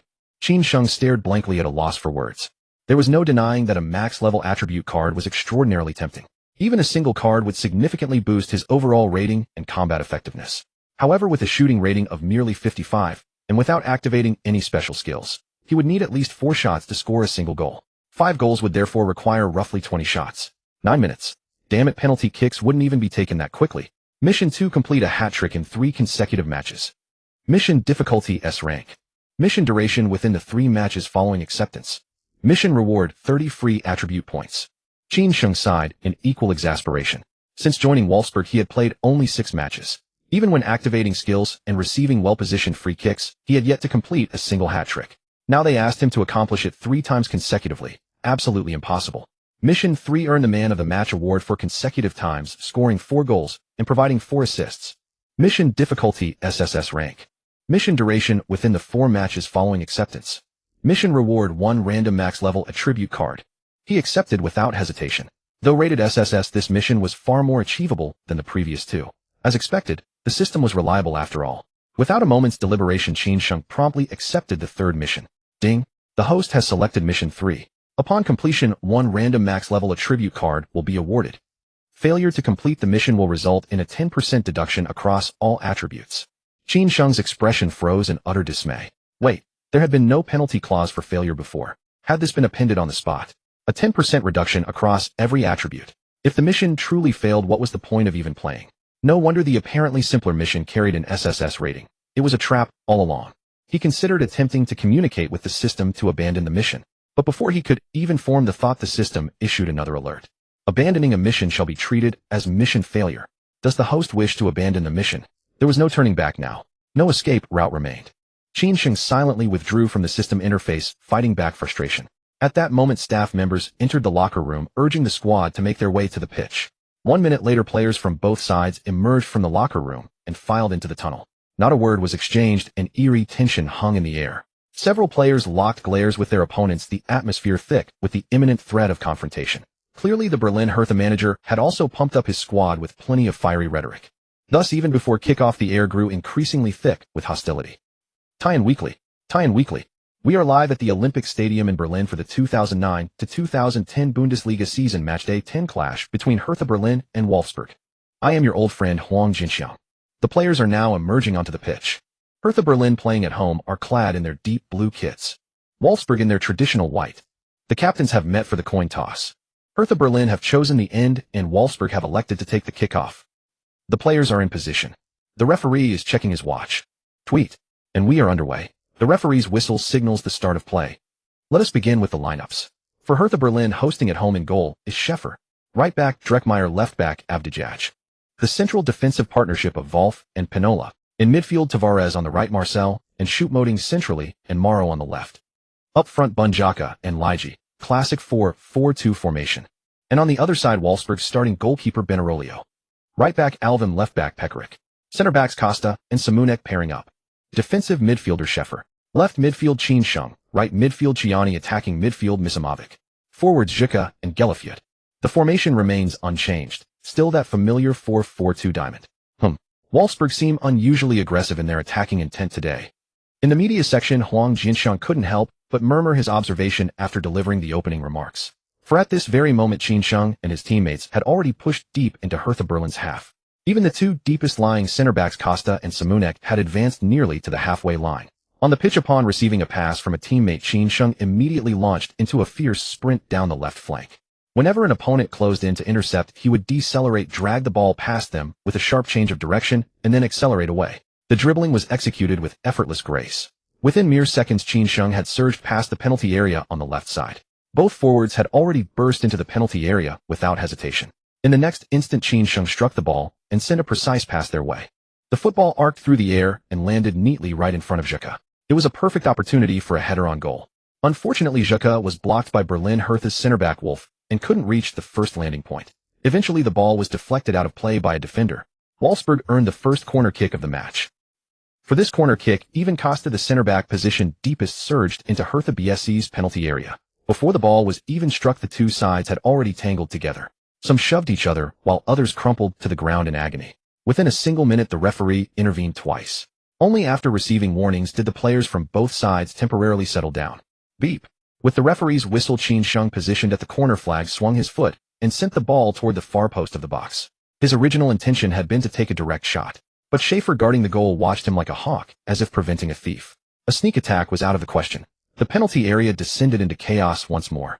Zeko and Graphite were held back by desperate hands, utterly unable to contest the first ball. Instead, it was Schäfer who managed a threatening header on goal. Unfortunately, luck was not on his side. The ball was denied by the crossbar. Oh, what a pity. Schäfer's header was so close. If it had been just a little lower, it might have gone in. Wolfsburg's attacking intent is incredibly fierce tonight. In less than 3 minutes from kickoff, they've already created 2 dangerous chances. At this rate, a goal is only a matter of time. On the pitch, Qin and his teammates had already retreated near the center circle. Meanwhile, Schäfer, after waiting for his teammates to push forward, hoofed the ball long towards the middle of the park. Zeko stepped forward quickly, using his height advantage to flick the ball towards the left flank. Then, with perfect understanding, he took off in long strides towards the opponent's half. On the other side, facing the rapidly approaching Hertha midfielder Tavares, Qin controlled the ball and beat him in one fluid motion. With just a few powerful strides, he had already burst several meters clear. By this time, Tavares had only just managed to turn around and give chase. Qin couldn't be bothered to pay him any mind, simply quickening his own sprinting pace. A traditional 4-4-2 formation with clear positional roles. One could say there was no dedicated defensive midfielder. So after getting past Tavares, Qin quickly advanced the ball to the edge of the penalty area. At that moment, right back Dijkmeyer closed in. Qin gently nudged the ball to his right, then changed direction, angling his run into the heart of the box. This sudden diagonal dart forced Dijkmeyer to twist his body and follow suit.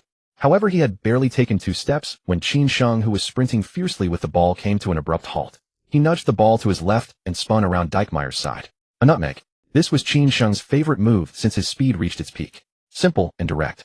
It also allowed him to avoid unnecessary physical contact. Crucially, it was nearly impossible for the average player to defend against. Dijkmeyer was inwardly lamenting his plight. He had been taking the situation very seriously. Yet facing a winger with Qin Sheng's explosive pace and top-tier dribbling skills being serious seemed utterly useless. By now Zeko and Graphite had already stormed into the penalty area. The next moment Qin Sheng delivered the ball directly into Zeko's path. This sudden lightning-fast attack had clearly caught Hertha BSC's defense off guard. Both center-backs were yet to recover their defensive positions. Zeko, however, was a step ahead, leaping high into the air and powerfully heading the ball towards the goal. A dull thud echoed. The ball changed direction, rocketing towards the bottom left corner of the net. With such power and from such close range. Even though Schaefer, guarding the near post, dived quickly to block, he couldn't prevent the ball from nestling into the back of the net. Beep. The referee's whistle confirmed the goal. The score was 0-1. Beautiful. Beautiful. It's a goal. An assist from Qin Sheng. Zeko strikes first. My God. In less than 4 minutes Qin Sheng has already delivered 2 quality crosses. With such efficiency he deserves the title of King of the Wing. He's like a sharp blade. Qin Sheng seems capable of slicing into the opponent's penalty area at any given moment. This is the terrifying aspect of a speed-based winger. Haha, Qin Sheng's crossing efficiency is truly off the charts. Hertha BSC is under so much pressure. How could they not be? With the fastest sprint speed in football history, who in the Bundesliga can possibly keep up with him? But stop your exaggerating. Football isn't just about speed. Qin Sheng mostly just runs to the byline, and crosses he rarely shoots. He's a traditional winger. If both strikers have an off day, Wolfsburg will immediately collapse. Exactly. He needs to develop the ability to cut inside and shoot. He doesn't need to be Messi, but he could learn from Ronaldo, or at least emulate Robin. Besides, Robin is Dutch too, so he might be willing to offer some tips. Woolmate, are you implying Ronaldo isn't as good as Messi? Are you blind, or just stupid? Clearly my man Ronaldo is the greatest on earth. Nonsense. My king Messi is the true GOAT. On the pitch, the instant the referee's whistle blew, Zeko excitedly sprinted towards the sideline to celebrate. Qin Sheng rushed over and tackled him to the ground. Graphite promptly piled on top. The dog pile was the entire Wolfsburg team's favorite way to celebrate. Damn, whose hand is that? Stop touching me. Arg, who's grabbing my butt again? Zeko, buried at the bottom, cursed loudly. These bastards were truly a bunch of perverts. They had their own, didn't they? Why were they so fond of touching someone else's? Something was definitely wrong with them. While the team celebrated wildly, Bruno, the coach on the sidelines, looked deeply frustrated. Conceding a goal within 4 minutes of kickoff would put them on the back foot for the rest of the match. It would be fine if the opponent continued to attack. But if they retreated into their own half to play on the counter, combined with that Chinese kid's terrifying pace, Hertha BSC would likely lose the game. They could only take it one step at a time. But before that, he needed someone to keep a tight leash on that Chinese kid. Marcel. Bruno walked towards the touchline, shouting his player's name while pointing directly at Qin Sheng. Wolfsburg's celebration didn't last long. The match resumed quickly. Beep. At the referee's whistle, Lecky turned and passed the ball backwards before charging into the thick of the opposition's half. The formations quickly spread out. On the right flank, Tavares received a pass from a teammate and swiftly carried the ball over the halfway line. Facing Qin Sheng's challenge, Tavares' dribbling method was equally simple and crude. He simply shielded the ball and used his body strength to barge forward. Qin Sheng had no interest in engaging in a physical battle. He proactively gave ground before the opponent could lean into him. As the opponent advanced with the ball, Qin Sheng shadowed him closely. Whenever a teammate came over to provide support, he was ready to lunge in and poke the ball away. Tavares was of course well aware of Qin Sheng's intentions. Spotting another defender charging towards him, he decisively turned his body and offloaded the ball. In the middle, Bunjaku received the ball, turned, and immediately spread it wide. He then sprinted forward himself. Maro, who received the pass, dribbled it a few paces forward before swinging across into the penalty area. It was the same straightforward 45-degree cross. However, against the solid defending of Costa and Simunek, Hertha's 2 strikers failed to gain any advantage. The ball bounced on the turf and sailed out for a goal kick. Goal kick for Wolfsburg. Goal kick. Sometimes it's also a good opportunity for a quick counterattack. Before Hertha Berlin could retreat, Benaglio quickly threw the ball to the left to Pekaric. At the same time, Zeko and Graphite, who were at the front, had already sprinted forward rapidly. On the other side, Pekaric, upon receiving the ball, did not hesitate and promptly passed it straight to Qin Sheng in front of him. Tavares quickly moved to intercept. However, before he could approach, Qin Sheng smoothly knocked the ball sideways to Misimovic in the center. He himself slightly sidestepped and charged forward. Misimovic was equally in sync. As soon as Qin Sheng ran into an open space, he slanted the ball over. With such a simple exchange, Qin Sheng easily crossed the halfway line.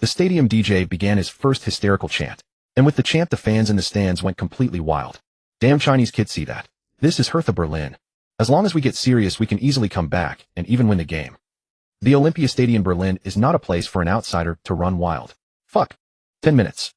3 goals. Matches like this are rare. After all, they finished 4th in the league last season. Hertha Berlin's strength is by no means weak. What can you do about it? The entire Bundesliga is Bayern Munich's backyard. Whenever a talented player emerges, Bayern snatches them up. Exactly why the Premier League is more thrilling. The top teams there are formidable in their own right and have money to buy players. That's true excitement. Screw that. If you find the Premier League so entertaining, go watch it and stop yapping here. It's annoying. And just like that, netizens were cursing at each other again. Meanwhile, the match on the pitch resumed. The sudden conceding of a goal did catch Dieter Hecking off guard. However, he had no intention of abandoning his attacking approach. Since he had promised a resounding victory, chaos in attack was the way forward.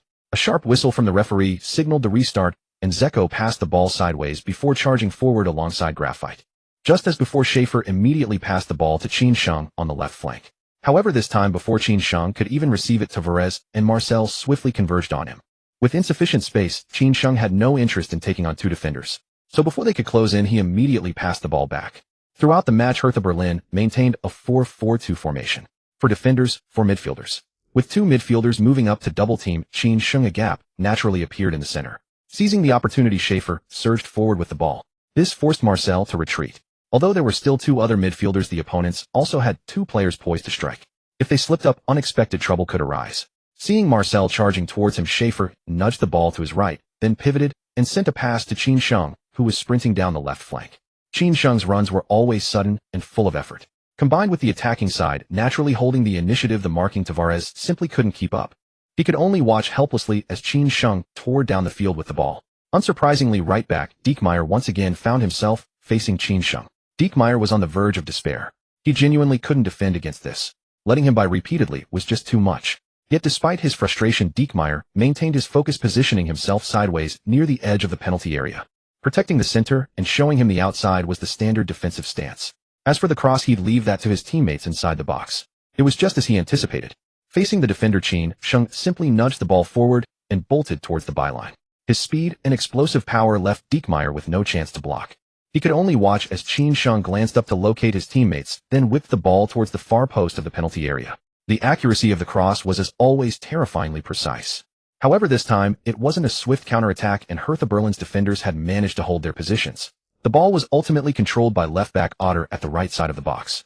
Kiani and Graphite immediately converged on him, while the Wolfsburg players further back quickly retreated to their own half. Seeing no chance for a quick counter, Otter had to pass the ball back to his goalkeeper. After these exchanges of intense attacks, the game seemed to settle into a calmer phase. Hertha Berlin weren't in a hurry to attack, and Wolfsburg similarly weren't pressing to win the ball back. And so the match leisurely progressed to the 20th minute. After a sequence of passes, the ball found its way to Tavares on the right flank. Qin Sheng promptly moved closer. Yet he didn't lunge in recklessly. Instead, he maintained a yard of distance, staying tight and waiting for a teammate to provide support. Qin Sheng felt a bit helpless about this. His defensive abilities and physical strength were currently lacking. Charging in or engaging in tight marking wouldn't achieve much. Pekarik quickly moved up to assist. The next moment, Qin Sheng decisively slid in attempting to tackle the ball from Tavares. However, awkwardly, he missed the ball completely, and instead Tavares tumbled to the turf. The referee blew his whistle, signaling a foul by Qin Sheng. That was the only call made. The Hertha Berlin players were not happy with this. They swarmed around the referee, demanding a yellow card. Some players even approached Qin Sheng wearing fierce expressions and demanding an explanation. In such situations, Qin Sheng naturally couldn't be bothered. After muttering a quiet insult, he turned and walked away from the scene. The players were left baffled. Idiot. What idiot? Was that supposed to be an apology? They all exchanged puzzled glances, unable to make sense of it. Meanwhile, the other Hertha Berlin players who had been hassling the referee quieted down after receiving a warning. Continuing to argue might result in a card. It wasn't worth it. Diekmeyer quickly took the free kick, and Marcel, upon receiving it, passed the ball back to a teammate behind him to reorganize the attack. The game continued at a steady pace. In the 27th minute, Marcel, after receiving a pass, suddenly launched a long ball to Mauro, who was sprinting down the left wing. Mauro cut inside with the ball. As right-back Alvin moved to intercept, Mauro passed it wide again. Otter, who had surged forward on the left, lifted a cross to the back post. Although the cross couldn't match Qin Sheng's quality, Rukavitsia still won the first header and attempted a shot. Unfortunately, he was disturbed by defenders, resulting in a weak header. It was easily collected by Benaglio in goal. Having learned from previous mistakes, the Hertha Berlin players immediately turned and sprinted back as soon as they saw the attack break down. Seeing no immediate counter-attacking opportunity, Benaglio waited for his teammates to push up before throwing the ball to Diekmeyer on the right. Hertha Berlin weren't a team that favored aggressive high pressing. So as Diekmeyer advanced with the ball, he typically only faced pressure from one forward. And even that pressure was often more symbolic than effective. Two forwards attempting to win the ball back from four defenders and a defensive midfielder was akin to a fool's errand. The ball circulated and eventually found its way to Schaefer. As always, Schaefer's first inclination was to find Qin Sheng. But with two players marking him, he had no choice but to carry the ball forward himself. Seeing Choupo-Moting approaching, Schaefer didn't hesitate and threaded a pass forward to Misimovic. Instantly, Qin Sheng, who had been casually walking around, exploded forward like a cheetah. Zeko and Graphite were also surging ahead at full speed. This sudden shift in pace made Bruno on the sidelines change his expression. Forgetting everything else, he yelled at Qin Sheng. "Damn it, someone stop that Chinese kid." Could a player with maxed out speed, once he got going, really be so easily stopped? The answer was obvious. After Qin Sheng took a few strides, both Tavares and Marcel didn't even have the chance to reach out and commit a foul. The arduous task fell onto De Keller once again. Just as he had feared, De Keller cursed inwardly, yet there was nothing he could do. Without the ball, it was nearly impossible to pin a player in place. So De Keller could only stay as close as possible, blocking Qin Sheng's passing lane. Of course, the player in possession could also loft a high ball. But if he did, the pass would become a 50-50 challenge, and he would have nothing to fear from Qin Sheng. Misimovic also noticed Qin Sheng, who had been cut off behind him. But before he could shift his attention, he saw Qin Sheng suddenly change direction and cut diagonally into the penalty area. Without hesitation, Misimovic struck a precise through pass, sending the ball into the penalty area. That position, a one-on-one. Qin Sheng sprinted forward while glancing sideways for his supporting teammate. However, at that moment, neither Zico nor Graphite were in an ideal position. In other words, he had no choice but to shoot or lay the ball back. By now, the stadium had erupted into chaos. Fans in the stands unleashed a barrage of boos and insults, hoping to rattle Qin Sheng's composure. But these distractions had no effect whatsoever. Instead, they served as an adrenaline rush. Damn it, forget it. Even with a 50-50 chance, I'm taking this shot. Seeing the goalkeeper CFO charge toward him, Qin Sheng didn't hesitate. He chipped the ball forward and drove it powerfully toward the near post. Unfortunately, the football had other plans. Due to the point of contact, the ball inexplicably veered toward the far corner. CFO, standing in front of the goal, was utterly bewildered. Just moments ago, Qin Sheng's eyes and shooting posture had clearly indicated the near post. But this? Well, alright. This damn Chinese boy was truly not ordinary. With no one to hinder him, the ball sped effortlessly into the bottom right corner of the net. Beep. The referee blew his whistle, signaling a valid goal. The score was now 1-3. Brilliant. Brilliant. It's in. In the 28th minute, Qin Sheng has beaten the goalkeeper and scored his second goal of the match. A brace. This is Qin Sheng, even though he's only 17. Even facing the experienced goalkeeper CFO, Qin Sheng calmly executed a highly deceptive shooting motion. Good heavens, this is unbelievable. In the media booth, Huang Jinxiang was thoroughly exhilarated. He had previously assumed that Qin Sheng's preference for crossing was due to a lack of shooting proficiency. But look at that. The feint. The drive into the far corner. Anyone who claims Qin Sheng can't shoot is a complete ignoramus. No, an absolute fool. Holy crap, that goal was incredible. Aiming for the near post, but finishing at the far corner. Did Qin Sheng secretly study under Maradona? Damn, the Chinese national team players should watch this. Now that's what you call shooting, that's what you call a one-on-one. Hey, where are those idiots who said Qin Sheng couldn't shoot? Come out now. Haha, they've probably already fled. Even if they're still in the live stream, they wouldn't dare speak up now. Under 30 minutes, and already a brace. Maybe a hat trick is on the cards. This match has been an absolute blast to watch.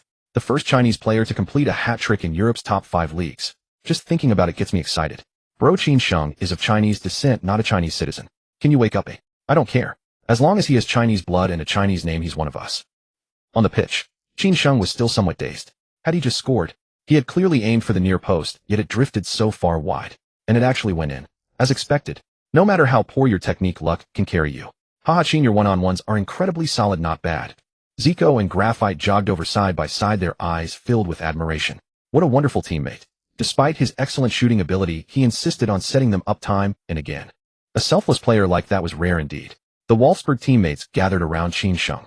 Qin Sheng pushed those troubling thoughts aside. The goal was what mattered. Don't ask. The answer was simply skill. Meanwhile, the stadium fell eerily silent. The fans who had been booing now quietly shut their mouths. Football spoke only of ability. Falling behind meant accepting defeat.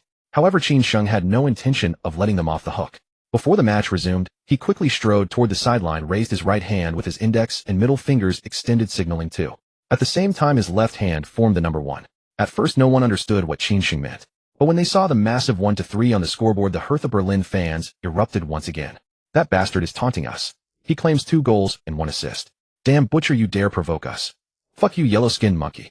When it came to insulting others, these Europeans were disappointingly limited. They recycled the same few phrases endlessly. Qinsheng's ears were tired of hearing them. 2 goals, 1 assist. Qinsheng is taunting the fans with his gestures. An arrogant celebration. But that's exactly how it should be. This is what a footballer should be. If you're not youthful and rebellious, if you don't showcase your personality, are you even young? Our players have always been too reserved, which is why they performed brilliantly domestically, but struggled to make an impact in Europe. You must fight for everything. Fight for the starting spot, fight for possession, fight for goals. In short, we are not inferior to anyone. Just as Huang Jinxiang was passionately commentary, the referee on the pitch quickly approached Qinsheng and pulled a yellow card from his pocket. He warned sternly, "Don't let it happen again, or I won't hesitate to send you off." Seeing this, Huang Jinxiang in the media booth felt rather embarrassed. He had just praised Qinsheng, and now the kid received a yellow card.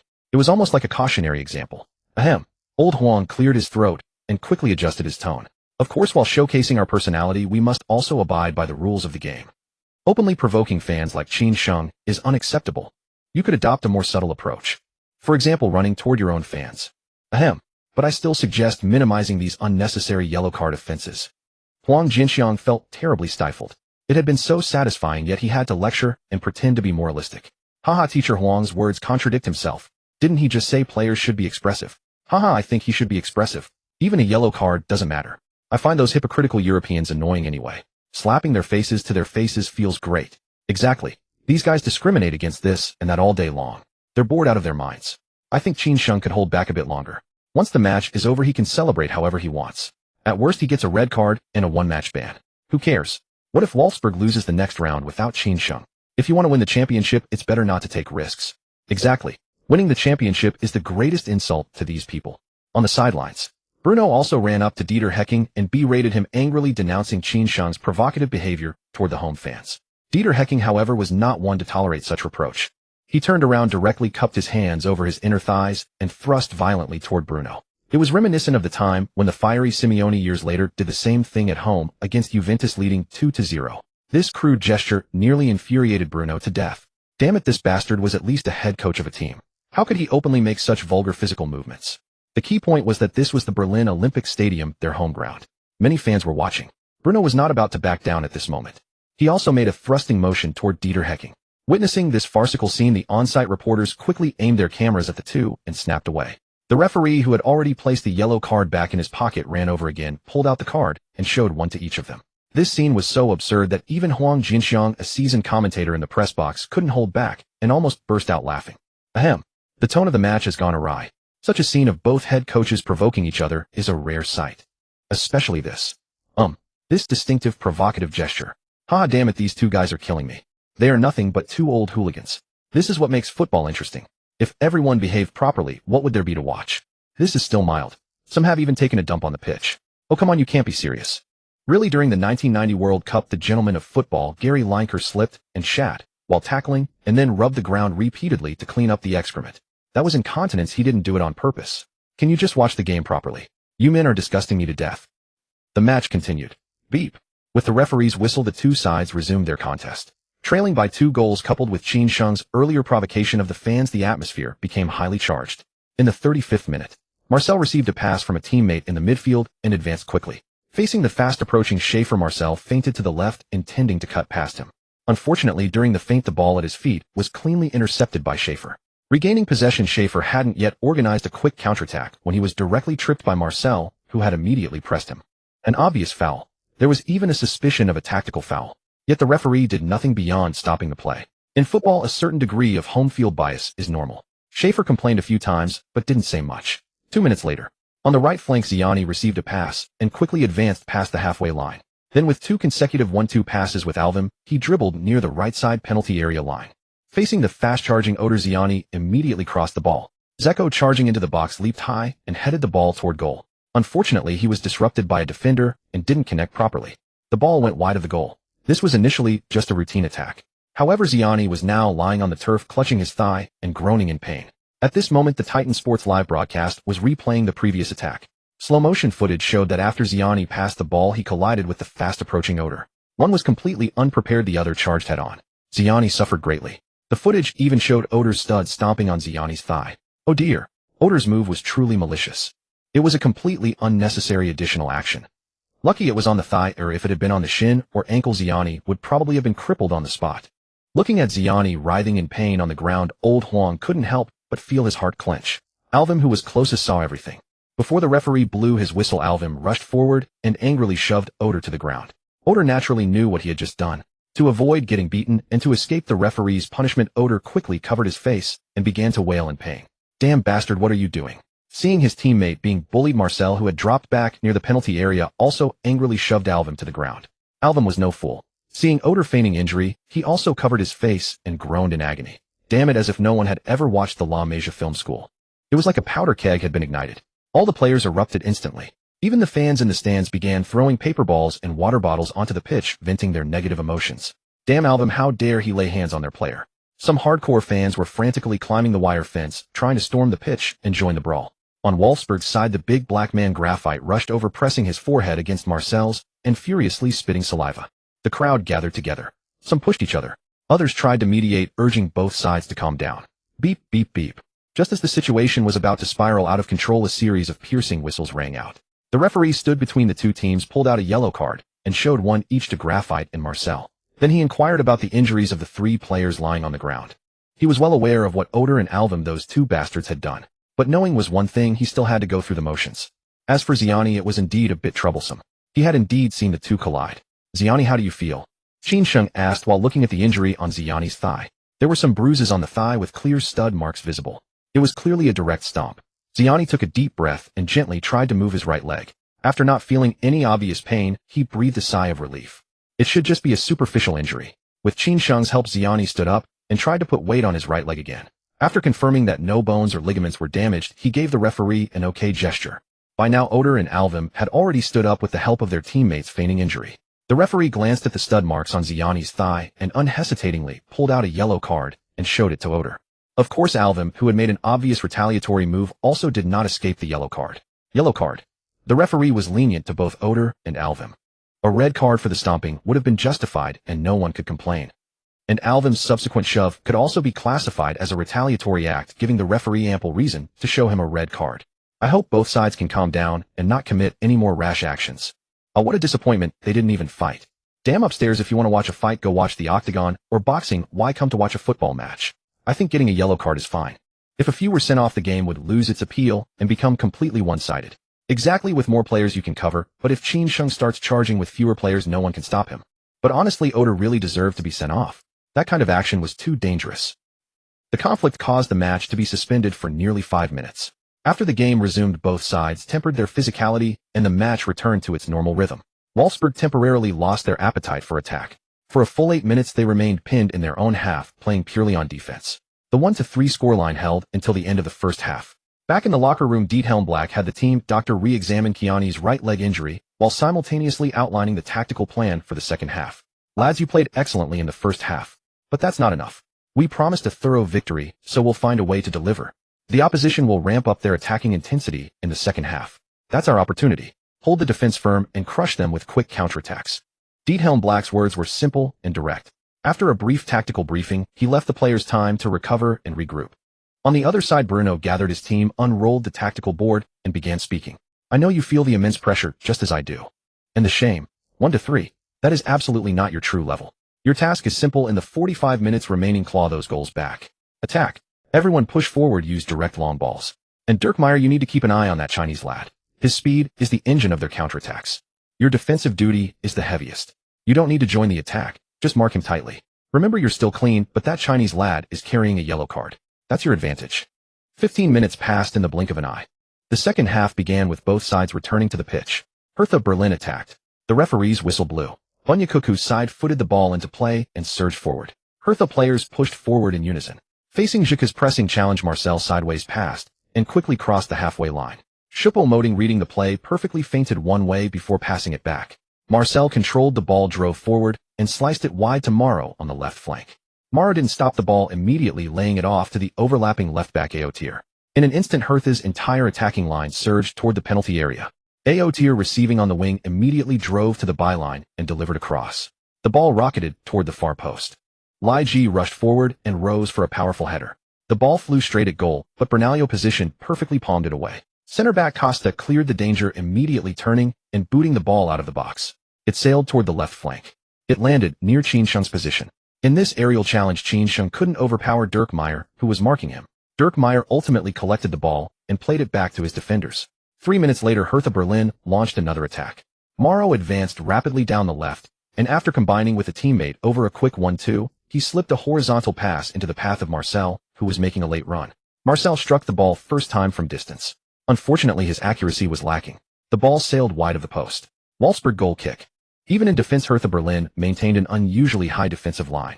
Bernalio, sensing the risk, abandoned the idea of building from the back and simply booted it forward. At the center circle, Xhaka used his height to nod the ball toward Graphite.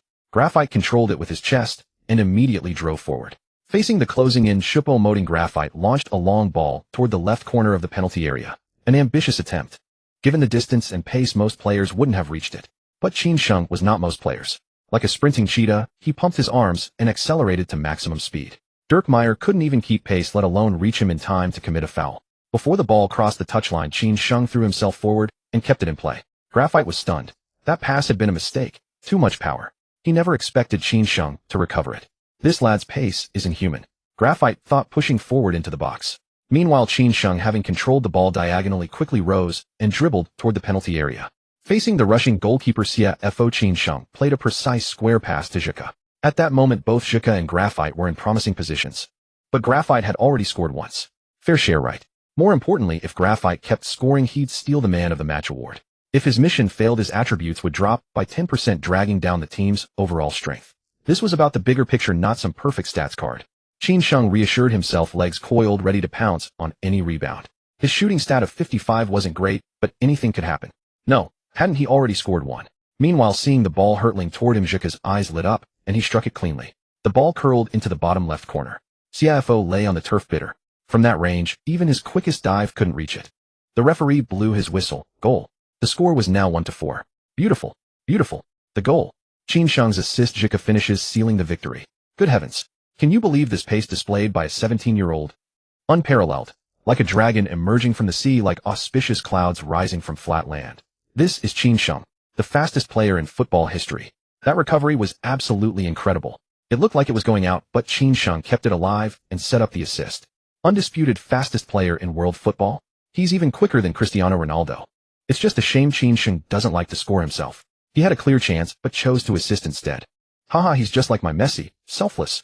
Unlike that diver Ronaldo next door, who only cares about goals and never passes to teammates in better positions. Inside the penalty area, the moment the referee's whistle sounded, Xhaka sprinted over and hugged Qin Sheng, overcome with emotion. After all this time, he'd finally gotten the pass. Graphite jogged over as well, though he clearly wasn't pleased, muttering under his breath. Qin, I was in a better position. You didn't even pass to me. Before Qin Sheng could respond, Xhaka laughed. Get lost, you already scored once. Want a second? Selfish bastard. Graphite looked sheepish. He'd simply thought his position was better. How had this become about selfishness? Ignoring them, Qin Sheng sprinted toward the home fan stand, leaped, turned, and tucked his arms under his armpits, mimicking the celebration that Mbappé would later make famous years later. However, Qin Sheng made a subtle modification. Where Mbappé placed his hands on his chest, Qin Sheng extended his arms behind his back, flashing his index finger and thumb. Haha, that Qin Sheng never missing a chance to be cheeky. Watching the subtle yet provocative celebration, commentator Huang Jinxiang couldn't help but smile wryly. The lad holds a grudge like no other. A score of 1-4. The Hertha Berlin fans in the stands began to slowly file out. They could not bear to watch their beloved team suffer such a brutal defeat on their home turf. Wolfsburg was too strong now, especially the unstoppable young Chinese player on the wing. He was like a force of nature. All 4 goals were either scored or assisted by him. The key was that every time this kid scored, he would find a new way to provoke them. Staying any longer might be too much for their hearts. It wasn't just the fans who felt that way. Even Bruno on the sideline was clutching his chest, gasping for breath. He was furious. That Chinese kid was already insufferable enough. But at least he was subtle. He knew to cross his arms over his chest and quietly flash his fingers. The old rogue Dieter Hecking, however, had completely lost all sense of shame. He even ran over to Bruno and started dancing awkwardly right in front of him. Holy crap. Bruno could swear on his life that he had never felt so disgusted. Dieter Hecking was just getting into the groove. But the referee wasn't about to indulge him. He walked over and showed a yellow card. Earlier, Dieter Hecking had already received a yellow card for his overly vulgar celebration. Now 2 yellows made a red, and he was promptly escorted to the stands by the staff. Dieter Hecking's face turned green. All he wanted was to dance. What had he done to deserve this? These people had absolutely no appreciation for art. Muttering curses, Dieter Hecking made his way to the stands. Just as he thought evil begets evil, Bruno finally felt a bit relieved. But when he glanced at the glaring score on the big screen, his mood sank once more. This was going to be a tough comeback. Wolfsburg's celebration didn't last long. Soon both teams were back in their respective halves. Beep. With the referee's whistle, the match resumed. The 1-4 scoreline had clearly shattered the morale of the entire Hertha Berlin team. Even on their home ground, they became hesitant in attack. They feared conceding again, yet also wanted to claw back the deficit in the remaining time. This mindset was lethal for a modest team. In the 55th minute, after defending a Hertha Berlin counterattack, Schaefer picked up the ball at the edge of the box and orchestrated a quick counter. Noticing that most defenders were focused on Qin Sheng, Schaefer dribbled forward a bit, then passed the ball to Ziani on the right flank. Ziani carried the ball past the halfway line, then before Aotel could close him down, played the ball to the overlapping right back Alvim. He then made a swift diagonal run into the box. Alvim received the ball, drove to the byline, and delivered a low cutback pass to Ziani's feet. Without waiting for the ball to settle, Ziani struck it first time. The ball rocketed into the far corner of the net. 1-5.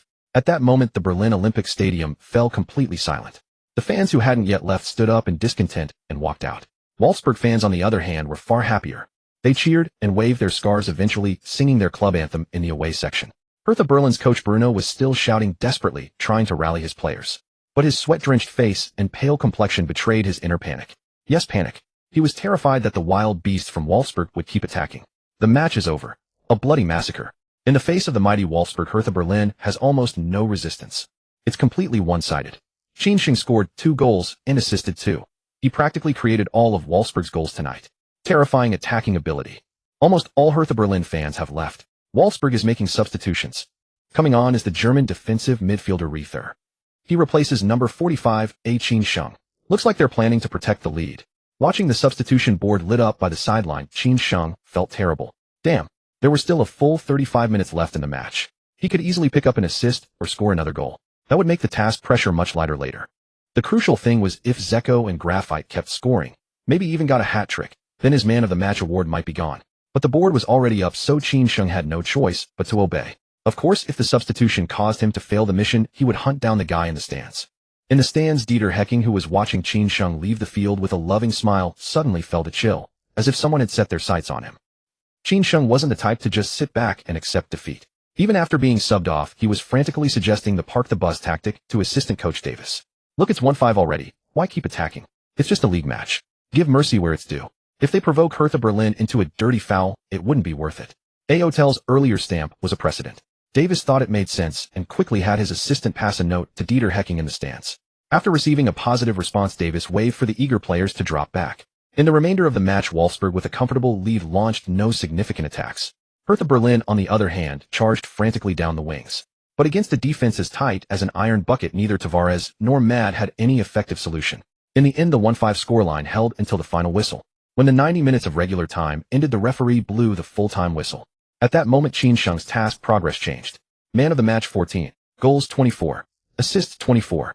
1 match and half of the goal and assist tasks were completed. This progress. Qin Sheng suddenly felt that the mission difficulty wasn't so bad. It was labeled SSS, but if you removed the punishment for failure, it was at most S rank. At most S rank. Qin Sheng muttered, suddenly realizing he had been getting a bit cocky. Generally, the man of the match award goes to a player from the winning side. For consecutive man of the match awards meant Wolfsburg would have to win 4 in a row, and he would have to be the standout performer. 1 or 2 matches were fine, but 4 in a row. Well, he was definitely getting cocky. Back in the locker room. As soon as Qin Sheng finished showering, Dieter Hecking called him to the post-match press conference. A 17-year-old prodigy was usually kept under the coach's protective wing. Media exposure was avoided whenever possible, as excessive praise could easily erode a young player's drive. But Dieter Hecking wasn't worried at all. In the 7th round of the Bundesliga, Qin Sheng had attended a post-match press conference with him. At that time, Dejaga had clashed with Qin Sheng, fouled him twice from behind, and ended up injuring himself and being ruled out for the season. Strictly speaking, Qin Sheng was the real victim. But the reporters didn't care and insisted on labeling him a butcher. Facing the reporters' sharp questions, even Dieter Hecking didn't know how to respond. In the end, it was Qin Sheng who spoke eloquently and perfectly defused the crisis. From that day on, Dieter Hecking no longer treated Qin Sheng as a 17-year-old rookie. Instead, he saw him as a mentally mature footballer. And what's wrong with a mentally mature footballer attending a post-match press conference?